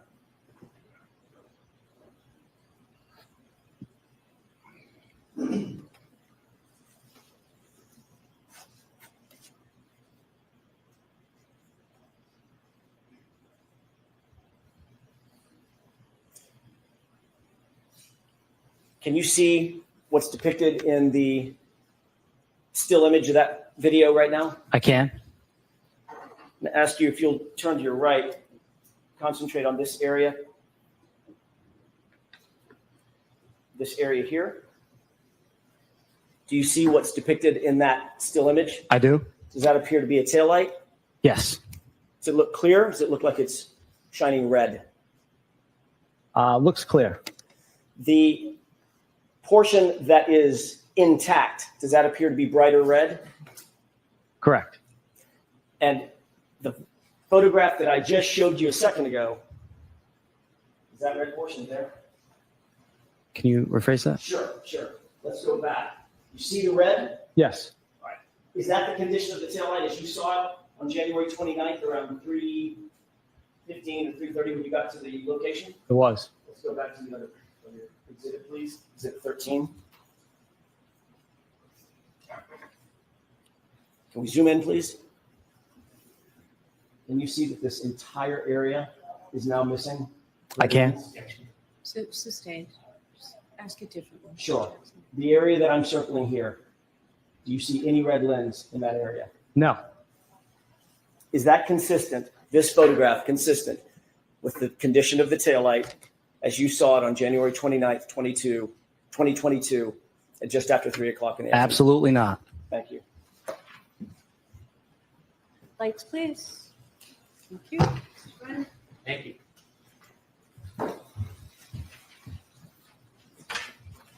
Good afternoon, sir. Good afternoon. Have we met before? We have not. Do you still work in Dayton? I do. At the time you went to the lead residence, you did not know the occupants? I did not. Since then, have you ever met or spoke to William Reed Nope. or the defendant? Nope. When you went there that day, it was at the request of the state police? Correct. When they asked you to come, it's a typical procedure for one law enforcement agency to contact local law enforcement agency? Correct. And part of the reason they do that is to bring in separate and independent law enforcement officer to the scene Yes. because it's your jurisdiction. Correct. And they called you before they got to Mr. Reed's house, didn't they? Yes. They told you what they were going to do and when they were going to do it. Yes. They didn't just show up at the Reed house and then you found out later. They invited you and informed you what the process was going to be. I wouldn't say that they told me what the process was going to be. When you got there, were the troopers already there or did they arrive after you? The troopers were there. Were they in the house or outside of the house when you got there? They were outside in a pickup truck. Did you see them get out of the pickup truck after you got there? They got out after I identified themselves. Did you ever see them approach and touch the rear taillight of the defendant's Lexus? I did not. Did you ever see them manipulate in any way that rear taillight of the defendant's Lexus? I did not. Did you see them do anything that was suspicious, inordinary, or unfairly remarkable relative to that car? I did not. When they spoke to you, they then went inside the house? What do you mean by spoke to me? After they introduced you, you introduced yourself to them, they went into the Reed house? Yes. And then they came out. They came out much later. And that vehicle was towed. Correct. At no time from when you got there until you left did you see anybody from the state police in any way tamper with that vehicle, did you? I did not. When the vehicle was towed, do you know how long it took to take the vehicle from Dayton back to Canton? How long? Yes. I do not. You didn't escort it back. I did not. You had an opportunity to write a report in this case, didn't you? I did. And when you did, you had an opportunity to describe the damage to that taillight in any way you wanted to. I did. You could have gone into detail about size of the damage. I could have. You could have gone into detail about the shape of the damage. I could have. You could have gone into detail about the width of the damage. I could have. You could have taken photographs of the damage if you wanted to. I could have. In fact, there was no limitation on what you could have written in your report regarding the damage, was there? No.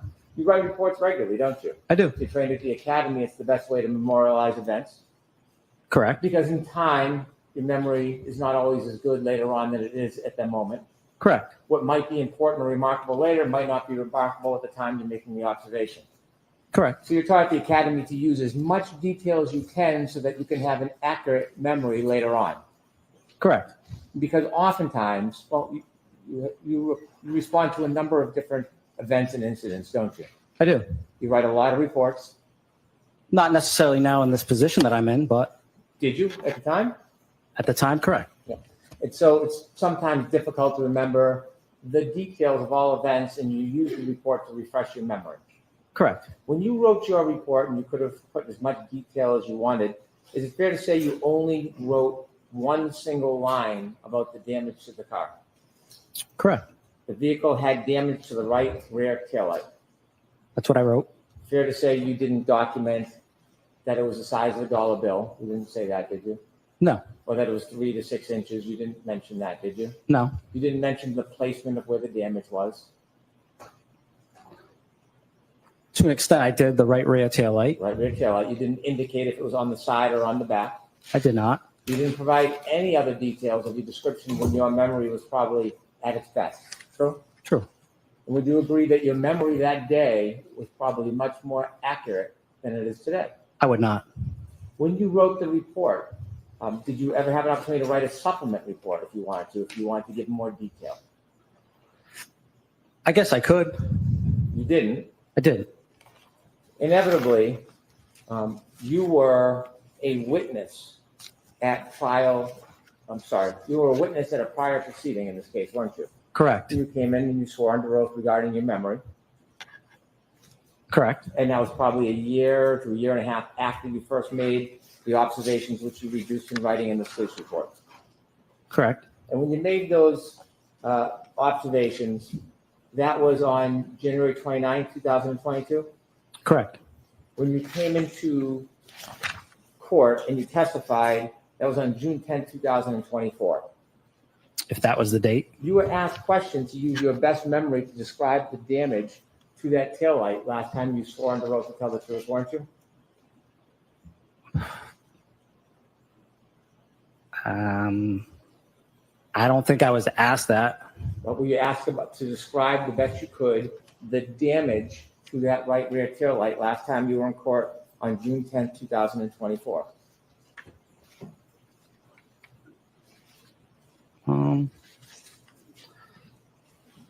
I don't think I was told to describe it in depth. Were you asked questions about the damage to that rear taillight last time you were in court? I was. And when you described the damage, did you do your best of your ability to give as much detail as possible? I did. Did you qualify your memory at that time, saying to the best of my ability and recollection? I did. And when you qualify as a police officer with the best ability and recollection, that is recognizing that time had passed. Time has passed, yep. That you had a report, that you could refresh your memory. Correct. And did you refresh your memory with that report before you testified last time? I did. And when you qualified that it was to the best of your ability and recollection, that account for the fact that when you looked at the report, there was no detail other than your commentary in your report that the vehicle had damage to the right rear taillight. Correct. And so when you qualified, you were considering human factors like time had passed, Correct. that your report was respectfully scant, Correct. that you had heard a lot about this case since that point, hadn't you? Correct. And so considering your memory in June of 2024, when you qualified your answer, was it considering all of those different factors that had passed in between that time? Can you rephrase that? Yes. When you decided to qualify your answer and you said to the best ability and recollection, and then you went on to describe what you remember from the break of the taillight, is the reason why you used that qualification to the best ability and recollection, is it because of those human factors that had passed? I would suppose so. And sir, since the time you came into court on June 10, 2024, have you spoken to anybody from the defense about this case? Yes. How many times have you spoken to somebody from the defense about this case after you gave your testimony on June 10, 2024? Once. Where did you speak? Who did you speak to? Attorney Jackson. Did you speak to him in person or on the phone? In person. Okay, okay. You're not hesitating, are you? No. Where did you speak to him in person? At his hotel. How did you know where Attorney Jackson was staying? He told me. Did you find it odd to go visit an attorney at their hotel and talk about a case? It was in their conference room. Find it odd. Go to somebody's hotel to speak to them about a case. No. Without saying the name of the hotel, where was the hotel located? Boston. And where were you located? I don't feel comfortable telling you. Sorry. Did you have to drive? I did. So you took the effort to go to see Mr. Jackson at his request. Did you know who Mr. Jackson was? I did. Did you see him on TV? I did. When you went there to the hotel in the conference room, who else was there? Attorney Little. Okay. Who else? I'm not sure of the other gentleman's name. It was one of the gentlemen right here on the end. The The good-looking one down there on the right. No, it was not. Somebody else? Somebody else. Okay. Was there anybody else there? No. When you were in that conference room, were you shown your police report? No. Were you shown your testimony from the last time you came to the court? No. The photograph of the vehicle in Sally Port, or the vehicle with the missing glass, were you shown that? No. Had you ever seen that photo before? Of course. And you saw it at the last event you testified at, right? Correct. And when you were shown that photo during your prior testimony, you never, ever suggested that that was in any way different than what you had seen in Dayton. Nobody asked me that. When you were asked to describe the damage, and you were shown that photograph, you never, ever suggested that there was a difference in the damage as you see it in that photo compared to what you remember, did you? I don't think anybody asked me to describe that. Did you ever make a note or say anything that is dissimilar to what you remember at the last event that you testified at? I testified that that was not the taillight the day that I saw it. That's what you testified at the last event? Did. Yes? Yes. You said that photo does not depict what you saw? Correct. Yes? Yes. And when you testified to that at the last event, who was asking you that question? District Attorney Lally. Okay. And you remember making that comment under oath? I do. Do you remember that as well as your memory about what the taillight looked like back in Dayton? I do. When you were asked questions about that taillight, you had described the taillight as not completely damaged. It was cracked, and there was a piece missing, but not completely damaged. Remember that testimony? I do. And is that accurate testimony? It's accurate.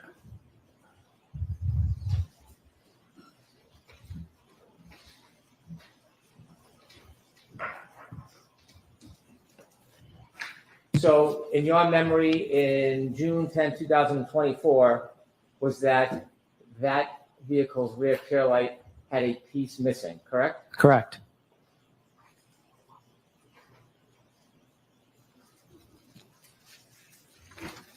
You said that your memory about the damage to the tail light, as you recall it when you were in Dayton back on January 29, 2022, you said your memory is as good as your memory that you said in court there was a difference between that photo and the damage, right? Right.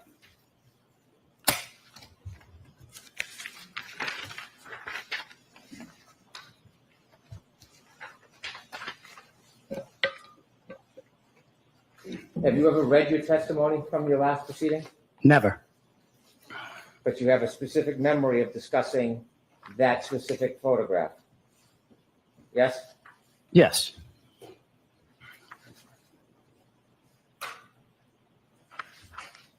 Any approach? Yes.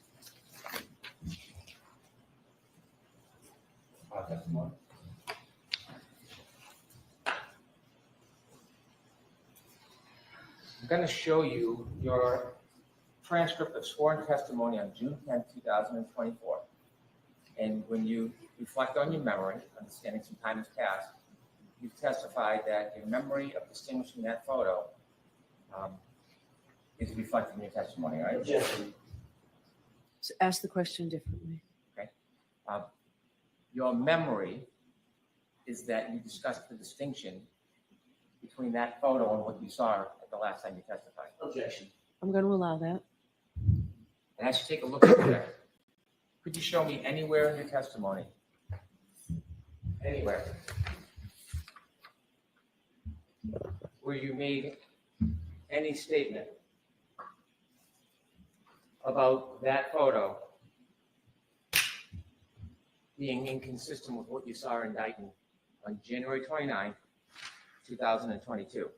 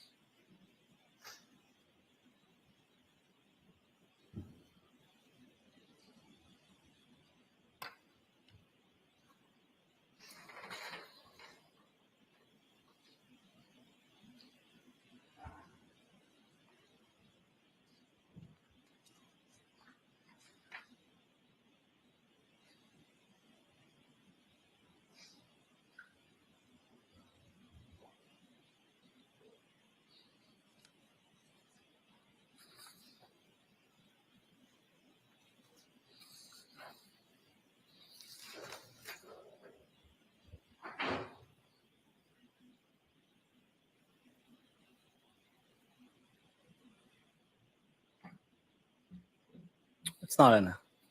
Can I approach? Yes.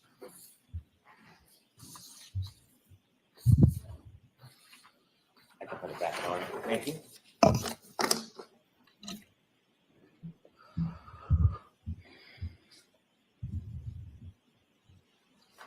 So respectfully, sir, your memory about distinguishing that photo is not as you thought it was and claimed it was in this transcript, correct? Correct.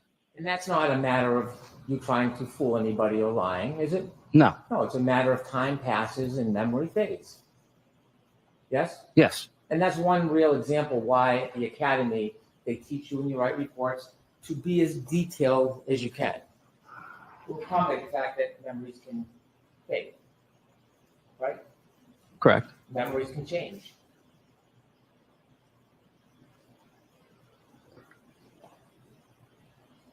I know what I saw, and that wasn't it. Well, that's not what I'm asking you, because you just testified that under oath, you had looked at that photo and distinguished it. But that's not accurate, is it? No. And so it's not a matter of you perjuring yourself or lying, it's a matter of difficulties with memory, wouldn't you say? Yeah, correct. And you share those same difficulties with memory as many other witnesses. Objection.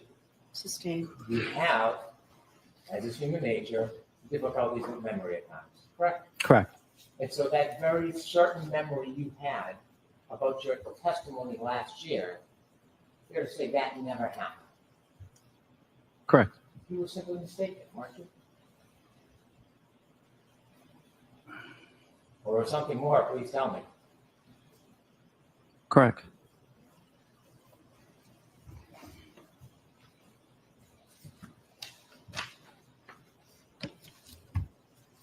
When you met with the attorneys in Boston, what'd you talk about?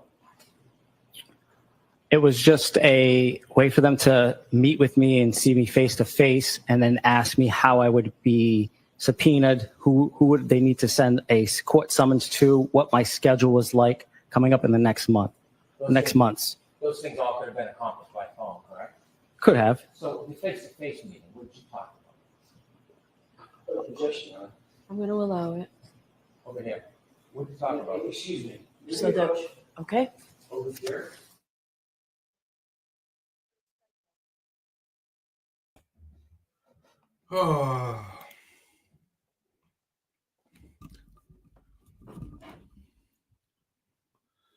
It's that was a bit unfortunate. I won't lie. Right, is she connecting? It's beautiful down here in the buffer zone watching barrels up there, friggin' telling the truth. That is what a good cop does.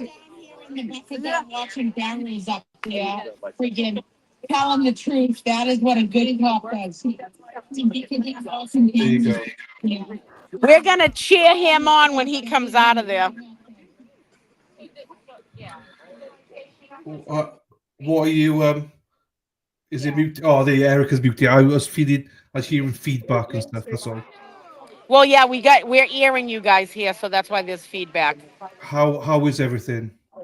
Oh my God, the roar of the crowd down here was amazing. When he talked about, what was actually on the tail light. Now he just said, that's not what it looked like. Oh my God, everybody went cuckoo here. Yeah, good. Yeah. Is there a crowd down there? Yeah. The people here. People down here.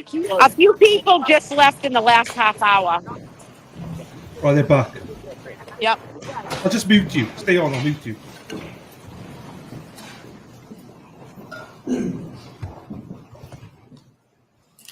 You told us there was some background about being subpoenaed and time. Substantively, what did you talk about with the attorneys when you met them at their hotel conference? Other than that, they didn't go over my testimony. We just spoke about that. I said that the taillight was not completely damaged. Okay. Did you get into any detail about the conversation about your testimony today? No, When did you meet with them? I don't have the date. Last year or this year? I don't have the date. I don't recall the date. I'm not looking for a date, just the general year frame. Last year, this year? Probably June, early in this year. Are you having some difficulty with memory about that as well? On a certain date, yes. Not a certain date. Was it this year probably, or do you think you met them this year? This year. You know what month you met them this year? I wouldn't know the month. Certainly you talked about this issue with the taillight, didn't you? Yes. When you talk about the issue with the taillight, did anybody from the defense offer you any opinions or information? No. Did they ask you questions about it? No. So you went to a meeting at a Boston hotel in a conference room, and nobody talked about the taillight? Objection. I'm going to allow it. Sir, I'll ask you another question instead.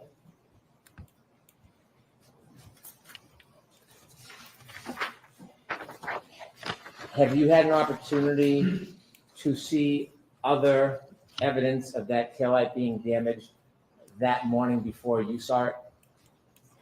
On the 29th of January? No. The video that was shown to you with the tow truck, had you seen that before today? Yes. Who showed it to you? From seeing it on TV, and Was it shown to you during your conference room meeting at the hotel? it was not. So you looked and studied and watched this case a little bit? With all due respect, sir, I don't live under a rock. It's all over social media and the news. You can't avoid it. I'm not criticizing you or discounting you. I'm just asking you. Have you been exposed to this case since you made those observations in Dayton on January 29, 2022? I have. Have you seen other video footage and evidence about that taillight since January 29, 2022? I have. Have you seen other information since you last testified last summer about the taillight? I have. And seeing this extraneous information, this other information, do you think that played a part in some of your difficult memory? Objection. I'm going to allow that. Your Honor, can we approach? Okay. Right, pocket rocket. What do you want there? Thanks. Everyone's laughing that you call me the pocket rocket. The pocket rocket. Smoothest. I will say this: Dina has the smoothest skin I've ever felt. I felt all over as well, and she's so smooth, unbelievable. Everybody's laughing down here. It's good to laugh. Yeah, don't be telling people about my smooth skin. They're all gonna start rumors that we're dating or something, Dylan. We know you're looking for a wife. I know, but Scott's already got you. I can't. Do you know what I mean? What's everyone's vibe about this witness? Do you all love him? Oh my God, this testimony is amazing. Yeah. You know, and right now, cops around the world are watching, and they're seeing this. This is a good cop. You've seen quite a bit of information about this case and the issue regarding the taillights since you first made the observations back in 2022. Wouldn't that be fair to say? It would be fair to say. And based on all the additional information you've read and seen, would you agree it's had some effect on your memory? I guess. No, I don't want you to guess. You testified that you made explanations at the last trial that you didn't make, right? Correct. You had a memory as you testified in direct examination on the road, and you tried your best about things that just didn't happen, right? Right. Would you agree that you have some difficulty with your memory? I'd agree. I want to show you some evidence of that taillight before you had a chance to see it in Dayton. If we could have the ring video at 5:07:58, please.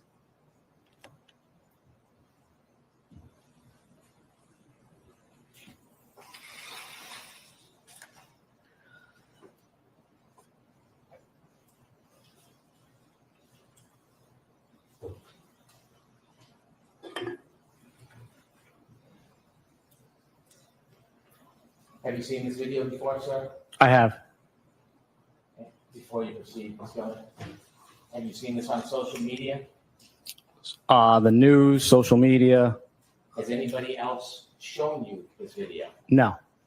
How many times do you think you've been exposed to this video?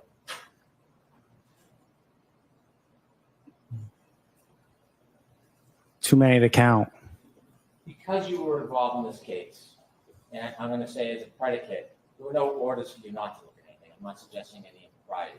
But because you were involved in this case and issues regarding the taillight, you think you had a particular interest when things like this came on TV and social media to take a look compared to your memory? Did I have a Yes. particular interest? No, I didn't follow this case But you've seen this many, many times.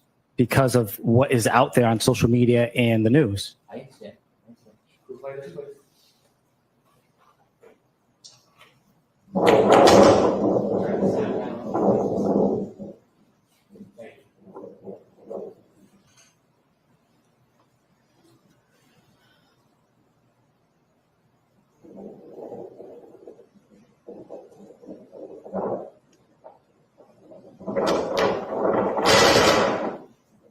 Stop, please. Do you see that white part of the back rear right taillight? Objection. I'm going to allow it. You see that? Sir? Can you zoom in a little bit more? I can. You can or cannot? I can. You can. C-A-N can? Yes. Thank you. Continue, please. Continue. Stop. Can you bring it back, Stone? Back more. Open, right there. Zoom, please. You see, sir?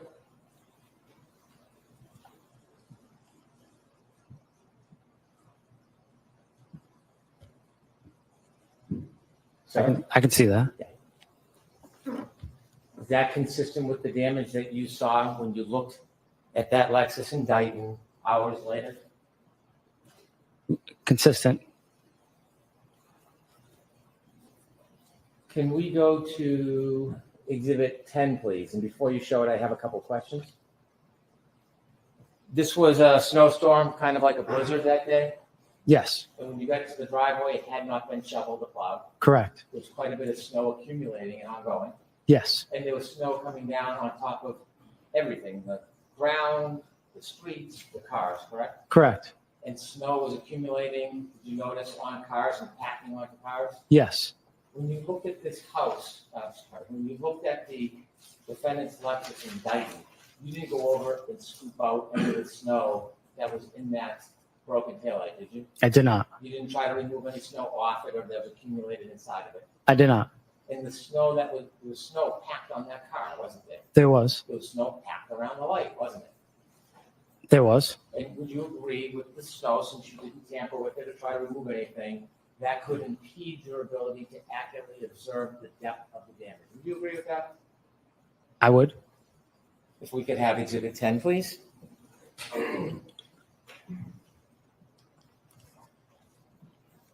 Does that appear to be the same Lexus you looked at when it was in Dayton?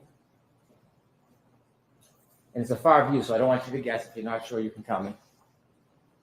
I wouldn't be able to tell you. I can't. I We have Exhibit 11, please.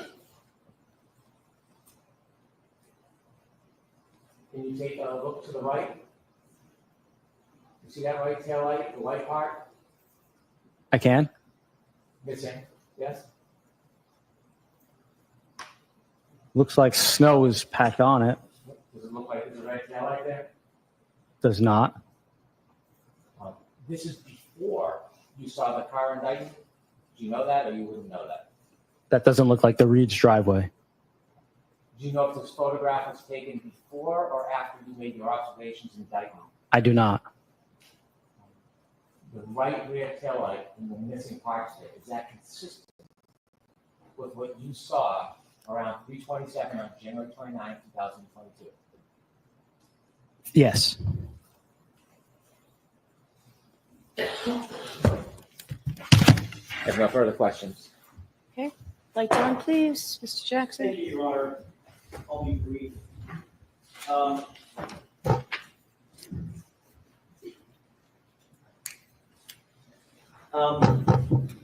Sergeant, did you celebrate your birthday 2 years ago? I did. Kind of a big deal. It's your birthday, right? Yes. What day of the week was your birthday 2 years ago? No idea. You have a difficult memory, sir? Yes. The fact that you had a birthday, you recall, correct? Correct. The day of the week of that birthday may fall by the wayside in your mind, right? Right. Sustain this to the form, Mr. Jackson, is Of your course. witness. The fact that you can't remember the day of the week, does that mean that you have a bad memory? Objection. I'm going to allow it. Correct. You remember being in Dayton, correct? Being called out to Dayton to the residence of the Reeds. Correct. Do you remember the time? I do. Do you remember the weather? I do. Do you remember who you met there? I do. Do you remember the conversations that you had? I do. Do you remember the phone calls that you received? I do. The first one? I do. The second one? I do. Do you remember being in the garage and speaking with someone? I do.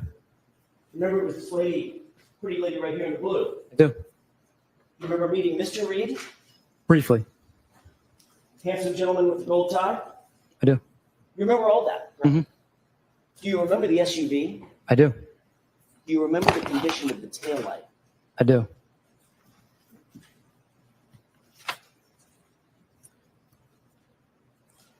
You were asked whether or not you saw Trooper Proctor in any way manipulate that right rear taillight while it was out at Dighton while you were there, correct? Correct. You said no. Honestly, I never saw him touch it, right? Correct. Were you in the Sally Port in Canton PD? I'm sorry, in Canton, in the Sally Port at the police station I wasn't. at 5:30 p.m.? Sistine. At any point, did you ever go to the Sally Port at Canton PD that day? I did not. Do you have any idea what did or didn't happen inside the Sally Port? Objection. Sistine. You were asked by Mr. Brennan, you could have taken photos had you wanted to, correct? Correct. And certainly you could have, right? Correct. Was that your vehicle that was being seized? No. You were simply there to assist another officer, right? The form, Mr. Jackson. Of course. What were you there to do? Just to assist another agency. Would it have been normal protocol for you to photograph that vehicle? No. Did you see Trooper Proctor photograph the vehicle? No. Did you see Sergeant Buchanan photograph the vehicle? No.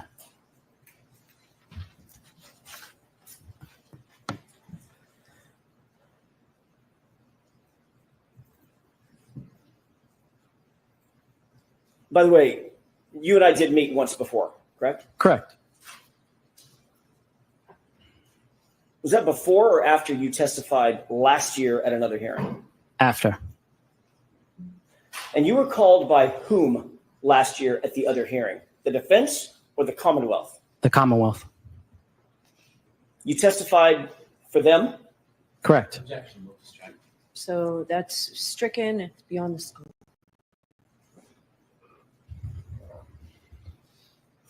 Did the Commonwealth ever contact you after your testimony at the hearing last year? They did not. Did they ever call you on the telephone? After? Correct. No. Did they ever send you a subpoena? No. And you testified last year that the taillight was cracked, but not, or damaged, but not completely broken, correct? Sustained.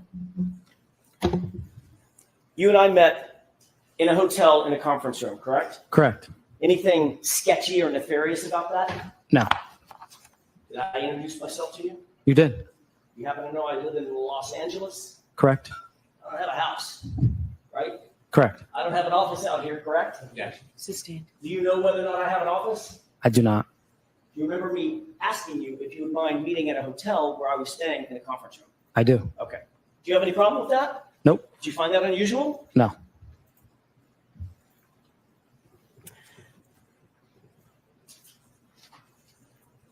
Did you and I ever speak, ever, before your testimony last year? No. Did I ever tell you how I wanted you to testify? No. Did I ever tell you what to say? No. Did I show you any testimony? No. Did I play you any video? No. Did I show you a single photograph? No. During that conversation, did you tell me how to subpoena you? I did. Did you tell me where the subpoena should be directed? I did. Did you tell me your vacation schedule? I did. Did you tell me your availability and willingness to testify? I did.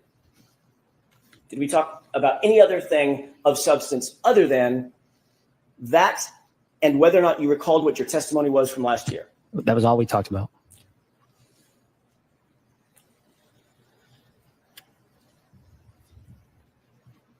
As you sit here, Sergeant Barrows, do you have any difficulty recalling what the condition of that taillight was on January 29th, 2022 at about 3 or 3:15 in the afternoon when you saw the vehicle? Any No. difficulty whatsoever? No. You remember the condition of that taillight? I do. Was the condition of that taillight the same as the photo that I showed you on my direct examination? No. That's all. You would agree that your memory has changed since last time you testified in this courthouse. Yes. In the photo I showed you, the close-up with the missing right rear taillight, is that consistent with your memory of what you saw in Dighton on January 29, 2022? Objection. I'm going to allow it. was opened up. It was opened up. Is it consistent with what you saw on January 29, 2022? It is. Thank you. All right, Sergeant, you are all set. sir. Thank you. All right, so jurors, I know I need to talk to the lawyers about a couple of things, so this seems like a good spot to just send you home for the day rather than bringing out witnesses.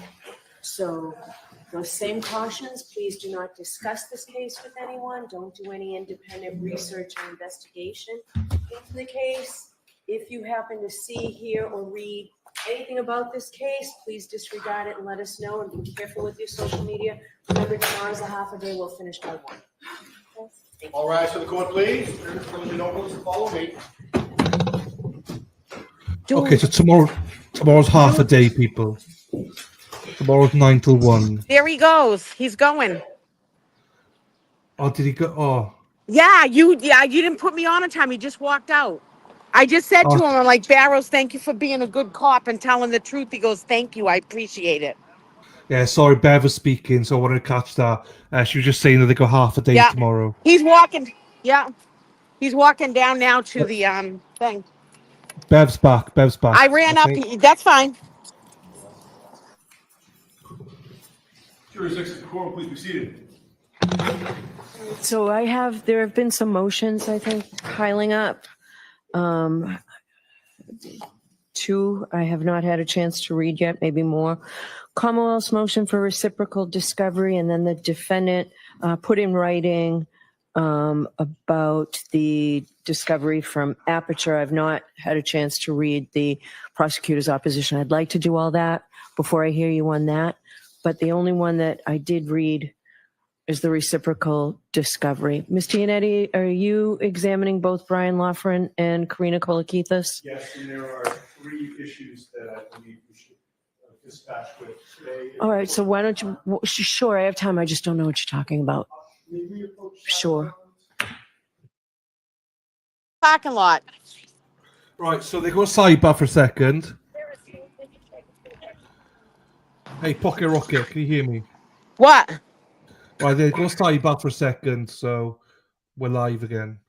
Okay. So Barrows came out. I said that to him. I'm like, we're all proud of you. Thank you for being an honest cop. And he said, thank you. I appreciate it. There you go. Yep. There you go. And so everyone was heading up to greet him, but he went down before. I mean, he was out quick. I figured he would be. So. Yeah. That's good. He was a good witness. It's unfortunate he said about he got his testimony wrong, but that's the only bad thing, which isn't that bad either, you know. So, right, they got to twist that. You know what I mean? But apart from that, it was a great honest witness, you know. So, oh God, yeah. And then the world just watch an honest cop get up there and be honest, not be sneaky like the fucking Boston cop. You know what I mean? He got up and he fucking spoke his truth. And that's what anybody is asking, not all this hidden shit. They got nothing to gain. It's just say the truth, no matter what it is, you know? Right. Good or bad, it doesn't matter. But it's interesting because he has no association with anybody. Right. And the one from Boston, she graduated with 4 other witnesses. So, yeah, that's just so dodgy. All of it's so dodgy with that woman. Boston cop.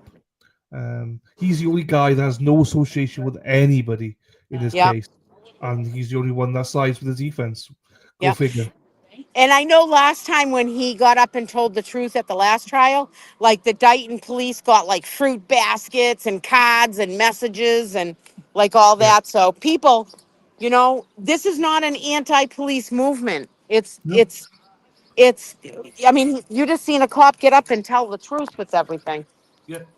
Yeah, it doesn't matter. Hold on a second. No worries. I'm live streaming. Let me mute it. Hold on. I'm gonna shut up because it's muted one way, not both ways.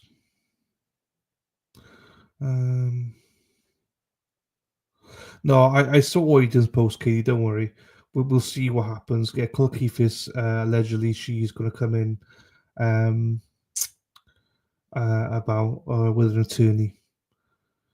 because allegedly Aidan posted that Gemma McCabe approached her to say there was video of Karen hitting John. I'm back on. Apparently, people from the sidewalk who have been here all day were pointing to me to the cops as asking why I'm over there. So I just got booted out of there. What the fuck? Yeah, you can't go up there now. Yep. Been on the sidewalk all day with these people and they rat me out. Yeah, that's what the fuck, people. Anyway, whatever. Yep, exactly. Um, That's all right. It's all right. Just reminding everybody, tomorrow was half a day before anyone starts. So hold on a second. So everybody, the police asked me to tell you we can't yell and scream out here at them. And stay on the sidewalk. And stay on the sidewalk. If they want to come over to us to take pictures, they can, but don't cross the streets. Okay, I'm done. That's how you talk. Good. Yeah. That's how we shouted out. Yeah. So, well, yeah, it doesn't matter anyway. So yeah, nice half day tomorrow for everybody. It's So a half day tomorrow? Half day tomorrow, finishing at 1 tomorrow. Well, it's going to be 90 degrees. So that means, Bev might be wanting to go to the Cape for like an hour. yeah, that's gonna be some topless people out there tomorrow. Dina's one of them. Tits Huh? out. You gonna have your tits out tomorrow. Get some tan. Stop it. Stop Well, it. all the women are. I am. Hey, if my phone goes dead, Erica will have to log in. Don't worry, Erica, did you bring your phone? Because I'm down to like 16. Hold on a second. I can't see shit. I don't know. I'm down to like 19, I think. So if I go off, Erica will come on. That's fine. That will last, probably. That will last. Yeah. They're only talking about one motion and then they're coming out. Do you know what the motion is? It's about the Colquhoun and Lucky, but I don't know what it's about, though. Yeah. Poor Lucky's been here 2 days in a row. I know. And you know what I mean? I wish I was here for Lucky, but He'll be on tomorrow, half day, so him and Colquhoun Fitness Aid could be on. Which fits in the half day then, so. yeah. But it's warm out here today. I sloshed down 2 bottles of water. I did a vitamin water. I'm on my next watering. I still I'm haven't on- peed yet. I'm on Gatorade water. Dennis supplied me with what Brenda did. Gatorade water. Already on Twitter or X, whatever you want to call it, that Bailey Kaufman drove by us and called us mutants and videotaped us. I'm out at the car. So good job, Bailey. Someday we'll see you. Trolling soul. motherfucker. Brave soul. Loves that. Yep. So We're all here fighting. the kids on the bus are yelling, "Free Karen Reed." Erin Hack's bus. There she is, Erin Hack. Let's go, Erin Hack. Hey. There she is. What are they gonna do? Arrest a busload of kids? Oh, don't honk in the buffer zone. You'll get ticketed. I know. We can't arrest kids. Yeah. No, you can't arrest kids. Well. I just hate seeing people get tickets. They send them in the mail. Yeah. You know, it's not like it's here. They send it in the mail. Yeah. Get to like. Yep. There's cameras too everywhere around this whole place. They can zoom in on anything. Yeah. You know. Almost every morning, like last year, I had justice, but everybody was down there. Like I'm thinking about. Yeah. Only in the quiet, like not in the quiet. Yeah. Especially when everybody was down at the show. Yeah, we had bullhorns and stuff down there last year. Not this year. They thought we had a cowbell today and had a fit. They went right after Erica. You know what's so funny though? Erica brought so much pizza shop. I know. We used to order $800 to $1,000 a day worth of pizza. Ones that get those local business owners. No, Dedham House of Dedham House of Pizza loves us. The bagel shop loves us. We have no problem with them. And the Mexican restaurant. Dedham House of Pizza and the Mexican restaurant will actually put the trial on TV for us. Yeah. So they should be coming out soon, Dylan. Well, there's still a sidebar, so. Oh, are they still at sidebar? Yeah. They might be discussing the motion on sidebar. I don't know. Yeah. But the jury's gone, right? No, they might not be because I didn't see them go out back. Well, the jury have left the room anyway. Yeah. Whose camera is that? Oh, it's yours? Oh, all right. Yeah, girl, get in it. I'm like, oh, hi. Well, hi. Another free Karen Reed supporter. Free Karen Reed. What are you recording on for? My personal memories. Oh, your personal memories? Yeah, my mom. Yeah, we just went to mom's childhood house, so like. Oh, wow. She talks about it. So it's nice to put like a. Did she grow up here in Dedham? Yeah, so she'll be on the TV. wow. Oh, what the fuck? Correct. Oh, sidebar. So I just laugh. Where do you live now? We live in New Hampshire. New Hampshire? Yeah, yeah. So he's What actually- part? Derry. Derry, And, nice. Yep. So he's right on. He's from Salem too. I just met him. Yeah. Yeah. Where do you live again? I live in Waltham. Nice. Yeah. I've already been docked, so it doesn't matter. I had a place up in Campton, New Hampshire, up by the beginning of the White Mountains. Yep. You live in Waltham? Yeah. How long have you lived there? I was born there. I was there till I was 13. Then I came back to take care of my grandmother. I moved out. My for her. mother grew up there. Oh, who was your mother? Waltham. Last Her, name? McAndrews was her maiden name. McAndrews. South side or north? Do you know? It was Central Street. Yeah. Yeah. That, she lived across south- from like one of the train Yeah. that went. That's south side. Catch this. So we went to go see her childhood house, and the I'm live streaming too. That's okay. The owner, if you don't mind, the No. owner was home, and they let us do a tour. Right? So sweet. My mom brings up the milkman. He goes, "I still have your ice box." Gave my mom the ice box. Did he really? Yeah. Oh She's my got the God, ice that's box. amazing. It was crazy. The house looks exactly the same. Wow. Exactly the same. And then we went to the Avery spot, Avery Trail. Avery School with the trail behind that we used to walk through on the way. Still there. Wow. Smoking butts. Now you're gonna hear all the stories now that you're all The rock wall. It's nice to see like what she's talking about. 29. You know. So Yeah. it's good, these Oh stories. God, you Yeah. look way younger than that. Thank you. Keep that up with Why saying they're young. outing me? New faces. New You there, Dylan? Yeah, I'm here. I'm here. Okay, you're awful quiet. No, I was just listening to you. I mean, once you speak it, I can't speak. Do you know what I mean? If that makes sense. No, it's not you, but I mean, when you got the crowd speaking, it's I just let it. It's great. I just let it speak. Oh, you're so sweet. You let me Yeah, talk otherwise- and talk and talk. You No. only get me on Tuesdays, anyways. Yeah, I know, but I miss you. You know that. Oh, I miss you too, because I didn't get to even really spend a lot of time with you other than the duck boat tour. Oh, I'm back in October, so. I know when you come in October, maybe I can take some extra time off just to, Well, spend more there days won't be- because I really can't take it off of work. It's too tough. There won't be any court though, as well, so it'll be easier. Do you know what I mean? Right. So, Right.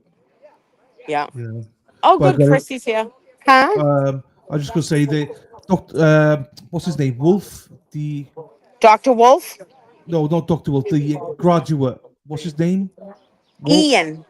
Evan. Evan. He's just sat down from sidebar, so they Good. must be coming back before long. So once they come back from sidebar, I'll just mute you. So She'll probably end it for the day.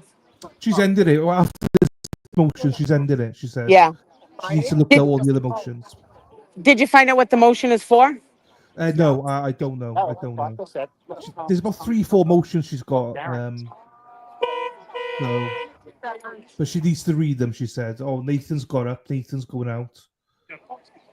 Huh. So you might be going to the toilet. I don't know. But lavatory, as you guys call it, or whatever you call it. Yeah, the camera crew's all ready. They're here, ready to go. Yeah. Oh, I think there's a new trooper down here. He looks like a fucking baby. Now behave. Now. No, Be he nice really to him. looks like a baby. Seriously. I know. Can you see him?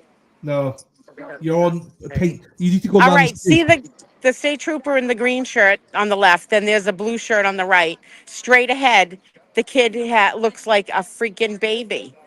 He Put it looks on like he's landscape. 19. Put on landscape. We can see more if it's on the other way around. So say it again. So we got 2 in yellow. Yep, and the one that's close up, they just walked away. He looks like a baby. Okay. He seriously does. Yeah, he's probably like 22. Oh, newbie. No, I'm not down here every day, so I've never seen him. Doesn't he look like a baby, Jack?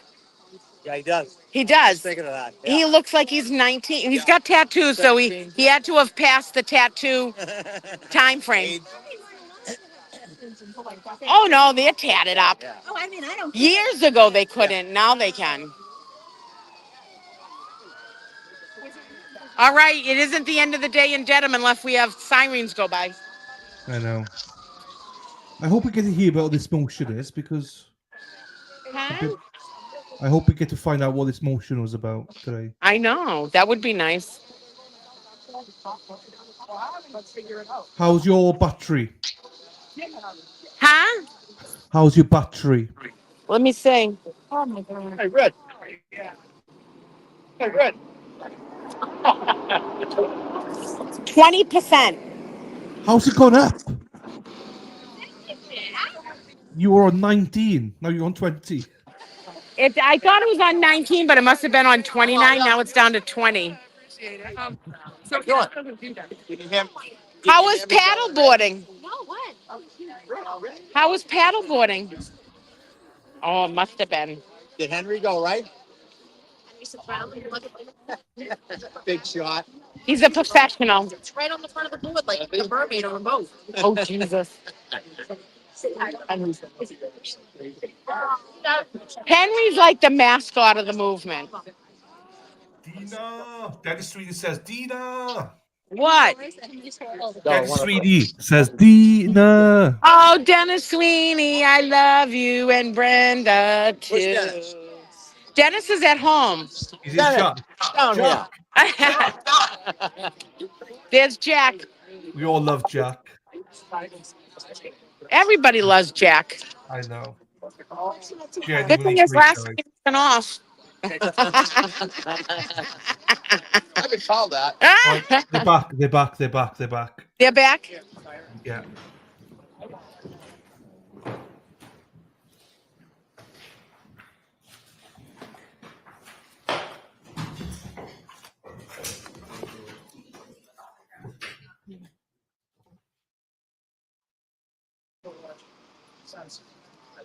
Okay, looks like they're done for the day. They're done. Oh, good. They're done for the day. There's a delay, so they should be coming out. Are you enjoying that AC? They're rats. Well, yeah, it'd be kind of hard for you to step out. What's your name? Ali? I'm Dina. Nice to meet you, too. Thank you.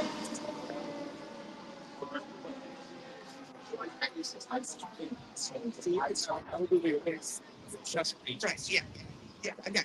I don't, other than that. Oh.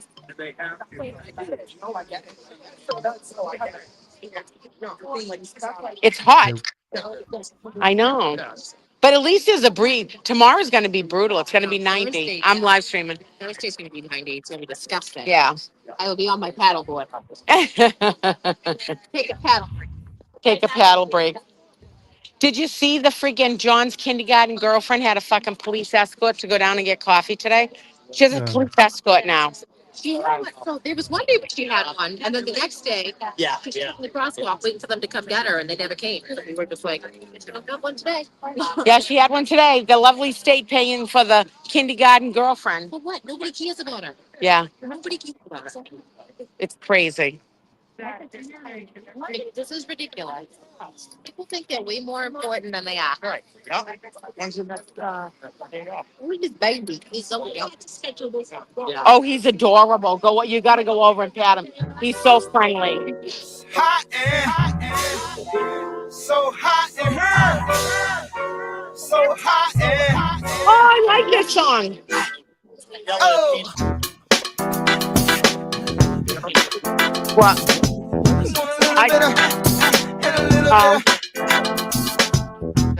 It's getting hot in here, so take off all your clothes.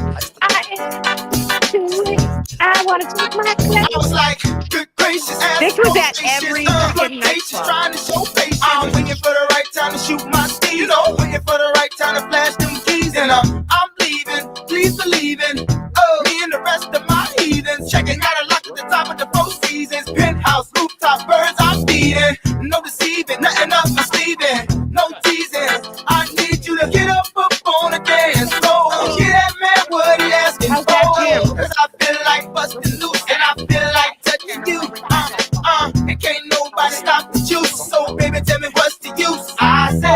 It's getting hot in here, so take off all your clothes. I am getting so hot, I wanna take my clothes off. It's getting hot in here, so take off all your clothes. I am getting so hot. Everyone's starting to load out a little bit. Why you at the bar? You ain't popping the bottle. Come on, good as all the fame. You ain't pushing the bottle. I see you driving. What's called? Ain't hitting the throttle. And I be damn, I do 100 tops down and gobble. Get off the freeway, exit 106 and parked it. Ashtray, good day, time to spark it. Gucci collar for dollar, got out and walked it. I speak English, baby, I can't talk Could've it. played Tesla. It's hot up in this joint. Vocab, tank top on at this point. here You today. with a winner, so baby, it can't lose. I got secrets, can't leave Cancun. So take it off like you're home alone. You know, dance in front of the mirror while you're on the phone. Checking your reflection and telling your Yep, Jeffrey, we got tired and seen her in a while. It's getting hot in here, so take off all your clothes. They must be outside because it looks like they're asking questions. It's getting hot in here, so take off all your clothes.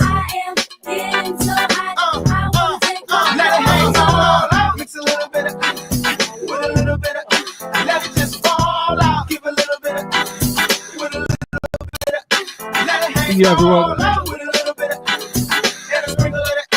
Let it just fall out. I like it when you Hi, Gary. What's up, Allison? Oh no, the roof. The roof is on fire. The roof is on fire. Let the motherfucker burn. Burn, motherfucker, burn. Stop pacing, time wasting. I got a friend with a hole in the basement. What? I'm just kidding like Jason. Unless you're gonna do it. Extra, spread the news. Nathan's here. Came back with something thinking if it I'm gonna greet everybody. I'll stop it then once he's there.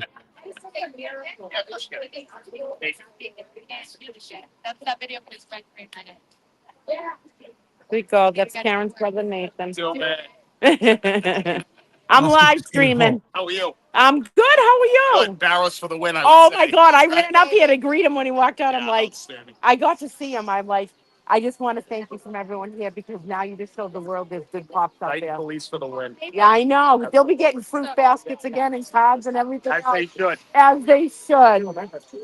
Very good for you. Even better after Barrows testified. We were screaming out here. Yes. The roar was unbelievable.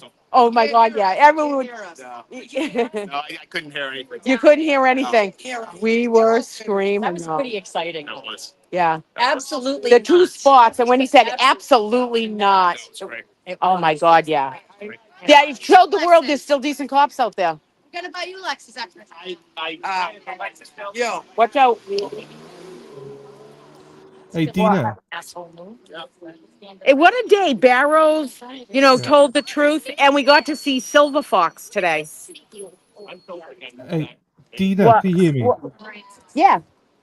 What? Ask Nathan what his favorite song is. We'll play it. All right, Nathan. Yes. The channel wants to know what your favorite song is because they want to play it. Karen and I have the same favorite song, One by YouTube. Oh, yeah, there you go. Yeah. When we have the big party at Gillette Stadium when Karen's set free, we got to get that band to come in and play for us. What I'm sure was that's that? not a bad ask. No, it's not a bad That ass. should be easy. That should be easy. Well, They love Boston. you'd be surprised what this movement can do. Come on absolutely. now. You never know. I think we can get you two to Never play. know. Yes. And it's got to be Gillette Stadium. See the Mitchell We- times. There you go. There you go. There you go. Oh, no. Absolutely. Yep. See, we can all work magic around here. Hey, I know you sell cars and everything, so I think I need a valuation on how much you think my car is worth. Someone said that to me today. It's a 2001 Honda Civic. It's got to be at least $500. Keep driving it. It's worth more to you. 285,000 miles. I got another 100,000 to do it. Yeah. Tim from Canton Cables out here. Jack, how are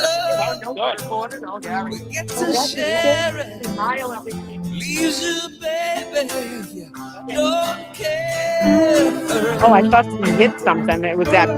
Wow, it looked like it. I'm like, what are we doing? He's so good to see myself. He's here. He's working the crowd. Your husband, you know, the redhead's husband. You act like you never had love. You want me to go without? Well, it's too late. Let's buy a drink. Bartender. Peach and Lisa were talking to someone in their seat. Like, they changed.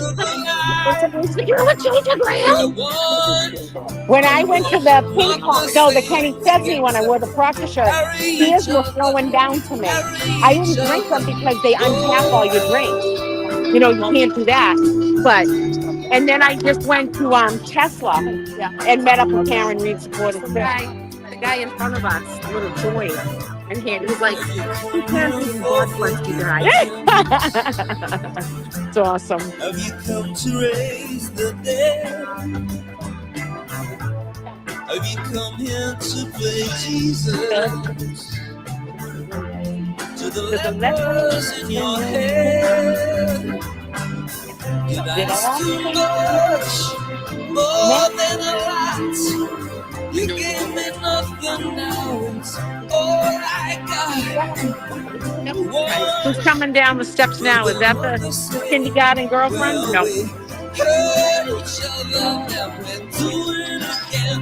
You say love is a temper. Oh, that's not the shake. Is a temper.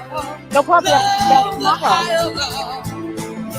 Ask me to enter, but then you make me crawl. But I keep holding on to what you got. When all you got is take one blood, one life, you got to do full of kisses. one life with each other. Sisters, brothers, one life, but we're not the same. We can carry each other, carry each other.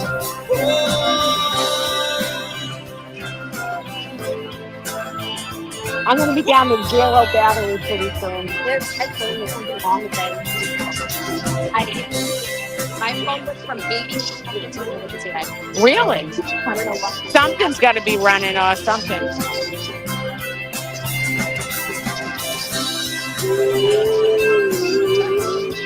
Watch out, UPS is coming.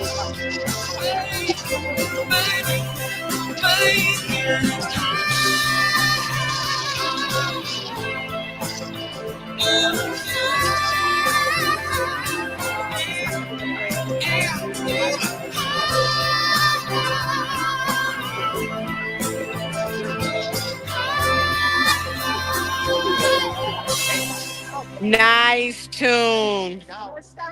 That's what we got to get. We got to get you two to play at Gillette Stadium when we have the free Karen Reed party.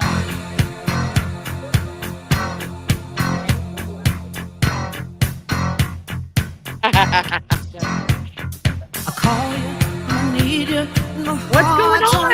Did people out in Canada? Yeah, I love it. I think you're not dressed for it. I had tight shorts on. Come to me wild and wild. There you go. Come to me. Give me everything. Hey, you know Jason Grant's up there? Oh my God! Give me a lifetime of promises and a world of dreams. Speak the language of love like you know what it means. They're coming out now. It can't be wrong. Are they coming out now, are they? Yeah. Cool. What a day for Tracy and Dana to be in there, too. Oh, it's Bobby! It's Bobby! Woo! Oh, that's my favorite. Yeah. There's Alicia Alessi. Let's go, let's see. Bruins, if you don't like it, Yeah. go follow the stream, Bruins. Must enjoy what? The sun. Woo! He's white to the white though, isn't he? He's coming out into the crowd. I want to see what it looks like from this view. Here, I'll sit there and I'll talk to my teammates. We were screaming down at the buffer zone today. That was beautiful. That was beautiful today. We were down there just screaming. Yeah. That's Unbelievable. Yeah. I'm hoping you heard us. So. I know we will spank you. Don't worry. This is what we prevented last year of them annihilating people. It's Look, she's there. disgusting. That's it. Knock over fences and stuff. Yeah! Woo!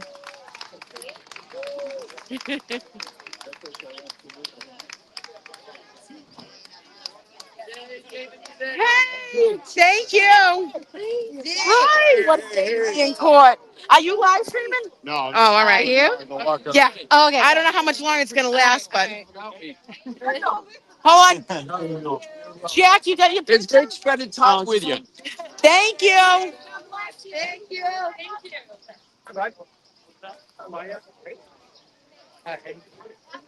I missed you too. I hope you had a great day.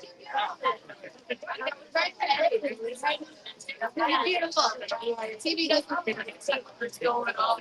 Mr. and Mrs. Reed. Good luck. What's been the best part of your week?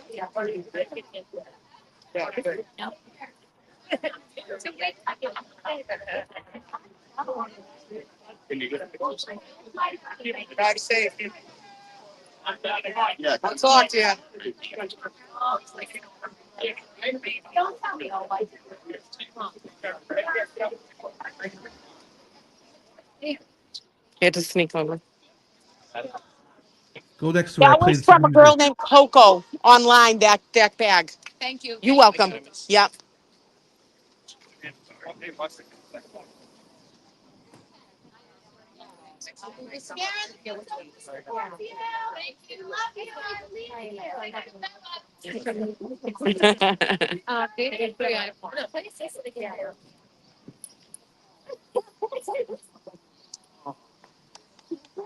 All right, my phone's gonna die out pretty soon. That's fine. Oh, here What- comes Hanky.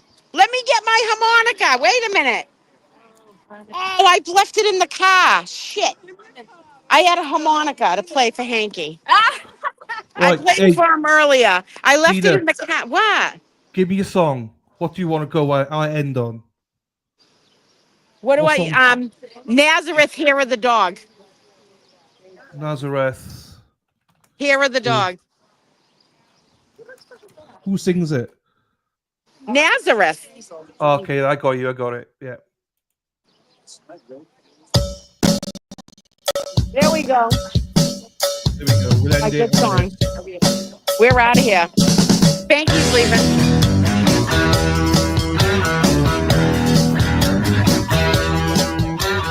Heartbreaker, soul shaker. I've been told about you. She wrote a midnight soda. What they've been saying must be true. That hot mama, velvet charmer, time's come to pay your dues. That's Spanky leaving. He's done for the day.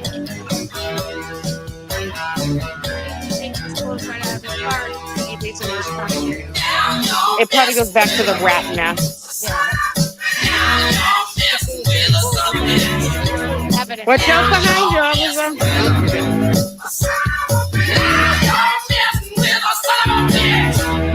All right, folks, that's the end of the day. Stay safe, guys. All right, hasta la vista. Bye, my darling. Bye. My phone's gonna be dead. Watch it.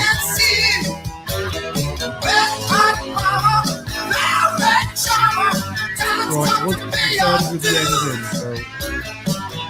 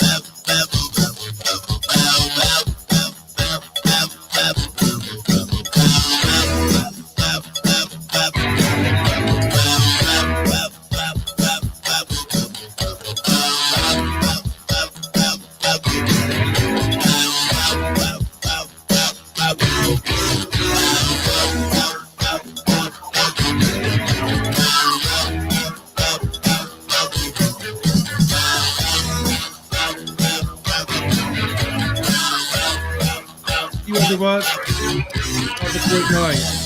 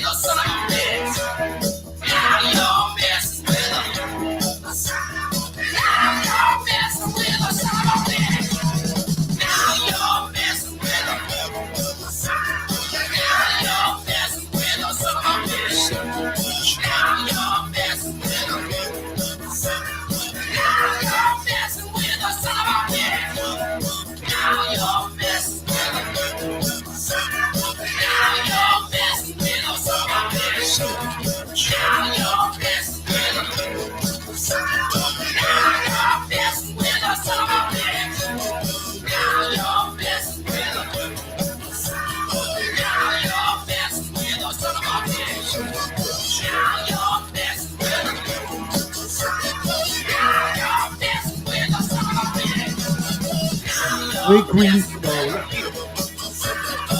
Lucky's on tomorrow. We're green.